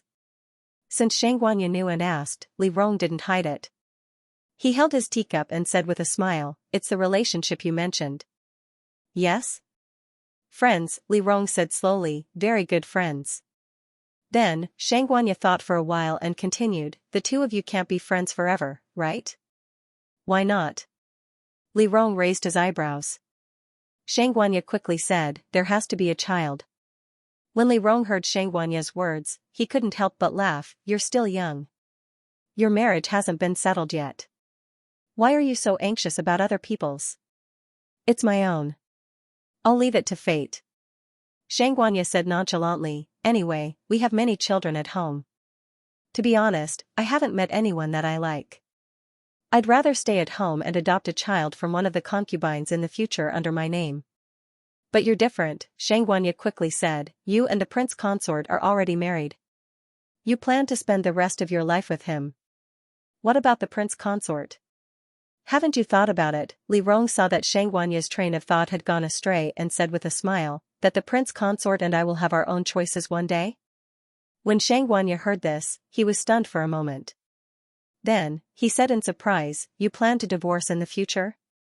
Why not? Li Rong spread his hands and said frankly, he misses his family. I can be alone for the rest of my life. It doesn't matter. In his heart, there needs to be someone to accompany him. I don't want to delay him. Moreover, there are so many handsome gentlemen in the world. Why do I have to find such a good friend? After all, men are easy to find. Sisters are hard to find. Xianxia understood Li Rong's words. The two of them smiled tacitly. Xianxia said happily, then, does your highness have a candidate in mind? With your highness's age, the good young men are almost at the age of marriage. If your highness doesn't make a move, I'm afraid that the range of choices in the future will be much smaller. I'm also thinking about what you said. Li Rong said slowly, but for now, the imperial court matters are more important. We can think about these things in the future. If there isn't a suitable one, what's the harm in raising a few male companions? Xianxia nodded. At this moment, there was a knock on the door. Then, a low and hoarse voice sounded, Your Highness, this humble servant, Sun Chuan, is here under orders. When Li Rong heard the voice, he nodded and said directly, Come in. As soon as Li Rong finished speaking, a young man wearing a half-iron mask walked in. He wasn't tall, but he was well-proportioned and looked slender. As a man, his physique was on the thin side. He stood in the room neither servile nor overbearing and respectfully bowed to Xianxia, young master. Xianxia looked him up and down, then looked at Li Rong. Li Rong introduced, This is my subordinate, Sun Chuan from the inspection department. Xianxia nodded and cupped his hands at Sun Chuan, Nice to meet you. I'm from the Shangguan clan. Have a seat. In a while, the prince consort will bring people over. When Sun Chuan heard this, he didn't hesitate and sat on the chair next to him. Li Rong touched the teacup and said slowly, In a while, the prince consort will bring a few people over. Those people are new and might not be very obedient. If they don't make a move later, you will lead them to make a move. Understand? Understood. The young man responded clearly. The 500 people from the inspection department were all selected by Li Rong a few days ago. They were all capable, but they were also aware of the current situation and probably didn't want to come in. Today, Li Rong planned to make a move in the Ministry of Justice. He brought these people over to give them a warning. The three of them waited for a while before they saw Pei Wenxuan and his men coming over. Xianxia said happily, "They're here, they're here. Your Highness, can I join in the fun? Find a mask and cover your face." Li Rong said disdainfully, "Don't let them recognize you. I have experience in this." Xianxia quickly took out half an iron mask, which looked similar to Sun Chuan's. Xianxia said seriously, "I always prepare it. I'm just afraid that someone will recognize me." She was so well prepared that Li Rong was embarrassed to ask her not to go. The three of them didn't wait for Pei Wenxuan to come up and went down together. Pei Wenxuan dared to go to the entrance of the restaurant and saw Li Rong coming down with two young men wearing half masks. Pei Wenxuan was stunned. After looking around for a moment, he suppressed the doubts in his heart and said to Li Rong, "Your Highness, they're here. Since they're here, let's go."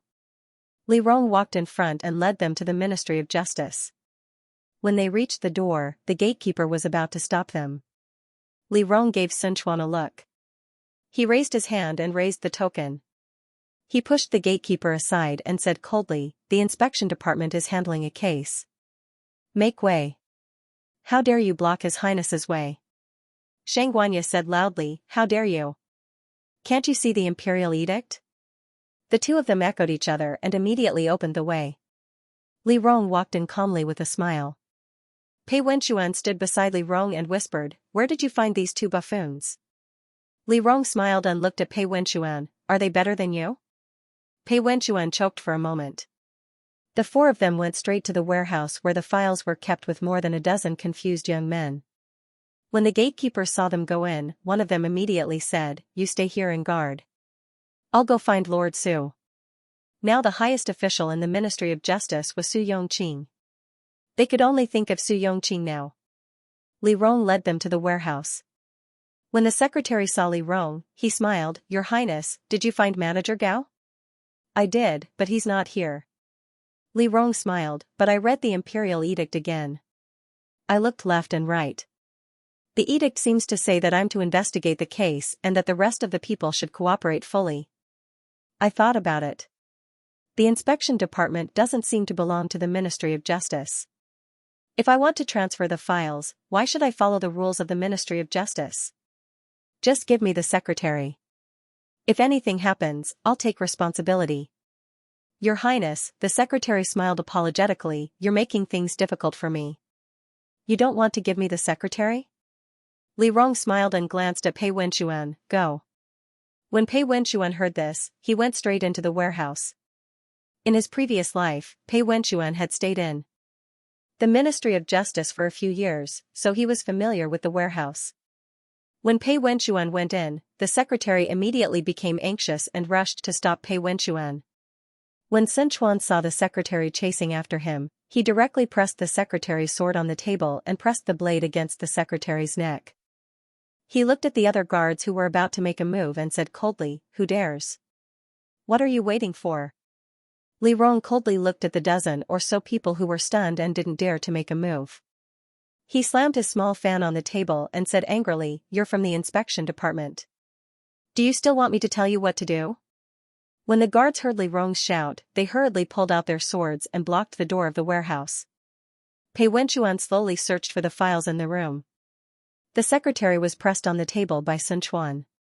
Li Rong sat next to him and casually waved his fan. The secretary panted and tried to persuade him, "Your Highness, although my position is low, I'm still an official of the imperial court. Since your Highness wants to deal with the Qin clan case, you should follow the rules. Even His Majesty wouldn't approve of such a rude and unreasonable act." "You're right," Li Rong nodded and said with a smile, "I'll be waiting for your report at the morning court tomorrow." As soon as Li Rong finished speaking, the sound of footsteps could be heard from outside. Su Yongqing led a group of people to the door. When Su Yongqing saw this scene, he frowned and said, Your Highness, what are you doing? I was ordered to investigate the Qing clan case. This secretary has repeatedly made things difficult for me and had conflicts with me. In a moment of desperation, he tried to beat me up. My subordinates were too anxious to protect their master and made a fool of themselves in front of Lord Su. As he said this, Li Rong raised his hand and said, Sun Quan, don't be rude. Sun Quan listened to Li Rong's words and released the secretary. As soon as the secretary regained his freedom, he immediately rushed to Su Yongqing and said anxiously, Your Excellency. They wanted to take the files from here without permission. I was just following the rules of the Ministry of Justice, but the princess insisted on taking the files. I didn't do anything to harm the princess. Please uphold justice for me. Oh, you're saying that I'm lying. As Li Rong spoke, he secretly used the ring on his finger to cut a wound on his arm. He raised it in front of Su Yongqing and said in a wrong tone, Lord Su, look. He hurt me. I'm a noble. Why would I hurt myself to frame him? Su Yongqing looked at Li Rong's wound and was stunned for a moment. Li Rong blinked and said, Lord Su, don't you think so? Su Yongqing only regained his senses after being called by Li Rong. The secretary next to him was shocked and said anxiously, Your Highness, there are so many people here. How could you accuse a deer of a horse? You. Official Chen, Su Yongqing finally opened his mouth and said, Don't say any more. You're injured. You can leave. As he spoke, Su Yongqing took out a white handkerchief from his sleeve. He held Li Rong's hand with one hand and wrapped the handkerchief around Li Rong's hand with the other. He gently tied a knot. Su Yongqing lowered his eyes and said, I believe Your Highness. Your Highness, you don't have to show me this wound. Li Rong didn't expect Su Yongqing to be so easy to talk to. He couldn't help but be stunned. Pei Wenchuan found the files and happily turned around. He saw Su Yongqing bandaging Li Rong's wound. Li Rong stared at him blankly. Pei Wenchuan felt as if his heart had been stabbed. He froze for a moment. Su Yongqing finished bandaging Li Rong's wound and said in a low voice, The minister is usually not in the Ministry of Justice. I'm in charge of the Ministry of Justice. If Your Highness has any trouble, you can come directly to me. There's no need to make things difficult for the people below. Li Rong heard Su Yongqing's calm voice and his mood calmed down. Pei Wenchuan took the files and walked behind Li Rong. He said in a low voice, Your Highness, the files have been found. Since you've found it, Su Yongqing said in a flat voice, I'll send Your Highness out. There are so many people here, Pei Wenchuan laughed, Lord Su, there's no need to send me out. I hope Lord Su will forgive me for disturbing the peace of the Ministry of Justice. Su Yongqing heard Pei Wenchuan's words and looked up at him, Your Highness is the head of the monitoring department. It's natural for you to be here. I wonder who Lord Pei is to break into the Ministry of Justice today. Your Highness is new to the Imperial Court. There are many things you need advice on. I'm Your Highness's husband.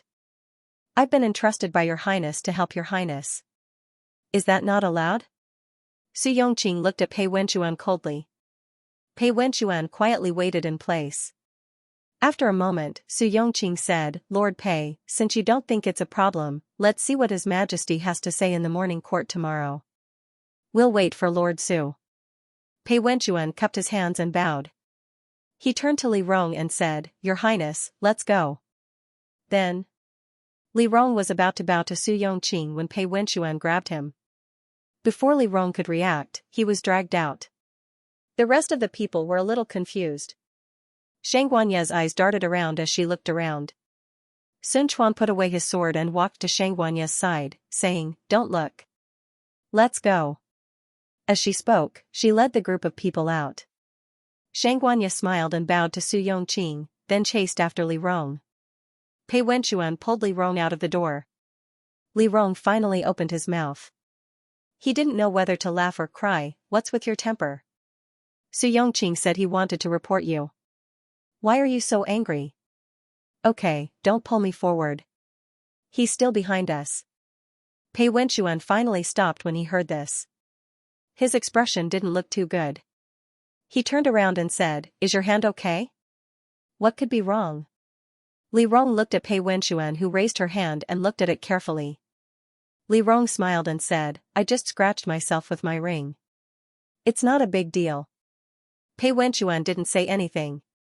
He stared at the white handkerchief in Li Rong's hand.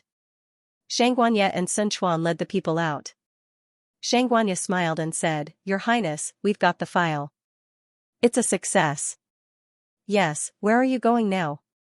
I have to go back. Xianxia thought for a moment and said, Your Highness, why don't you give me a ride? Okay. Li Rong knew that Xianxia had something to say. He turned to Sun Quan and said, You take them back to the princess mansion first. I'll be back later. Sun Quan raised his hand and saluted. Li Rong and Pei Wenxuan led Xianxia to the carriage. After the three of them sat down, Xianxia said, Send me to Jiuxian tea house. I'll go back from there later. You're quite good at acting. Xianxia smiled and didn't say anything. Pei Wenxuan didn't care about the conversation between the two girls. He pulled Li Rong's hand over and carefully untied Su Yongqing's white handkerchief. He raised his hand and threw it aside. He carefully looked at Li Rong's wound. After confirming that it wasn't serious, he took water and ointment from the side and treated her wound. Xianxia looked at the interaction between the two. After a moment, she withdrew her gaze and said slowly, Your Highness, I'll make a long story short. This may be presumptuous, but it's just a suggestion. Go ahead. According to what Your Highness said today, Your Highness is also looking for the next suitable candidate. Why don't you look for Su Yongqing? Hearing this, Pei Wenxuan froze. Li Rong raised his eyebrows and listened to Xianxia's analysis. I saw Lord Su's expression today. He doesn't seem to be completely uninterested in Your Highness. If Your Highness can win over Lord Su now, it will be much more convenient for you in the future. What do you mean? Pei Wenxuan looked coldly at Xianxia. Xianxia smiled apologetically and said slowly, I've offended Lord Pei. Today, I've heard about your future plans from the princess, so I'll give you a suggestion. If Your Highness has the intention, Lord Su is the most suitable for Your Highness in terms of character, talent, appearance, family background, and status. Why don't Your Highness make a move on this matter and stabilize Lord Su first? Not only will you win over Lord Su's position, it will make the establishment of Your Highness's monitoring division more smooth. It will also solve Your Highness's future marriage, so that when the two of you leave, the suitable young talents will be married and have regrets. Killing two birds with one stone. I think it's very suitable. I'm also thinking about this. Li Rong said slowly, but I haven't confirmed my thoughts on Lord Su. I'm not sure, but I have a good impression of him. Feelings can be cultivated. Xianxia thought for a while and said, As long as Your Highness doesn't mind, why don't I arrange it?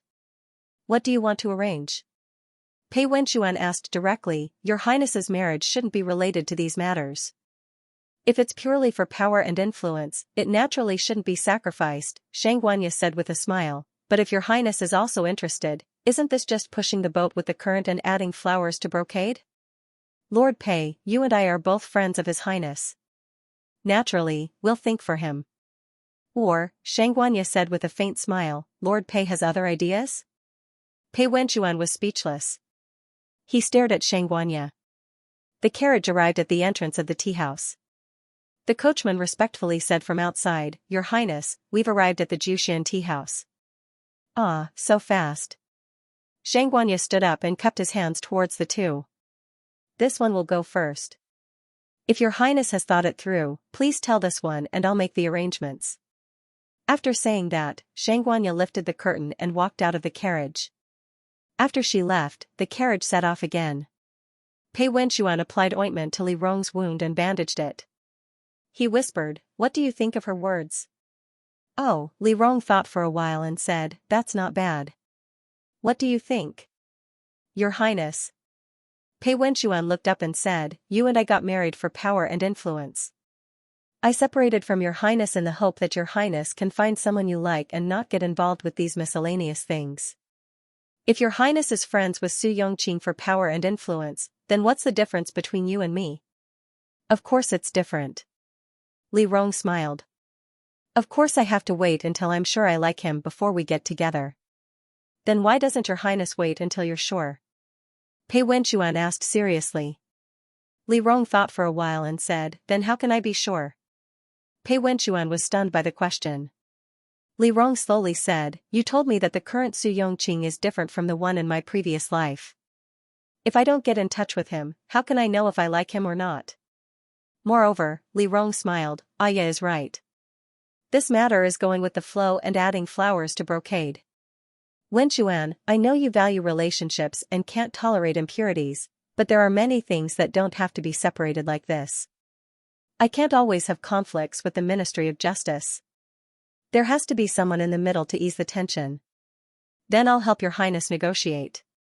Pei Wenchuan immediately said, if Your Highness feels that it's inconvenient to act in the Ministry of Justice, there are other ways. I'll help Your Highness, why can't it be Su Yongqing? Li Rong frowned and looked at Pei Wenchuan. Didn't you tell me that I should try with him? Pei Wenchuan was stumped. He looked at Li Rong's serious and puzzled expression and felt his chest tighten. There was an indescribable bitterness in his heart. He quietly looked at Li Rong and didn't say anything. Li Rong calmed down for a moment and said slowly, Wenchuan, I know you've always been hostile to Su Yongqing, but you're not the type to let your emotions get the better of you. Can you give me a reason? Pei Wenchuan slowly calmed down. He looked at Li Rong's questioning eyes. After a long time, he lowered his eyes and said, Your Highness is right. I let my emotions get the better of me. Today, I had an argument with him and was angry. When I heard Xianxia say that, I felt uncomfortable. Your Highness, you don't have to take it to heart. Li Rong listened and laughed. Why are you acting like a child? The older you are, the more immature you become. As people get older, they become more and more like children. Pei Wenchuan smiled bitterly and lowered his eyes. He changed the topic. Your Highness, it's not appropriate for you to injure yourself today because of a scribe. Don't do this in the future. I know. Li Rong saw Pei Wenchuan acting like an old woman and waved his hand. It's not a big deal. Aren't people just talking about their precious bodies? Aren't they all human? It's just a scratch. It's already too much for you to bandage it like this. Your Highness, you still have to take care of your body. Pei Wenchuan sounded tired. When Li Rong heard this, he turned to look at Pei Wenchuan. She thought for a moment and leaned over. Pei Wenchuan looked up at her and heard Li Rong say with concern, Pei Wenchuan, do you have something on your mind? It's nothing. Pei Wenchuan smiled bitterly. I'm just thinking that Su Yongqing will definitely accuse me in court tomorrow. Don't worry about that. Li Rong raised his hand and patted his shoulder. Tomorrow, Imperial Father will at most pretend to deduct your salary. What he deducts from your salary, I'll make it up for you privately. In the future, if Su Yongqing and I become friends, I'll make him compensate you tenfold. Thank you. Pei Wenchuan said indifferently. It's a small matter. This subject won't take it to heart. When Li Rong saw that Pei Wenchuan's expression didn't change, he rubbed his nose and didn't say anything else. She turned her head and said, Give me the Qin family's case file. Pei Wenchuan nodded and handed the file to Li Rong. Li Rong opened the file and quietly read it in the carriage. The file was divided into 3 parts. The first part recorded the Qin family's case from start to finish. The second part recorded the details of the investigation and the official's report and approval. The third part recorded the transcription of all the witnesses' testimonies and evidence.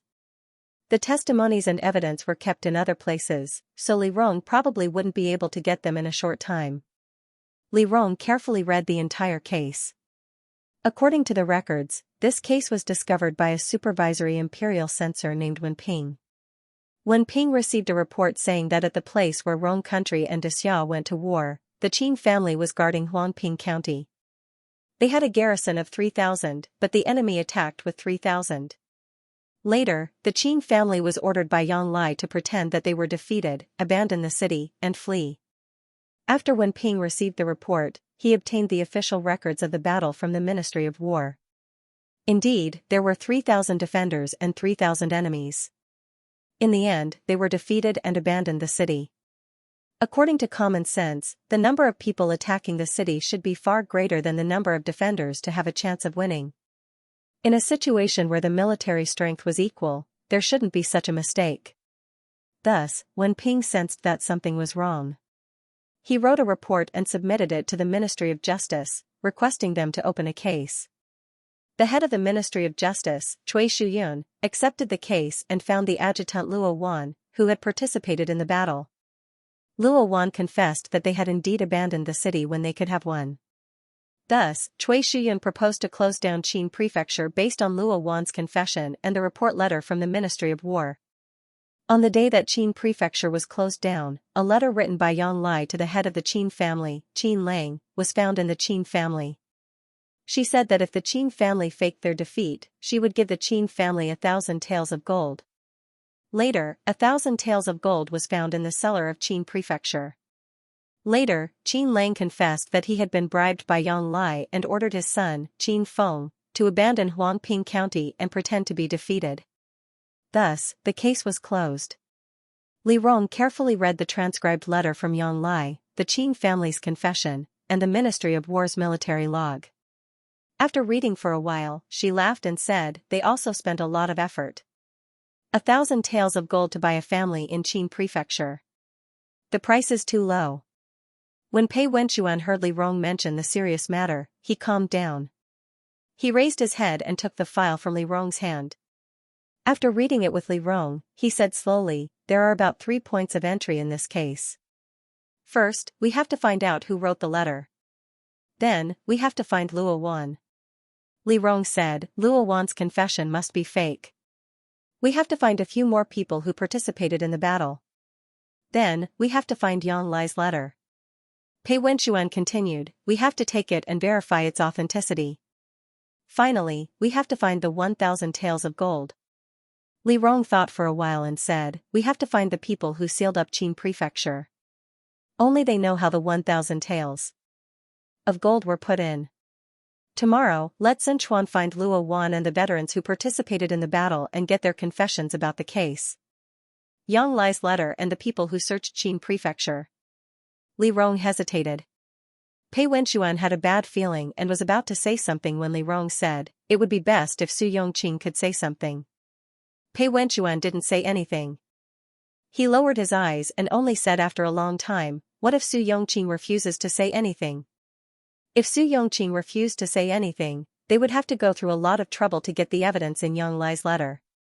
As for the people who searched Qin Prefecture, it would be even more difficult to find out. After all, the letter could be obtained through layers of pressure, but the people who searched Qin Prefecture could be dismissed with a word of "forget about it." Li Rong listened to Pei Wenchuan's words and could only say, "If Su Yongqing refuses to say anything, I'm afraid we'll have to prepare for both sides. On the one hand, we'll see if the Ministry of Justice has any other suitable candidates to recruit. On the other hand, we'll go through the proper procedures. If anyone doesn't give us evidence, we'll make trouble for them until we find them." However, this was actually a waste of their time, so it was the last resort. Pei Wenchuan responded and said, "Let's do it this way." Li Rong and Pei Wenchuan arrived at the residence. After getting off the carriage, Li Rong turned to the person beside him and ordered, "Send a letter to Miss Shengguan. Tell her to do whatever she wants. The sooner, the better." The servant was stunned for a moment, then he responded. Pei Wenchuan listened to her and said, "Does your highness have any other plans? I have to go and see those people. What about you?"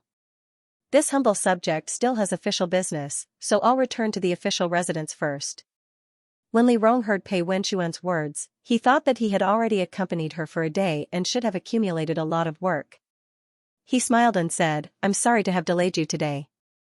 I forgot that you still have your own things to do. In the future, I'll go and do my own things, so that you don't have to do them in the middle of the night. Your Highness's business is my business. I want to accompany your Highness." When Pei Wenchuan heard that Li Rong wanted him to do something, he felt even more uncomfortable. He took a deep breath and saluted, "I'll go first." After saying that, Pei Wenchuan turned and left. After walking a few steps, he heard Li Rong say, "Just finish what you have to do. Tomorrow, I'll ask Chuaner to talk to your commanding officer. Don't be stubborn." When Pei Wenchuan heard Li Rong's words, his heart felt sour and happy. He responded in a low voice and said, "Don't stay up too late. Sleep early." "I know. Go." Pei Wenxuan went to the official residence and Li Rong entered the princess residence.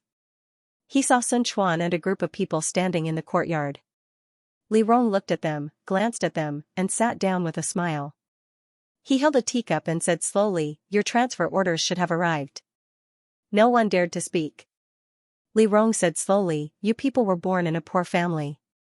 In the military camp, you're obviously capable, but you can't get promoted. Don't you feel wronged?" They looked at each other. Li Rong called their names one by one and said, "I remember all of you. In the future, stay in the monitoring division and work hard. I won't treat you badly. I know you're afraid of trouble, but I'll be frank. From the day you entered the monitoring division, you're part of it. Even if you don't cause trouble, trouble will come to you. If you do well, I'll give you the Qingyun ladder." Li Rong said with a cold face, "If you don't do well, I don't need to do anything. You won't be able to go back alive. You already have no way out, do you understand?" When they heard Li Rong's words, they had different expressions. Li Rong laughed angrily, "What? You're used to being dogs. I'm giving you a chance to be human. You're not willing? We'll listen to your highness's orders." A clever person finally reacted and understood that Li Rong was right. He hurriedly knelt down. "In the future, I'll be a member of the monitoring division. Even if I die, I'll be a ghost of the monitoring division. I'll be loyal to your highness." "Very good." Li Rong stood up and pointed to Sun Quan next. "To him, in the future, he'll be your officer. His name is Sun Quan. And you," Li Rong turned around and stared at the first person who knelt down, "you're called Tianxing, right? In the future, you'll be the adjutant. The rest of you, find the other people on the monitoring division's list tomorrow and divide them into 12 teams. Each person will lead a team and be responsible for their own tasks. Report to Tianxing. The day after tomorrow, give me a booklet. Write down your specific arrangements and have Sun Quan hand it to me." Li Rong was a little tired after giving the order. He yawned and said, "Okay, I'll go to rest first. Be careful on your way back." After saying that, Li Rong waved his hand and left amidst a wave of respectful farewells. She returned to her room, took out the Qin clan's testimony, and carefully read it. She originally wanted to wait for Pei Wenxuan, but she didn't expect that late at night, Pei Wenxuan still hadn't returned. She couldn't take it anymore. She yawned and washed up, then went to bed. Lying on the bed, she felt a little more awake. She thought about waiting a little longer. Pei Wenxuan had accompanied her for a day, and she slept soundly. If that narrow-minded person came back and saw this, he might feel that it was unfair and get angry. Li Rong thought about it, then casually flipped through a book on the bedside table and began to read it sleepily. After reading for a while, she finally couldn't take it anymore and unknowingly fell asleep. Pei Wenxuan finished his work and returned home. As soon as he arrived, a servant came up to him and brought him a bowl of pear soup. He said with a smile, "Prince Consort, autumn is dry today. Her Highness prepared pear soup for you. Drink it to moisten your body." Pei Wenxuan was stunned. This was Li Rong's habit. He nodded and took the pear soup. After drinking half a bowl, he went to the bath to wash up. After washing up, he returned to his room. When he reached the door, he saw that the room was brightly lit. He frowned and asked the Jing Lan next to him in a low voice, "Her Highness didn't sleep?" "Her Highness said that Prince Consort worked hard today. She wanted to wait for Prince Consort to return. You didn't stop her." Pei Wenxuan's heart was slightly moved. He lowered his eyes and said in a low voice, "In the future, I can't let her be so willful. Prince Consort, go to sleep first." The Jing Lan advised with a smile, "In the future, we will persuade her." Pei Wenxuan knew that the Jing Lan was comforting him. With Li Rong's temper, he couldn't stop her, let alone the Jing Lan and Jing Mei. He was somewhat helpless. He pushed the door open and was about to speak when he saw Li Rong lying on the bed. He didn't know if she was awake or asleep. Pei Wenxuan paused. After a while, he lightly walked over and stood at the head of the bed. Li Rong was sleeping slanted on the bed. It was obvious that she didn't sleep normally. Her sleeping posture had always been proper and wouldn't be like this. There was a book under her head. It was obvious that she fell asleep while reading a book. It was already autumn, but she was still only wearing a single garment. A few strands of hair covered her face. The black hair contrasted with her white skin, making her ink-black hair seem like silk and her skin whiter than snow. Pei Wenchuan quietly looked at the girl who had fallen asleep while waiting for him to come back. He felt as if he was a boat drifting in the sea that had finally found a harbor and gently docked. He was somewhat reluctant to part with the gentleness and tranquility of this moment. He sat by the bed and quietly gazed at Li Rong. He didn't do anything. He just looked at her, but he felt that he was so happy and infatuated with her. He suddenly realized that whether it was in his previous life or this life, all the things he looked forward to, yearned for, the so-called feeling of home, were actually just this moment. After returning from the official residence, he drank a bowl of pear soup. Then, he saw the proud girl taking off her armor and sleeping quietly beside him. Those were the best moments in the world that Li Rong had given him. Pei Wenchuan couldn't help but reach out and cover Li Rong's face. He stared at her. He suddenly didn't dare to imagine how he would feel if he could never have such a moment again. He felt the warmth of his hand and couldn't help but call out in a hoarse voice, "Rong Rong." Li Rong hazily sensed that Pei Wenchuan seemed to have returned. She murmured, "En? Pei Wenchuan? You're back?" Pei Wenchuan couldn't help but laugh when he heard her voice. He got up and gently carried her to the side. He said softly, "I'm back. Don't wait for me in the future, En?" Li Rong was slightly awakened by his actions. She shook her head. "I was afraid that you would be petty and angry." "How can I be so easily angry?" Pei Wenchuan didn't know whether to laugh or cry. "Don't wrongly accuse me. You're very petty." Li Rong's back was facing him. She fell asleep. "Turn off the lights." Pei Wenchuan helplessly got up. After turning off the lights, he fell asleep on the bed. He looked at Li Rong's back. Li Rong seemed to have fallen asleep. He looked at her quietly and couldn't help but purse his lips and smile. But as soon as he smiled, he felt a little scared. He hurriedly turned his back to Li Rong and didn't dare to look at her. He suddenly realized something. What was he smiling about? What was he happy about? What was he angry about? What was he afraid of? Pei Wenchuan. Li Rong slept for a while. It seemed that she only remembered what she wanted to say to Pei Wenchuan in her dream. She turned sideways. They were close. Li Rong turned over and leaned her head on Pei Wenchuan's back. Li Rong was in a daze. She leaned against Pei Wenchuan and whispered, "Don't get angry when you see Su Yongqing in the future. You're persuading me to try with him, but you're always angry. It's very difficult for me." Pei Wenchuan was stunned and didn't speak. He felt that this person was leaning against him. For a moment, he almost blurted out a sentence. "Then don't try. Just treat it as if he was talking nonsense." He regretted it. The moment this thought flashed through his mind, Pei Wenchuan was shocked. Behind him, he could hear Li Rong's calm breathing. Pei Wenchuan's body stiffened. He opened his eyes in the dark, not daring to think further. But his mind couldn't stop thinking.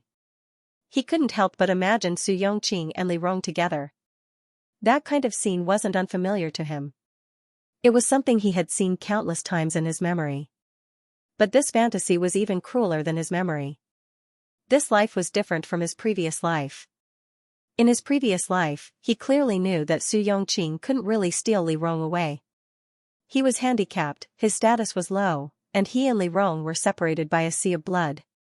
The two of them were just snuggling together in the dark for warmth.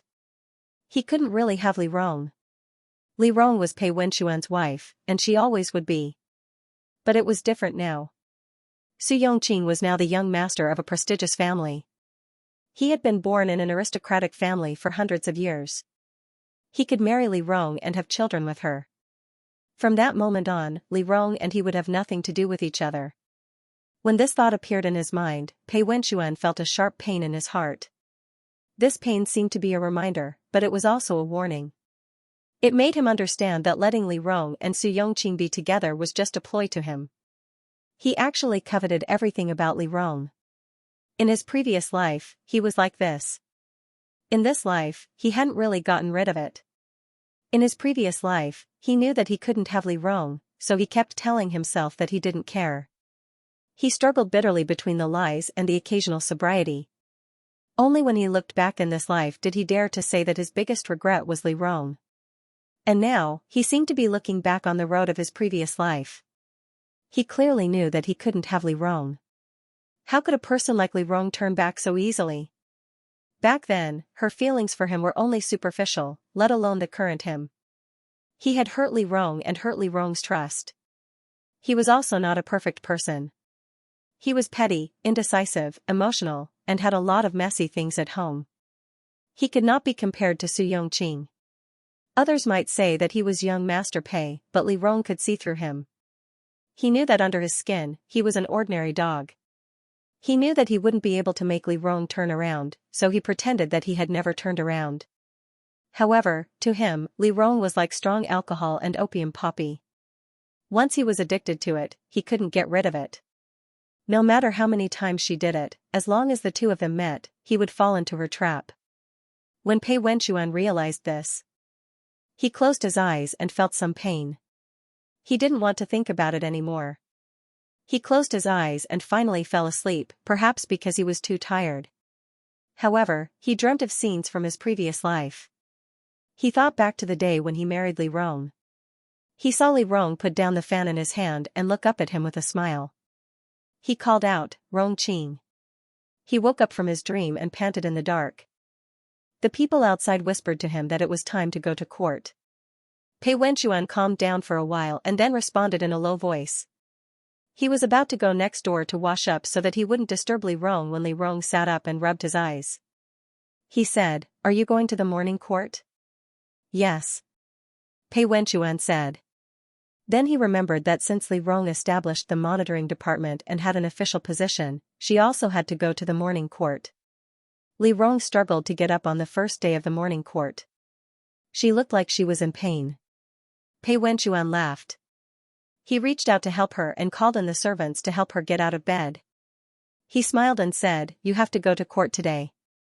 You didn't go to bed early last night. You suffered a lot, didn't you?"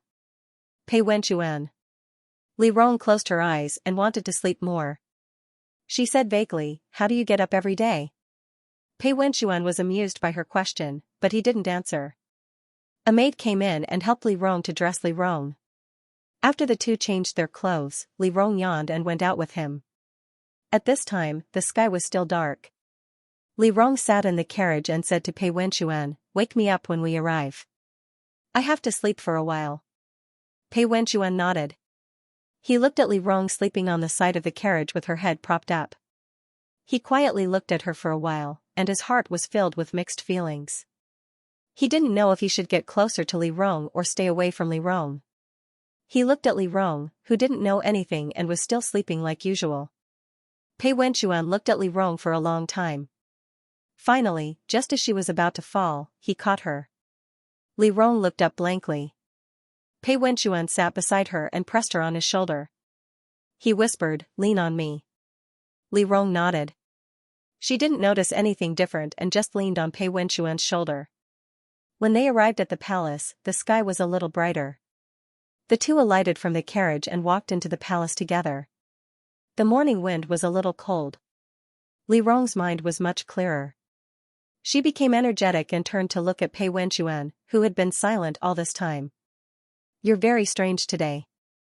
Pei Wenchuan held the ceremonial tablet and looked calm. He said indifferently, "Oh? What were you thinking today? I almost fell and you came to help me? You're not like this usually." "And?" Pei Wenchuan pretended to be indifferent. "I didn't notice. Maybe I didn't rest well. I didn't think." "That's true." Li Rong nodded. Then she thought of something and smiled. "I haven't experienced the feeling of lack of sleep for a long time. Now I finally experience it. It's too uncomfortable. In the future, when you're busy, you should be moderate. Don't be too tired." Pei Wenchuan nodded and said lightly, "Thank you, Your Highness." Li Rong saw that Pei Wenchuan was not in a good mood. She looked at him suspiciously. She really couldn't understand Pei Wenchuan's thoughts. Fortunately, the two soon arrived at the entrance of the main hall. Li Rong stood apart from him. Li Rong's status was high, so she stood at the front. Pei Wenchuan stood at the back of the line. The two were far apart, so they didn't have much to say. Li Rong stood in the crowd. Everyone secretly peeked. Yesterday, the imperial edict for the establishment of the monitoring division had been issued. Then, it was notified one by one. The people who did this were the emperor's trusted aides. It could be seen that the emperor attached great importance to this matter. Now that Li Rong really came to the court, everyone was curious and puzzled. They secretly looked at Li Rong. They wanted to see how Li Rong was going to attend the court. Everyone secretly looked at Li Rong. Li Rong knew that in her heart. She didn't have the shyness of a young girl. She was calm. She closed her eyes and stood to catch up on sleep. After a while, Li Ming arrived and began to announce the arrival of the court. All the officials flowed into the main hall. Li Rong and Shang Wansu entered side by side. One person stood in a row. After entering the main hall, she didn't have the slightest bit of embarrassment. After kowtowing with everyone, she stood up. Li Ming saw her standing in the middle of the main hall. He couldn't help but smile. Ping El, why are you standing with Shang Wandaran? Come to Zhen's side. When Li Rong heard this, she smiled and said, yes. As she spoke, she went up to the high platform and stood on the steps below Li Ming's left. This could be considered her position. When she stood in this position, everyone felt a little more confident. They knew that Li Ming had made up his mind to establish the monitoring division. Li Ming arranged Li Rong's position. He turned his head and said with a smile, my beloved officials, do you have anything to report today? After Li Ming asked, Su Yongqing and Pei Wenchuan stood up at the same time and said loudly, Your Majesty, this humble official has something to report. The two people stood up together. Li Ming was stunned. Li Ming hesitated for a moment. Then, he pointed at Su Yongqing and said, Assistant Minister Su, you go first. Your Majesty, this humble official wants to report Censor Pei Wenchuan to the Lord Pei. Yesterday, Lord Pei trespassed into the Ministry of Justice, injured the secretary, Chen Daran, and stole the files. Your Majesty, please punish this evil person severely. After Su Yongqing finished speaking, everyone's eyes fell on Pei Wenchuan. Li Ming smiled and looked at Pei Wenchuan. Pei Wenchuan, what do you have to report? Reporting to Your Majesty, Pei Wenchuan's voice was neither fast nor slow. This humble official wants to report Secretary, Chen Ping, of the Ministry of Justice. He disobeyed the edict and offended his superiors. He deliberately made things difficult for His Highness Ping Le to handle the case. He even tried to murder His Highness. Your Majesty, please investigate this matter. At the same time, Su Yongqing is Chen Ping's direct superior. He should be punished for his lack of discipline. Zhen understands, Li Ming nodded when he heard the two people's words. This matter can't be blamed on Lord Pei. Ping Le, Li Ming turned to look at Li Rong, explain. Reporting to Imperial Father, Li Rong respectfully said, Yesterday, this son received the edict and went to the Ministry of Justice to bring up the Qin clan case file. According to your edict, the Ministry of Justice should fully cooperate with this son. However, the Ministry of Justice made things difficult for this son. In a moment of desperation, this son had a conflict with Chen Daran. Chen Daran angrily attacked and was detained by this son's imperial bodyguards. Coincidentally, Lord Su arrived and thought that it was the prince consort's doing. It's like that, Li Ming nodded, then turned to look at Su Yongqing. Lord Su, is His Highness speaking the truth? Your Majesty, there's a misunderstanding, Su Yongqing slowly said. Yesterday, the imperial edict was just issued. Chen Daran hasn't been notified by the higher-ups of the Ministry of Justice. The file is a confidential item. Although His Highness brought the imperial edict over, Chen Daran didn't dare to let it pass without permission from the higher-ups. He didn't deliberately make things difficult for His Highness. When Chen Daran said that he attacked, His Highness misunderstood even more. Chen Daran's voice was a bit loud, and I'm afraid that he startled His Highness. This humble subject knows all of this. This humble subject feels deeply guilty for disturbing His Highness yesterday. Therefore, this humble subject's complaint doesn't involve His Highness, but Lord Pei. As he spoke, Su Yongqing turned to look at Pei Wenchuan. Princess is the head of the monitoring department. It's reasonable for her to go to the Ministry of Justice to bring up the file. The Lord Pei is a member of the censorate. Who gave the Lord Pei the authority to barge into the Ministry of Justice? If the Lord Pei doesn't punish us today, anyone can come to the Ministry of Justice and act so presumptuously. How will the Ministry of Justice govern people and handle cases in the future? Su Yongqing's questioning made Li Ming feel a bit embarrassed. Pei Wenchuan looked up at Li Rong, and Li Rong shook his head at him. At this moment, it wasn't impossible to argue with Su Yongqing, but Su Yongqing was right about one thing. After all, the Ministry of Justice was the country's judicial office. They were in the wrong for barging in like this. If they continued arguing, Li Ming would have to give the Ministry of Justice some face in the end. In any case, they already had the file in their hands. They had to give the Ministry of Justice a way out. Pei Wenchuan understood Li Rong's meaning and sighed. He knelt down and kowtowed to Li Ming. Your Majesty, this humble subject barged into the Ministry of Justice yesterday because I was worried about the princess. Although this humble subject is a subject, I'm also the princess's husband. In a moment of panic, I forgot my identity. Although it's reasonable, it's against the law. I hope Your Majesty and the officials of the Ministry of Justice can forgive me. Pei Wenchuan gave in. Li Ming waved his hand and nodded. All right, the matter is very clear. I asked the monitoring department to do something, but Chen Ping stopped me. Not only did he stop me, but he also injured Ping Le. It's wrong for Ping Le and Pei Wenchuan to barge into the Ministry of Justice, and it's also wrong for the Ministry of Justice to ignore my words. Give each of them 50 strikes. Official Chen's salary will be deducted for 3 months. Ping Le and Pei Wenchuan's salaries will also be deducted for 3 months. Is that enough? Your Majesty, this. There were still people in the Ministry of Justice who wanted to speak. Li Ming directly said, What, is the Ministry of Justice still not satisfied? Your Majesty is wise. Su Yongqing immediately spoke and said respectfully, This humble subject has no objections. Since Su Yongqing spoke, the others didn't say anything else. Li Ming nodded with satisfaction. All right, that's it. Lord Pei, rise. Do the other officials have anything else to say? Li Ming changed the topic. The others were tactful and didn't ask any more questions. They separated to 2 sides. Li Rong secretly glanced at the expressionless Pei Wenchuan. Seeing that he still had a straight face, he couldn't help but wonder if the current Pei Wenchuan's salary of 3 months was enough to make his heart ache. When the two went to court, the sky had just brightened. Xianxia finished dressing and went to the casino under the pretext of going to the poetry club to participate in a talk. Before she came back last night, she received news from Li Rong and knew that Li Rong had agreed to her request. So she went to the casino early in the morning. After looking around, she saw Su Ronghua betting on big and small at the gambling table.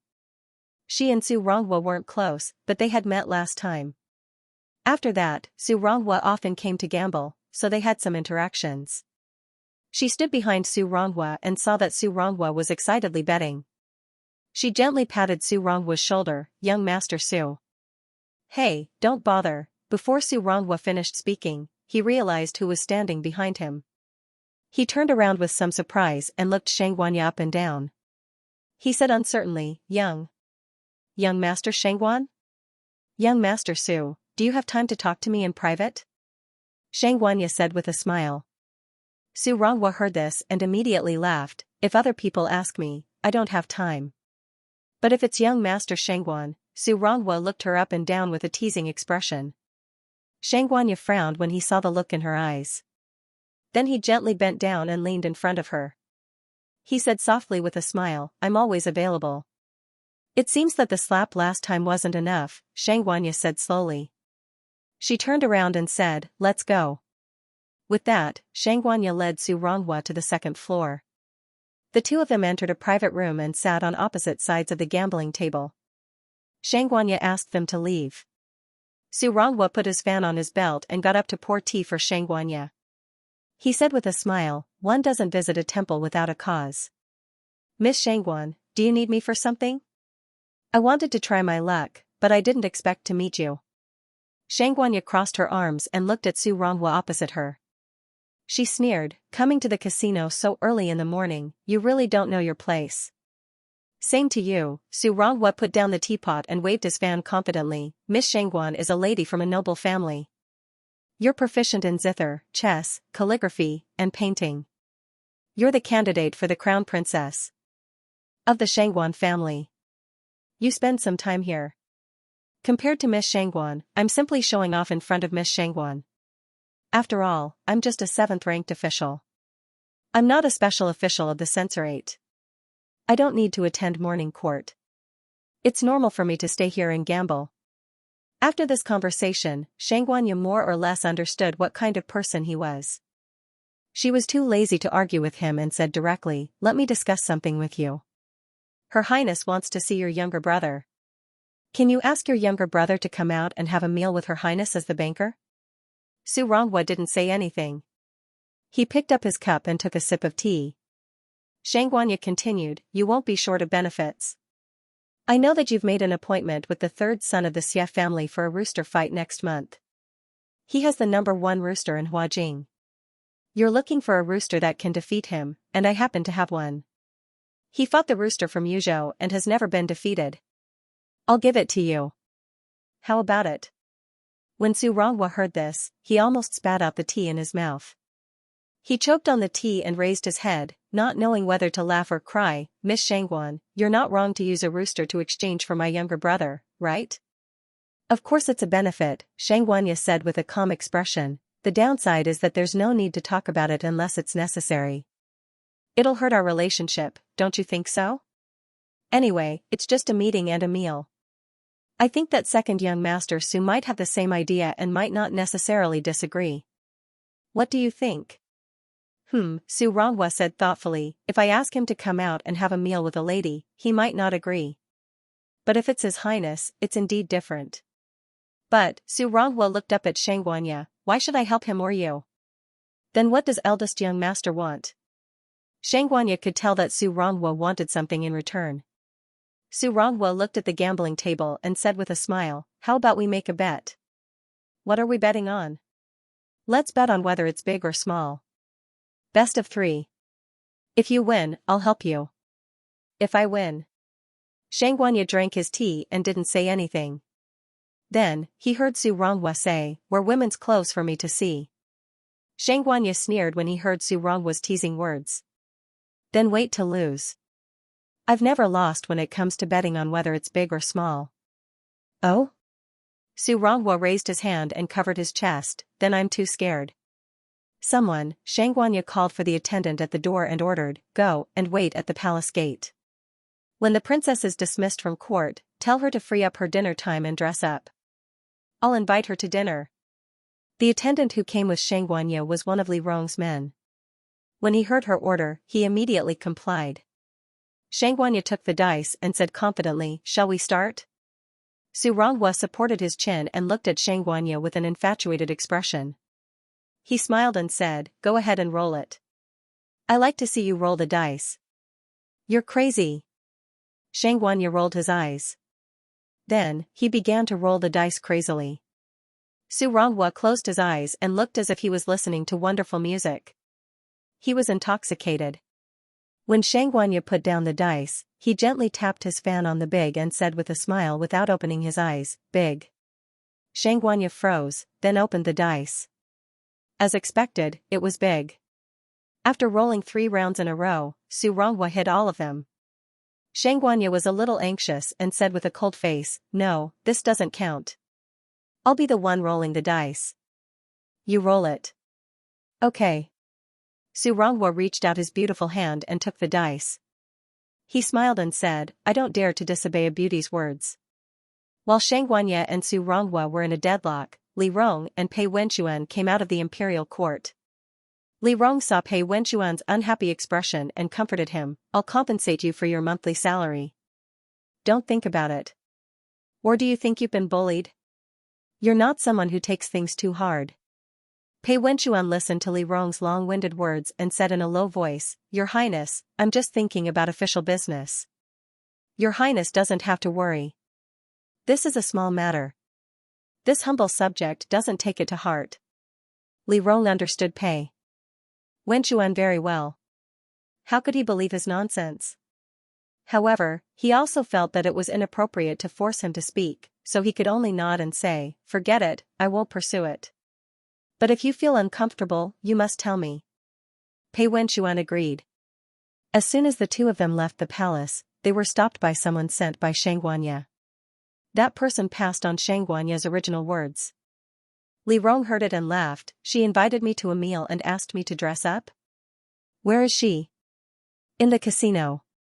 The person reported in a methodical manner, "She's gambling with eldest young Master Su."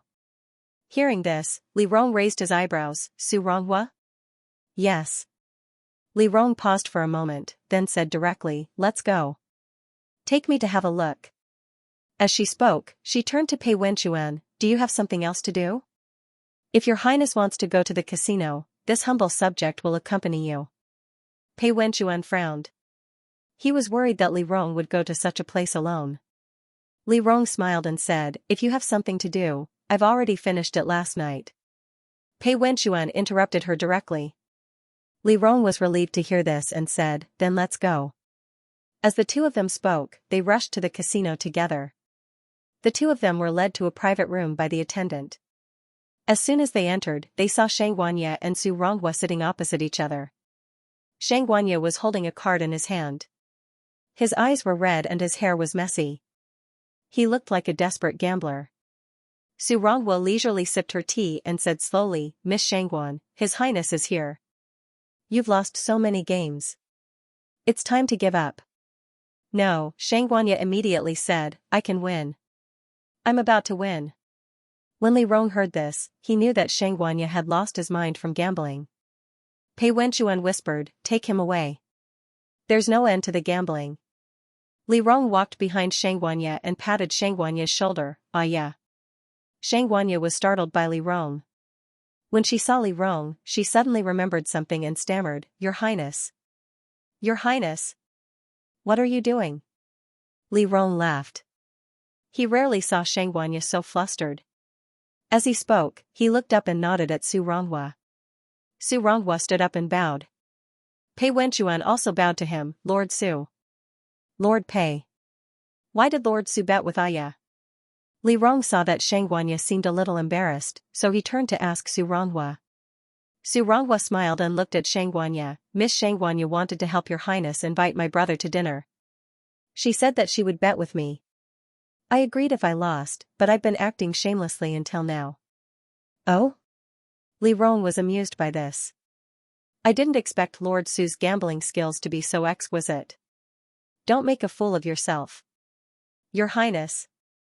Xianxia was a little embarrassed and whispered, "My luck today is not good." "You bet with him to invite Su Yongqing to dinner?" "Yes." Xianxia whispered, "I didn't do it well." "Oh." Li Rong thought for a moment, "I asked you to do this. You did your best. How about this?" Li Rong smiled and looked at Su Ronghua. "Why don't you let the Prince Consort and Lord Su make a bet? You still want to bet on inviting my brother to dinner?" Su Ronghua looked at Pei Wenchuan. Pei Wenchuan stood at the side with an expressionless face. Li Rong smiled and said, "Yes. If Lord Pei loses, I'll let Aya accompany you to dinner." "Ah?" Xianxia was a little confused. Su Ronghua clapped and said happily, "Wonderful. Lord Pei, please." Pei Wenchuan stood still. Li Rong personally pulled a chair for Pei Wenchuan and called out, "Wenchuan, come. Let Lord Su see your level." Pei Wenchuan didn't say anything. Li Rong raised his eyebrows. "Wenchuan?" Pei Wenchuan looked up at Li Rong. Seeing Li Rong's urging and expectant gaze, he took a deep breath and sat on the chair. Li Rong massaged Pei Wenchuan's shoulders and whispered in his ear, "Do well. If you win, you'll be rewarded." Pei Wenchuan lowered his eyes. Su Ronghua raised his hand and said, "Lord Pei, what do you want to bet?" "Let's push the tiles." Li Rong made the decision for him. She knew what Pei Wenchuan was good at. Pei Wenchuan's expression didn't change. Su Rongwo looked at him and confirmed, Lord Pei? As your highness commands. Su Rongwo nodded slightly and took the tiles. Pushing the tiles was to take a set of dominoes and deal them to both sides. Every time both sides started to bid, they could choose to take a tile and put it on the table. When the next tile was thrown out, they could put it on the table. Or they could take 2 tiles at the same time. The total number of tiles in their hands couldn't exceed 10, or they would immediately lose. Either side could call a halt at any time. After stopping, they would compare the number of tiles. If the number of tiles didn't exceed 10, they would win. If no one called a halt in the middle, then both sides would lay their cards on the table after the tiles were dealt. Pushing the tiles didn't just depend on luck. The most important thing was counting the tiles. Pei Wenchuan wasn't addicted to gambling, but he had few rivals when it came to pushing the tiles. The attendant cleared the table and began to deal the tiles to both sides. Li Rong stood behind Pei Wenchuan and watched as Pei Wenchuan took the tiles. Su Rongwo leisurely propped up his chin and stared at his tiles. He could choose 1 or 2 tiles. Pei Wenchuan didn't like to talk when pushing the tiles. Li Rong stood behind him and watched nervously as he took the tiles. Pei Wenchuan felt Li Rong's nervousness. His expression didn't change, but his heart felt a little uncomfortable. He wanted to lose and leave, but he knew that he couldn't do that. His feelings were his feelings. He had to help Li Rong. Whatever Li Rong wanted to do, he should help him. He couldn't stop Li Rong from doing what she wanted just because he felt uncomfortable and liked Li Rong. He was her friend. She trusted him. He shouldn't betray this trust. If he liked this person, he should help her. He pinched the tiles with force. Li Rong watched with rapt attention. He saw that his 2 tiles were already 8. At this time, he could choose to fold a tile and take a tile. He could also choose to take 2 tiles. 8 tiles was too big. Li Rong saw that he was hesitating and hurriedly said, fold. Pei Wenchuan didn't say anything. Su Rongwo laughed. It seems that Lord Pei's tiles are not small. Lord Su's tiles are not small either. Pei Wenchuan's bony hand rubbed the tiles in his hand. Li Rong saw that Pei Wenchuan didn't say anything. She didn't dare to say anything either. She suddenly understood the excitement of Xianxia's addiction to gambling. She stood beside Pei Wenchuan and waited for Pei Wenchuan's decision. After a moment, Pei Wenchuan chuckled. He looked up at her and asked, "Do you want to win?" "Of course." Li Rong answered matter-of-factly. Pei Wenchuan pushed the tiles forward and said directly, 2 tiles. Show your tiles. Lord Pei's courage is big. Su Rongwo raised her eyebrows. Pei Wenchuan didn't say anything. He took a cup of tea from the side and slowly took a sip. The attendant pushed the 2 tiles over and opened them. Both tiles were 1 point. Together with Pei Wenchuan's tiles, it was exactly 10 points. Su Rongwo laughed and pushed the tiles aside. It was exactly 9 points. Lord Su, when do you want to set the time and place? Pei Wenchuan asked as if it were official business. Su Rongwo was helpless. Tonight, at Mingyue restaurant. Okay. Pei Wenchuan nodded and stood up. Since the matter is settled, His Highness and I will leave first. Excuse us. With that, Pei Wenchuan pulled Li Rong and directly walked out. Li Rong made a goodbye gesture to Xianxia. Xianxia looked at Pei Wenchuan with admiration. Su Rongwo hesitated and said, Lord Pei, do you want to play another round? Pei Wenchuan ignored the 2 and dragged Li Rong out of the door. After the 2 left, Xianxia couldn't help but sigh. So handsome. Su Rongwo coughed softly and walked behind Xianxia. She waved her fan and said, my hand wasn't very good today. But Miss Xianxia lost so many rounds to me. How do you plan to compensate me? How do you plan to compensate me? Xianxia turned around and felt a little strange. Su Rongwo smiled and said, how about a meal? Then forget it. Xianxia waved her hand. I'm leaving. Then I'll go to the Xianxia residence to eat with Xianxia Darren? Su Rongwo continued. Xianxia immediately turned around and said gently, eldest young master Su, where do you think is appropriate? Li Rong was pulled out of the casino by Pei Wenchuan. As soon as they walked out, Li Rong laughed. What are you laughing at? Pei Wenchuan pulled her. He didn't know why, but he was a little unwilling to let go. He pretended that he didn't know anything and just held her hand as if he had forgotten. Li Rong still hadn't recovered from her nervousness. She gently pointed her small fan at her chest and said, I finally know why Aya likes to gamble. When the cards were revealed, my heart was beating a lot faster. I was actually a little nervous. Your Highness also has times when you're nervous. Pei Wenchuan pulled her forward slowly. Li Rong said slowly, yes, I didn't expect it either. But to be honest, Pei Wenchuan, Li Rong looked at him with a smile. You were really handsome just now. Pei Wenchuan chuckled. Your Highness also has times when you find me pleasing to the eye. Most of the time, don't I find you pleasing to the eye? Li Rong said. She slowly felt that her hand seemed to be warm. She suddenly realized that Pei Wenchuan was still pulling her, but the other party obviously didn't notice this. She didn't know what to say for a moment. If she reminded him, she was afraid that Pei Wenchuan would feel awkward and restrained. She was afraid that he would apologize again and again. But she didn't know why she didn't say anything. Perhaps it was because she was embarrassed, but she actually felt that her heart was beating a little faster. She raised her hand and fanned herself with the fan to drive away the heat on her face.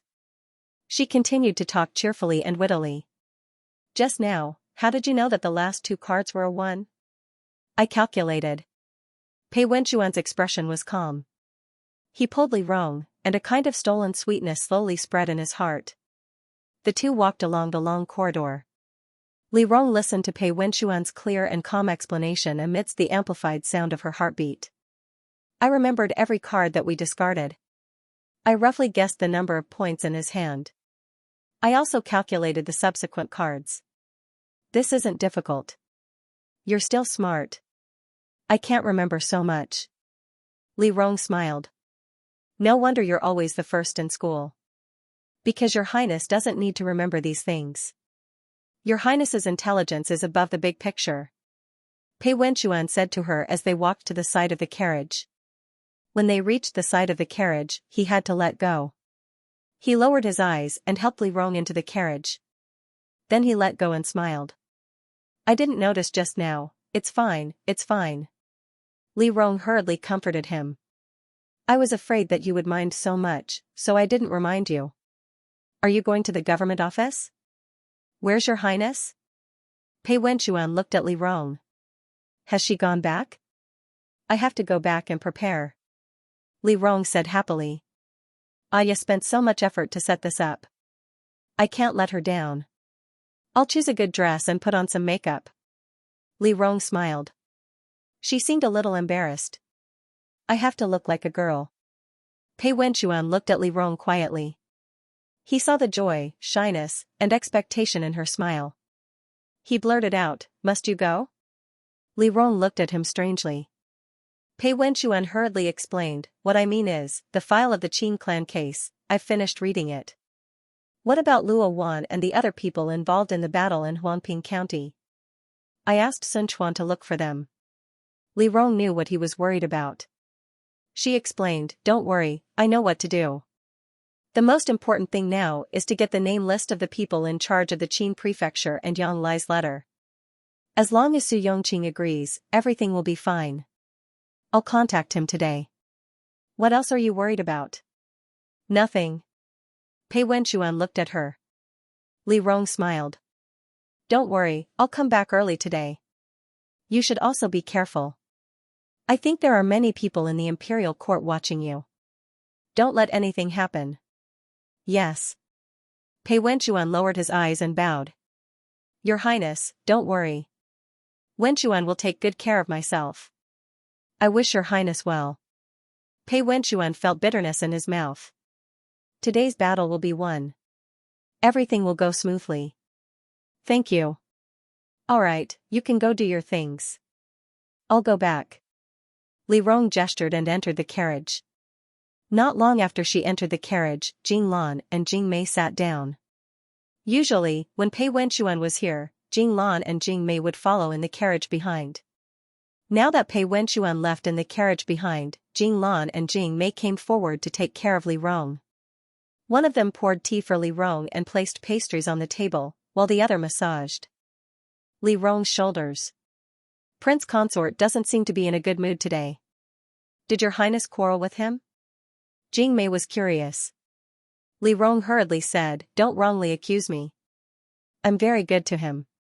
Prince Consort has been preoccupied for the past 2 days, Jing Lan said slowly.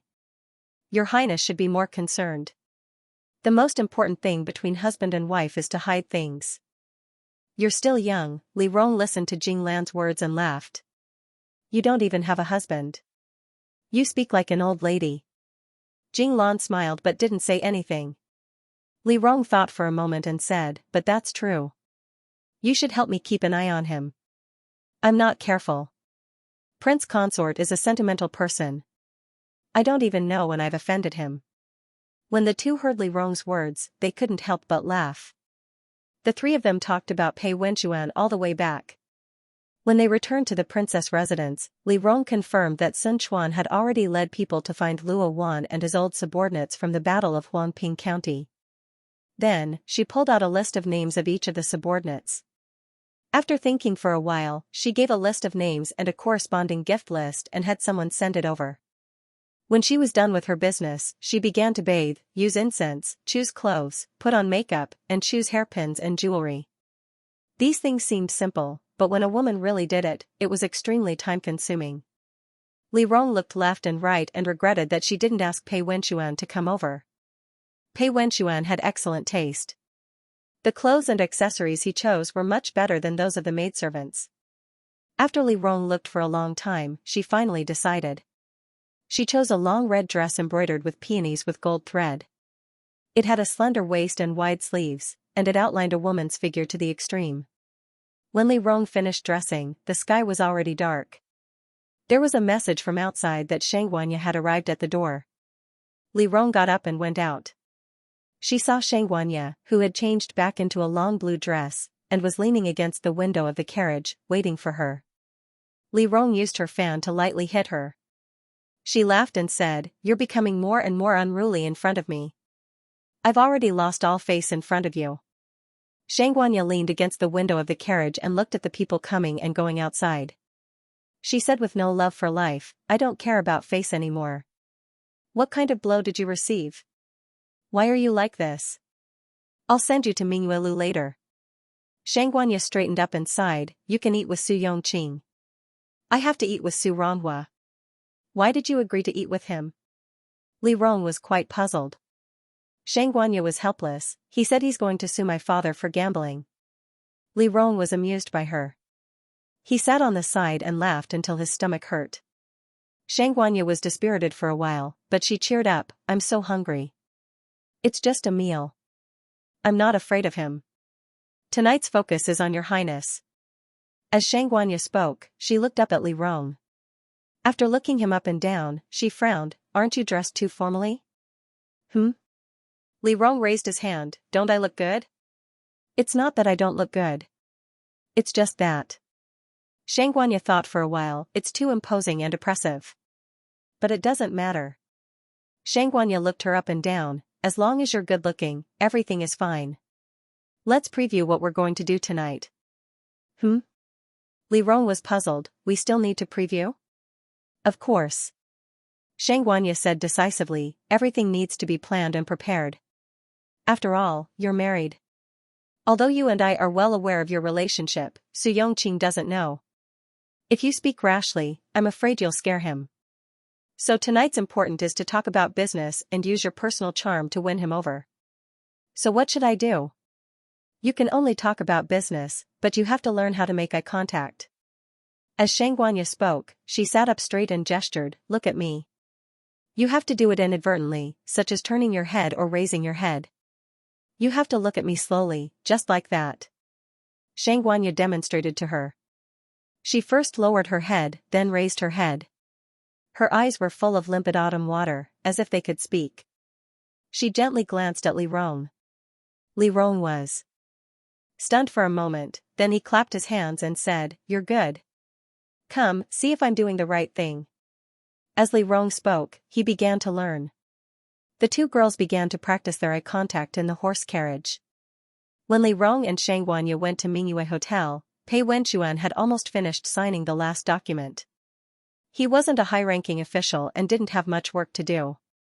He was usually very diligent, but now he couldn't find anything to do. He sat in the official residence for a while. When he thought Li Rong was about to go out, he stood up and walked out.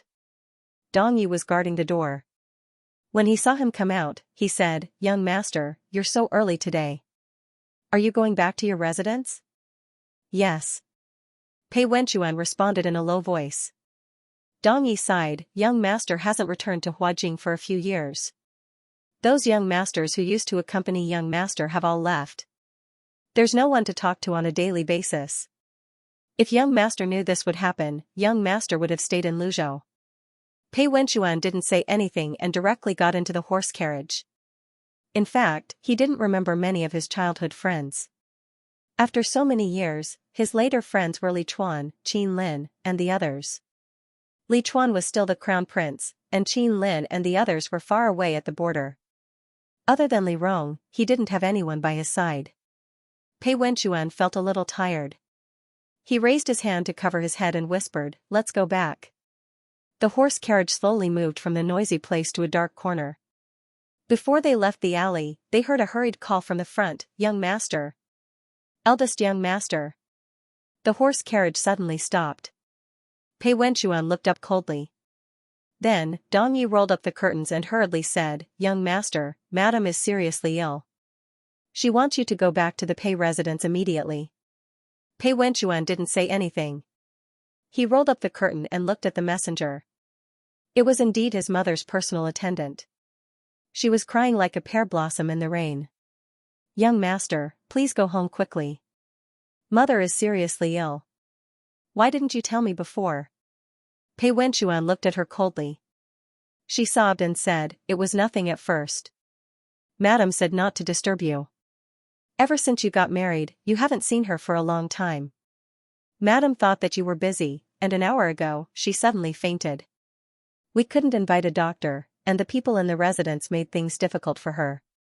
This servant didn't know what to do. Young master, don't ask any more." Dong Yi hurriedly said, "Go back quickly." Pei Wenchuan didn't say anything. He gripped the curtains tightly. After a long time, he suddenly smiled. "Okay." He turned his head and said to Dong Yi, "Go to Mingyue restaurant. When the princess finishes her business, tell her to come to the Pei residence to pick me up." As he said this, he whispered in Dong Yi's ear, "Bring more people." Dong Yi was stunned. Pei Wenchuan slowly said, "Go. Wait at the door. Don't disturb the princess." After Pei Wenchuan finished speaking, he returned to the carriage and said to the people outside, "Go to the Pei residence."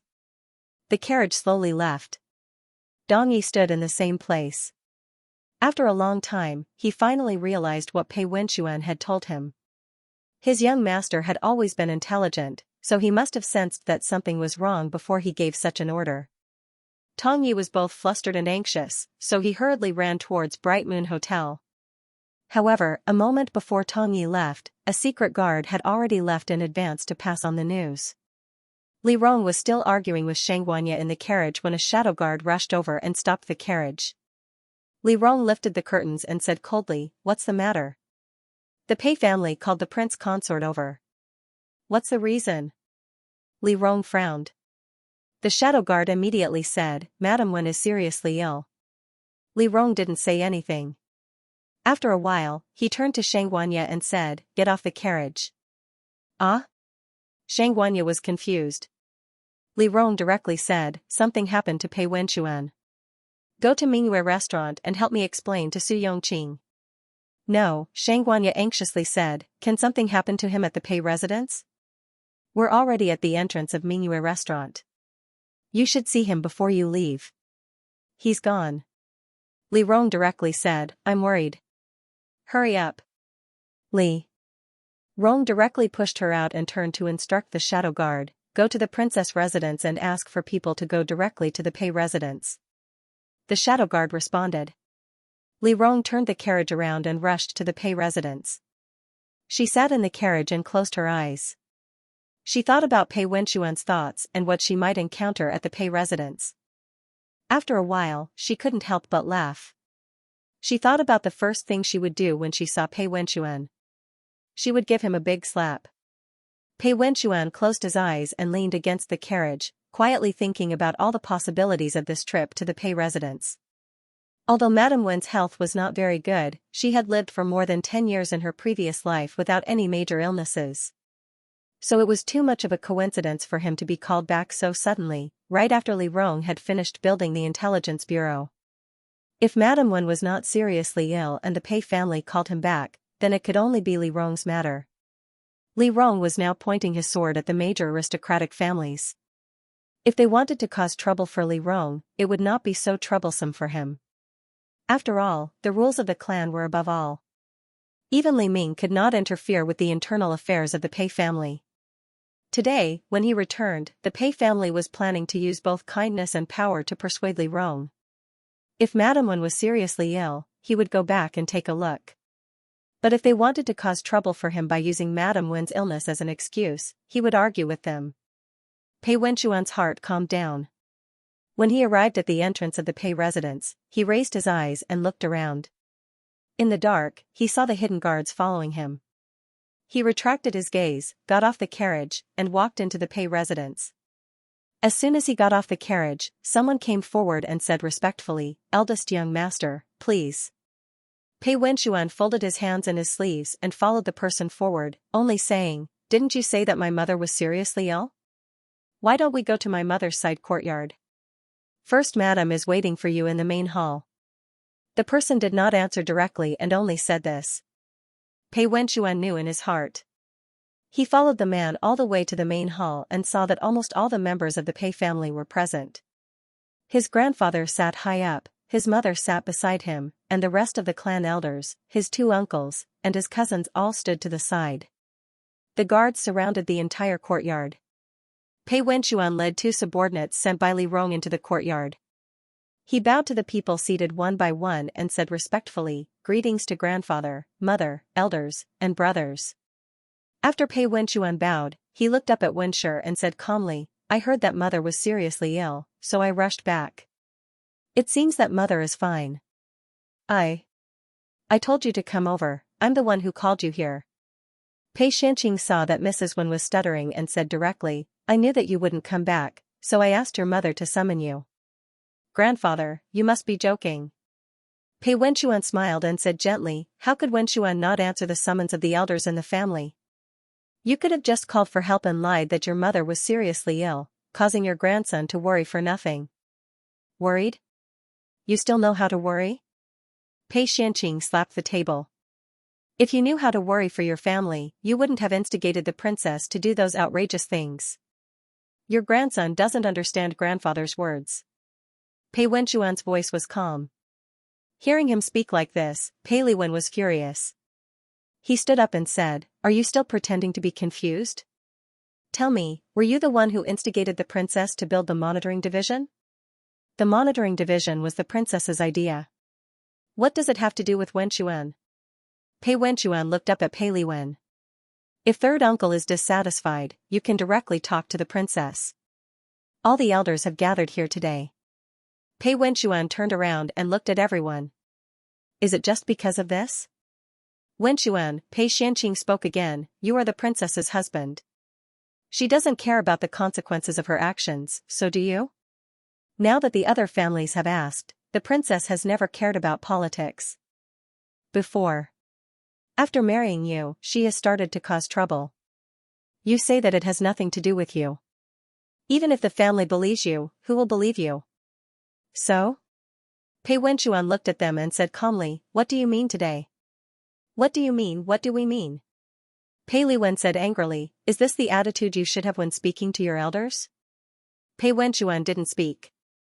He looked up at Pei Lixian, who was sitting silently at the side. Seeing that Pei Wenxuan was ignoring him, Pei Liwen rushed forward and was about to hit him. Pei Wenxuan sensed his intention and turned his head, shouting angrily, "You dare?" His shout shocked Pei Liwen. Pei Liwen was momentarily deflated. He raised his hand and said, You are a junior. Why wouldn't I dare to hit you? Third uncle, you have to think carefully, Pei Wenchuan said coldly, I am the emperor's son-in-law. If you hit me today, you are hitting Her Highness Ping Li in the face. Hearing Pei Wenchuan's words, Pei Liwen raised his hand in the air and felt a little awkward. Pei Lishan sighed and looked up at Wenshi who was sitting on the chair. He said helplessly, Sister-in-law, I already said that Wenxuan has lost his sense of propriety after marrying Her Highness. He is still young and doesn't know his limits. Sister-in-law, you have to take out your dignity as a mother and teach him more. Look, how long has it been since they got married? He has already forgotten his own Pei family. Pei Wenxuan finally heard Pei Lishan speak. He looked up at Pei Lishan, but Pei Lishan didn't even look at him. He only said to Wenshi, Sister-in-law, Wenxuan is still young. Don't let him ruin himself halfway. Second uncle is right. Wenshi seemed to calm down after hearing Pei Lishan's words. She looked up and looked at Pei Wenxuan. She took a deep breath and said, Wenxuan, you have to listen to your family's advice. You have to persuade Her Highness. You can't let her become enemies with so many aristocratic families. When the time comes, our family will be implicated. The princess is the princess. Our family doesn't have a golden shield to avoid death. So? Pei Wenxuan heard Wenshi's words and laughed angrily. Is this what they told you? What do you want me to do? Go back and tell Her Highness to stop thinking about the Qin clan's case. Your uncle is also involved in this matter. Tell Her Highness not to get involved. Okay. Pei Wenxuan smiled. You should have said so earlier. Is there anything else? Wenxuan. Wenshi could hear the sarcasm in Pei Wenxuan's words. Being stared at by so many people, she became angry and said loudly, What's with your attitude? Do you still see me as your mother? I do, but in your eyes? Pei Wenxuan looked at her seriously. Do you still see me as your son? Wenshi was stunned by his question. Pei Xianxia coughed softly and said, Daughter-in-law, this child needs to be disciplined. When Wenshi heard this, she suddenly remembered something. She stood up and said anxiously, You're rebelling. Servants, punish her according to the family rules. Pei Wenxuan listened to Wenshi's words. He lowered his eyes and laughed softly. Wenshi was flustered by Pei Wenxuan's laughter. She stuttered, What are you laughing at? Mother, Pei Wenxuan said slowly, did they tell you to hit me to give an explanation to the other aristocratic families? It can also be considered as a deterrent to the princess. In the future, every time I instigate the princess, she will find trouble with me. There will be a time when I stop. Wenshi was stunned. The servants outside rushed in and raised their hands to press Pei Wenxuan. Pei Wenxuan shouted, Don't touch me. I'll kneel myself. As he spoke, Pei Wenxuan lifted his hands to take off his outer robe and calmly placed it on the small table beside him. Then, he straightened his body and knelt down. He stared at Wenshi and said calmly, Mother, I already expected today's matter. I just didn't think that it would be you. Wenshi looked at Pei Wenxuan's eyes and was stunned.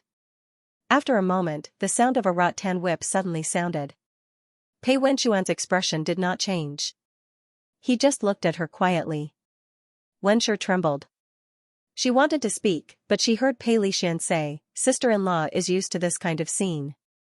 Let sister-in-law go into the inner hall for a while. Wenshi looked at Pei Lishan blankly.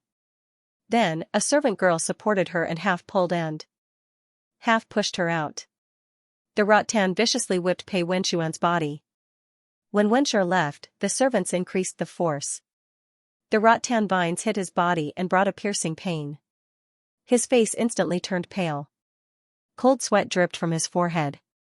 At this time, Li Rong had also arrived at the Pei residence. Sun Quan had already led people to the entrance of the Pei residence. When Li Rong arrived, Sun Quan walked forward and respectfully said, Your Highness. How long has it been since they went in? I heard that they went in less than 15 minutes ago. Sun Quan followed behind Li Rong. He lowered his voice and said, The shadow guards did not respond. Something must have happened inside. Li Rong's expression changed slightly. She personally went forward to knock on the door.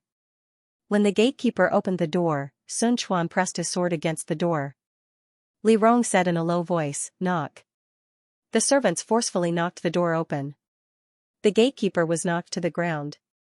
He said in shock, "You, my son-in-law just entered the Pei residence." Li Rong raised her hand and pulled out the sword from the guard's hand. She pointed it in front of the gatekeeper and said coldly, "Where is he?" "Ping. Your Highness Ping Le." The gatekeeper realized who it was and stuttered, my son-in-law is in the main hall." Li Rong ignored him. She raised her sword and turned around to lead the servants into the main hall. She knew what Pei Wenxuan wanted to do. With Pei Wenxuan's intelligence, how could he not know what they were doing at the Pei residence today? Now that the aristocratic families were eyeing them covetously, they did not dare to make a move against her. Naturally, they would find trouble with Pei Wenxuan. Injuring Pei Wenxuan was also a warning. What was Pei Wenxuan's motive for coming here today? It was nothing more than Pei Wenxuan's little scheme. He wanted to use her injury as an excuse to bite off a piece of meat from the Pei family. But did she need him to bite off a piece of meat from the Pei family? Li Rong did not know why, but she felt an indescribable anger. Perhaps she felt that she had been slapped in the face, or perhaps she felt that Pei Wenxuan was being too rash. She led the servants through the long corridor to the main hall. Sun Quan ordered the servants to step forward and kick open the door. The moment the door was kicked open, everyone turned around and saw a woman standing at the door. She was dressed in a red palace robe embroidered with a phoenix and held a sword in her hand. She led the servants to stand at the door. Pei Wenxuan's eyes widened. Li Rong saw the scene inside and laughed in anger. She walked quickly into the main hall with her sword in hand and stopped in front of Pei Wenxuan. Pei Wenxuan looked at her in a daze. Li Rong looked down at the kneeling Pei Wenxuan and said coldly, "Why are you still kneeling? I'm already here. Why aren't you standing up?" Pei Wenxuan knew that Li Rong was angry. His back was full of wounds, but he still gritted his teeth and stood in front of Li Rong. "Why didn't they inform me when they asked you to come here?" Li Rong stared at him. She wanted to raise her hand and slap him, but when she saw his pale face, she restrained her desire. Pei Wenxuan said bitterly, "Your Highness, it's not a big deal. You still have things to do tonight. So you can't just endure it here? What if I didn't come today?" Li Rong said, then turned around and looked at the crowd. "If I didn't come today, were you going to beat the prince consort to death here? Who gave you the guts to even touch this consort's people?" "Your Highness," Pei Xianqing frowned. He stood up and frowned. "Although when Xian married you and is your husband, this old official understands that you are eager to protect your husband. But when Xian is also a member of the Pei family. My Xia didn't become the emperor's son-in-law and leave the clan. He is a member of the Pei family and will always be a member of the Pei family.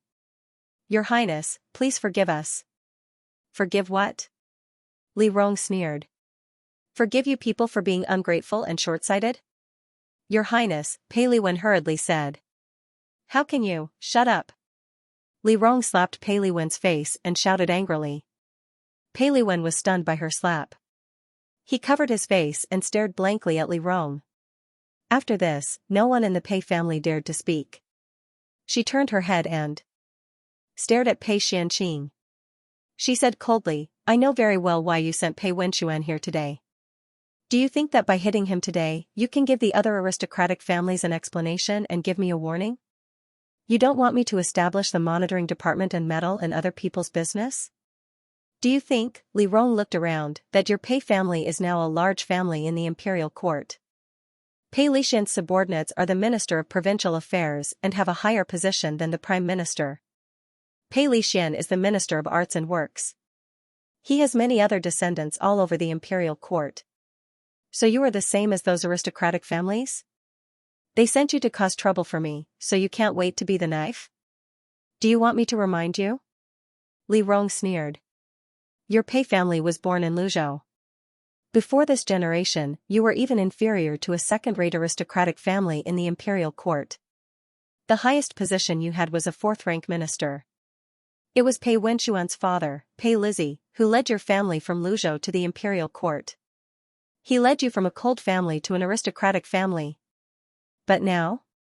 Pei Lizzie has only been gone for a short time, and you have already humiliated his orphan and widow. Your Highness, Pei Lixian said coldly. Your words have crossed the line. Crossed the line? Li Rong laughed out loud. Pei Wenxuan is the new top scorer for 3 years. He comes from an aristocratic family.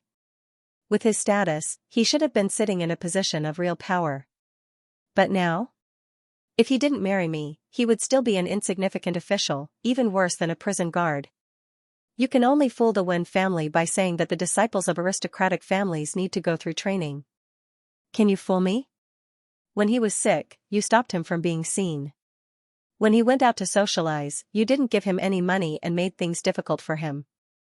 Now that he's in the imperial court, he's relying on himself to fight for a way out for the Pei clan. Why are you so blind to bully him? You said you're his family. Li Rong glanced at everyone and sneered, have you ever cared about him or helped him? The establishment of the monitoring division is my business, as well as His Majesty's. Even if you kill him, neither His Majesty nor I will stop. You must remember how your Pei clan came to be. Don't forget your origins after sitting at the top for too long. Li Rong turned to look at Pei Wenxuan. Who did it? Pei Wenxuan knew that Li Rong was angry and didn't dare to say anything. He could only point at the person. Li Rong directly ordered the person next to him, break his hand. After Li Rong finished speaking, she pulled Pei Wenxuan up and walked out. 2 men's screams came from the hall. Li Rong led Pei Wenxuan to the door. Suddenly, he remembered something and stopped. He turned around and looked at the Pei clan. Today, I'll say it one last time. Pei Wenxuan is my son-in-law. He belongs to me. If your Pei clan doesn't like him, then expel him from the family tree. I'll accompany him to establish another family. If you want to keep him, you can respect him as much as you respect me. As for Wenshi, Li Rong guessed that Wenshi was also present.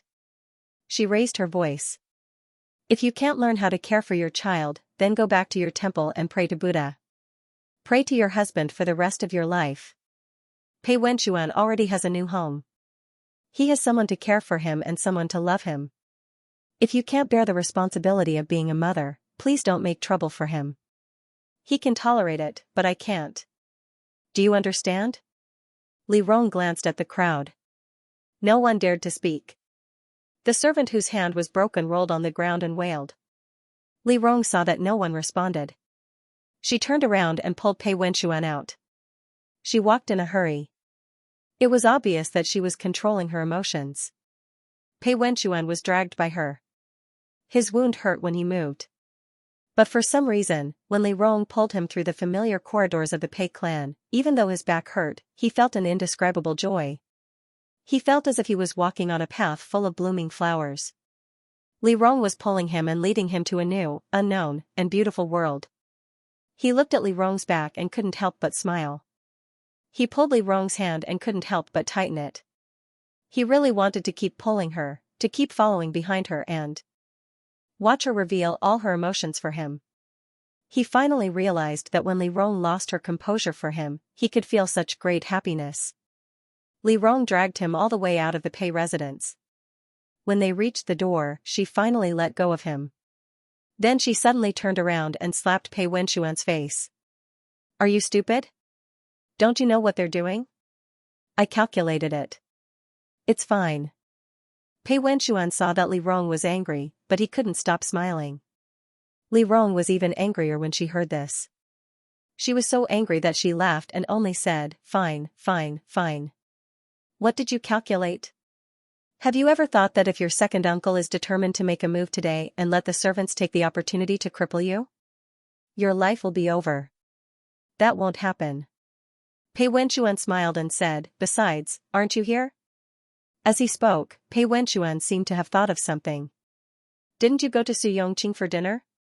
I specifically told them not to disturb you. Li Rong didn't say anything. She stared at Pei Wenxuan. She couldn't tell what she was feeling. She just looked at this person and faced everything as if nothing had happened. She felt an indescribable pain and bitterness in her heart. Pity, sadness, and pity were mixed with an indescribable emotion. She stared at him with a cold face. Pei Wenxuan. Li Rong finally spoke. When will you think more for yourself? When will you feel that you're very important? Don't put yourself at risk for everything? Pei Wenchuan didn't say anything. In fact, Li Rong's expression was no different from usual, but at that moment, he seemed to see moisture in Li Rong's eyes. Gentleness seeped into his heart, making him suddenly feel that he seemed to be a little precious. She was worried about him, cared about him, felt injustice for him, and felt sad for him. Pei Wenchuan smiled. He walked forward and hugged Li Rong. He pulled this person into his arms and tightened his arms. I'll work harder in the future. Pei Wenchuan whispered, work harder so that you won't worry. I'm not worried.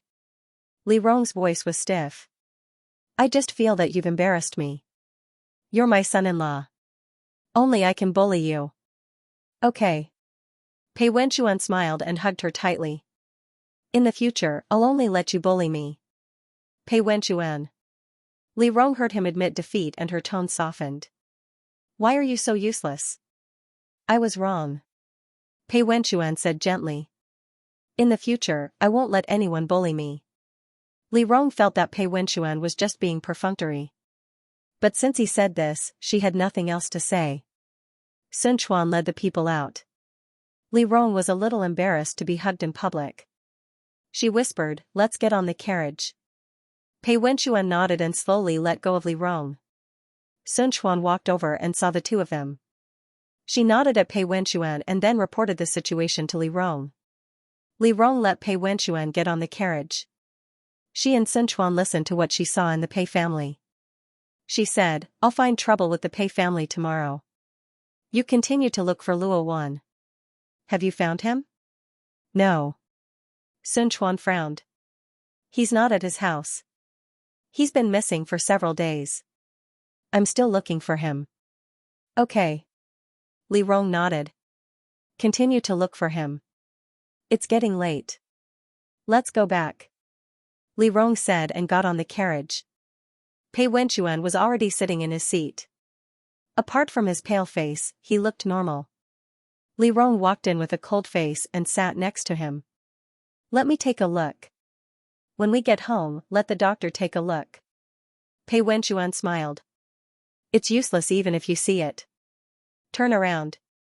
Li Rong said coldly. Pei Wenchuan's face stiffened. He looked at Li Rong's face and finally turned around. He smiled and said, don't blame me if you're scared. As she spoke, Li Rong saw his blood-stained clothes. She couldn't see it clearly in the dark, but now it was much clearer under the candlelight. Li Rong looked at him quietly. Pei Wenchuan saw that she didn't say anything and joked. What, do you want me to take off my clothes for you to see? Pei Wenchuan, Li Rong said hoarsely. Don't you feel pain? Pei Wenchuan turned his back to her. After a while, he sighed. Your Highness, I'm not the same as you. You're of noble birth. Many times, you can use your status and power to suppress others. But I can't. Ethics and morality always suppress me. I can't be like your Highness. Today, your Highness can say the same thing, but I can't.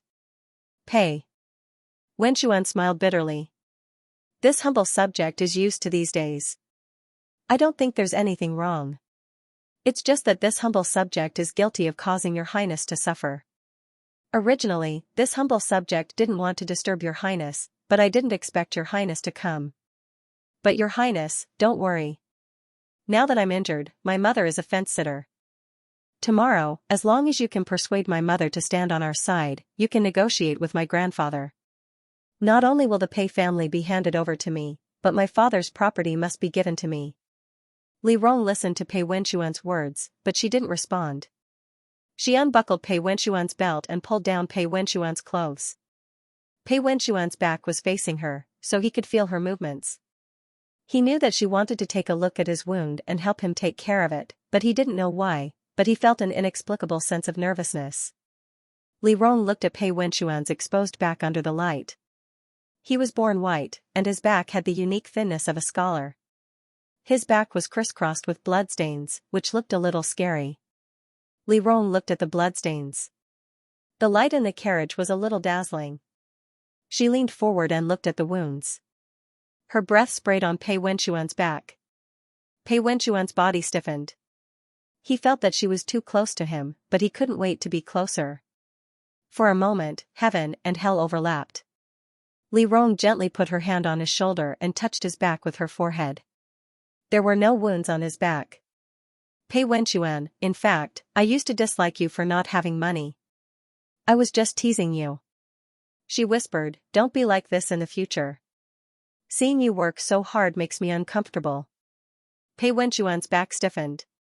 He could feel Li Rong's touch, and he couldn't think at all. He didn't dare to open his mouth, afraid that he would say something inappropriate. He could only stiffen his body and not say a word. Li Rong leaned against him.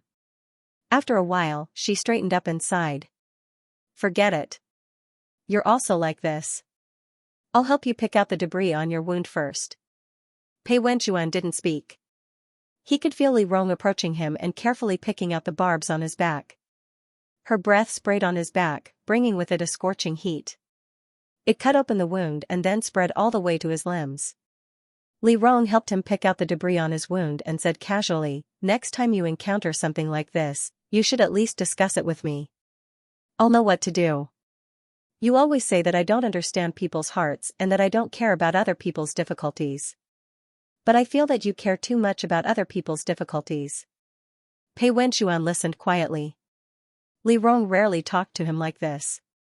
She was like a naggy old lady, casually talking about trivial things in life. You used to say that you didn't want to be like your father. Your father spoiled your mother so much that she didn't know anything. But deep down, you're really no different from your father. Your mother lived in an aristocratic family. Her husband died and left behind so many things, but she didn't want to protect them for her son. Instead, when you went to Luzhou, she was cheated out of most of them. She handed over the power to manage the family and sent her husband's money to the family. She didn't care about anything and had your second uncle send away all the old people your father left behind. You should have scolded her directly when you came back from Luzhou. Even if I did, it was useless. Pei Wenchuan sighed. She has a weak personality, can't she learn to be weak? Li Rong said angrily. She said angrily, if she can't learn to protect you, why did she give birth to you? Is she worthy of being a mother? Do you think I don't know what you're thinking? You're just thinking that she has a weak personality and can't do anything about it. That's why you never tell her about your troubles. You only report the good news and not the bad news. She hides in the temple all day long and doesn't know anything about your father. You're the only one enduring it outside. Your rotten temper makes me feel bad just looking at it. Pei Wenchuan listened without saying a word. Li Rong cleaned his wound and watched Pei Wenchuan pull up his clothes. Li Rong looked at his expression for a moment and said cautiously, did I speak too harshly? Your Highness, why do you ask? Pei Wenchuan was a little confused. Li Rong pursed her lips and hesitated for a moment. She sat beside him and sighed softly. I'm not stupid. I've thought about what you said to me seriously. You said that I don't know people's hearts, and that's the truth. I always think from my own point of view, and there are many things that I can't take into consideration. You were injured at home today. If I say anything that makes you sad, you can tell me. Pei Wenchuan couldn't help but laugh when he heard this. Your Highness, don't worry. Actually, when Your Highness came back to find me that day, no matter what Your Highness says, I won't be sad. Li Rong heard Pei Wenchuan's words and turned her head suspiciously. Why? Because Your Highness is willing to turn back for me. I know that Your Highness cares about Wenchuan. Li Rong laughed when she heard this. You're really thinking more and more highly of yourself. Pei Wenchuan chuckled. After all, we've been together for so many years. At least we're friends, right? Li Rong listened to Pei Wenchuan's words and looked at Pei Wenchuan's calm expression. She looked at him for a moment and finally said, forget it. Tonight's matter is over. But whether you think I'm right or not, you should listen to my words for the time being. Don't always think about others. If you want something, you have to fight for it yourself and get it yourself. Whether the other party accepts it or not, it's their business. But you can't refuse it. Wen is your mother. Whether she's weak or incompetent, she has to fight for you. You can't put yourself in trouble for her. But, Pei Wenchuan looked at Li Rong seriously. What if she doesn't want to? Then won't she refuse? Li Rong was quite puzzled. Whether she wants to or not, you have to give her a choice. Whether she wants to help you or go back to her own temple, she has to make her own decision. You can't cut off her choice from the beginning. But I know that path is better for her. Pei Wenchuan's voice was a little hoarse. Li Rong shook her head. Pei Wenchuan, only the person involved knows which path is better. Pei Wenchuan didn't say anything. He looked at Li Rong quietly. The girl in front of him had the face of an 18-year-old girl. She was as beautiful as the morning dew, sparkling and bright. But her eyes were clear and bright. She looked at him quietly. There was a worry in her eyes that didn't exist in her previous life. There was also a gentleness that didn't exist in the 18-year-old Li Rong. This was the new Li Rong. At the beginning of his rebirth, he wanted to marry the 18-year-old Li Rong because he thought that they could start afresh. When he knew that Li Rong had been reborn, he felt that their mortal fate was over. But now, he realized that at any time in his life, if he wanted to, he could start all over again. He was different from the past. Li Rong was also different from the past. He was changing. Li Rong was changing. Li Rong was like a child, groping her way forward. Even if her head was broken and bleeding, at least she was changing and changing. So why couldn't he live a new life like he had in the past? In his previous life, he had watched Li Rong and Su Yongqing be together for 20 years. It wasn't that he couldn't win or steal. He could even secretly kill Su Yongqing. But he thought that Li Rong had chosen Su Yongqing. So even if he was jealous and painful, he would respect Li Rong's choice. But in this life, they hadn't even started. Why should he give in? He should fight and steal. He should put the choice in front of Li Rong. Whether to stay or leave, at least Li Rong should give him an answer. Countless crazy thoughts were surging in his mind, but he didn't show any of them. He was like Li Rong. Once something important was involved, they would suppress all their emotions so that no one would be able to see any trace of it. He looked at Li Rong and suppressed all his emotions and desires. He chuckled. Your Highness, I will think about it. It's best if you can think it through.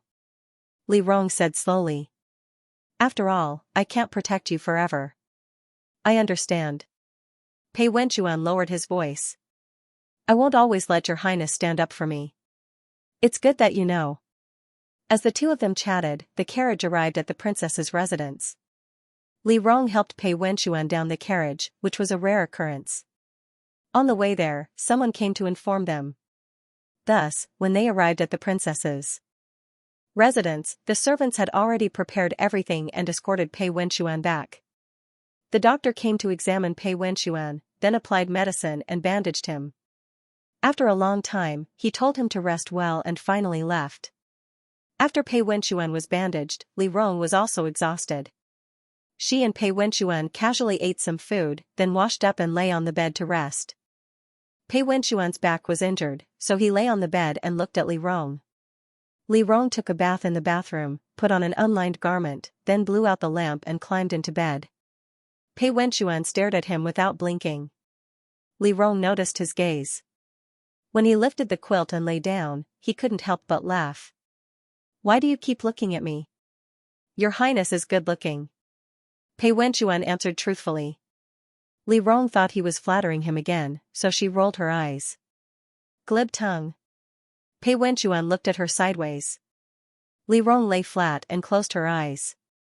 After a while, she felt Pei Wenchuan was still looking at her. She couldn't bear it anymore, so she opened her eyes and smiled. What are you looking at? I can't sleep with you like this. Li Rong turned her back to Pei Wenchuan and complained. Go to sleep. You don't have to go to court tomorrow, but I still have to. Pei Wenchuan looked at Li Rong's back for a while, then said, Your Highness, what do you think of me? Li Rong didn't understand why Pei Wenchuan suddenly asked this question. Then, she heard Pei Wenchuan say, My father is a very good person. When I was young, I always hoped that I could live like my father, but my father was like a mountain. No matter what I did, I couldn't climb it. When I was young, my mother always said that I was not as good as my father. If other children had any achievements, their parents would be very happy. But no matter what I did, my father would only say that I was very good, and my mother would only say that I was not good. That's why I never knew what kind of person I was. I want to hear your highness's evaluation. Pei Wenxuan's voice was very light, but when Li Rong heard it, she felt a little sour in her heart. In fact, she understood Pei Wenxuan's words. Pei Wenxuan didn't know himself, but she knew that deep down, he always felt that he wasn't good enough.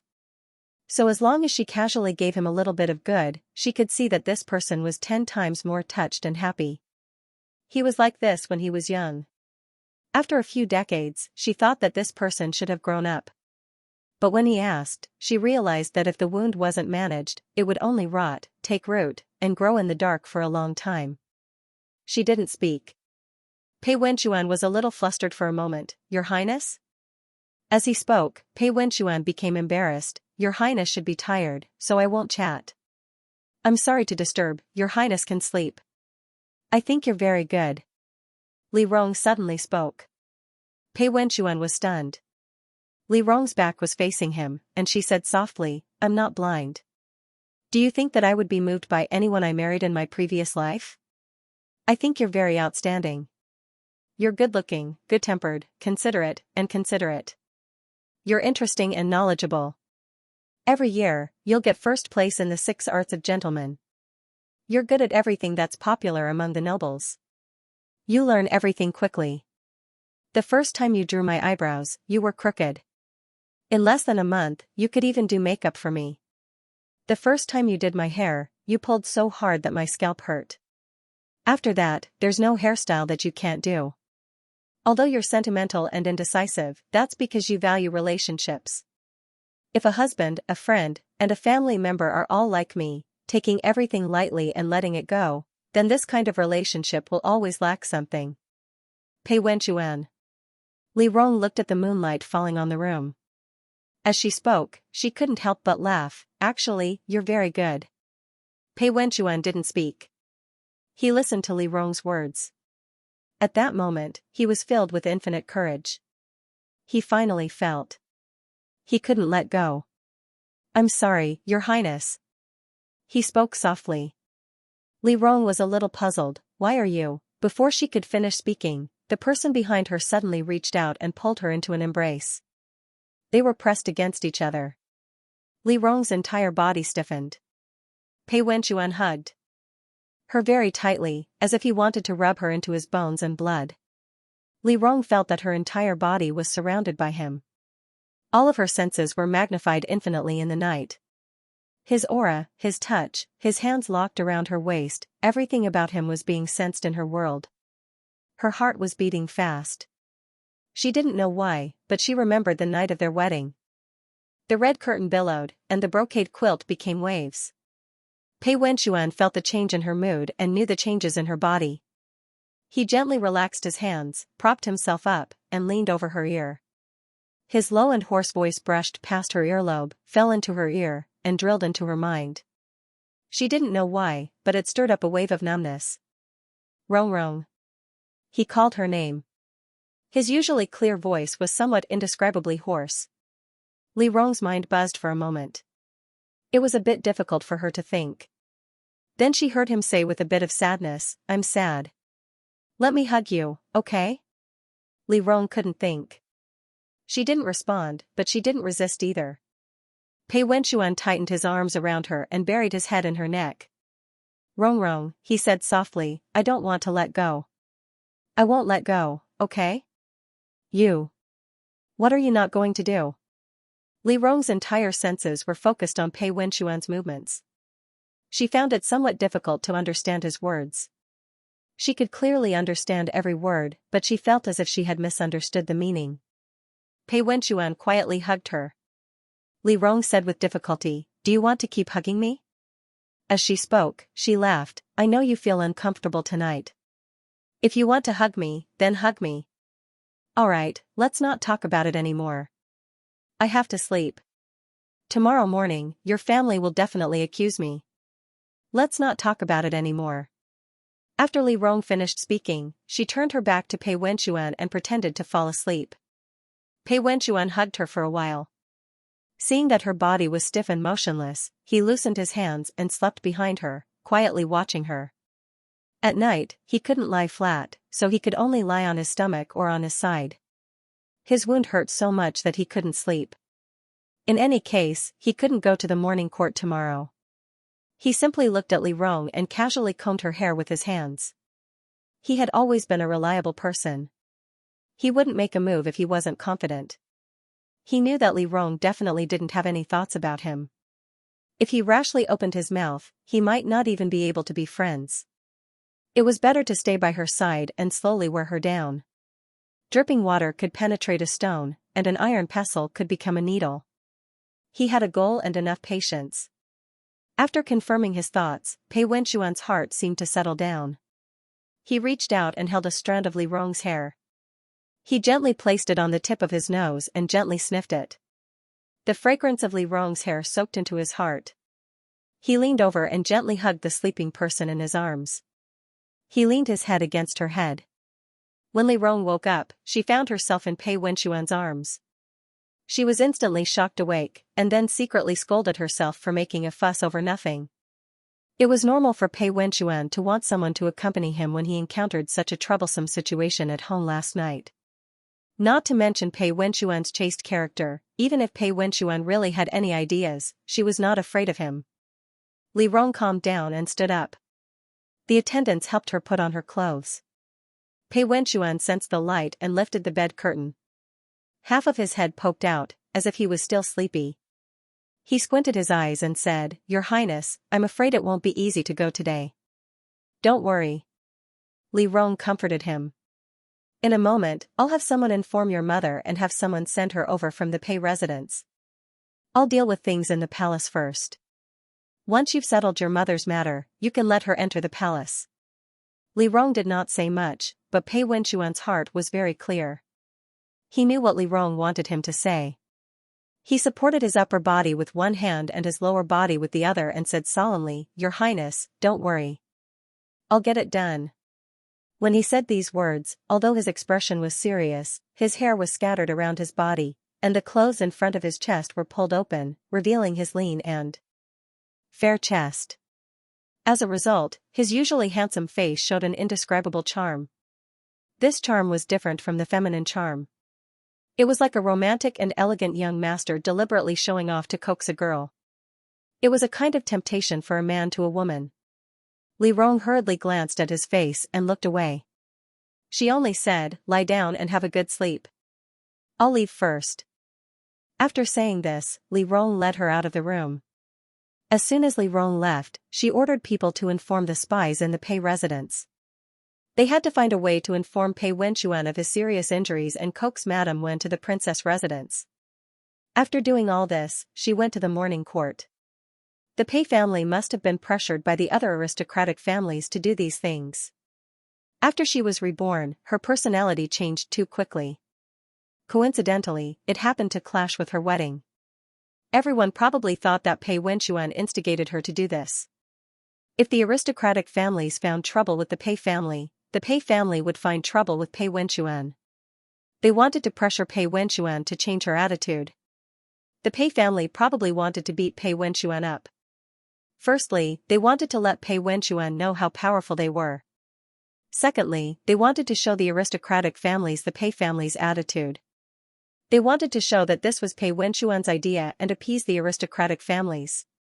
However, based on the thoughts of Shang Guansu and the others, it was not that simple. They probably wanted her to save Pei Wenchuan. As Li Rong thought of this, she felt that she was a little impulsive. If she hadn't barged in to save Pei Wenchuan last night, the Pei family wouldn't have beaten Pei Wenchuan to death. If Pei Wenchuan returned with injuries, they would have found someone to reason with. If she didn't do anything wrong, they would be right. Revenge was a matter of time, but she still thought about it last night. She didn't realize that the mantis stalks the cicada, unaware of the oriole behind. It was only after she had rescued Pei Wenchuan that she realized that the aristocratic families might be waiting for her. Now that the key to the Qin clan's case was her Department of Supervision, the Department of Supervision was changed to the Department of Supervision. They would do everything they could to find trouble with her and abolish the Department of Supervision. This was what the imperial court wanted to do the most. She had brought people to barge into the Pei residence. This was probably their reason today. Li Rong could already imagine the memorials flying like snowflakes onto Li Ming's desk. Li Rong tapped her small fan lightly and thought about how to organize her thoughts. After thinking for a while, she sighed. Jing Lan, who was beside her, placed some pastries on her plate and smiled. Your Highness, why are you sighing so early in the morning? What are you worried about?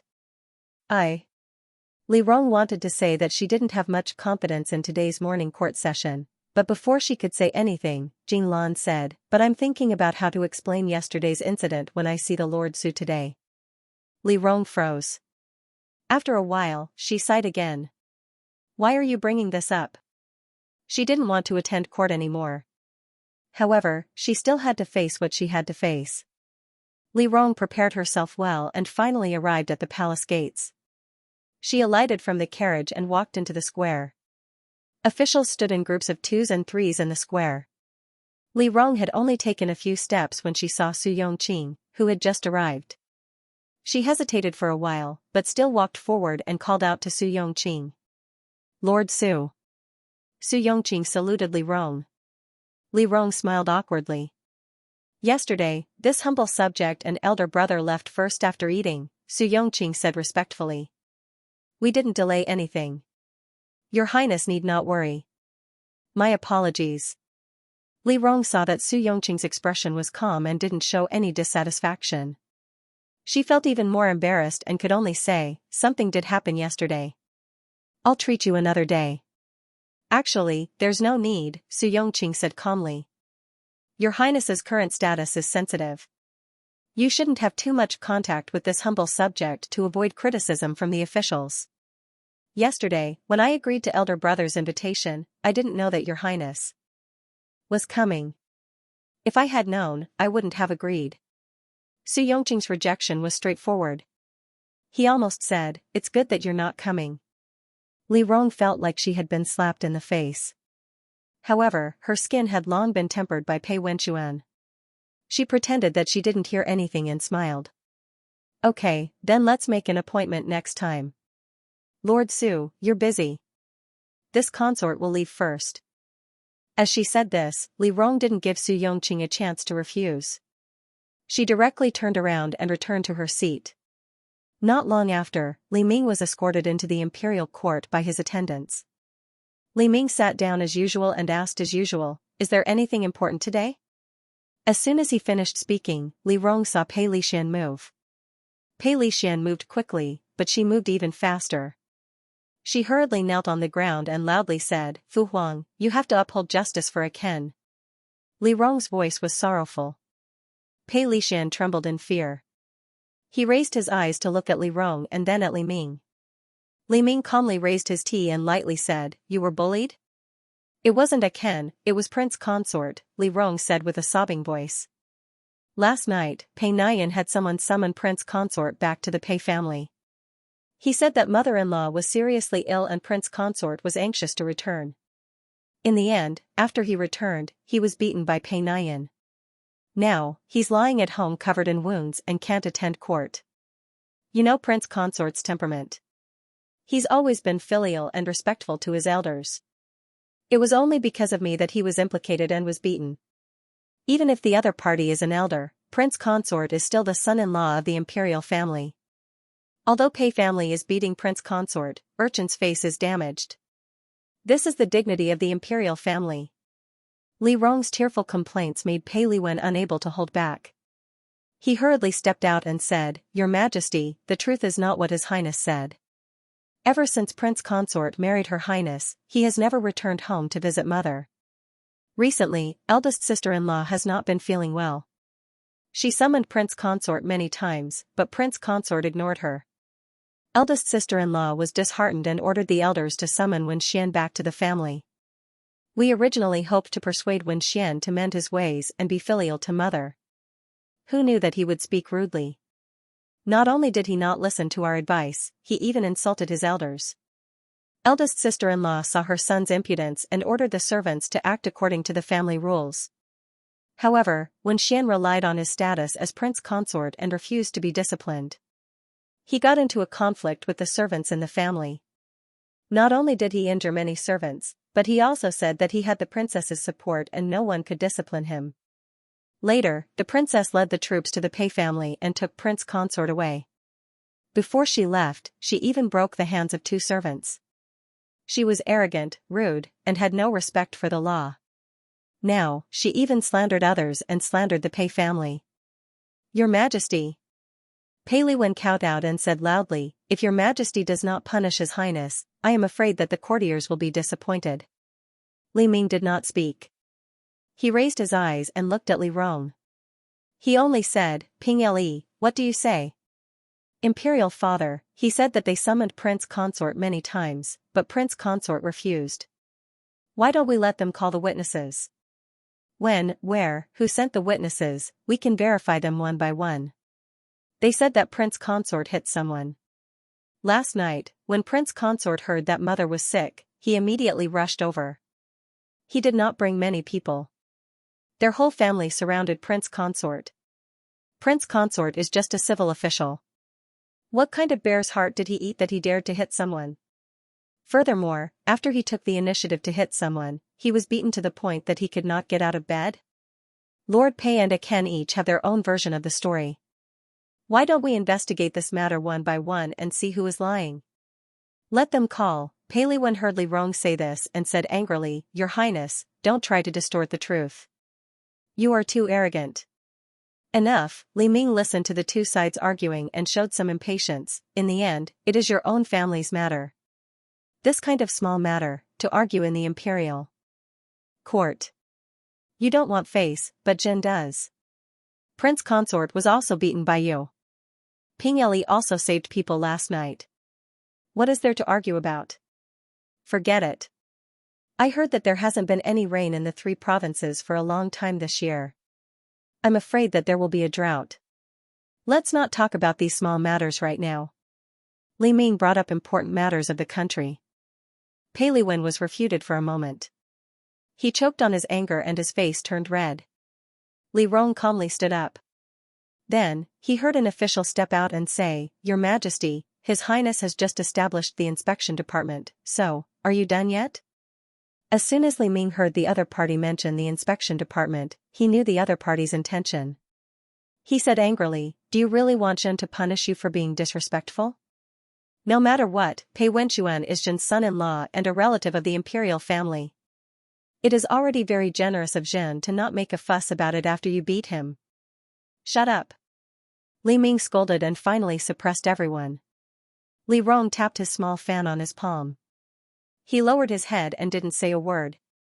After Li Ming finished scolding people, he forcefully changed the topic.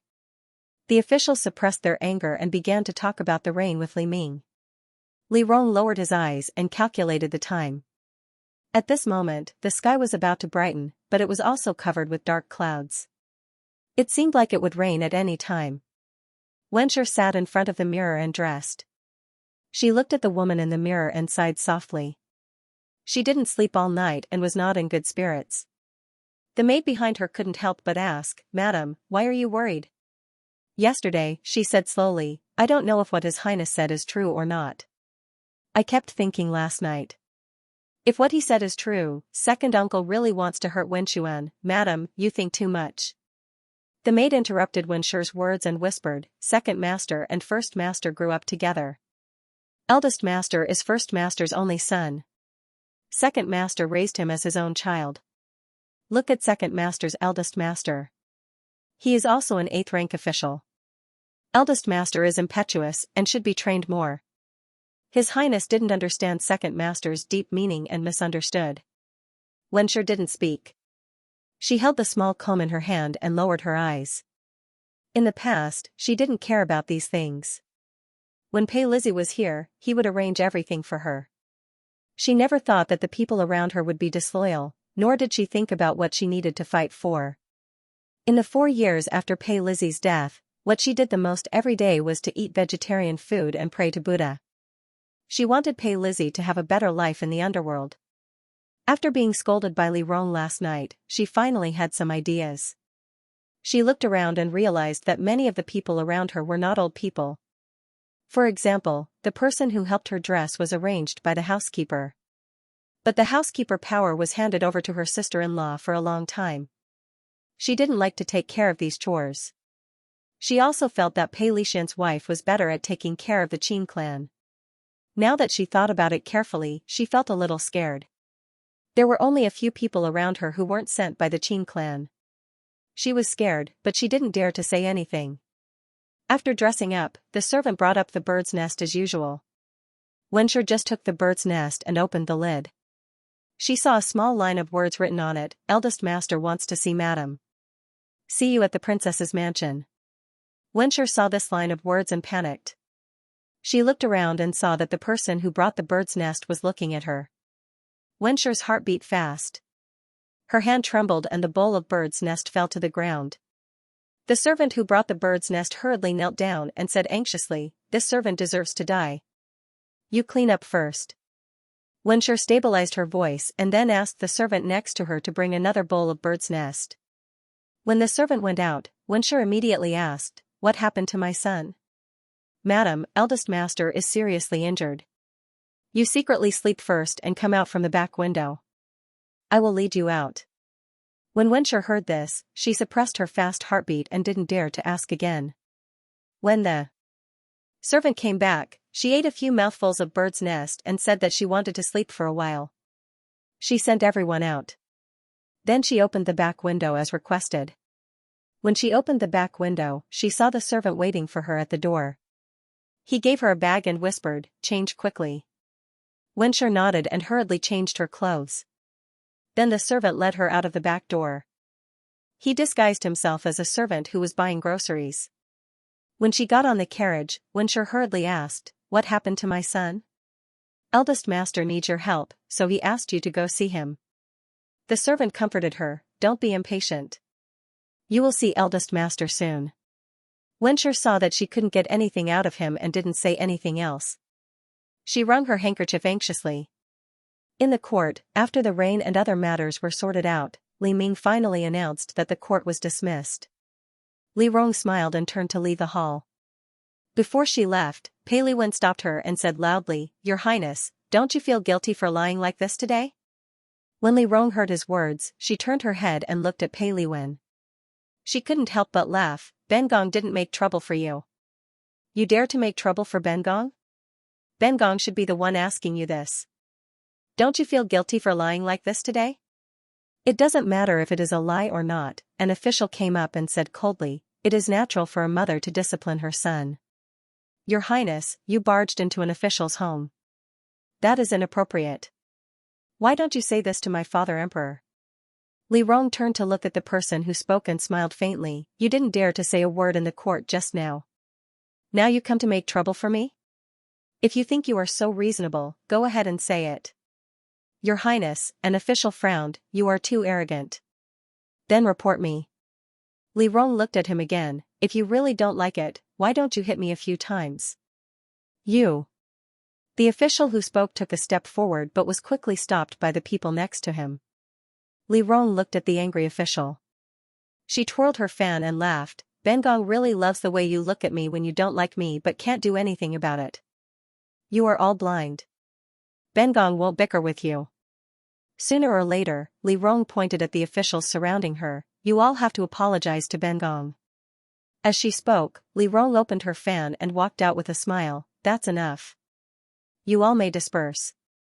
Ben Gong still has to work on a case." "Your Highness Ping Le." Pei Li Wen shouted at Li Rong's back, "This world will not tolerate your impudence and not give you justice. I will go to the imperial study and beg His Majesty. If you are not punished today, I will kill myself in front of the imperial study's dragon guardian pillar and use my death to persuade His Majesty. I will go. I will go too." As they spoke, the officials were furious, as if they were about to kill themselves in front of the dragon guardian pillar. Li Rong nodded, "Very good. I didn't want to bicker with you, but you all still want to kill yourself. Ben Gong will accompany you. In front of the imperial study." Li Rong pointed at Pei Li Wen. "Today, either you or I will be carried out. Let's go." As she spoke, Li Rong shouted and turned to walk towards the imperial study. When she went out, the wind mixed with autumn leaves rolled in, and thunder rumbled. The officials were stunned for a moment by her shout, and then they chased after her while cursing. The two groups of people arrived in front of the imperial study and knelt on one side. On Li Rong's side, only Li Rong knelt alone. Pei Liwen brought a large group of officials and knelt on the other side. "Your Majesty! Father Emperor!" The people on both sides shouted and their voices mixed together. "Your Majesty, please severely punish Princess Ping Le for trespassing on this official's residence. Such an arrogant and unreasonable princess who has no regard for the law should not be in charge of the inspectorate. Your Majesty, please severely punish the brothers Pei Lixian and Pei Liwen. They deceived their brother and sister-in-law, mistreated their brother's orphan, seized their brother's family property, and assaulted the emperor's son-in-law. Such a shameless and unreasonable person must not be tolerated. Your Majesty! Father Emperor!" The people on both sides shouted for a long time. Before Fu Lai finally came out. His face was apologetic. "Your Highness, Darren," Fu Lai said with a bitter smile, "Your Majesty said that this is a family matter. He won't interfere. Please return." "Your Majesty, the princess is the director of the inspectorate. How can this be a family matter? If your Majesty doesn't give this official justice today, this official will kneel here until he dies." "Kneel until you die?" Li Rong laughed. "Didn't we agree to hit the pillar? The dragon pillar is there. Hit it." "You." Pei Liwen's eyes widened. Li Rong smiled and said, "Minister Pei, you have to keep your word. Women and villains are hard to deal with." Pei Liwen gritted his teeth and said, "I don't bicker with women. Even women can't win." Li Rong waved his fan and said leisurely, "It seems that Lord Pei really doesn't have any reason. It's better to hit the pillar and die to leave a good reputation." Pei Liwen didn't care about Li Rong. He breathed heavily as if he would explode at any time. He only said to Fu Lai, "Fu Gongong, please pass on the message. If the princess isn't punished today, we won't leave." "Fu Gongong, please also pass on the message," Li Rong said slowly. "If justice isn't given to Prince Consort today, I will also kneel here until I die." Fu Lai listened with a bitter face. "Your Highness, what are you making a fuss about?" "They are the ones making a fuss." Li Rong sneered. "Gongong, just pass on the message." Li Rong and Pei Liwen knelt in front of the imperial study. The news quickly spread. At this time, Pei Wenxuan also changed his clothes and sat in the hall. He watched Mrs. Wen come in with the help of people. When Mrs. Wen saw Pei Wenxuan, her eyes turned red. She came forward and said anxiously, "Wenxuan, how are you?" "Mother, please sit down." Pei Wenxuan smiled and asked Mrs. Wen to sit down. Mrs. Wen looked at Pei Wenxuan anxiously. "What happened last night?" Pei Wenxuan didn't say anything. He looked at Mrs. Wen quietly. Mrs. Wen looked at Pei Wenxuan's eyes. She couldn't help but feel cold. She looked at Pei Wenxuan blankly and said in a trembling voice, "You blame me, don't you?" Pei Wenxuan smiled but didn't say anything. His calm and distant eyes made Mrs. Wen tremble. "You also think that your second uncle doesn't treat you well and wants to harm you, right?" "Mother," Pei Wenxuan smiled bitterly, "I don't think so. It's the truth. This may be a misunderstanding." Mrs. Wen's heart sank. She couldn't help but explain, "Your second uncle told me." "It doesn't matter what he said," Pei Wenxuan interrupted her and said seriously, "the important thing is, what he did." "Mother, how many of father's old people are there around you?" Pei Wenxuan asked. Mrs. Wen was stunned. Pei Wenxuan said slowly, "On my way back from Luzhou, I encountered an assassination attempt. I was lucky to return home. I heard that second uncle wanted to train me and arranged for me to be a small official." "Assassination attempt?" Mrs. Wen was shocked. Why didn't you tell me?" "Because it was useless." Pei Wenxuan smiled. "I know what kind of person you are. When I came back, there was no one around you. I was afraid that if you knew, you would want to do something and get yourself killed. It would be better to be like now, not knowing anything and living a good life." Mrs. Wen looked at him blankly. Pei Wenchuan continued, in the past, when father was alive, he often told me that we, as men, have to shoulder our responsibilities and work hard to let the people around us live a good life. If they don't live a good life, then it's our problem. Father has been taking care of you all his life. You don't have to think about anything. As Pei Wenchuan spoke, the image of Li Rong flashed across his mind. He suddenly felt a little sad, a little distressed, and an indescribable sense of guilt. Father told me to continue taking care of you. I used to think that this was my battle. Whether I lived a good life or not, I shouldn't disturb you. You should live a good life. If I lose, it's because I'm useless. Mrs. Wen looked at Pei Wenchuan. Her tears fell like beads. Then, why did you say it now? Did I harm you and force you into a dead end? No. Pei Wenchuan laughed. There was someone who told me that you should have a choice. Father didn't give you the choice to be a big madam or a wife. He treated you like a canary and spoiled you all his life. He took all the responsibilities on himself. Yours, the family's, and mine. I used to think that I should be such a person. I worked hard, but I slowly realized that I wasn't father. And father's way of doing things might not be right. Humans are humans, and there is a limit to their power. If I want to be responsible for everyone around me and take responsibility for them, I won't be able to live a good life. So, I want to give mother a choice. Pei Wenchuan looked at Mrs. Wen. He took a step forward and knelt in front of Mrs. Wen. He looked up at her and said seriously, help your son, okay? Mrs. Wen listened to Pei Wenchuan's words. She cried until she couldn't see clearly. You should have told me earlier. Mrs. Wen said hoarsely. I've been waiting for your father's words all my life. But he never told me about it. I've forgotten about it. Wenchuan. I'm sorry. Mrs. Wen cried and knelt on the ground. I'm sorry. It's mother's fault. I'm sorry. Pei Wenchuan didn't say anything. He quietly looked at Mrs. Wen, who was crying in front of him. It was raining outside. The sound of the rain mixed with Mrs. Wen's crying. Pei Wenchuan looked at Mrs. Wen crying bitterly. He whispered, Mother, don't cry. Get up. As soon as he finished speaking, someone rushed in. Prince Consort. Dong Yi gasped. There's news from the palace. Dong Yi said anxiously. Third Master brought many courtiers to kneel in front of the imperial study and asked to punish His Highness. His Highness also knelt in front of the imperial study and asked to punish Second Master and Third Master. Now they are in a deadlock. They have been kneeling for a long time. Pei Wenchuan heard this and got up immediately. He moved so violently that his wound suddenly broke free. Blood shone on his white clothes. Pei Wenchuan said coldly, get on the carriage and enter the palace. Pei Wenchuan turned around and said respectfully to Mrs. Wen, Mother, please enter the palace with me.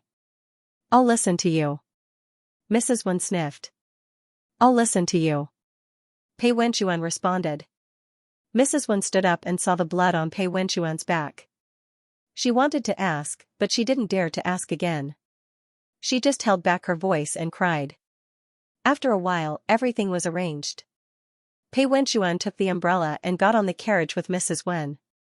He looked at the heavy rain in the courtyard. The scene of Su Yongqing holding an umbrella for Li Rong in his previous life flashed through his mind. His heart suddenly tightened. This kind of thing wouldn't happen again. He told himself that he wouldn't allow this kind of thing to happen again in this life. Pei Wenchuan calmed himself down. Now was not the time to think about this. He helped Mrs. Wen and got into the carriage with her. On the way, he went through the prepared speech with Wenshi several times. If His Majesty summons you to the palace, you can say that you don't know about this. Second uncle asked you to call me back. He said that if you punish me, he would harm you. Pei Wenchuan asked Mrs. Wen to repeat it. After Mrs. Wen repeated it again and again, Pei Wenchuan was relieved. He was a little tired. Mrs. Wen quietly looked at his expression and said carefully, your injury, it's okay. Pei Wenchuan said calmly, Mother, don't worry. Wenchuan. Mrs. Wen said and seemed to be about to cry again. Pei Wenchuan immediately said, Mother, control your tears. I don't have the strength to comfort you anymore. Mrs. Wen heard Pei Wenxuan's words and hurriedly stopped crying. Pei Wenxuan looked at the woman in front of him and felt nothing. After all, he was used to Mrs. Wen's life. It had been decades since she left. When he was young, he was tired and complained about such a mother. Later in her later years, he felt tired and impatient. However, when Mrs. Wen really left, he sat in the morning hall and watched the wind blow the white cloth. The lights in the morning hall flickered in the wind. He felt that he was all alone, like a floating lamp. When there was no one to think about, he remembered that when he was young, Mrs. Wen and his father had accompanied him to learn how to read and fly kites with him. Parents were probably the most helpless to their children. Love was mixed with dissatisfaction, resentment and pity. Fortunately, after experiencing life and death, the long time had worn down his edges and made him more tolerant. Now looking at Mrs. Wen crying, Pei Wenxuan did not feel annoyed. He only thought of Li Rong. He thought that a girl like Li Rong would probably never be like this. He looked at the gradually heavier rain outside and couldn't help laughing. Mrs. Wen cried for a while. Seeing Pei Wenxuan's appearance, she couldn't help but ask, "Have you been well recently? Did His Highness bully you?" Pei Wenxuan turned his head. Hearing Mrs. Wen's words, he couldn't help but laugh. "Mother, you must be joking. Do you think His Highness will bully me?" "People say that the princess is arrogant," Mrs. Wen said and sighed. "You have a good temper. If you are bullied, I'm afraid you won't know, or you won't tell me." "Don't worry," Pei Wenxuan's voice when he mentioned Li Rong, "His Highness treats me very well and I like His Highness." Mrs. Wen said nothing. Wen didn't say anything. After a while, she said in a low voice, "You are very similar to your father. He used to protect me like this." As Wenxuan spoke, she could not help but mention Pei Lizzie. Pei Wenxuan listened quietly. When they arrived at the palace, he interrupted Wenxuan. "Do you still remember what I said just now? Repeat it again." Mrs. Wen was stunned. She didn't seem to expect Pei Wenxuan to interrupt her so decisively.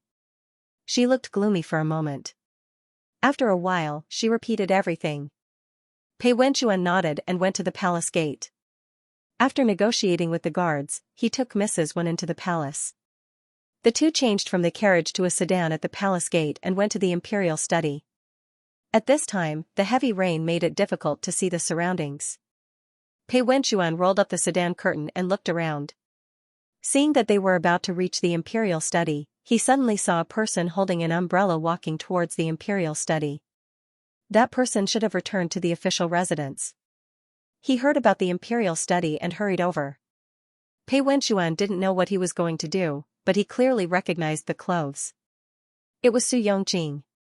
Even after a lifetime, different times, different things, Li Rong was kneeling in the heavy rain in the imperial study. Xianxia was still wearing the same clothes and carrying an umbrella. Pei Wenxuan's pupils shrank. He shouted, "Stop!" The sedan bearers were a little confused. Pei Wenxuan hurriedly got out of the sedan and said to the people next to him, "I have something to do first. You carry madam and follow me." After that, Pei Wenxuan rushed into the rain with the umbrella. Mrs. Wen hurriedly rolled up the curtain and said anxiously, "Wenxuan, where are you going?" Pei Wenxuan did not reply. He held the umbrella, stepped on the rainwater that covered the soles of his shoes, and ran all the way to the imperial study. Li Rong knelt in front of the imperial study. She lowered her eyes. The rain had completely wet her clothes, hair, and eyelashes. The coldness spread all the way up from her knees. She began to feel like her legs were being pricked by needles. This was the root cause of her illness when she was young and angered Li Ming. She was punished to kneel in the snow. When the weather was cold, it would act up. The pain was enough to kill. However, she wanted to fight with Pei Liwen to the end. So she gritted her teeth and knelt in the rain. She was in so much pain that her vision was blurred. The rain fell on her head. A few of the kneeling officials had already fallen down. Pei Liwen was also trembling. However, he still clenched his teeth and knelt there. Li Rong didn't know how long she had endured. She didn't know when, but she suddenly felt the rain above her head stop. Someone was standing behind her, panting softly. Li Rong thought the rain had stopped at first.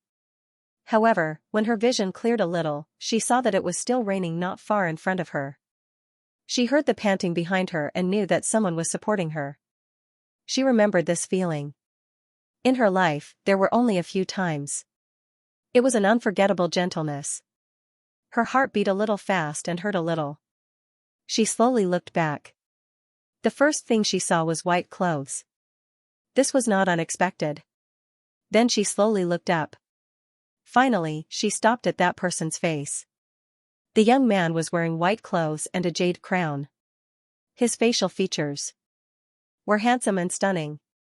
He should have been an immortal in the heavens.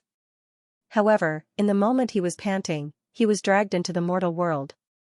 Pei Wenchuan looked at Li Rong. His expression changed from complicated to astonishment. The moment he saw that it was him, all his emotions seemed to vanish. Pei Wenchuan felt an indescribable pain in his heart. However, he had to pretend that he didn't know anything. He looked at Li Rong and chuckled. "Your Highness, I'm already here. Why aren't you getting up?" He copied what Li Rong said when he went to the Pei family to pick her up. He wanted to tease her, but after he said it, he noticed that Li Rong's expression was not right. "No." As soon as Li Rong opened his mouth, he trembled. He raised his eyebrows. His pale face did not back down. "Minister Pei," before he finished speaking, Pei Wenchuan realized what had happened. He squatted down and held Li Rong's hand. When he felt that it was cold, he immediately shouted in a low voice, "Nonsense." Li Rong was stunned by his shout. Pei Wenchuan raised his hand and handed the umbrella to the attendant beside him. He directly went to hug Li Rong. Li Rong hurriedly said, "What are you doing?" "You, calm down." Pei Wenchuan softly scolded and carried him up horizontally. His movements were too big. As soon as he moved, his wound split open again. Li Rong thought of his wound and did not dare to struggle too much. He was also afraid that he would lose face. He could only cooperate and hold Pei Wenchuan's neck. He wanted to save him some strength. Pei Wenchuan carried him and let the palace servants hold the umbrella.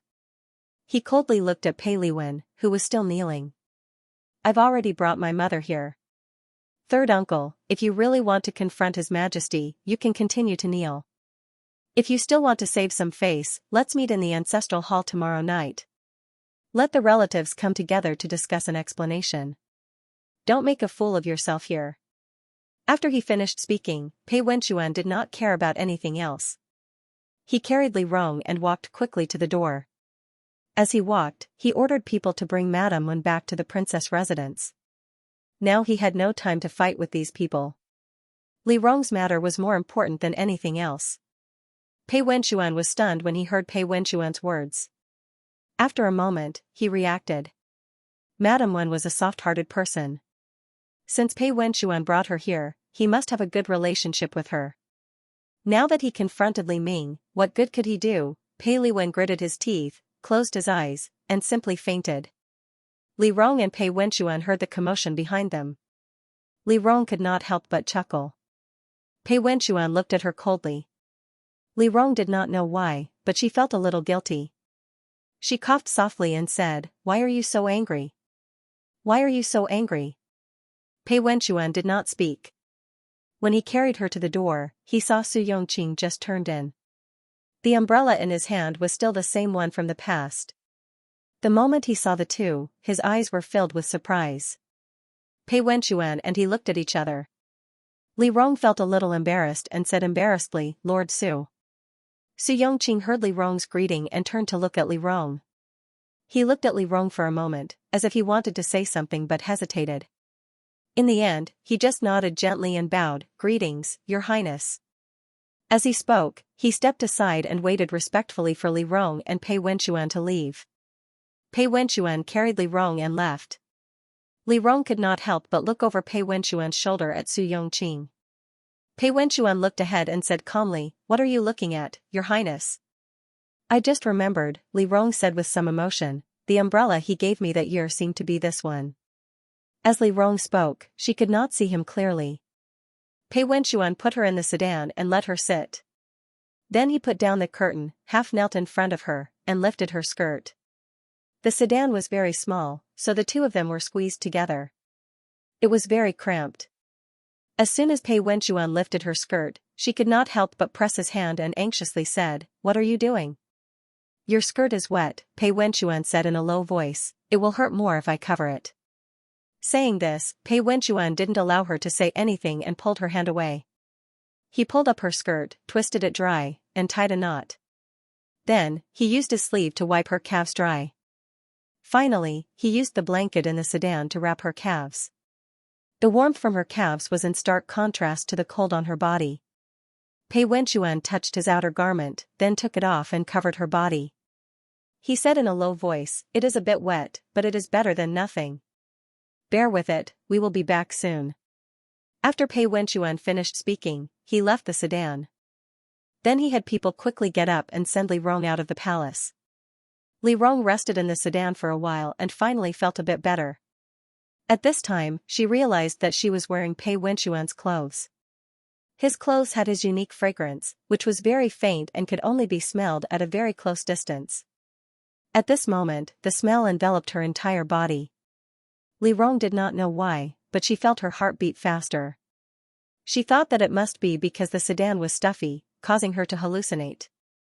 She used a small fan to lift the curtain of the sedan to ventilate it. As a result, after lifting the curtain, she saw Pei Wenchuan outside the curtain. The young master held an umbrella and walked in the wind and rain. His body was like bamboo, and his face was like jade. Li Rong looked at this person and forgot to put down the curtain for a moment. Pei Wenchuan felt Li Rong's gaze. He looked up and then frowned, "Put down the curtain. The wind will catch a cold." When Li Rong heard this, she could not help but laugh. Not only did she not put down the curtain, she even put her hands on the window and leaned her head towards it. She looked at Pei Wenchuan and said, "Pei Wenchuan, I suddenly realized that you are really beautiful." Pei Wenchuan did not say anything and tilted the umbrella in her direction, only saying, "Even at this time, you still don't forget to look at my face. You are really something." "Pei Wenchuan, are you angry?" Li Rong's voice was trembling. It was unknown whether it was because of the cold or because of the pain. Pei Wenchuan frowned and only said, "Is it still very painful?" "It doesn't hurt much," Li Rong said in a low voice. "You covered me with a blanket just now. It's much better. I've already ordered people to go back to the residence in advance to boil the medicinal soup. When we get back, immediately change your clothes and soak in the soup." Pei Wenchuan explained the arrangements in detail. "The medicinal soup is the one you often used in the past. You are still young in this life, so you have to take good care of yourself." When Pei Wenchuan said in the past, he was naturally referring to her previous life. In her previous life, she met a famous doctor who gave her a new prescription. It was effective in relieving pain, but her illness could not be cured completely. He said that she had suffered too much damage when she was young. After hearing Pei Wenchuan's words, Li Rong focused on another point. "You even know about my prescription. You arranged a lot of people around me." Pei Wenchuan did not expect Li Rong to mention this. He choked for a moment, then said, "It's all in the past. We agreed not to fuss over it. Moreover, you arranged a lot of people, so we're even." When Li Rong heard Pei Wenchuan's words, he could not help but laugh. Pei Wenchuan led Li Rong into the carriage. After they got on, Pei Wenchuan said in a low voice, "Your Highness, you should change your clothes first." After saying that, Pei Wenchuan sat down with his back facing Li Rong. Li Rong did not think much of it. She shivered as she changed her clothes. Pei Wenchuan listened for a while, then he heard Li Rong say, "It's done." Pei Wenchuan turned around and saw Li Rong curled up in a corner with a blanket covering her body. When Li Rong saw Pei Wenchuan looking at her, she hurriedly explained with a smile, "It's warm like this." Pei Wenchuan did not say anything. After a while, he leaned forward. Li Rong was a little nervous and could not help but lean back against the wall of the carriage.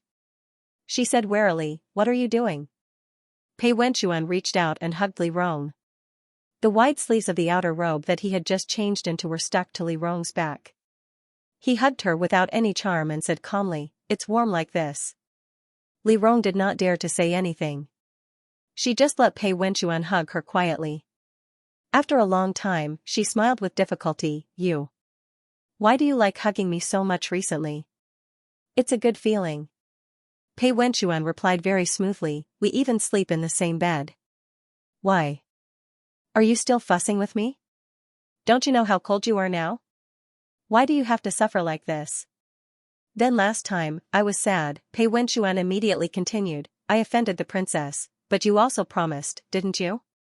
Li Rong was speechless. She felt an indescribable sense of strangeness. When Pei Wenchuan saw that Li Rong did not say anything, he could not help but laugh. He continued to add oil to the fire, you said that we are good sisters.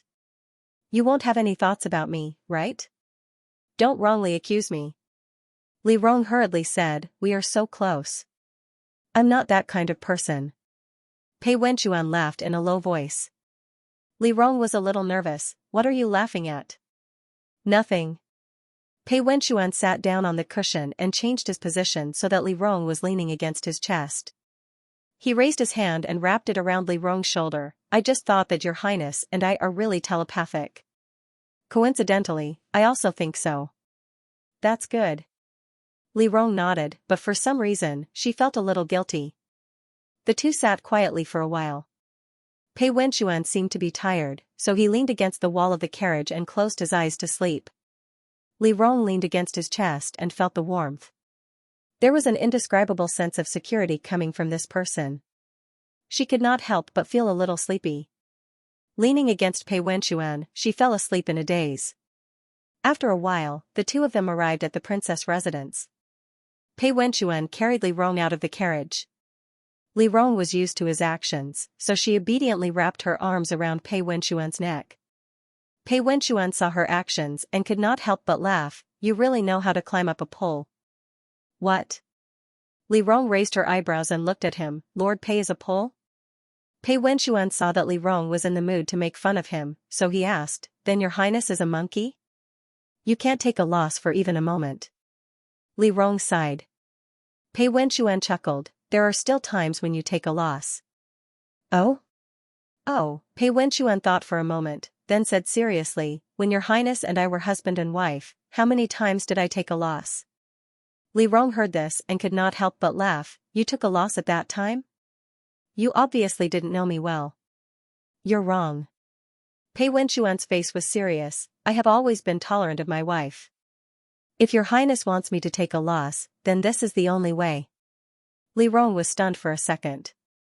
She felt that Pei Wenchuan's words had a hidden meaning, but she also felt that she was overthinking. After all, Pei Wenchuan was a person who did not have a sense of propriety. If she was not careful, it was easy to misunderstand. However, before she could say anything to save the situation, Pei Wenchuan tried to smooth things over, unfortunately, your highness will not have the chance. Li Rong was helpless. She sighed and turned to ask another question, aren't you going to deal with the Pei family now? Pei Liwen pretended to faint and ran away. I don't want to alarm His Majesty with such a small matter. Pei Wenchuan sent Li Rong to the bathtub, where a medicinal bath was already prepared. Pei Wenchuan placed Li Rong on the small bed and said calmly, the Pei family can still be used. I will talk to them tomorrow. Your Highness, don't worry. As he spoke, Pei Wenchuan called the Jing Lan over and explained the main points of the medicinal bath. Then, he said to Li Rong, Your Highness, you can take your bath first. I will take my leave. Li Rong responded lazily, and Pei Wenchuan retreated. After he left, Pei Wenchuan stood at the door with his hands in his sleeves. He listened to the laughter of the lady inside and heard the sound of water. He could not help but imagine the corresponding scene in his mind. He had almost never been to Li Rong's bathtub in this lifetime, and he had never stayed here with Li Rong. Now that he had stopped for a moment, it stirred up 1,000 waves that kept rolling in his mind. If it was in the past, he might not have thought too much about it. However, now that he recalled it, he could not stop. It was as if a flood had suddenly opened a valve and rushed out in an instant. This made him realize that he remembered every little detail of the past so clearly. Heaven and hell intertwined together.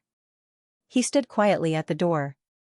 The maid beside him could not help but ask, Prince Consort, do you need to prepare a bath? Yes. Pei Wenchuan responded and said lightly, add more cold water. After he finished speaking, he turned around and went into the room. After Li Rong finished soaking in the medicinal bath, her entire body felt comfortable. However, she was still cautious. She wrapped herself in a thick trench coat before returning to her room. When she returned to her room, she found that the charcoal in the room had been lit. The entire room was not only warm, it was even a little hot. Pei Wenxuan wore a single layer of clothing and knelt beside the desk to do his work. When Li Rong came in, he said in a low voice, "Close the doors and windows. Don't catch a cold." Li Rong came in with a trench coat and half squatted in front of him. Pei Wenxuan's hand holding the brush paused. He raised his head and saw Li Rong squatting in front of him. Her trench coat was surrounded by a circle of white fluff. This kind of fluff made her look somewhat cute. It was rare to see Li Rong like this. It was very different from the image she had outside. Pei Wenxuan looked at her quietly for a while and couldn't help but laugh. "It doesn't hurt anymore? Miracle Dr. Shui's medicine can cure me even after I became so powerful. Of course, this is a small matter. Go and lie down first." Pei Wenxuan said gently, "I put the booklets you want to read by the bed. Go and read them under the blanket. I'll finish reviewing these documents and massage your acupoints at night. Why don't you teach others?" Li Rong heard Pei Wenxuan's words and immediately said, "So that you don't have to trouble yourself. Teaching others is more tiring. Please don't torture me." Pei Wenxuan lowered his head to look at the documents and said lightly, "It wasn't easy for me to learn back then." Li Rong was stunned when she heard this. Pei Wenxuan saw that she didn't speak and looked at her. "What's wrong?" "Nothing." Li Rong laughed. "I just suddenly felt that actually, you were quite good to me back then." Pei Wenxuan paused for a moment and said, "Your Highness, don't be so easily moved. This is nothing. Don't just give away your heart to anyone who treats you well." Pei Wenxuan was implying something, but Li Rong didn't understand at all. She nodded and said, "You're right. You were so good to me back then. Didn't you also have other thoughts in your heart?" Pei Wenxuan's heart felt stifled. He then looked up and said with a bit of anger, "Your Highness, it's not like what you said, rest, rest." Li Rong saw that Pei Wenxuan was about to explain again and hurriedly said, "My tongue slipped. Don't take it to heart. I'm leaving."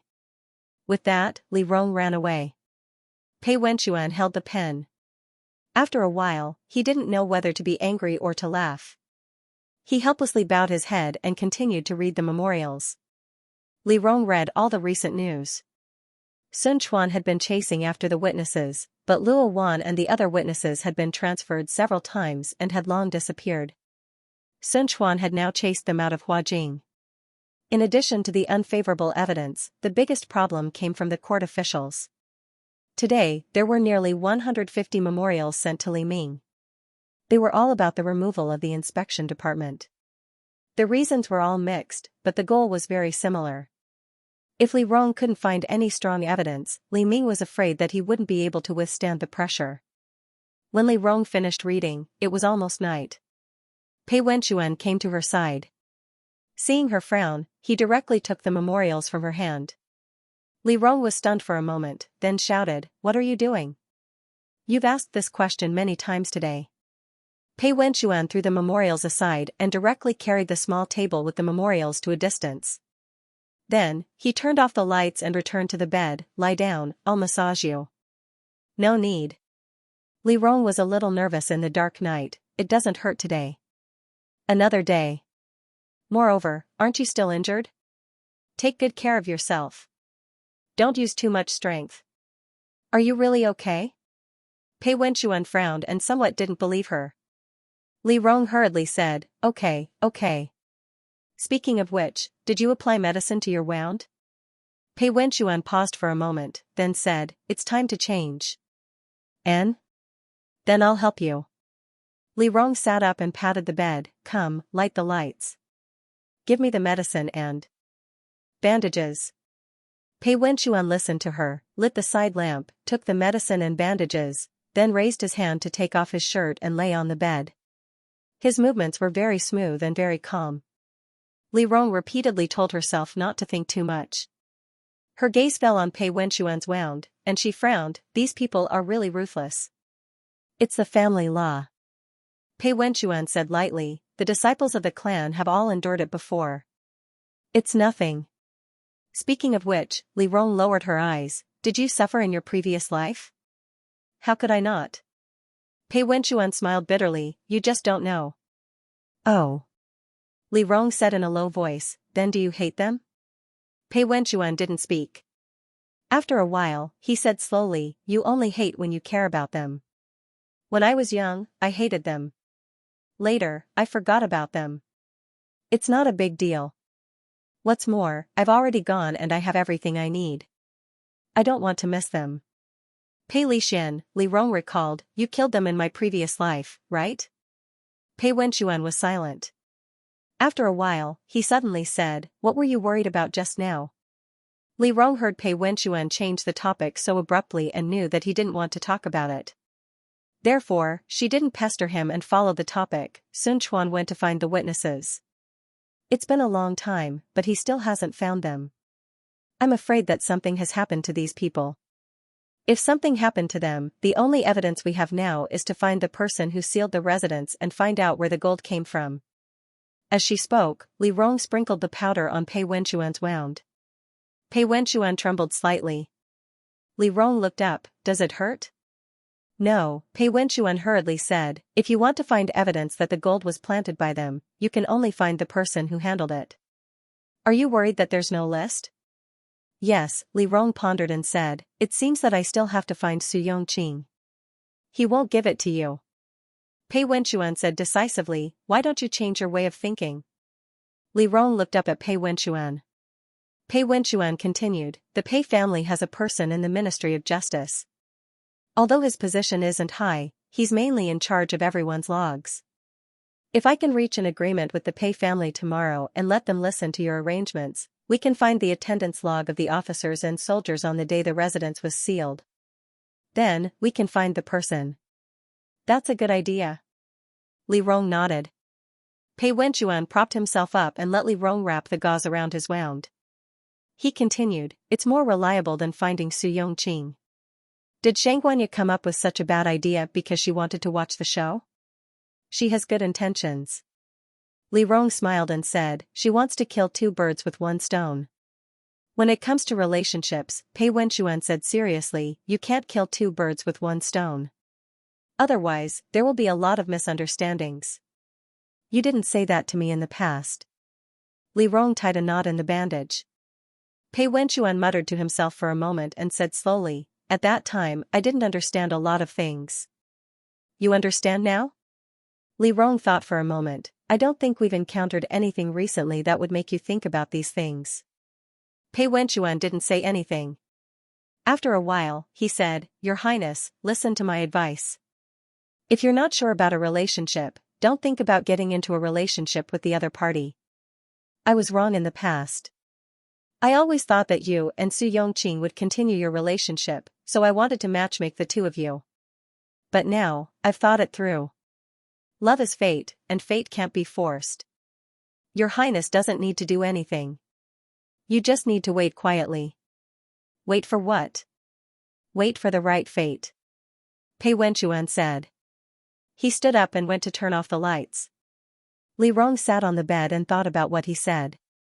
Pei Wenchuan returned to the bed and bent down. He half-propped himself up in front of Li Rong and leaned closer to her.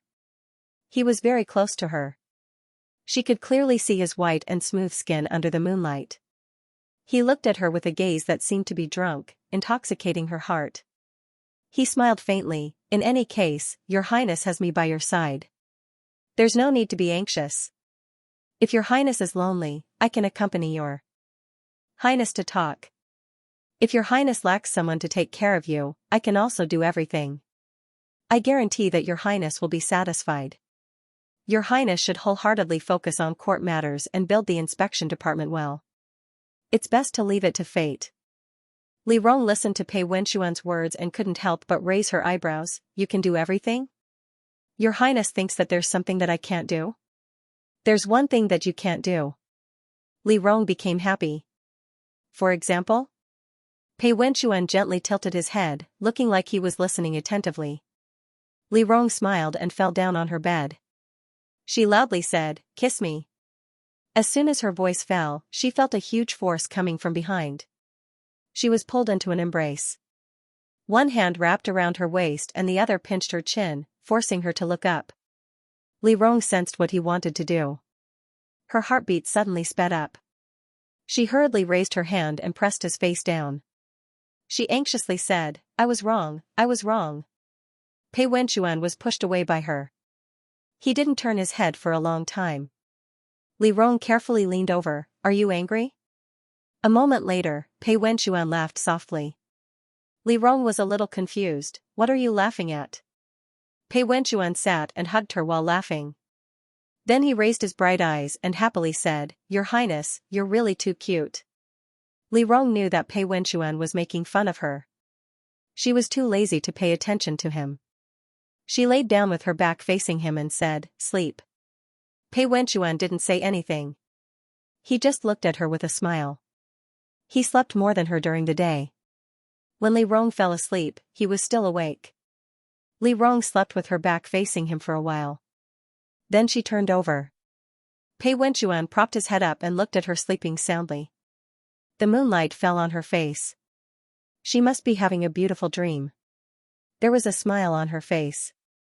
Pei Wenchuan looked at her for a while. Then he leaned over and gently kissed Li Rong's lips. The kiss was very light. It was like a dragonfly skimming the surface of the water. After a few times, Li Rong seemed to feel harassed. She raised her hand to chase him away and then turned over. Pei Wenchuan took a deep breath. He hesitated again and again, but in the end, he still took her in his arms. Li Rong made a soft sound of protest. Pei Wenchuan chuckled. He whispered in a hoarse voice, "Saying this to me, do you think I'm a vegetarian?" He knew that the other party couldn't hear these words. After he finished speaking, he sighed. He hugged her and took a deep breath of her fragrance. Then he closed his eyes and fell asleep. The two slept until it was time for morning court. Li Rong woke up in a daze. When she woke up, she was still in Pei Wenchuan's arms. Li Rong was unconscious. She didn't realize that she was awake. She tried to get up in a daze. "It's time for morning court." Pei Wenchuan held her waist and pulled her back into his arms. He held her down and said, "I asked someone to help you apply for leave. Go to sleep." When Li Rong heard the words "apply for leave," all her willpower collapsed. She fell asleep in an instant. When she woke up again, she finally realized that something was wrong. She instantly woke up and stared at Pei Wenchuan next to her. Pei Wenchuan noticed that she was awake. He yawned and slowly got up. Then he looked up at Li Rong and said in a daze, "Your Highness?" As he spoke, he shrank back and pulled his clothes. Why are you looking at me like that?" Li Rong looked at him and didn't know what to say for a moment. She wasn't even sure if Pei Wenchuan knew about it. But they used to sleep well. The two of them used to sleep well. How did they end up hugging each other last night? Li Rong didn't know what to say for a moment. Pei Wenchuan spoke first. He warned her, "You hugged me all night. Don't go overboard." "Li Rong? You don't know?" Pei Wenchuan looked at her with uncertainty. "You kept saying that you were cold last night. Did you forget?" Li Rong, she had no impression of it. "I think you're lying to me." After a long time, Li Rong finally choked out a rebuttal. Pei Wenchuan looked at Li Rong from top to bottom and then looked at Li Rong from bottom to top. Then he suddenly reached out and placed his hand on Li Rong's leg. He asked seriously, "Your Highness, what is this?" "Leg." Li Rong was a little confused. Then she raised her hand to hit him. "What are you doing?" Li Rong moved quickly, but Pei Wenchuan retracted his hand even faster. He immediately put his hand on his leg. "What is this?" Your leg?" Li Rong was a little uncertain. Pei Wenchuan smiled. "Yes, it's all legs. This is the relationship between you and me in my eyes. To be honest, I can't feel that it's not mine when I touch your leg. I'll have to trouble you not to imagine too much. It's better to leave this rich imagination for you to see." Pei Wenchuan got out of bed and said elegantly, "Your Highness, this humble subject has other matters to attend to. I'll get up first. Do you want to sleep a little longer?" "There's no need. Li Rong adjusted her state of mind. She felt that she might have misunderstood and thought too much. After all, according to Pei Wenxuan's personality, if he liked her, he would definitely do something for her own good. He would never take the initiative to hug her at night. She calmed down for a moment and decided to treat this as an accident. She nodded and said, "I'll go see the other officials today. I'll come back tonight to accompany you to the Pei residence." "Why accompany me?" Pei Wenxuan rubbed his handkerchief and looked up with a faint smile. "You don't trust me?" "Yes, yes, yes." Li Rong was too lazy to argue with him. "I admire your ability to recuperate for so long at the Pei residence. Don't worry." Pei Wenxuan saw that Li Rong was serious. He stopped joking and said seriously, "It's all my calculations. This time, there won't be any problems." Li Rong nodded. She didn't doubt Pei Wenxuan's ability. After the two got up and washed up, they went to deal with their own matters. Li Rong began to contact the officials of various places. At present, the reputation of the inspection office was not good. Everyone was still observing. She could only contact some useless officials who didn't have any real power, as well as some minor officials. However, Li Rong didn't care. She made a list of the people who came after her in her previous life and contacted them one by one. Although Pei Wenxuan returned home to recuperate, he didn't neglect his work. His intelligence network was everywhere. Staying at home didn't hinder him from writing memorials. The two worked until nightfall. As soon as night fell, Pei Wenxuan changed his clothes. As soon as he walked out of the door, he saw Li Rong's carriage waiting for him at the door. Li Rong seemed to have heard the sound of him leaving the residence. She lifted the curtain with her small golden fan and looked at him with a smile. Her beautiful phoenix eyes were full of teasing. "Lord Pei, where are you going?" "I just happened to pass by. Why don't I give you a ride?" Pei Wenxuan chuckled and walked forward. He sat down next to Li Rong. "After so many years, Your Highness still likes to joke like this. Isn't it interesting?" Li Rong said, tapping the small fan in her hand. "Every time we meet, you treat it as if it's the first time we meet. You clearly know what kind of person the other party is, but you still deliberately greet them. I think it's interesting." "Then Your Highness must find this life very interesting."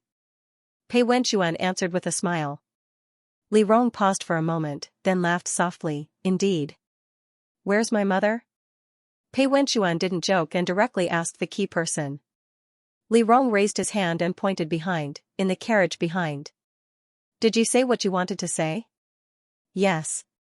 Pei Wenxuan ordered, "When we arrive, you sit aside and don't say a word." "I know.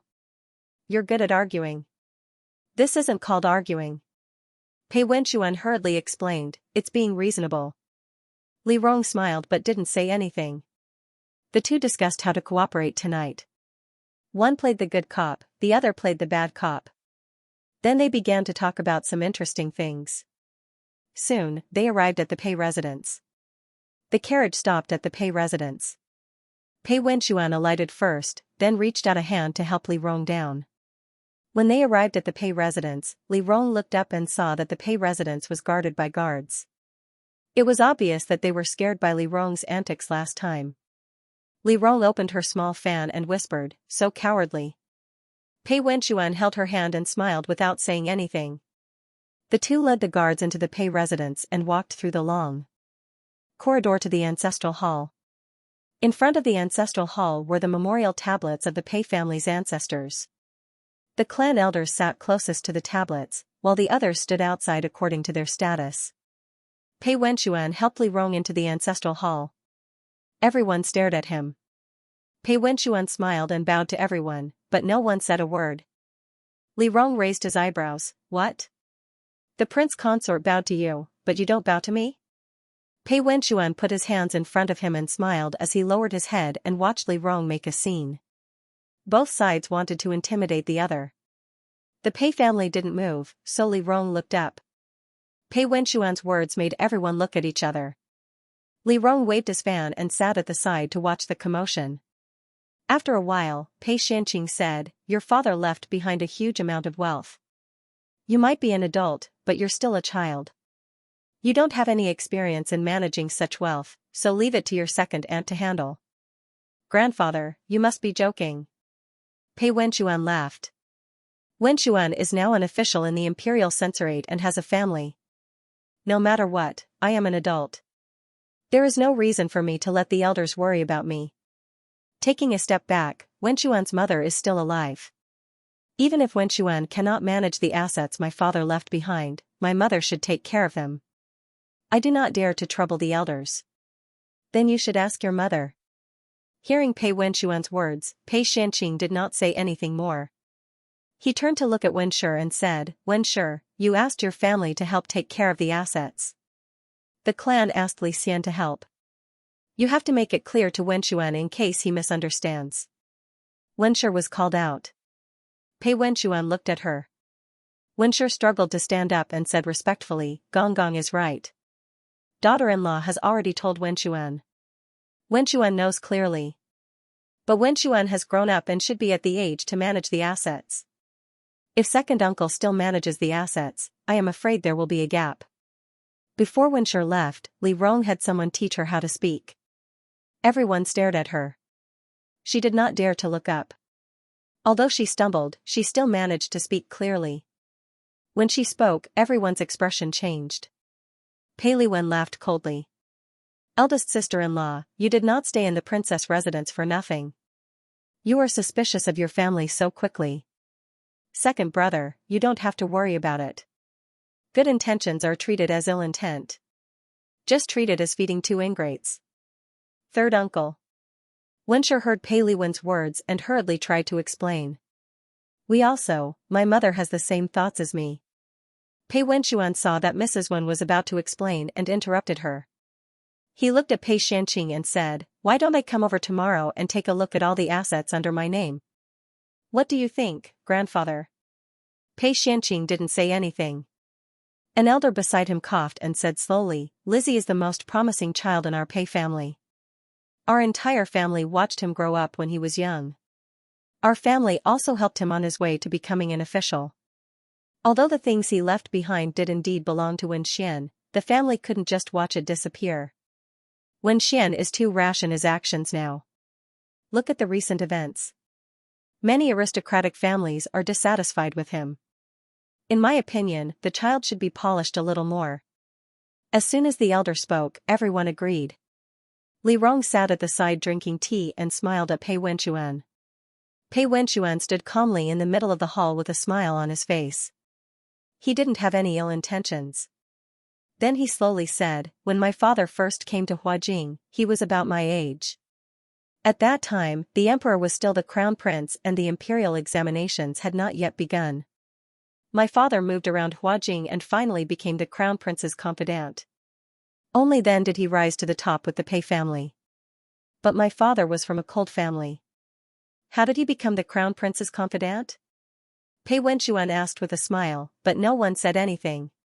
Pei Wenchuan dusted his sleeves, lowered his head, and said slowly, There are many things that everyone is well aware of.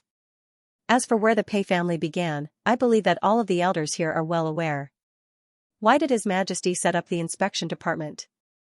You all said that Wen Xian was too rash and that Wen Xian suffered a stroke in the aristocratic family. In order to maintain good relations with the aristocratic families, His Majesty beat Wen Xian up. Pei Wenchuan laughed and looked around. Then why don't we enter the palace and let His Majesty be the judge? So many courtiers have been kneeling in the imperial study for so long, but His Majesty didn't receive them in order to save face. Elders, I hope that you won't disappoint His Majesty's efforts. No one said anything. It wasn't that they hadn't thought of Pei Wenchuan's words. Last time, when Li Rong scolded them, they already understood clearly. But first of all, Pei Lizzie had left behind a lot of money. Second of all, Pei Lixian was now in a high position. It wasn't good to offend him. Everyone could only speak up for Pei Lixian. But now, Pei Wenchuan's words were full of threats. The emperor's attitude was very clear. He was probably already dissatisfied with the Pei family. But Pei Lixian was still in a high position and still had to give face. If the Wen family insisted, it would be fine. At least it was an internal matter of the Pei family. the emperor wouldn't be able to interfere. But now, the Wen family had been instigated by Pei Wenxuan. If this matter really reached the emperor, they wouldn't have a good ending. Pei Wenxuan saw that everyone was starting to waver and his tone softened. Yesterday, Wen Xian could have confronted third uncle in front of the imperial study. But Wen Xian thought that he was still a member of the Pei family. As a family, we should help each other. Small internal matters can be troublesome, but if we can resolve it internally, we shouldn't let outsiders see us as a joke. Although Wen Xian can't be considered very successful and can't be compared to my late father, I still have some power in the imperial censorate. In the future, I will still need the help of everyone in the family. Today, Her Highness and I didn't come here to have any conflicts with the family. Since all the elders are here, I will make things clear. I am a member of the Pei family. That was the case in the past and will be the case in the future. Now that I am married to Her Highness Ping Li, no matter what, the Pei family cannot be separated from Her Highness. Now that the elders are trying to curry favor with the aristocratic families may not think highly of us. It is better to wholeheartedly follow His Majesty and the princess. In the future, if we work together, why would we be afraid of the other aristocratic families? Pei Wenxuan's words were filled with comfort. What he meant was that he now had a backer, was capable, and had a bright future. He called on everyone to follow his lead. First there was the stick, then there was the carrot. Everyone started to think. Pei Xianqing hesitated for a while before finally saying, "You are a good child. We misunderstood you in the past. Grandfather is very pleased that you have such knowledge." Li Xian, Pei Xianqing looked at Pei Li Xian and probed, "This child is not young anymore. Why don't we do as he says?" Everyone looked at Pei Li Xian. Although they did not say anything, their eyes were more or less expecting Pei Li Xian to agree. Pei Li Xian sighed and only said, "When I first took over this matter, I told eldest sister-in-law that I was afraid that I would still have to take advantage of him in the future. Eldest sister-in-law did not believe me and kept telling me that Wenxuan was not such a child. Now it seems," Pei Li Xian shook his head and smiled bitterly, "forget it." These words were indirectly scolding Pei Wenxuan and his mother. Pei Wenxuan did not mind. None of his uncles were easy to deal with and he was used to it. But before he could speak, he heard a trembling voice from the side, how can you say that?"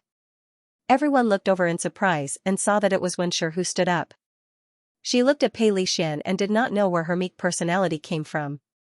She tried hard to scold him, "You were the one who advised me that Wenxuan was still young and had to go back to his hometown to observe mourning. My health was not good and I was afraid that I would be cheated. That was why you asked me to hand over the assets to your wife. If Wenxuan came back in the future, you would teach him how to manage money and give it to him. Now that he is back, I can't ask you for money. Now that I have embarrassed myself and opened my mouth, you still don't want to return the money? How can you be so shameless?" Wenxuan's words were stuttering and were very honest. When Li Rong heard Wenxuan scolding him so directly, he could not help but laugh out loud. Everyone looked over and Li Rong quickly said, "Sorry, I was distracted. Don't worry about me, continue." How could Pei Wenxuan not know what she was laughing at? Helplessly looking at her, he coughed lightly and said, "Second uncle, I know you have good intentions, and I don't doubt it, but right now I really lack money to do things. If you keep holding on to it, it's not good, right?" Pei Li Xian was scolded by Wenxuan until his face turned green and white. Before he could speak, Wenxuan said, "Well, so you have been lying to me. I trusted you so much and you lied to me like this?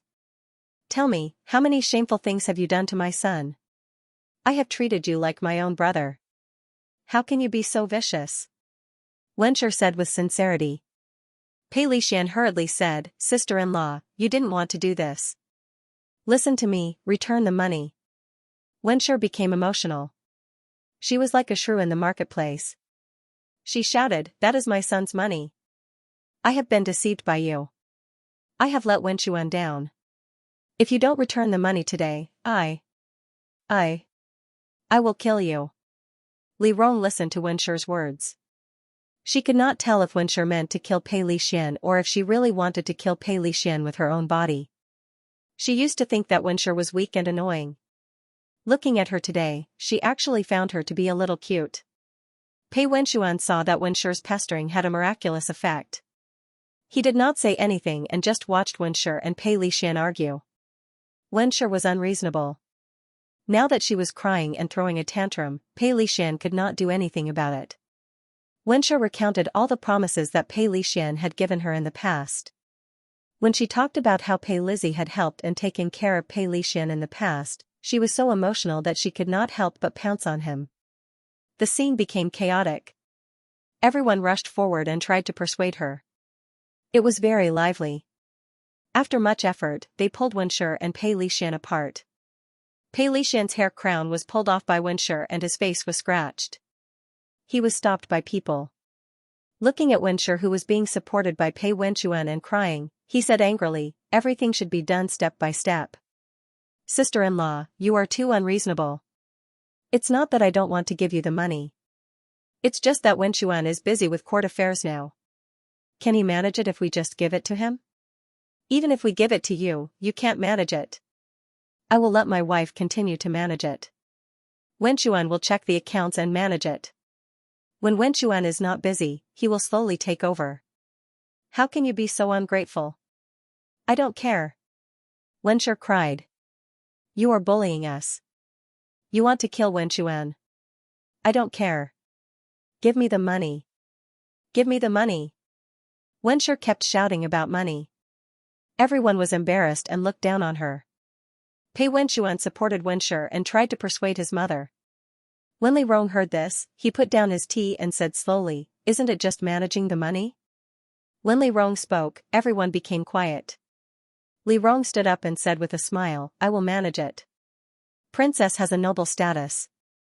When Pei Lixian heard Li Rong's words, he quickly said, "How can we trouble Princess with such trivial matters? No matter how noble my status is, I am still Wenxuan's wife." Li Rong said and walked to Pei Wenxuan's side. He reached out and held Pei Wenxuan's hand. He smiled and looked at Pei Lixian. Managing the accounts should be done by a wife. Wenxuan is busy with court affairs. Of course I have to help him. Your Highness has established the inspection department and there are many things to do. I'm afraid, it's okay. Li Rong immediately interrupted Pei Lixian and said seriously, "For Wenxuan, my hard work is worth it. Moreover, there is nothing to do with the inspection department. It is just a title. Second uncle, don't worry." As for the money, Li Rong said and seemed to be trying not to laugh. He only said, "I have a fief. This money is not a big amount. It is not a big deal to manage it together. Second uncle."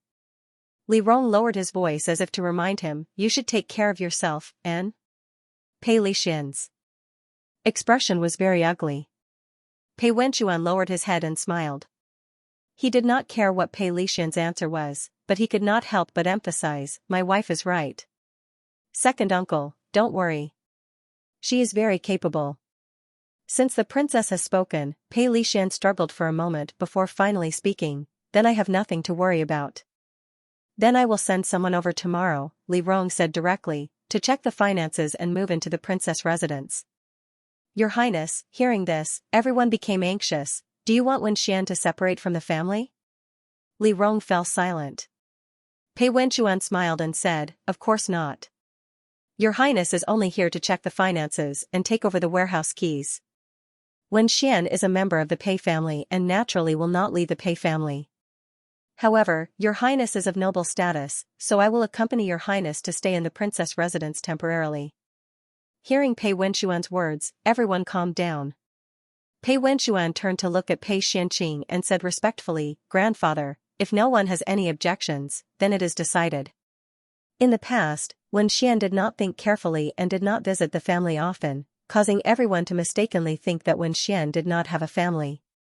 In the future, Wenxian will come back often to visit grandfather and take care of the family. Blood is thicker than water for people with the same surname. There is no stronger relationship than this. I hope that in the future, all family members and Wenxian will take care of each other and move forward together. Wenxian has such thoughts. Grandfather is very pleased. You have also grown up. This matter, Pei Xianqing looked at Pei Lixian, "Is it decided?" Pei Lixian saluted and accepted the invitation. After the matter was settled, Wenxue could not take it anymore and collapsed. Li Rong supported her and warned in a low voice, "Hold on." Wenxue looked at Li Rong with tears in her eyes and forced herself to stand up. Pei Wenxuan exchanged greetings with everyone and sent them off one by one. When only the few of them were left in the hall, Li Rong supported Wenxue and said to Pei Wenxuan, "Grandma is not feeling well. I will take her away first." Pei Wenxuan responded and bowed respectfully, "Thank you, princess." Li Rong nodded and helped one out. Pei Wenxuan sat in the hall for a while and chatted with Pei Xianxia and the others for a while. Pei Xianxia was also tired after sitting for so long, so he casually said a few words and left. In the end, only Pei Lixian and Pei Wenxuan were left in the lobby. Pei Lixian nodded at Pei Wenxuan and said, "Wenxuan, you can go back first. I won't send you off." Pei Lixian was about to leave when Pei Wenxuan called out, "Second uncle." Pei Lixian stopped in his tracks. Pei Wenxuan stepped forward and stood side by side with Pei Lixian at the door. His voice was calm as he said, "Father once told me that a family is never built by one person. The future of a family lies in inheritance and not in struggle." Pei Lixian did not say anything. Pei Wenxuan said slowly, "I remember when I was young, second uncle, you also took me to fly kites. I'm not a rebellious person. Second uncle, you can trust me more." Hearing Pei Wenxuan's words, Pei Lixian turned his head. He remembered how Pei Wenxuan looked when he was young. He did not expect this person to be so old in the blink of an eye. He was taller than him, younger than him, and had a brighter future. Pei Lixian looked at Pei Wenxuan quietly. After a long time, he said slowly, "Don't you hate me?" "To be honest, it depends on what second uncle does in the future," Pei Wenxuan said and looked at Pei Lixian. "But I believe that in second uncle's heart, you still care about your family and want the Pei family to be better." Pei Wenxuan finished speaking and smiled gently. He bowed and said, "I'll take my leave first. I'll visit second uncle another day." Pei Wenxuan stood up and left the Pei family's door. Li Rong had already settled the frightened Mrs. Wen and was waiting for him in the carriage. After Pei Wenxuan got up, Li Rong leaned against the table and flipped through a book. "Did you talk to your second uncle?" "Yes," Pei Wenxuan answered. Then he asked, "How's my mother?" "She trembled when she came out. Now she's sleeping in the carriage behind us." "Is she okay?" "What could be wrong?" Li Rong smiled. "Your mother has caused many people to die of exhaustion." Pei Wenxuan was completely relieved when he heard this. His mother was always weeping and sickly, but she had lived longer than most of the other elders. Pei Wenxuan sat down. Li Rong saw that his posture was smooth and he could not help but ask, "Have you recovered from your injury? How can it be so fast?" Pei Wenxuan smiled. "I'm not a fierce general. Naturally, my injury is still there." "You didn't get injured again today, right?" Li Rong said. He was still worried. He put down his book and waved his hand. "Let me take a look." Pei Wenxuan paused. He subconsciously wanted to refuse, but when the words reached his mouth, he thought of something. He smiled and said, "It does hurt a little. Can you help me see if my wound has split open?" Pei Wenxuan turned his back to Li Rong and lifted his hand to undress. His posture was graceful, and his clothes slowly slid off his shoulders, like a curtain slowly opening. Li Rong was attracted by his pretentious way of taking off his clothes. She asked curiously, "Is your clothes stuck?" Pei Wenxuan was speechless. Li Rong raised his fan and pressed down Pei Wenxuan's clothes on his back. He looked up and saw that the wound was not bleeding. He said, "It should be fine. When we go back, I'll get someone to change your dressing. I think it will be better soon." "Okay." Pei Wenxuan's expression was calm. He was thinking about something as he slowly pulled up his clothes. Li Rong's thoughts were elsewhere. He said slowly, "Tomorrow, I'll check your assets. I'm afraid Pei Lixian won't let us get the money so easily. Just take whatever is left." Pei Wenxuan said calmly, "He's a smart man. He won't be able to keep the money. He won't make things difficult for you over such a small matter. Tomorrow, you can send someone to check. The most important thing is to get the title deeds back." My father's assets are mostly in other places. When the time comes, let Tuoba Yin collect them one by one. Ever since Pei Wenxuan took Tuoba Yin in, this person's business talent was extraordinary. The two of them could use each other easily. However, Li Rong did not expect that Pei Wenxuan would even let Tuoba Yin manage his father's assets. After all, Tuoba Yin was still one of her people. Li Rong looked at her strangely. Pei Wenxuan came back to his senses and looked at her. He chuckled and said, "Your Highness, why are you looking at me?" Speaking of which, Li Rong said carefully, "You let Tuoba Yin manage your father's assets. Are you not worried?" She didn't say it explicitly, but Pei Wenxuan understood her meaning. He paused. He didn't know why, but his heart still felt a little sour. On this kind of critical issue, he knew that Li Rong's heart was clear. In the end, she still had other thoughts. She never thought that they would end up together. She didn't even have the thought of accidentally ending up together. However, this was their agreement. It was understandable that Li Rong thought this way. He could only smile and said slowly, "Your Highness is now one with me. I don't have anything to worry about. Then in the future, let's talk about the future in the future." Pei Wenxuan interrupted her. Li Rong became more suspicious. "Pei Wenxuan, this is not like you." "And?" Pei Wenxuan picked up the tea and replied casually. Li Rong opened and closed her small fan. "You don't plan for the future? You have so many tricks up your sleeve. If you don't think about the future, I'm afraid it's inconvenient for you to tell me." "I'm afraid Your Highness worries too much."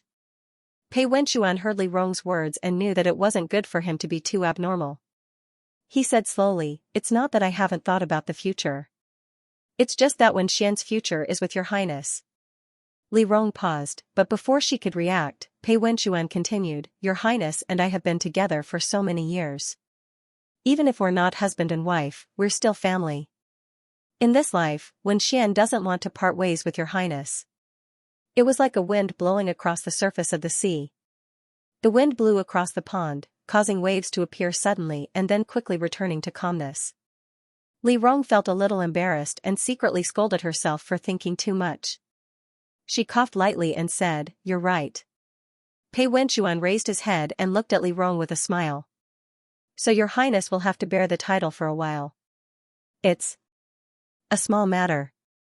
Li Rong waved his hand magnanimously. "It's just a title. Your Highness really doesn't care about trifles when it comes to achieving great things." Pei Wenxuan praised softly. Li Rong gently blew on the tea leaves, enjoying the praise. She was about to respond modestly when she heard Pei Wenxuan say softly, "Madam." These two words seemed to roll on the tip of his tongue, and when they came out, there was an indescribable charm and gentleness. Li Rong's hand trembled slightly, and then she heard Pei Wenxuan laugh loudly. "Your Highness, you're still not used to it. You're joking." Li Rong waved his hand. "I don't mind." Pei Wenxuan smiled and didn't say anything. Instead, he said, "But Your Highness doesn't plan on getting the name list from Su Yongqing, right? If you can get the name list from the Pei family, I naturally won't ask Su Yongqing for it." Li Rong tapped his small fan against the palm of his hand. "Actually, I think what you said is reasonable. It's better to keep the relationship as simple as possible. It's fine to ask him for the name list, but it's better not to do so. What do you think?" "I naturally agree with Your Highness." Pei Wenxuan grabbed a small handful of melon seeds and lowered his head to eat them. He casually said as if he was chatting casually, "Then, does Your Highness plan on getting close to Su Yongqing according to Shang Wanya's suggestion? Let's leave it to fate." Li Rong sighed. "This matter is awkward. You and I are still married, and I feel that it's inappropriate for me to get close to him. But if it's too late, I'm afraid that he'll be married when we divorce. Does Your Highness like him?" Pei Wenxuan lowered his eyes and ate the melon seeds. It was hard to tell whether he was happy or angry. He looked just like a good friend chatting. Li Rong thought for a moment and slowly said, "Probably because he feels regretful." "Like?" "Not really. I don't like him, but I still miss him." "You said." "Just pretend that I didn't say anything." Pei Wenxuan quickly interrupted her and said seriously, "Some time ago, water got into my head. Everything I said about Su Yongqing doesn't count. Don't take it to heart. But I think what you said makes sense. Li Rong frowned. She didn't understand Pei Wenxuan's sudden change. Pei Wenxuan threw the uneaten melon seeds into the fruit bowl and looked up with a smile. What did I say that doesn't make sense? Li Rong looked at Pei Wenxuan's smile. Her intuition told her that something was wrong. She was about to speak when Pei Wenxuan hissed. Li Rong hurriedly asked, "What's wrong?" "It seems that the wound has opened up." Pei Wenxuan frowned. "I wanted to lean against the wall and sleep for a while, but when I moved, you want to sleep?" Li Rong looked at the road. "It won't be long. Can you bear it?" "I'm a little tired." Pei Wenxuan smiled bitterly. "I won't hide it from your highness. If it weren't for your highness, I wouldn't have been able to talk to my family today." "We're all family." Li Rong nodded. She understood Pei Wenxuan's difficulties. Pei Wenxuan lowered his eyes. He seemed to be a little sad. "My family is in chaos. Recently, I've been injured. I haven't had a moment of rest. Then what do you want?" Li Rong saw that Pei Wenxuan had been talking for a long time and directly interrupted him. "Do you want me to give you a place to lie down?" "How would I dare?" Pei Wenxuan shook his head. He looked at Li Rong and was a little embarrassed. "This humble subject just wants to ask if your highness can lend me your shoulder to lean on?" "You should have said so earlier." Li Rong laughed and sat down beside Pei Wenxuan. He patted his shoulder and said, "You can lean on me. Your highness is so nice." Pei Wenxuan praised Li Rong and leaned over. Li Rong felt that Pei Wenxuan was leaning on him. He couldn't help but ask, "Are you comfortable like this?" "Yes." Pei Wenxuan said decisively, "Your highness can also lean on me?" "There's no need." Li Rong looked at Pei Wenxuan's posture strangely. Pei Wenxuan was tall. It was difficult for him to lean on her compared to leaning against the wall. However, if Pei Wenxuan felt that there was no problem, then he would treat it as if there was no problem. Pei Wenxuan quietly leaned on Li Rong. After a while, Pei Wenxuan suddenly said, "Li Rong, later on, did you and Su Yongqing get along like lovers?" Li Rong was a little confused. "What do you mean?" "That is," Pei Wenxuan thought for a while and said slowly, "it's not the relationship between a princess and a gigolo, but the relationship between lovers."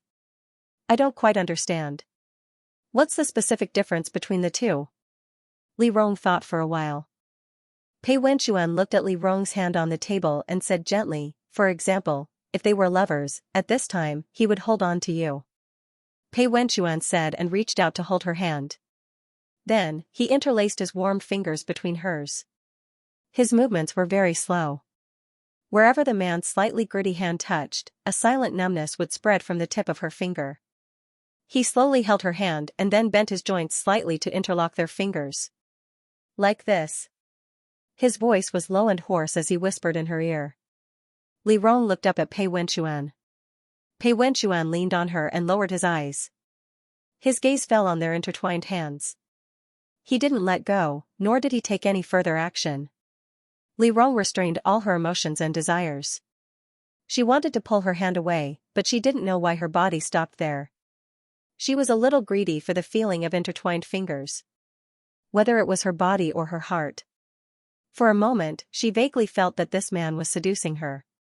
But before she had time to think about it, she heard the imperial bodyguard's urgent voice from outside. "Your Highness, something happened." When Li Rong heard this, she immediately looked up with cold eyes. She pulled her hand away and rolled up the curtain. She said coldly, "What's wrong?" "Luo Wan is dead." The imperial bodyguard stood outside the curtain.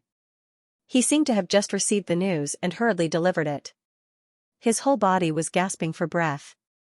Sir Sinchuan investigated for a long time and found that Sir Luo and the other witnesses were all dead. Li Rong was shocked when she heard the news. She asked coldly, "Where is Lord Sun?" "At the pavilion on the outskirts of the city." "I'll go there immediately," Li Rong ordered. She then ordered the carriage to change direction and sat back in the carriage. She seemed to be angry. She clenched her fan tightly and her expression was ugly. Pei Wenxuan poured her a cup of tea and comforted her. Luowan hasn't seen anyone for a long time. It's not surprising. Your Highness, please calm down. They are simply impudent. Li Rong shouted angrily. They knew that I was investigating this matter and still dared to kill people. Do they think I'm a vegetarian? They knew that you were investigating this matter. Pei Wenxuan said calmly, that's why they had to kill people. Li Rong didn't say anything. She looked at Pei Wenxuan. Pei Wenxuan's expression was terrifyingly calm. If your inspectorate is successfully established, it will be a great threat to the aristocratic families. They will do whatever it takes to force you to retreat. If you win this battle, the position of the inspectorate will be stable in the future.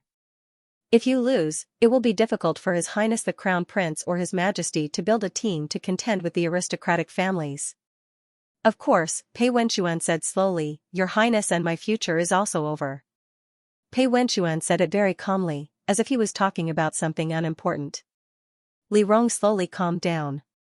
This kind of confrontation was not new. She had experienced it countless times in her previous life. However, she hadn't been tied to Pei Wenxuan in life and death for many years. She couldn't help but look at Pei Wenxuan, sizing up the young man in his early 20s. Pei Wenxuan leaned against the table, looking at the people coming and going outside the window. He seemed to be thinking about something. He noticed Li Rong's gaze and turned to look at Li Rong. Seeing Li Rong staring at him, he couldn't help but smile. Your Highness, why are you looking at me? I just remembered. Li Rong laughed. This seems to be the first time we've done something like this. In the first year of our marriage, our relationship was quite good. Li Rong tapped his fan against his palm and turned to look out the window with some nostalgia. But at that time, we were still young and ignorant of the matters of the imperial court. We had never encountered such a major event. After that, something happened. You and I were already constantly arguing. The only time I was touched by you was also in prison. At that time, I thought you would give up on me and Chuaner and seek refuge with Consort Ro. As Li Rong spoke, he couldn't help but look over. He smiled and said, Why didn't you run away at that time? Pei Wenxuan was silent. Li Rong didn't seem to mind and continued, After that, our relationship couldn't be said to be good. On one hand, we guarded against each other, and on the other, we helped each other. We've never been as harmonious as we are now. What if I told you that I've never thought of giving up on you? Pei Wenxuan suddenly spoke.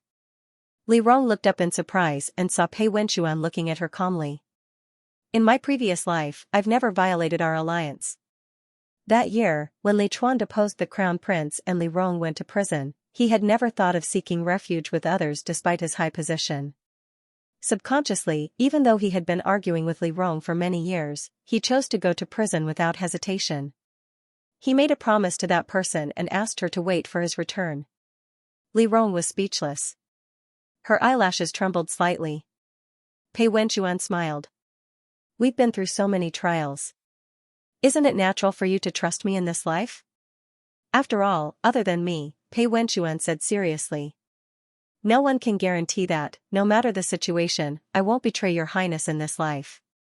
Hearing these words, Li Rong chuckled. She said gently, I don't believe in promises. I know. Pei Wenxuan also smiled. I just said it casually. Then don't say it in the future. Li Rong sighed. If you say it, I want to take it seriously, but I know in my heart that these words can't be taken seriously. It's uncomfortable to think about it. It's better to never hear it. I don't know how to speak. Pei Wenxuan apologized quickly. I've troubled your highness. The two chatted casually until they reached the outskirts of the city. As soon as the carriage stopped, Li Rong immediately jumped down. There were several people standing by the pavilion. Li Rong led Pei Wenxuan over and asked hurriedly, Where is she?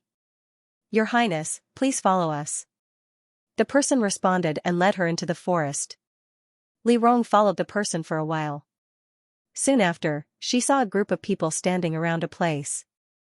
Sun Quan stood at the side with a mask on and clenched his fists.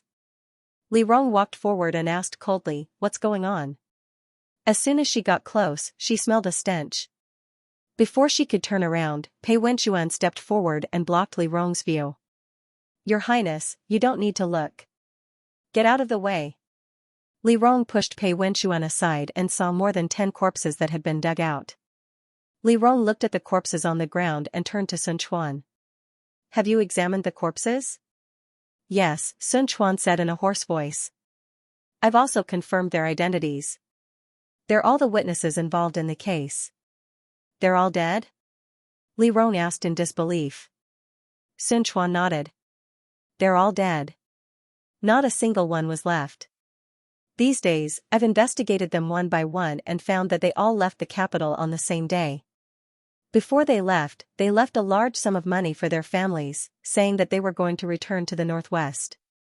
I followed them along the way and found that they didn't stay at any relay stations or tea houses on the way. I carefully asked around the place where they were last seen and narrowed down the area. Finally, I found this place." Li Rong didn't speak. She was silent for a moment and said, "Clean up the corpses and put them in the memorial hall." "How did you find this place?" "There was a scholar at a pavilion not far away. He happened to be seeing off a friend at the pavilion that day when he saw a group of people driving another group of people into the forest. They were acting suspiciously.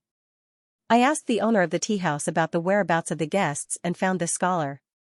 "Where is he?" "We've already taken care of him." Li Rong was relieved to hear this. She thought for a moment and said, "Have someone continue to investigate based on the scholar's confession.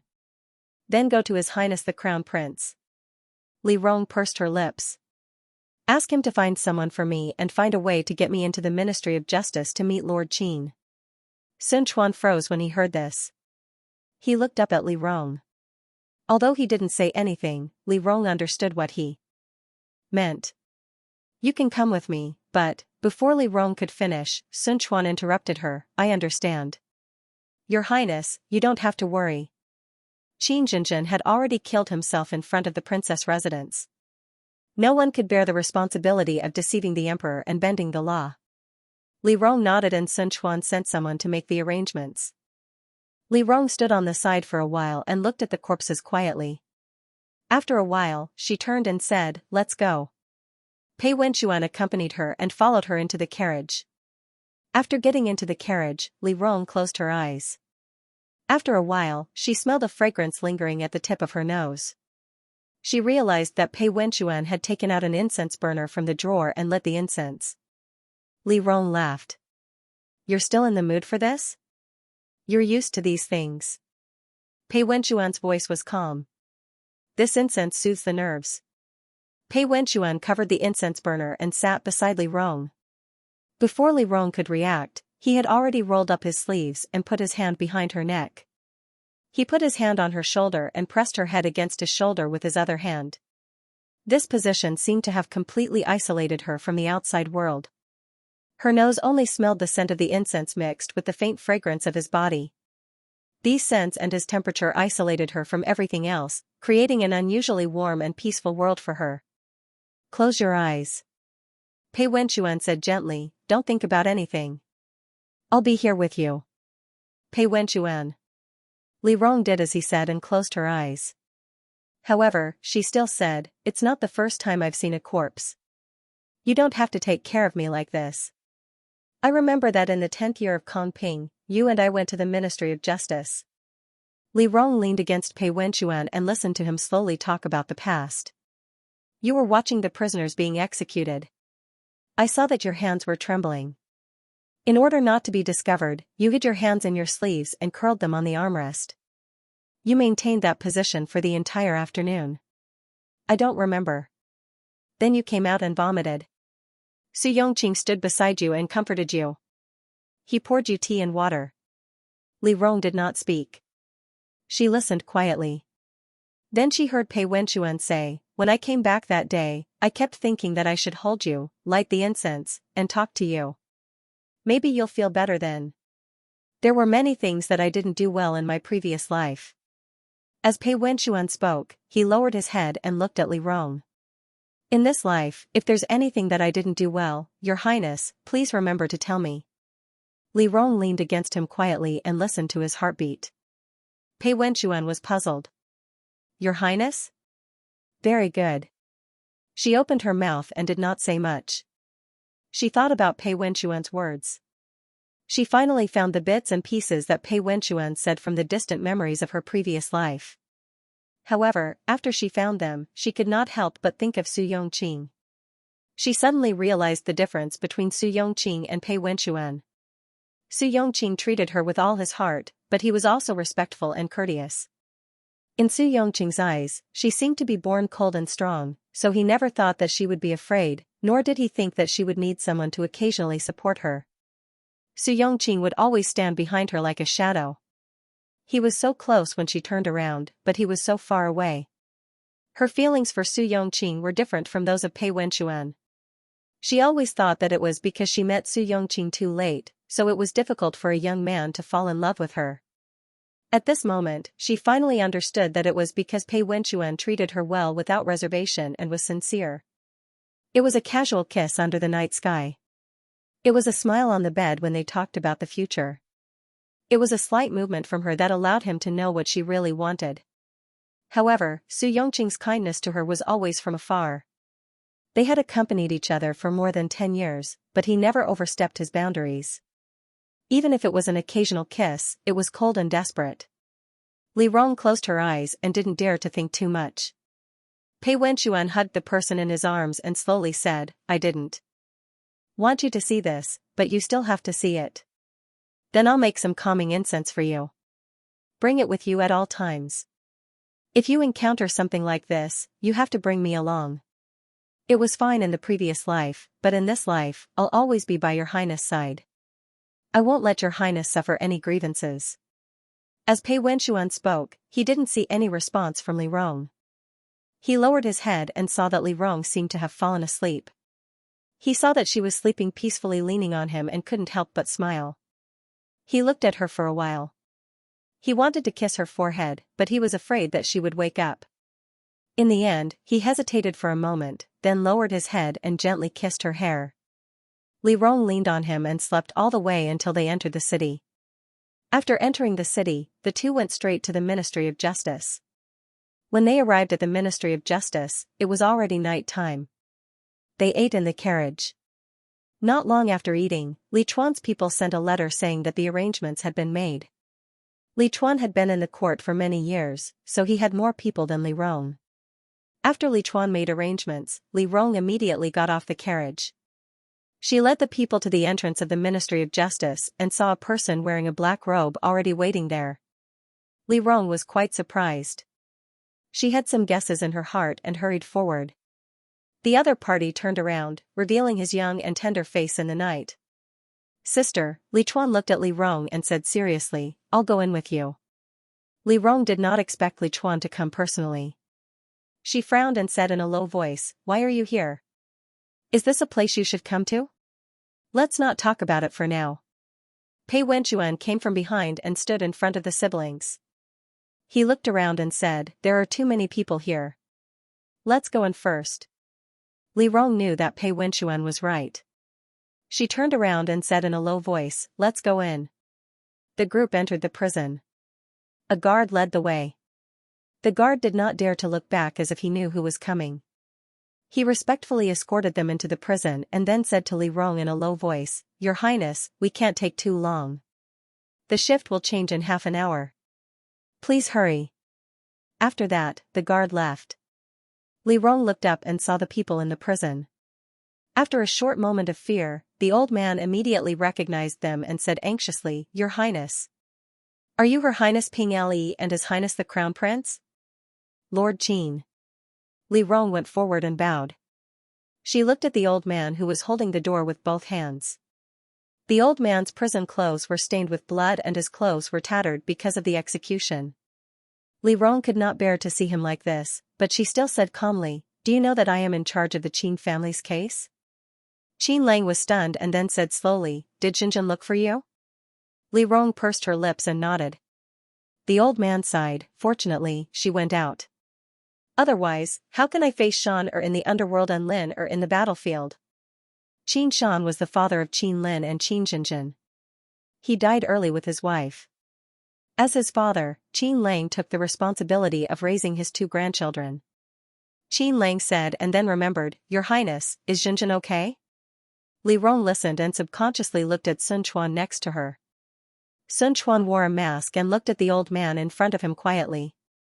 His eyes were filled with pity. Since she didn't say anything, Li Rong didn't say anything either. He said in a low voice, We don't have much time, Mr. Qin. Please tell me the whole story from beginning to end. Where should I begin, Your Highness?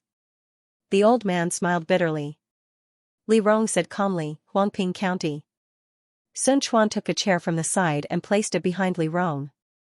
Then, she took another chair and placed it behind Li Chuan. Pei Wenxuan stood behind Li Rong, and Sun Quan stood behind Li Chuan. Li Rong tapped his fan lightly and said slowly, This case started when Wen Ping received a report saying that you were bribed by the Yang family and ordered Qin Feng to deliberately abandon the city during the Battle of Huangping County. Then, they used your Deputy General Luo Wan's confession as evidence to confirm this. There was also the gold and Yang Lai's letters as supporting evidence. I originally wanted to find Luo Wan and ask him about the whole story, but now he's dead. Qin Lang was stunned.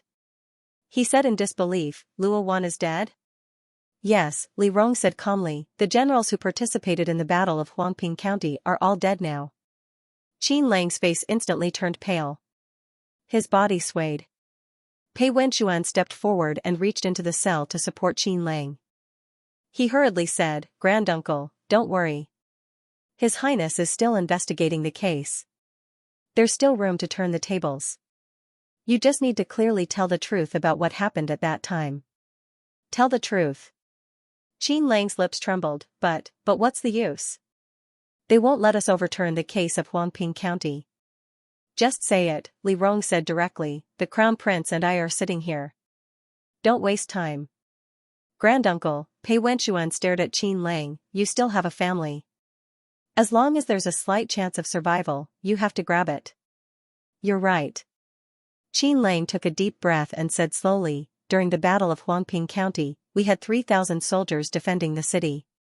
The enemy attacked the city with 3,000 soldiers. My son, Qin Feng, was the main general. Yang Lai originally wanted us to defend the city for 5 days. However, we were defeated. We could only escort the people out of the city and then abandon the city. You defended the city and they attacked the city. Your forces were equal. Logically speaking, you shouldn't have lost. Li Rong directly reminded him, why did you lose? Qin Lang listened to these words. After a moment of silence, he smiled bitterly, I let Feng'er leave. Why? Li Rong continued to ask. Qin Lang pursed his lips. After a long time, he looked up and quietly stared at Li Rong, because there was no one left. Li Rong was a little surprised. She didn't understand and could only repeat, no one left? Yes, Qin Lang took a deep breath, 3 months before the battle, the provisions were always insufficient. The food for 3,000 people was transported over and it was filled with sand. The soldiers didn't have anything to eat. They could only separate the rice from the sand every day and cook it into porridge. Most of the rice was old. When the battle started, it was said that there were 3,000 people. In fact, many soldiers had already fallen ill. There were less than 2,000 who could fight. In addition, the provisions had not arrived yet. If we had persisted, there would have been no food at all. How could there be food? Li Chuan frowned, didn't you tell Yang Lai? I did. Qin Lang smiled bitterly, but what's the use? The provisions given by the imperial court are so little. They are divided layer by layer. The priority is given to the first-class aristocratic families and then to us ordinary aristocratic families. In the 16 cities in the northwest, who would stretch out their hands to ask for food? But Huangping County is at the front line. Li Chuan was a little angry, Yang Lai didn't even know this? Qin Lang didn't speak. Li Rong directly said, did you report this? I wrote an explanation later. It should be at the back of the military log. I've checked the military log of the Ministry of War. Li Rong frowned, there isn't. Qin Lang laughed softly, Your Highness, his voice was hoarse, how could there be? Qin Lang's voice was a little choked, the Ministry of War of the aristocratic families. No one spoke. Li Rong calmed down for a while and said, "Give me a list of all the people involved in that year." As he spoke, Pei Wenchuan handed a pen and paper to Qin Lang. Qin Lang's hands trembled as he wrote down the names. This person was already old. He had fought on the battlefield all his life and had never bowed his head. But in this prison of Xianxia, his back was bent. Li Chuan couldn't help but clench his fists. It was at this moment that he felt something fall on his shoulders. He turned around in surprise and saw the person standing behind him staring at Qin Lang in the prison. Tears fell silently. Li Chuan was stunned. He felt that the young man in front of him was vaguely familiar, but he couldn't remember where he had seen him before. He looked quietly. After a while, he heard Qin Lang say, "Your Highness, it's done." Li Rong took the list from Qin Lang's hands. She glanced at the names on it and didn't say anything. Qin Lang sat cross-legged in the prison and sighed, "Your Highness, you're still young. You should go back first." Li Rong held the list. She looked at the old man in the prison who still had some strength of character after being punished. She looked for a long time, then raised her hand and bowed deeply to the people inside. Footsteps came from outside. Pei Wenchuan said, "Someone should be coming." Li Rong nodded. Li Chuan put on his hat again to cover his face. The attendant carried a lamp and whispered, "Your Highness, you should go." Li Rong nodded and ordered, "Look after them. Don't let anything happen to them." The attendant nodded. Li Rong was about to leave when she heard Qin Lang call out to her, "Your Highness." Li Rong turned around and saw the old man hesitating. "How is Zhenzhen?" Li Rong didn't say anything. She looked at the old man's worried and expectant eyes. After a long time, she said, "She's doing well. You don't have to worry." Qin Lang was relieved. He kowtowed to Li Rong. Li Rong turned around expressionlessly and led the people out. When they were out of the gate, Li Rong immediately said to Sun Quan, "Get some people. No matter what, get the Qin family out of the Ministry of Justice tonight. If there are any problems, tell them to find me." Sun Quan replied respectfully. He turned around and led his horse into the night. After Sun Quan left, Li Chuan looked away and frowned. "That person just now, I felt that he was familiar. Is he sister's new subordinate?" Li Rong paused, then replied, "You should go back to the palace first. Don't let anyone find out that you've interfered." "Sister," Li Chuan hesitated. Li Rong immediately knew what he meant. She looked up and calmly said, "This is my matter. I know what I'm doing." Li Chuan was silent. After a while, he bowed and said, "I'll leave first." After that, Li Chuan followed the attendant back to the carriage. Before he left, he paused and finally said, "Sister, the Qin family has to stay alive." "I know." Li Rong said coldly, "You can go." Li Chuan nodded and finally left. After Li Chuan left, Pei Wenchuan stood behind Li Rong and asked softly, "Your Highness, are we going back to the residence?" Li Rong didn't say anything. She quietly looked at the street. After a while, she slowly said, "I thought I was old." Pei Wenchuan stood behind her and didn't say anything. Li Rong laughed, "But now I know that no matter what time it is, there will always be a barrier in the heart that can't be overcome. What does your Highness plan to do?" Li Rong didn't say anything. She put her hands in front of her and slowly closed her eyes. After a long time, she opened her mouth and said, "Pei Wenchuan. Your Highness, please give me your orders." Pei Wenchuan bowed.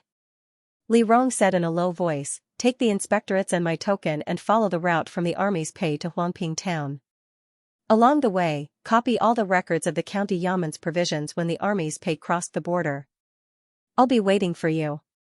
Li Rong looked up and quietly looked at him. Pei Wenchuan stared into Li Rong's eyes. At that moment, he suddenly felt that this person seemed to have handed his life over to him. "They must know that I interrogated Qin Lang tonight. Qin Lang wrote down the list of names, so I'm afraid that it bodes ill rather than well. I'll have Sun Quan protect the Qin family. Tomorrow, I'll ask to be grounded. 20 days from now is the day of the Qin family's execution. You must bring this list back before then. Can you do it?" Pei Wenchuan didn't say anything. He looked at Li Rong and chuckled, "For your highness's orders, I'm willing to die 10,000 times. The journey may not be peaceful." Li Rong chuckled, "Be careful." Pei Wenxuan knew what Li Rong meant by not peaceful. If he left Huajing and wanted to check the records of the granaries along the way, it wouldn't just be not peaceful, it would be a matter of death. But Pei Wenxuan's expression was calm. He opened his wide sleeves, put his hands in front of him, and bowed. "This humble subject will set out now." Li Rong made a sound of agreement. Pei Wenxuan turned around. Li Rong looked at his departing figure and suddenly called out, "Pei Wenxuan." Pei Wenxuan put his hands in his sleeves and turned around. The young man was dressed in blue and white, and his eyes were like ancient wells. Li Rong looked at him. After a long time, she smiled. "I'll wait for you to come back." Pei Wenxuan was slightly taken aback. He looked at the girl in front of him, and for some reason, he saw an indescribable gentleness in her eyes. This gentleness was something that the young Li Rong had never seen before. The Li Rong standing in front of him had a mellow fragrance that came from years of experience. Even if she showed a moment of tenderness, there was a tenacity and steadiness that was difficult for a youth to match. Pei Wenxuan's heartstrings moved slightly, and he chuckled, "Then I'm back. Will your highness reward me? At this time, you still want to ask me for a reward?" "Your highness knows this subject." Pei Wenxuan lowered his eyes and said gently, "I'm used to not being taken advantage of." "Good," Li Rong also smiled, "if you do well, there will be a reward." "Thank you, your highness." Pei Wenxuan raised his hand and bowed, then he looked up at Li Rong. After looking for a long time, Li Rong was about to urge him, but this person took 2 steps forward and pulled her into his arms. "Be well, don't worry about me." "You old fox," Li Rong was in his arms, her head resting on his shoulder, "I have nothing to worry about." "That's good." Pei Wenxuan let go of her, tidied her clothes, and carefully swept his eyes over her eyebrows, eyes, nose, lips, and didn't miss a single detail. Finally, he said, "Then I'm leaving." After saying this, he finally let go.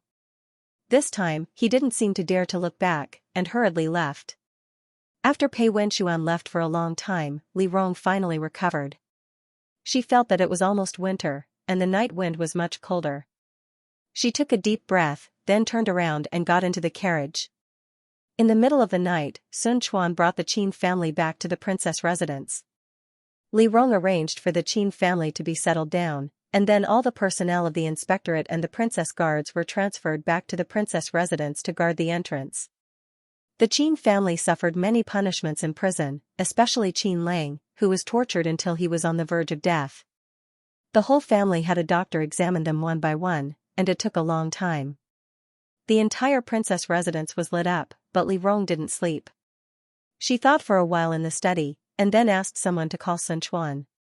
Sun Quan had just finished looking at Qin Lang's body, and looked a bit tired under the mask. She entered the room, and bowed to Li. Li was looking at the time and asked, "How is Lord Qin?" "It's okay." Sun Quan sat down, his voice a little hoarse. "His life is saved, but he'll probably have to recuperate in the future.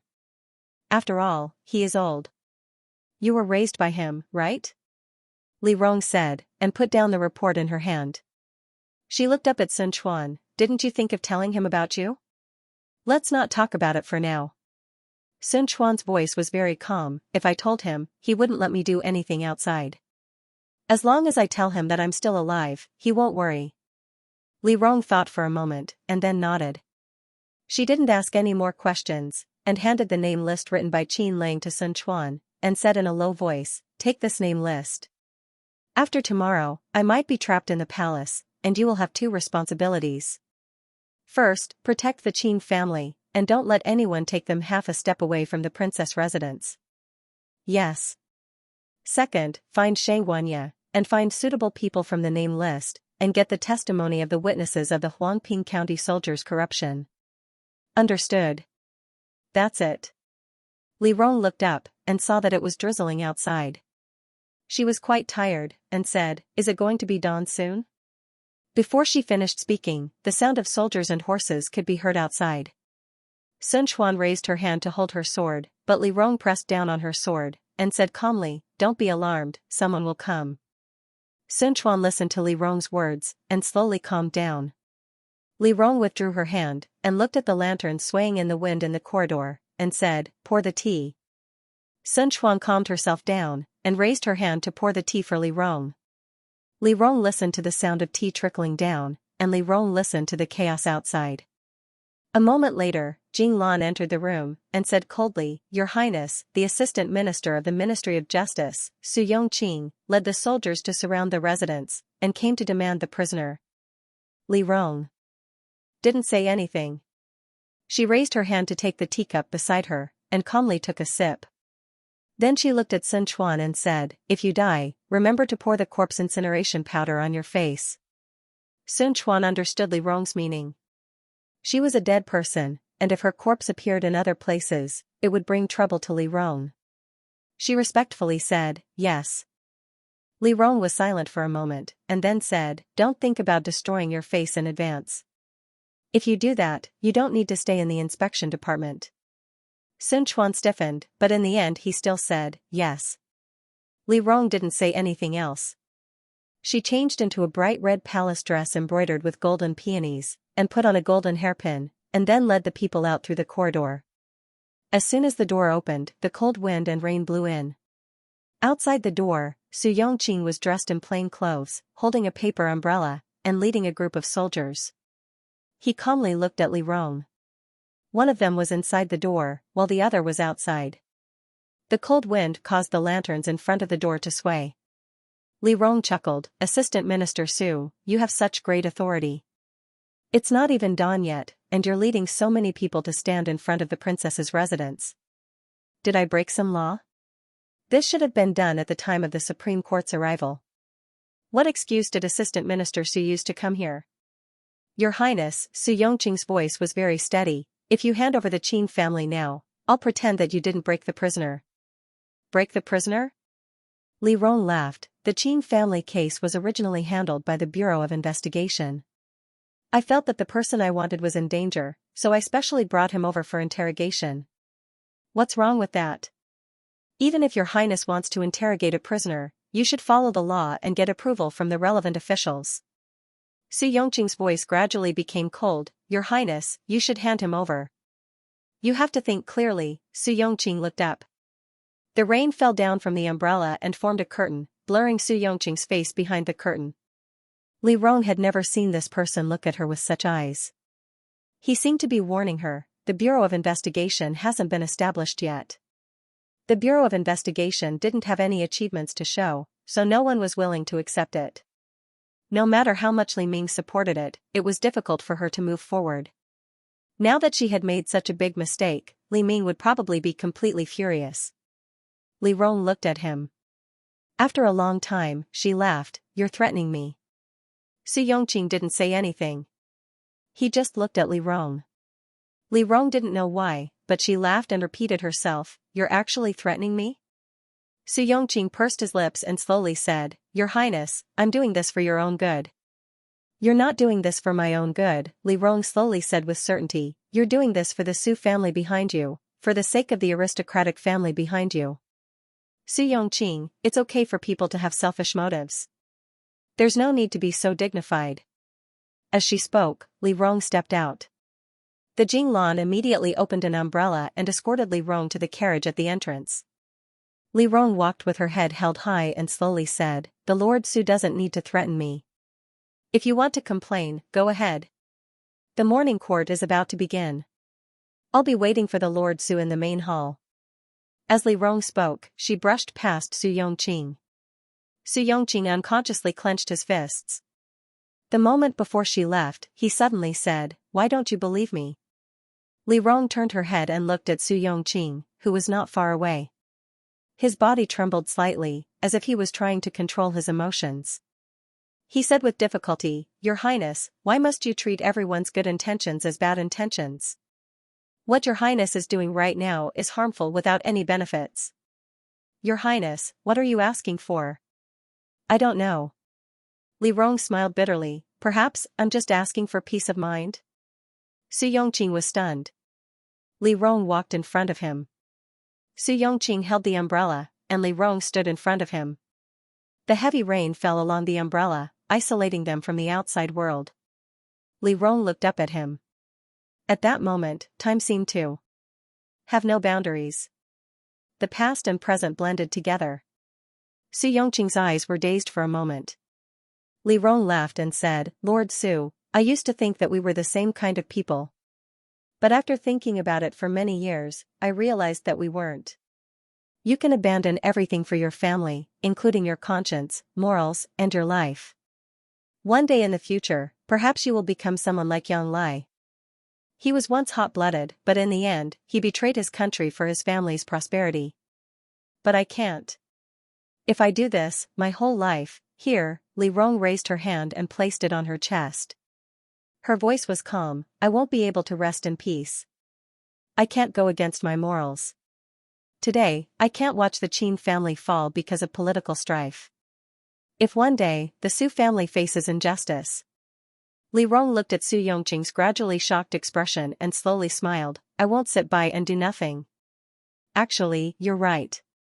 If it's only for power, what I'm doing today won't be of much benefit. I shouldn't be tied to the aristocratic families. I shouldn't be establishing the inspection department, and I shouldn't be investigating the Qin clan case. But I want power, not just because I want to be above others. I still want it. I can live in the world that I want." Su Yongqing stared at her blankly. Li Rong knew that he couldn't understand. She raised her hand and gently brushed away the dead leaves on his shoulder. She whispered, "So, Lord Su, you don't need to persuade me or stop me. You can't persuade me or stop me. The Crown Prince and I don't walk the same path. You can rest assured and assist him. I'll walk my own path. If Lord Su doesn't agree." Li Rong raised her eyes and smiled, "Bring it on." After she finished speaking, Li Rong turned around and quickly got into the carriage. After she got into the carriage, she closed her eyes and went to sleep. At this time, Pei Wenchuan had already led his people out of the city. He took the inspection department's token and the princess's token and rushed out with the elite hidden guards. Not long after they left the city, a hidden guard came up to him and said, "Darren, someone is following us." Pei Wenchuan looked around and thought for a moment. Then, he said in a low voice, "Let's find an inn and rest first." "Rest?" The hidden guard was surprised. Pei Wenchuan replied, "Yes, go." Since Pei Wenchuan had made up his mind, everyone could only follow. The group found an inn to rest. As soon as they entered the inn, Pei Wenchuan found a hidden guard who was similar to him. Then, he had another person go to the edge of a cliff and prepare a rope to tie to a big tree. When everything was ready, the sky was already bright. At this time, the clouds parted and the rain stopped. Pei Wenchuan's people set out again. This time, Pei Wenchuan's group changed to a carriage. Pei Wenchuan sat in the carriage and headed into the distance. In the imperial palace, with the sound of "Enter the hall," the officials all dressed in black with red edges and holding ceremonial tablets, entered the main hall in a line. Li Rong walked at the front. The officials behind her quietly sized her up. After entering the main hall, Li Rong elegantly stood beside Li Ming. As soon as the court began, Li Ming directly called Li Rong, "Ping Le." Li Rong stepped out. Then, she heard Li Ming suppress his anger. "Last night, I received a memorial saying that you broke into the Ministry of Justice and robbed the Qin family?" Hearing Li Ming's words, Li Rong knelt down. Li Ming raised his hand and threw the booklet at Li Rong's face. He said angrily, "What? Are you addicted to making trouble in the Ministry of Justice? I didn't punish you last time. Do you think I'll allow you to do whatever you want without regard for the law? I sent you to investigate the case, not to be unreasonable. Give me a reason why you robbed the Qin family in the middle of the night." "Reporting to your majesty," Li Rong kowtowed and said respectfully, "Since I'm in charge of the Qin clan case, I should be in charge of the Qin family. Previously, I couldn't even see the Qin family, let alone interrogate them. In order to find out the truth of the case, I had no choice but to break out the prisoners." "Then why didn't you release them?" Li Ming frowned. Li Rong said calmly, "According to Lord Qin's confession, I don't dare." "What do you mean, Your Highness?" Minister of Justice Xiao Lanqing said sarcastically, "Are you saying that the Ministry of Justice is plotting against Lord Qin?" "I'm worried about that." Li Rong replied directly.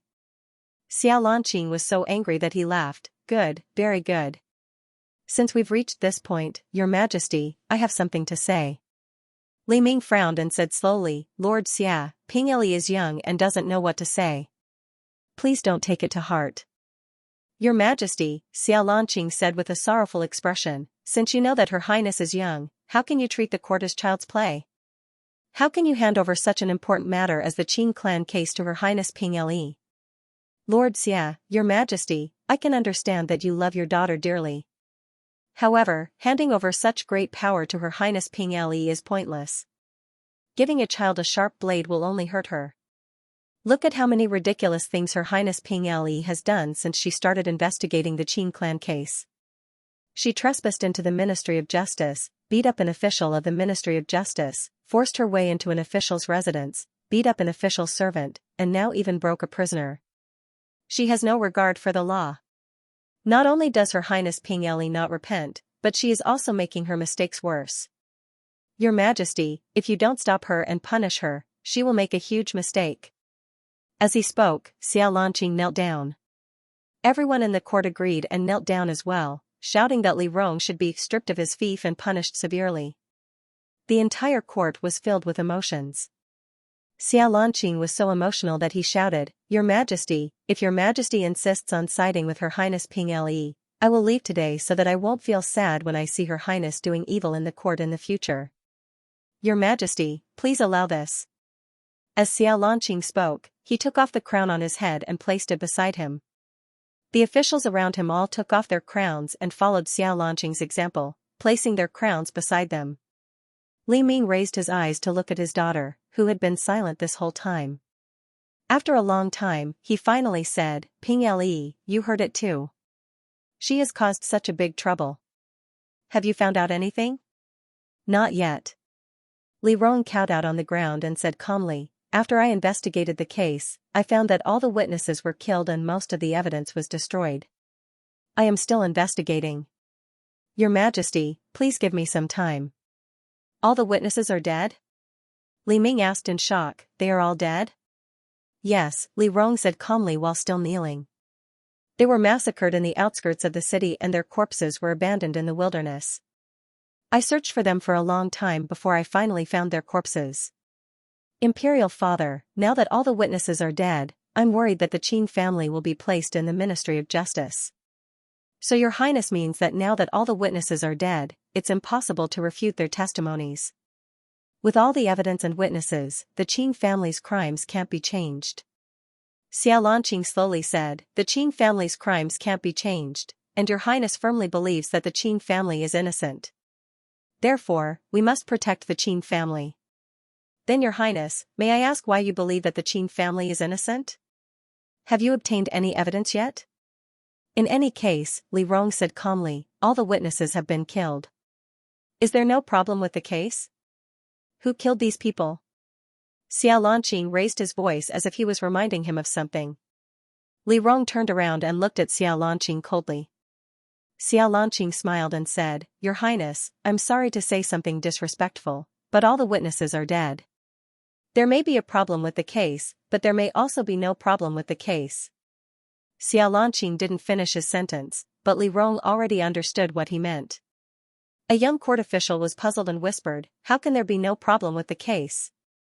Immediately, another court official laughed. His voice was neither loud nor soft, and it sounded like a private discussion, but it was loud enough for everyone to hear. Official Zhang, you don't understand. If all the witnesses are dead, then there must be a problem.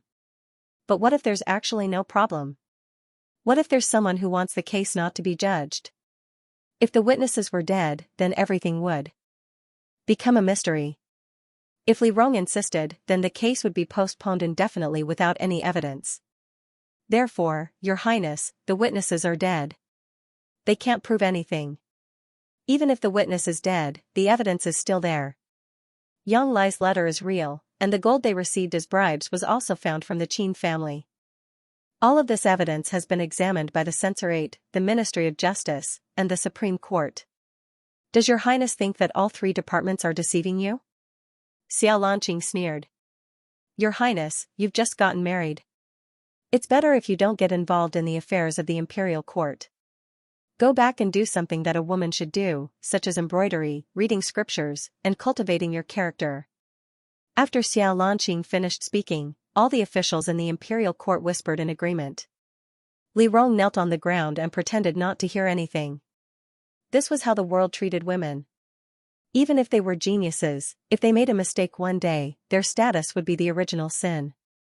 When Li Rong was young, when he heard these words, he always felt indignant, and often wanted to prove something.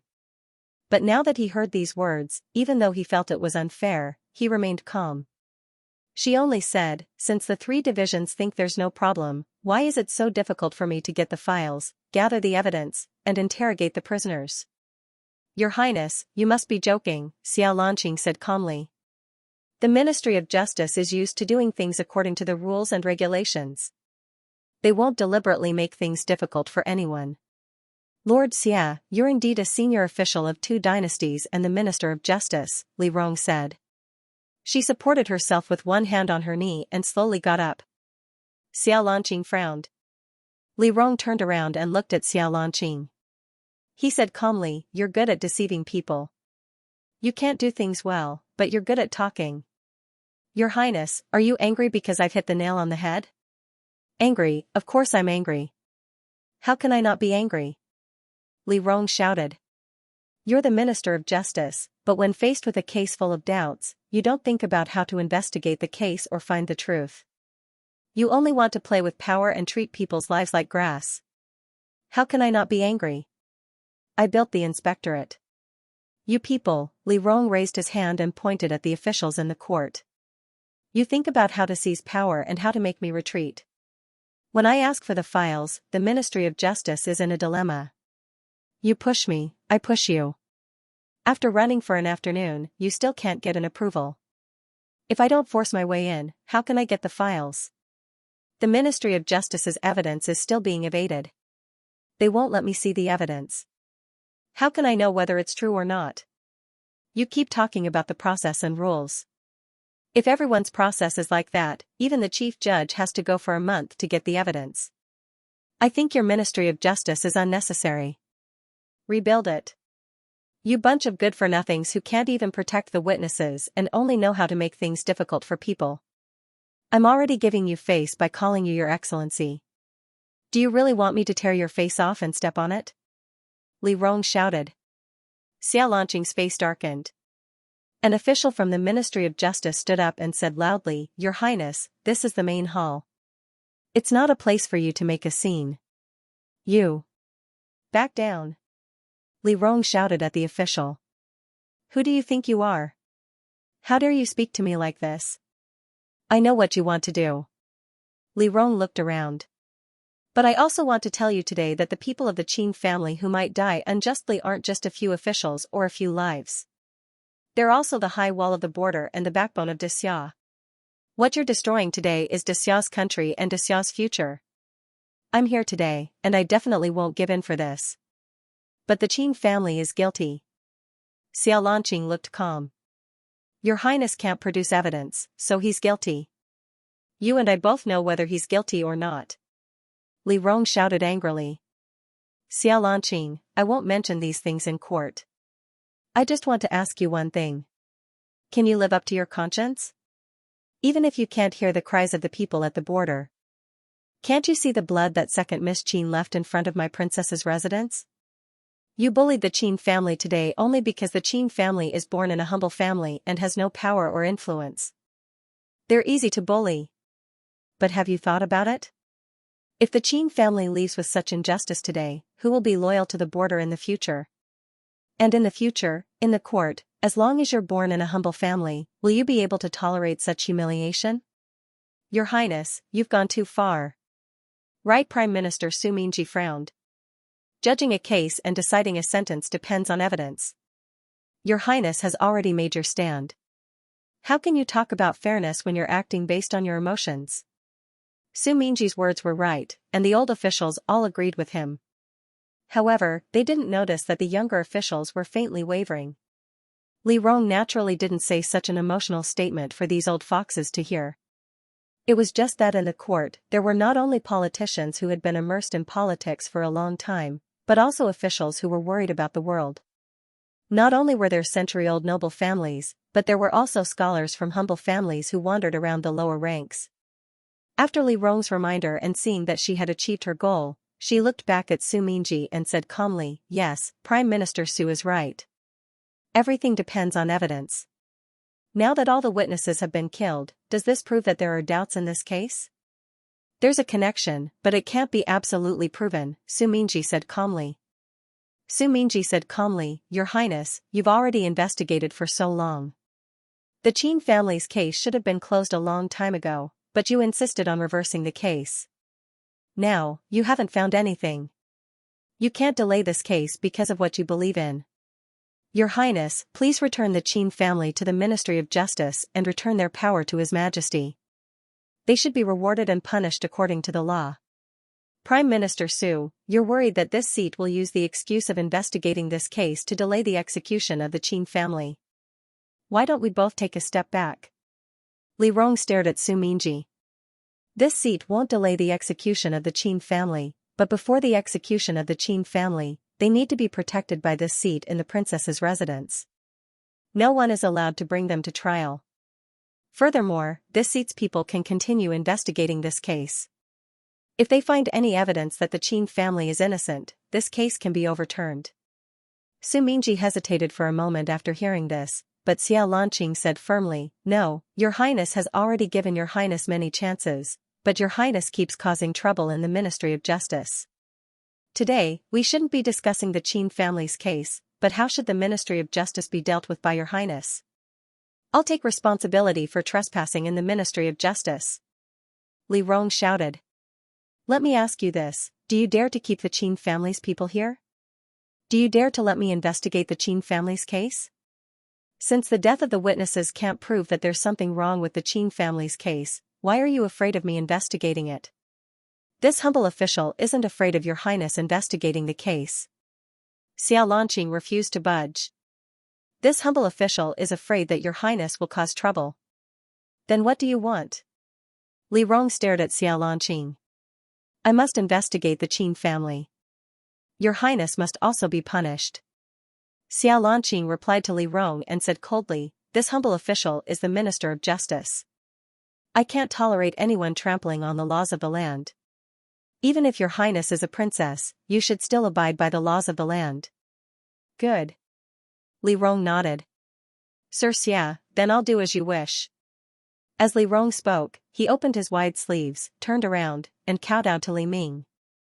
He said loudly, "Your Highness, this humble official is willing to be flogged 30 times and recite scriptures in the Northern Yan Pagoda for a month for trespassing."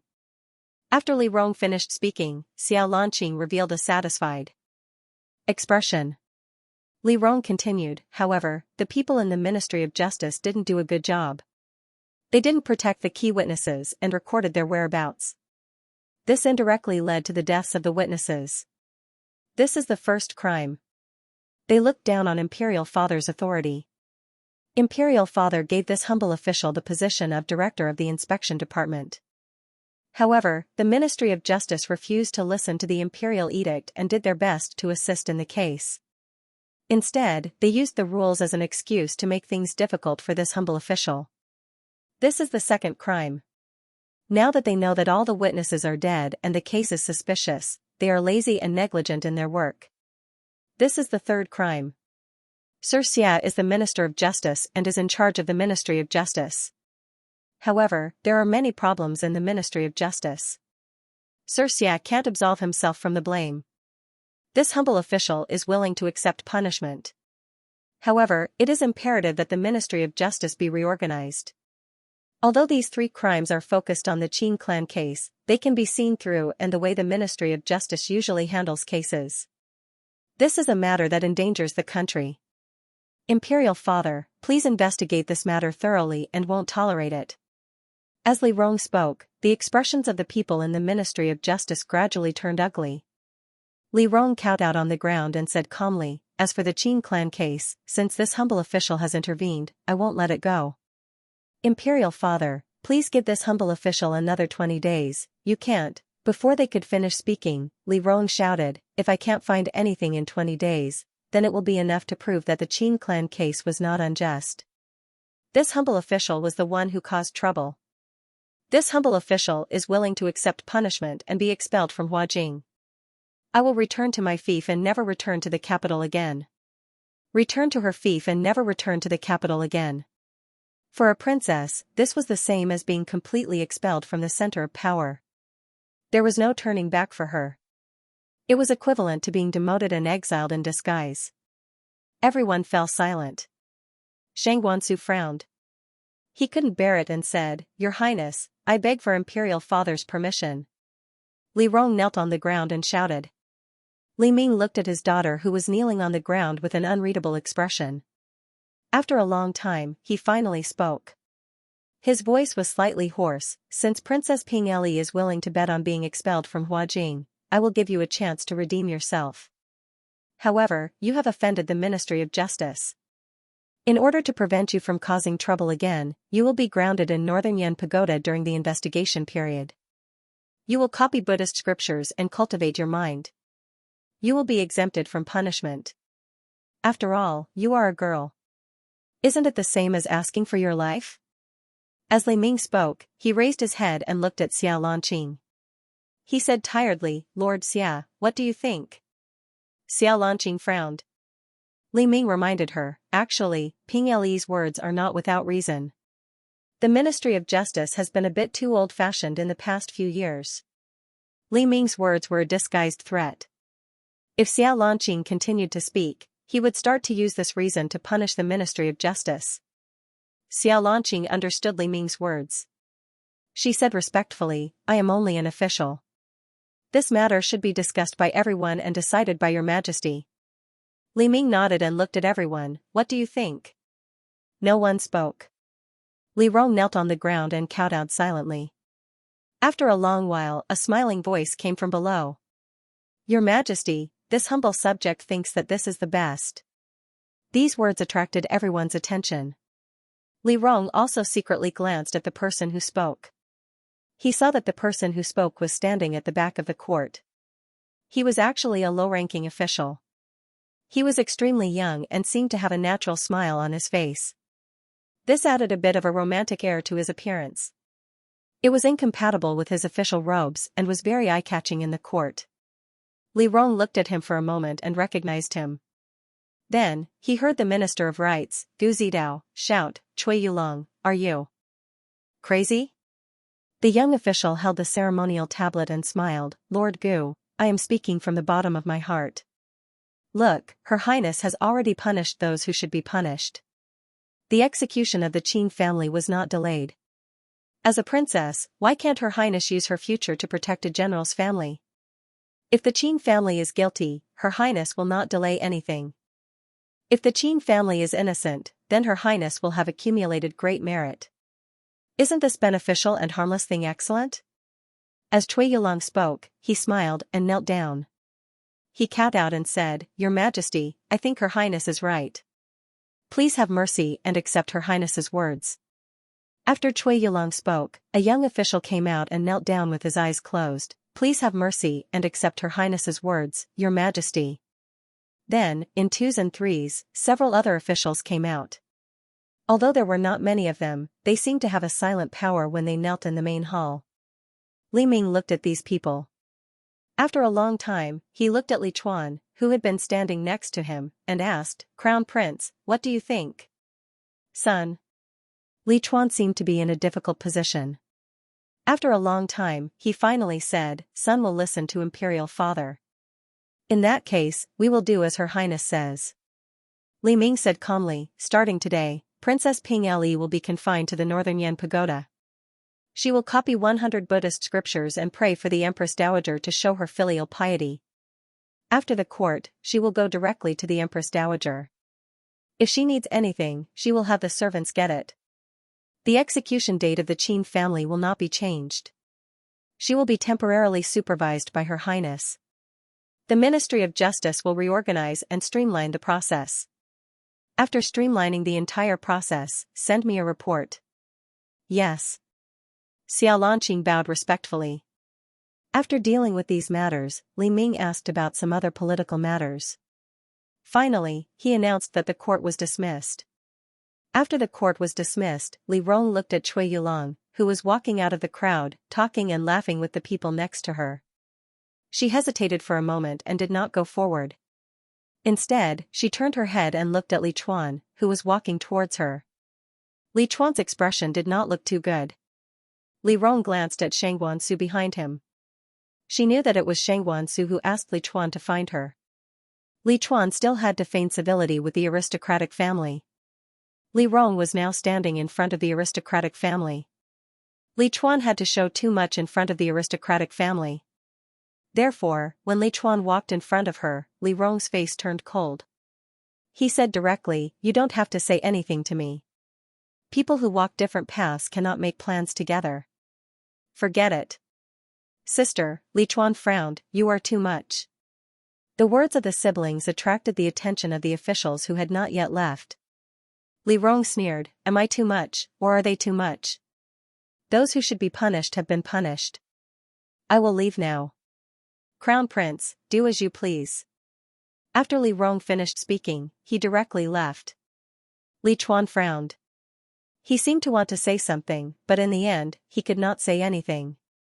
As soon as Li Rong walked out of the door, many officials surrounded him. They said with bitter faces, "Your Highness, there is a limit to the princess's willfulness. What is she trying to do?" "Everyone, I will try my best to persuade her, but she is my elder sister after all." Li Chuan said with a troubled expression, "I have spoiled her too much in the past. When the time is right, I will talk to her properly."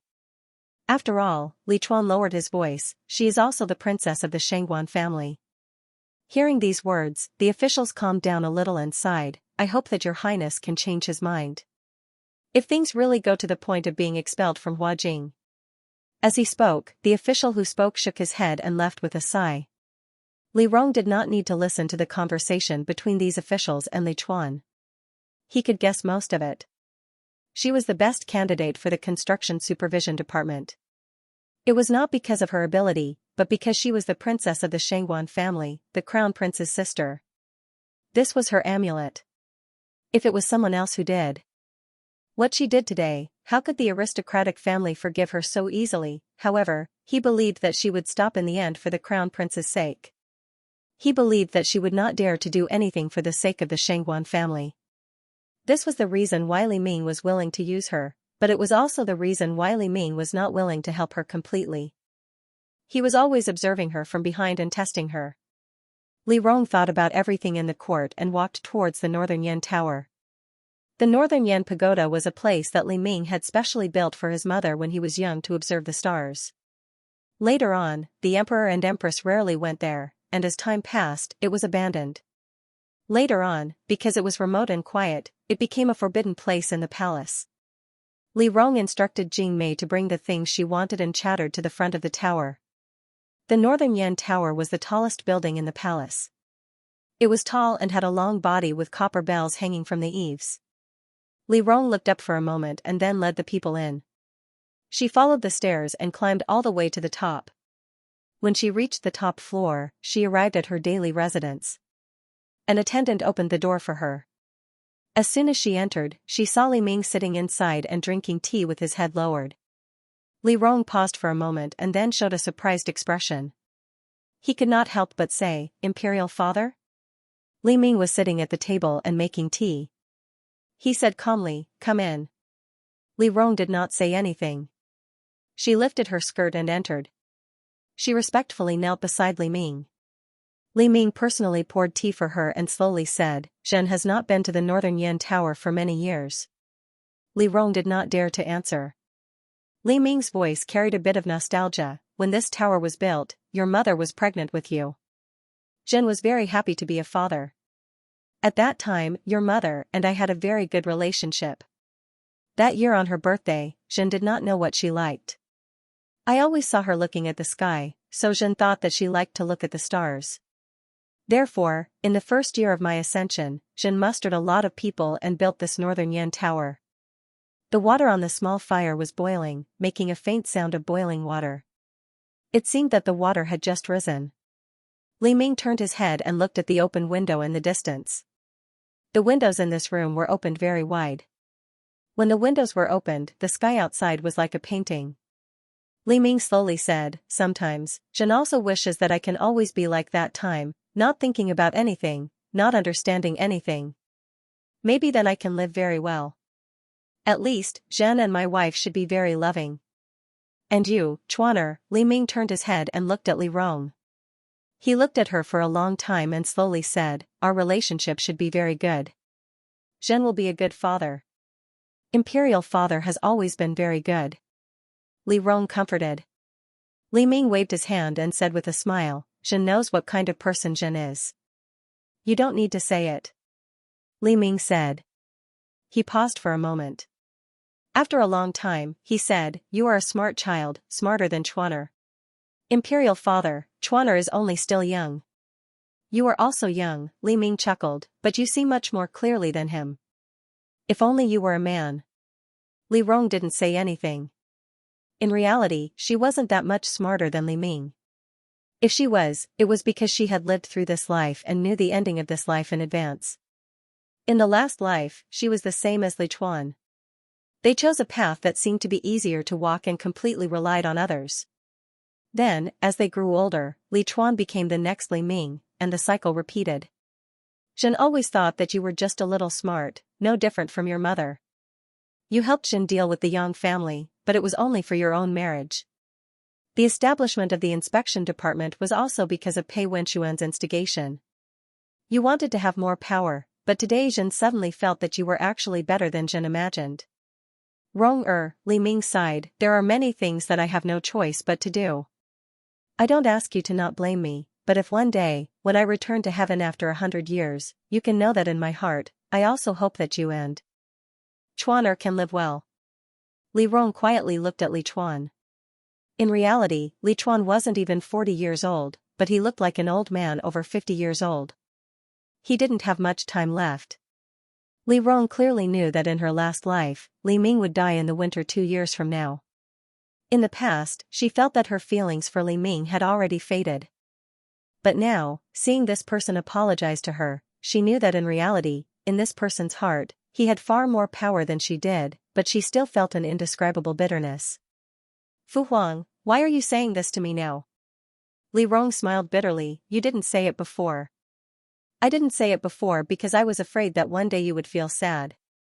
Li Ming's expression was calm. In the past, Zhen didn't know what you would do in the end.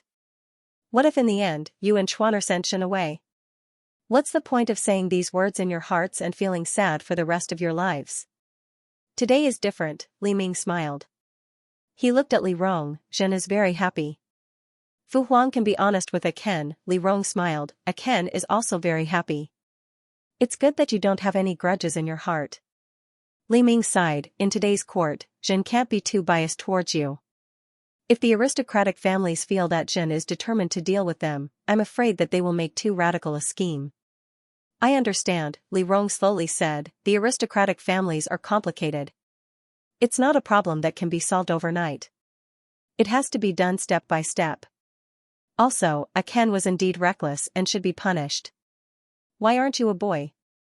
Li Ming was somewhat regretful. Li Rong couldn't help but smile, Fu Huang, in fact, Chuaner is very good. You'll understand if you get to know him better.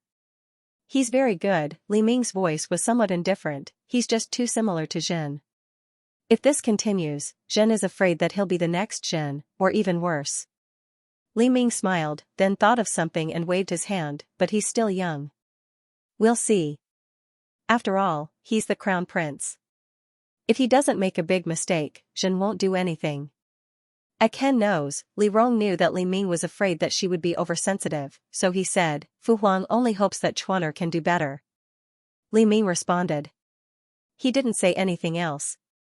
After a while, he slowly said, you saw what happened in the imperial court. You should also know why Zhen argued with your mother. In the future, Li Ming hesitated for a moment, then finally said, we father and daughter are of one heart. Don't bear grudges. Fu Huang, rest assured, Li Rong calmly said, Aken has Xia in my heart. Li Ming smiled and patted her shoulder. Then he thought of something, Pei Wenxuan left the capital? Yes, Li Rong calmly said, Fu Huang, rest assured, he'll come back. As she spoke, she looked up and hinted, bring back what Fu Huang wants. Good. Li Ming clapped his hands and laughed. He drank a mouthful of tea and happily said, carefree. All right, Li Ming stood up and looked around, rest well here. If there's anything you need, send someone to tell me. Zhen will stay with you and wait for Pei Wenchuan to come back. Li Rong stood up and respectfully bowed, farewell, Fu Huang. Li Ming nodded and happily walked out. After Li Ming walked out, Li Rong sat down and took a sip of tea. She didn't believe Li Ming's words. She knew Li Ming too well. Whether it was her or Li Chuan, he had feelings for them. But in the face of power, feelings weren't worth mentioning. He comforted her today because on one hand, he was happy that she was willing to rely on him. On the other hand, he was finally sure that she was useful, so he deliberately cultivated feelings for her. Li Ming held the cup. His heart felt cold and sour. She didn't know why, but she suddenly missed Pei Wenchuan very much. She felt as if Pei Wenchuan was sitting across from her. There was a slight smile on his handsome face as he asked her, Your Highness, what are you worried about? She couldn't help but smile when she thought about Pei Wenchuan's tone. She had just finished pouring tea when the door creaked open. Li Rong looked up and saw Xianxia standing at the door in her palace robes. Li Rong was stunned for a moment, then smiled, Fu Huang. Xianxia looked a little tired. She stood at the door and looked at Li Rong without moving. Li Rong thought for a moment. Then slowly said, Fu Huang, won't you come in and sit? Rong, Xianxia said in a low and hoarse voice, do you admit your mistake? What did I do wrong? Li Rong's voice was calm, did I block your path, or did I seize your power? Xianxia didn't say anything. Li Rong saw that she didn't speak for a long time, so he reminded her, Fu Huang, won't you come in and sit? No. Xiangxia's voice was choked with sobs, I'm here to pass on a message to your uncle. Pei Wenchuan is dead. Li Rong froze. The birds chirped as they flew past the window. She slowly raised her head in disbelief and looked at the woman at the door. Xianxia pretended to be calm, as if she was no different from her usual self. Every act that goes against the torrent has a price to pay, Li Yundong said. In the future, Xianxia said with difficulty, don't be willful. You're saying, Li Rong looked at Xianxia and couldn't help but laugh. He said in disbelief, he's dead? Yes, Xianxia said coldly, I'm here to tell you about this matter. You should reflect on it. Xianxia finished speaking and turned to leave. Li Rong stopped her and said indifferently, did you do it? Xianxia stopped in her tracks. After a long time, she said slowly, if we didn't do it, someone else would. Was it you? Li Rong asked stubbornly. Xianxia was silent for a moment and finally said, no. Xianxia seemed to be unable to hold on and said tiredly, Mother isn't as you think, Mother. Li Rong took a cup and poured some tea. He said slowly, actually, I understand your position. To you, from the moment you married into the palace, you represented the Shangguan family. If something happens to the Shangguan family, it also means that something will happen to you. Your relationship with the Shangguan family is much closer than mine and Chuaner's. This is your position. You can never stand against the Shangguan clan. Aren't you the same? Xianxia suddenly turned around and stared at Li Rong. She stood in front of the high gate. The wind gently swayed her golden hair ornament with her wide sleeves and the copper bells around her jingled. She looked at Li Rong and said in a low voice, do you think I don't know what you and Chuaner are thinking? But do you think you're worthy? Suppressing the aristocratic families and dividing the court is something only the monarch thinks about. What are you and Chuaner now? You're not the emperor, you're the aristocratic families. You can only become the emperor by relying on the aristocratic families. Only Chuaner can sit on that throne. What are you doing? Xianxia walked in and looked at Li Rong oppressively, you're a princess. Today, you're a member of the aristocratic families to Li Ming. In the future, you'll also be a member of the aristocratic families to Li Chuan. Can you stand against the Shangguan clan? You're the same as me, you can't. The Shangguan clan is finished. You'll have nothing. Li Rong didn't say anything. She drank her tea. After a long time, she suddenly said, "This northern Yan pagoda was built by my father emperor." Xianxia was slightly stunned. Li Rong poured a cup of tea for herself and said slowly, "You two used to be very close. But later, you only thought about the Shangguan clan, and my father only thought about his own power. You two drifted further and further apart. You even forgot the origin of this pagoda. I used to think like my mother."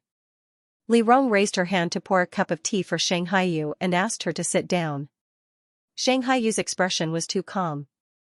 It made her look more like a young person. Xianxia looked at her daughter in front of her and listened to Li Rong slowly say, "We'll be tied together with the aristocratic families. We'll stabilize the situation and steadily assist Chuan to become the emperor. Then, we'll work together with the aristocratic families and assist Chuan.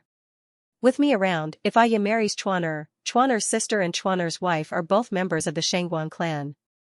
No matter what, Chuan won't do anything to his mother's family. In the future, if we work together, Chuan will be a very good emperor. Isn't this good?"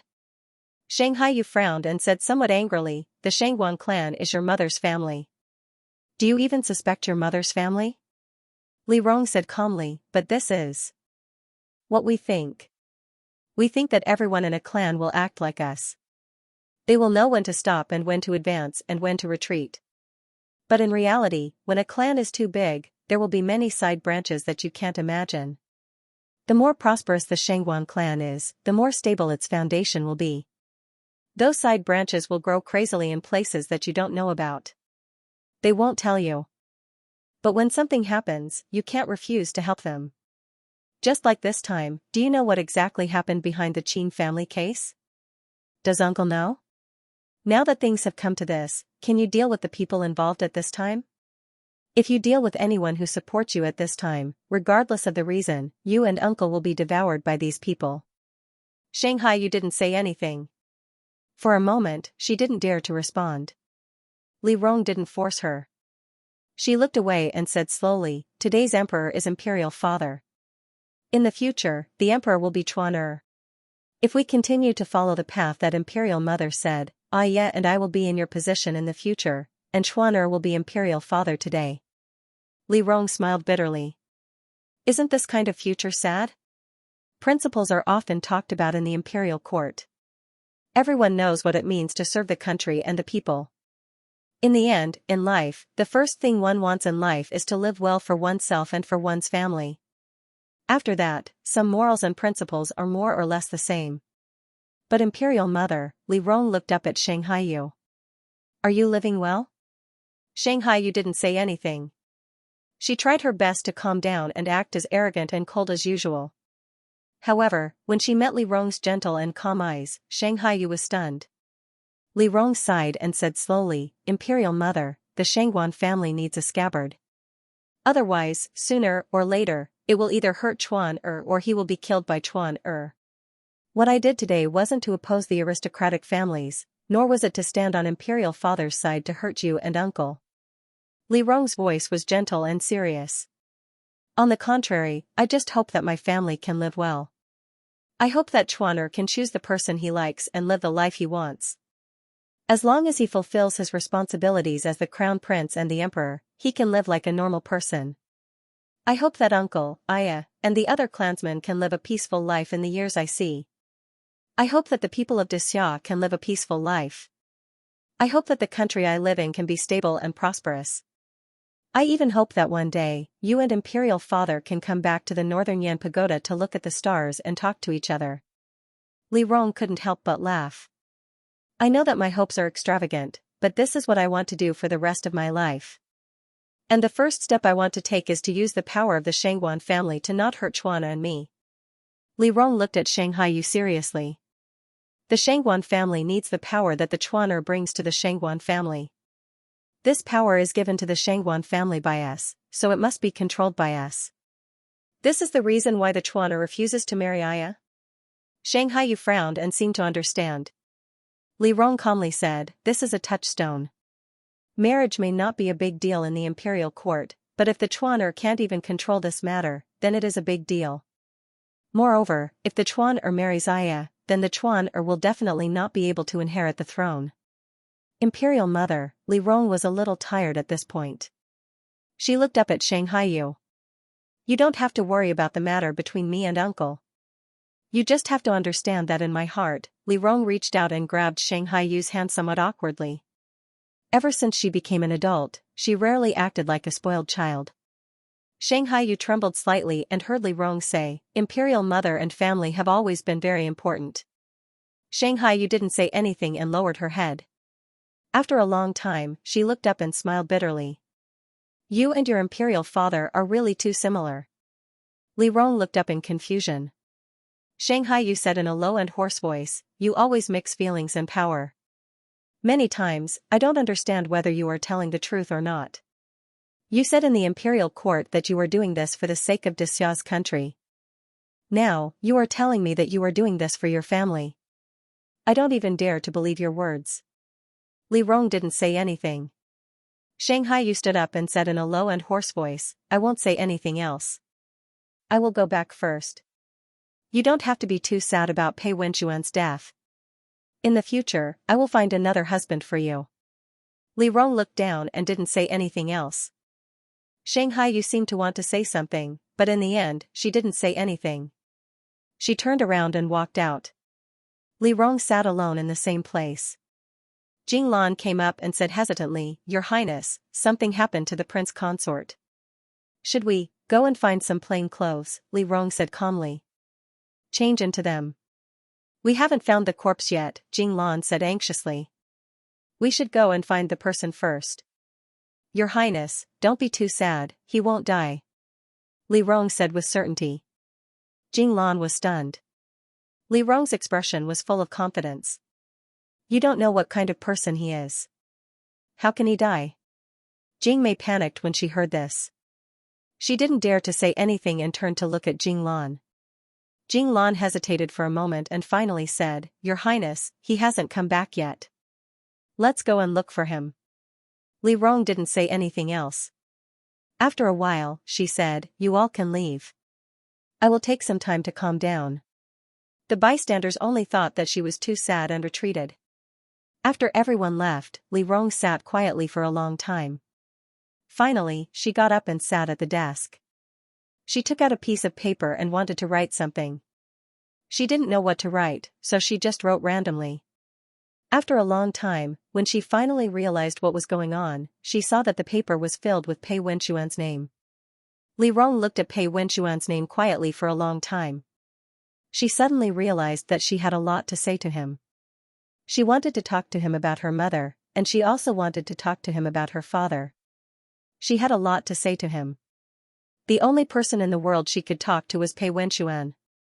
Because no one else understood, she couldn't say it out loud. Pei Wenxuan was the only one who could understand. She felt that if she told him, he would understand.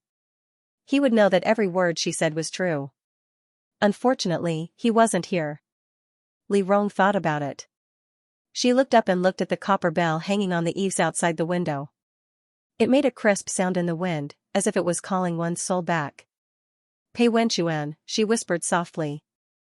That night, it rained again in Huajing. It was drizzling. At this time, a person dressed in green and wearing a bamboo hat sped along the muddy road. Before dawn, he knocked on the gate of the first city between Huajing and Huangping County. The soldiers poked their heads out and heard the person take out a token. He shouted at the city gate, Supervising Censor Pei Wenxuan is here to check on the grain under the orders of the Crown Prince. Hearing this, the city guards quickly opened the city gate. After checking Pei Wenxuan's identity, they hurriedly led him into the county yamen. When the magistrate heard that the envoy had come, he hurriedly got up. After Pei Wenxuan explained the purpose of the audit, the magistrate hesitated for a moment and said softly, Lord Pei, it's not that I don't trust the Lord Pei, but since the Lord Pei said that the Crown Prince is checking the accounts, may I ask if you have a token? The magistrate was the son of an aristocratic family who supported the Crown Prince. If Li Chuan really wanted to check, he wouldn't refuse. Pei Wenxuan said softly, This is the Crown Prince's private matter. As a member of the censorate, I have to do something. Pei Wenxuan hinted that he was working for the Crown Prince in the censorate. If he wanted to overthrow others, he naturally needed some evidence. This matter shouldn't be publicized. I can't bring the crown prince's token, but I can bring the princess token. As Pei Wenchuan spoke, he took out Li Rong's token and showed it to the magistrate. Darren, you won't deny it, right? The magistrate hesitated. Pei Wenchuan laughed. Her Highness Ping Le is the crown prince's elder sister. Darren wouldn't think that Her Highness Ping Le would harm the crown prince, right? I wouldn't dare. As the magistrate spoke, he thought for a moment. Pei Wenchuan was Li Rong's son-in-law and could be considered the crown prince's brother-in-law.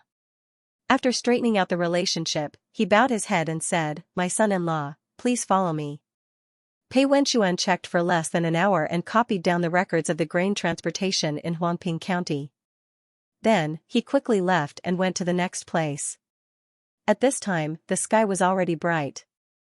Xianxia sat in a carriage and waved a round fan.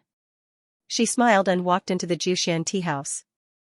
As soon as she pushed the door open and entered the private room, she saw a young man wearing a mask sitting in the room.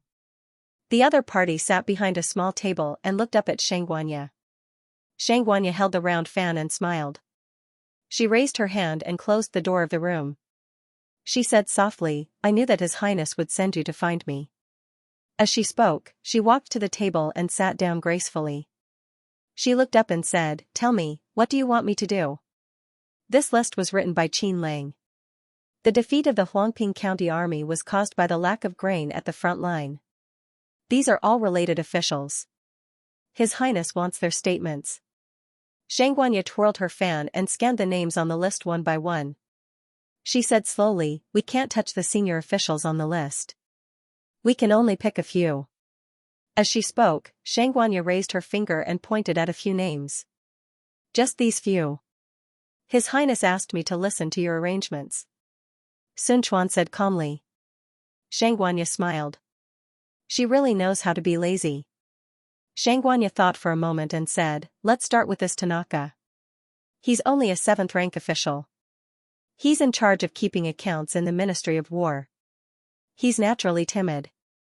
Xianxia said and smiled. "Find a time to catch him, knock him out, and tie him up. Then, find a random girl and pretend to be killed. Put her on the bed. You want to frame him?" Sun Quan frowned. Xianxia chuckled. "You're joking. I'm just scaring him. When the time comes, I'll go with you and record his statement on the spot. Then, I'll promise to help him cover up the murder. With this, it'll be much more convenient in the future." "What about the others?" "Everyone has weaknesses." Xianxia crossed the names of those people. Her eyes were cold. "There are still 19 days. We'll arrange them one by one." While the situation in Huajing was turbulent, Li Rong had a rare moment of peace in the northern Yan Pagoda. The outside world spread rumors that something had happened to Pei Wenchuan. She didn't respond. She only inquired about Pei Wenchuan's whereabouts. Then, she asked someone to ask for leave for Pei Wenchuan. She asked someone to search the place where Pei Wenchuan fell from the cliff. Then, she put on a plain dress. Everyone thought that she was upset because of Pei Wenchuan's death. Li Chuan came to comfort her, but she stopped him outside. She locked herself in the room. Every day, except for the news from Xianxia and Sun Quan, she ignored everything and just quietly copied the scriptures. She rarely had such leisure time in her life. She didn't need to do anything. She only needed to copy the scriptures over and over again. As she copied, Jingmei said in surprise, "Your Highness, why does your handwriting look so much like the prince consort's?" Li Rong paused. Jingmei hurriedly knelt down and said, "It's this servant's slip of the tongue. Your Highness, please punish me." "What did you say wrong?" Li Rong smiled and said gently, "Withdraw." Jingmei knelt on the ground. After a long time, she hesitated and said, "Your Highness, the prince consort has passed away." "You don't have to, he's not dead." Li Rong interrupted her. Jingmei bravely said, "Your Highness, it's already been 10 days. "I said," Li Rong said with certainty, "he's not dead." "If you dare to say that he's dead again," Li Rong looked up and looked at the person kneeling on the ground with a calm expression, "you can go and receive your punishment."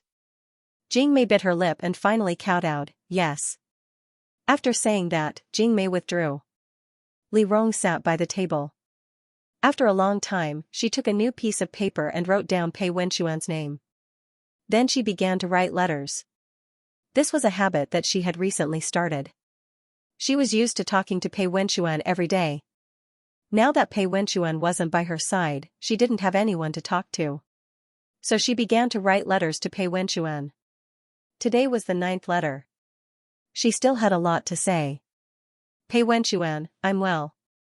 Today, they told me that you're dead. I know that this is impossible. With your intelligence, you must have started to prepare after leaving the city. I'm afraid that you're the one who planned this. After all, a dead person is the safest. But it's strange. Every time they tell me these things, my heart tightens. I can't help but think that it's fortunate that we left together. If I were to walk behind you, I don't think I would have a good life. You're not that lonely when you're alive. She copied the Buddhist scriptures 107 times. When she wrote the 19th letter, it was finally the night before the Qin family's execution.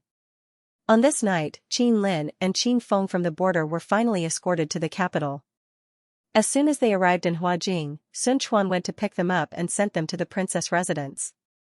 Before Qin Lin was locked in the room, he suddenly asked Sun Quan, Darren, do you know how my little sister, Qin Zhenjin, is doing? Sun Quan paused. After a moment, she slowly said, she's fine. You don't have to worry. Hearing this, Qin Lin finally felt relieved. That night, no one could sleep. The Huajing aristocratic families were brightly lit in the middle of the night. Li Rong was also alone in the northern Yan pagoda.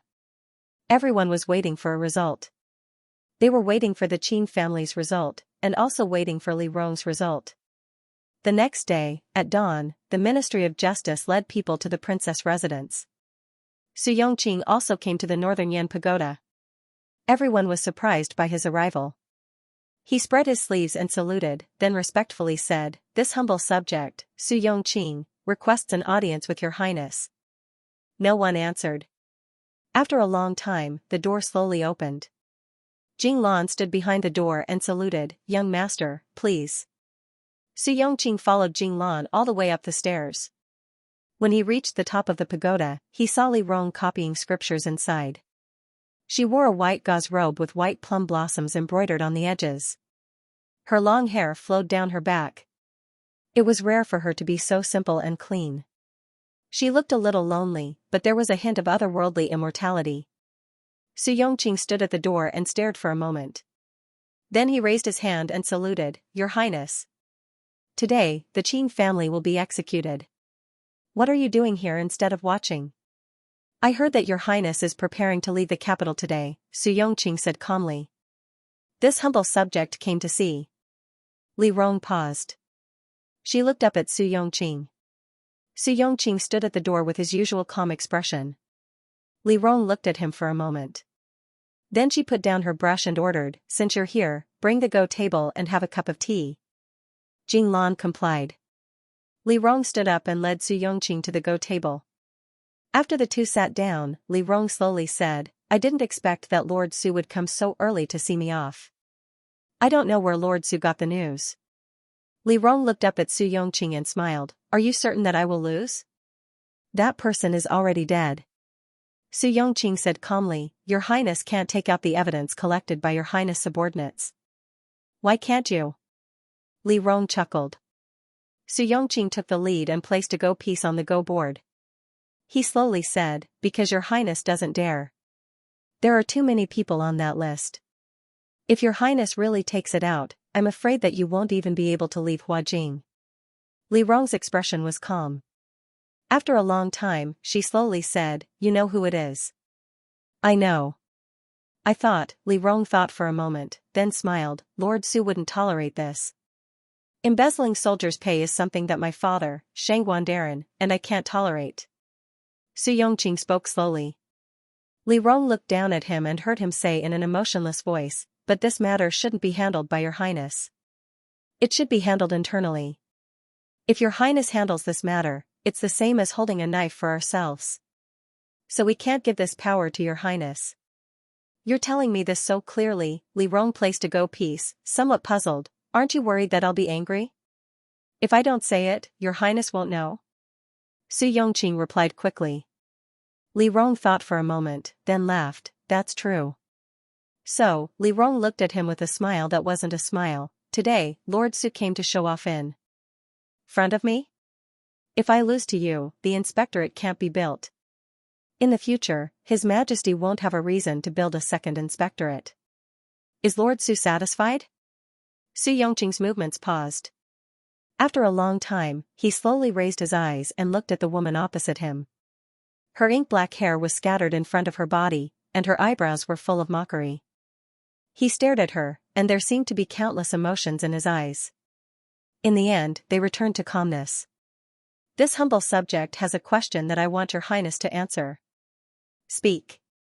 Your Highness is enemies with the aristocratic families. Su Yongqing softened his voice. Is it for the sake of the Lord Pei? Li Rong was slightly taken aback by these words. At this time, the Qing family members were pushed onto the execution field one by one and forced to kneel. Outside the execution field, Sun Quan was mixed in with the crowd. He held a long sword in his hand and quietly watched the scene unfold. A young man dressed in black rode in from outside the city gates. He spurred his horse to gallop through the streets and into the palace.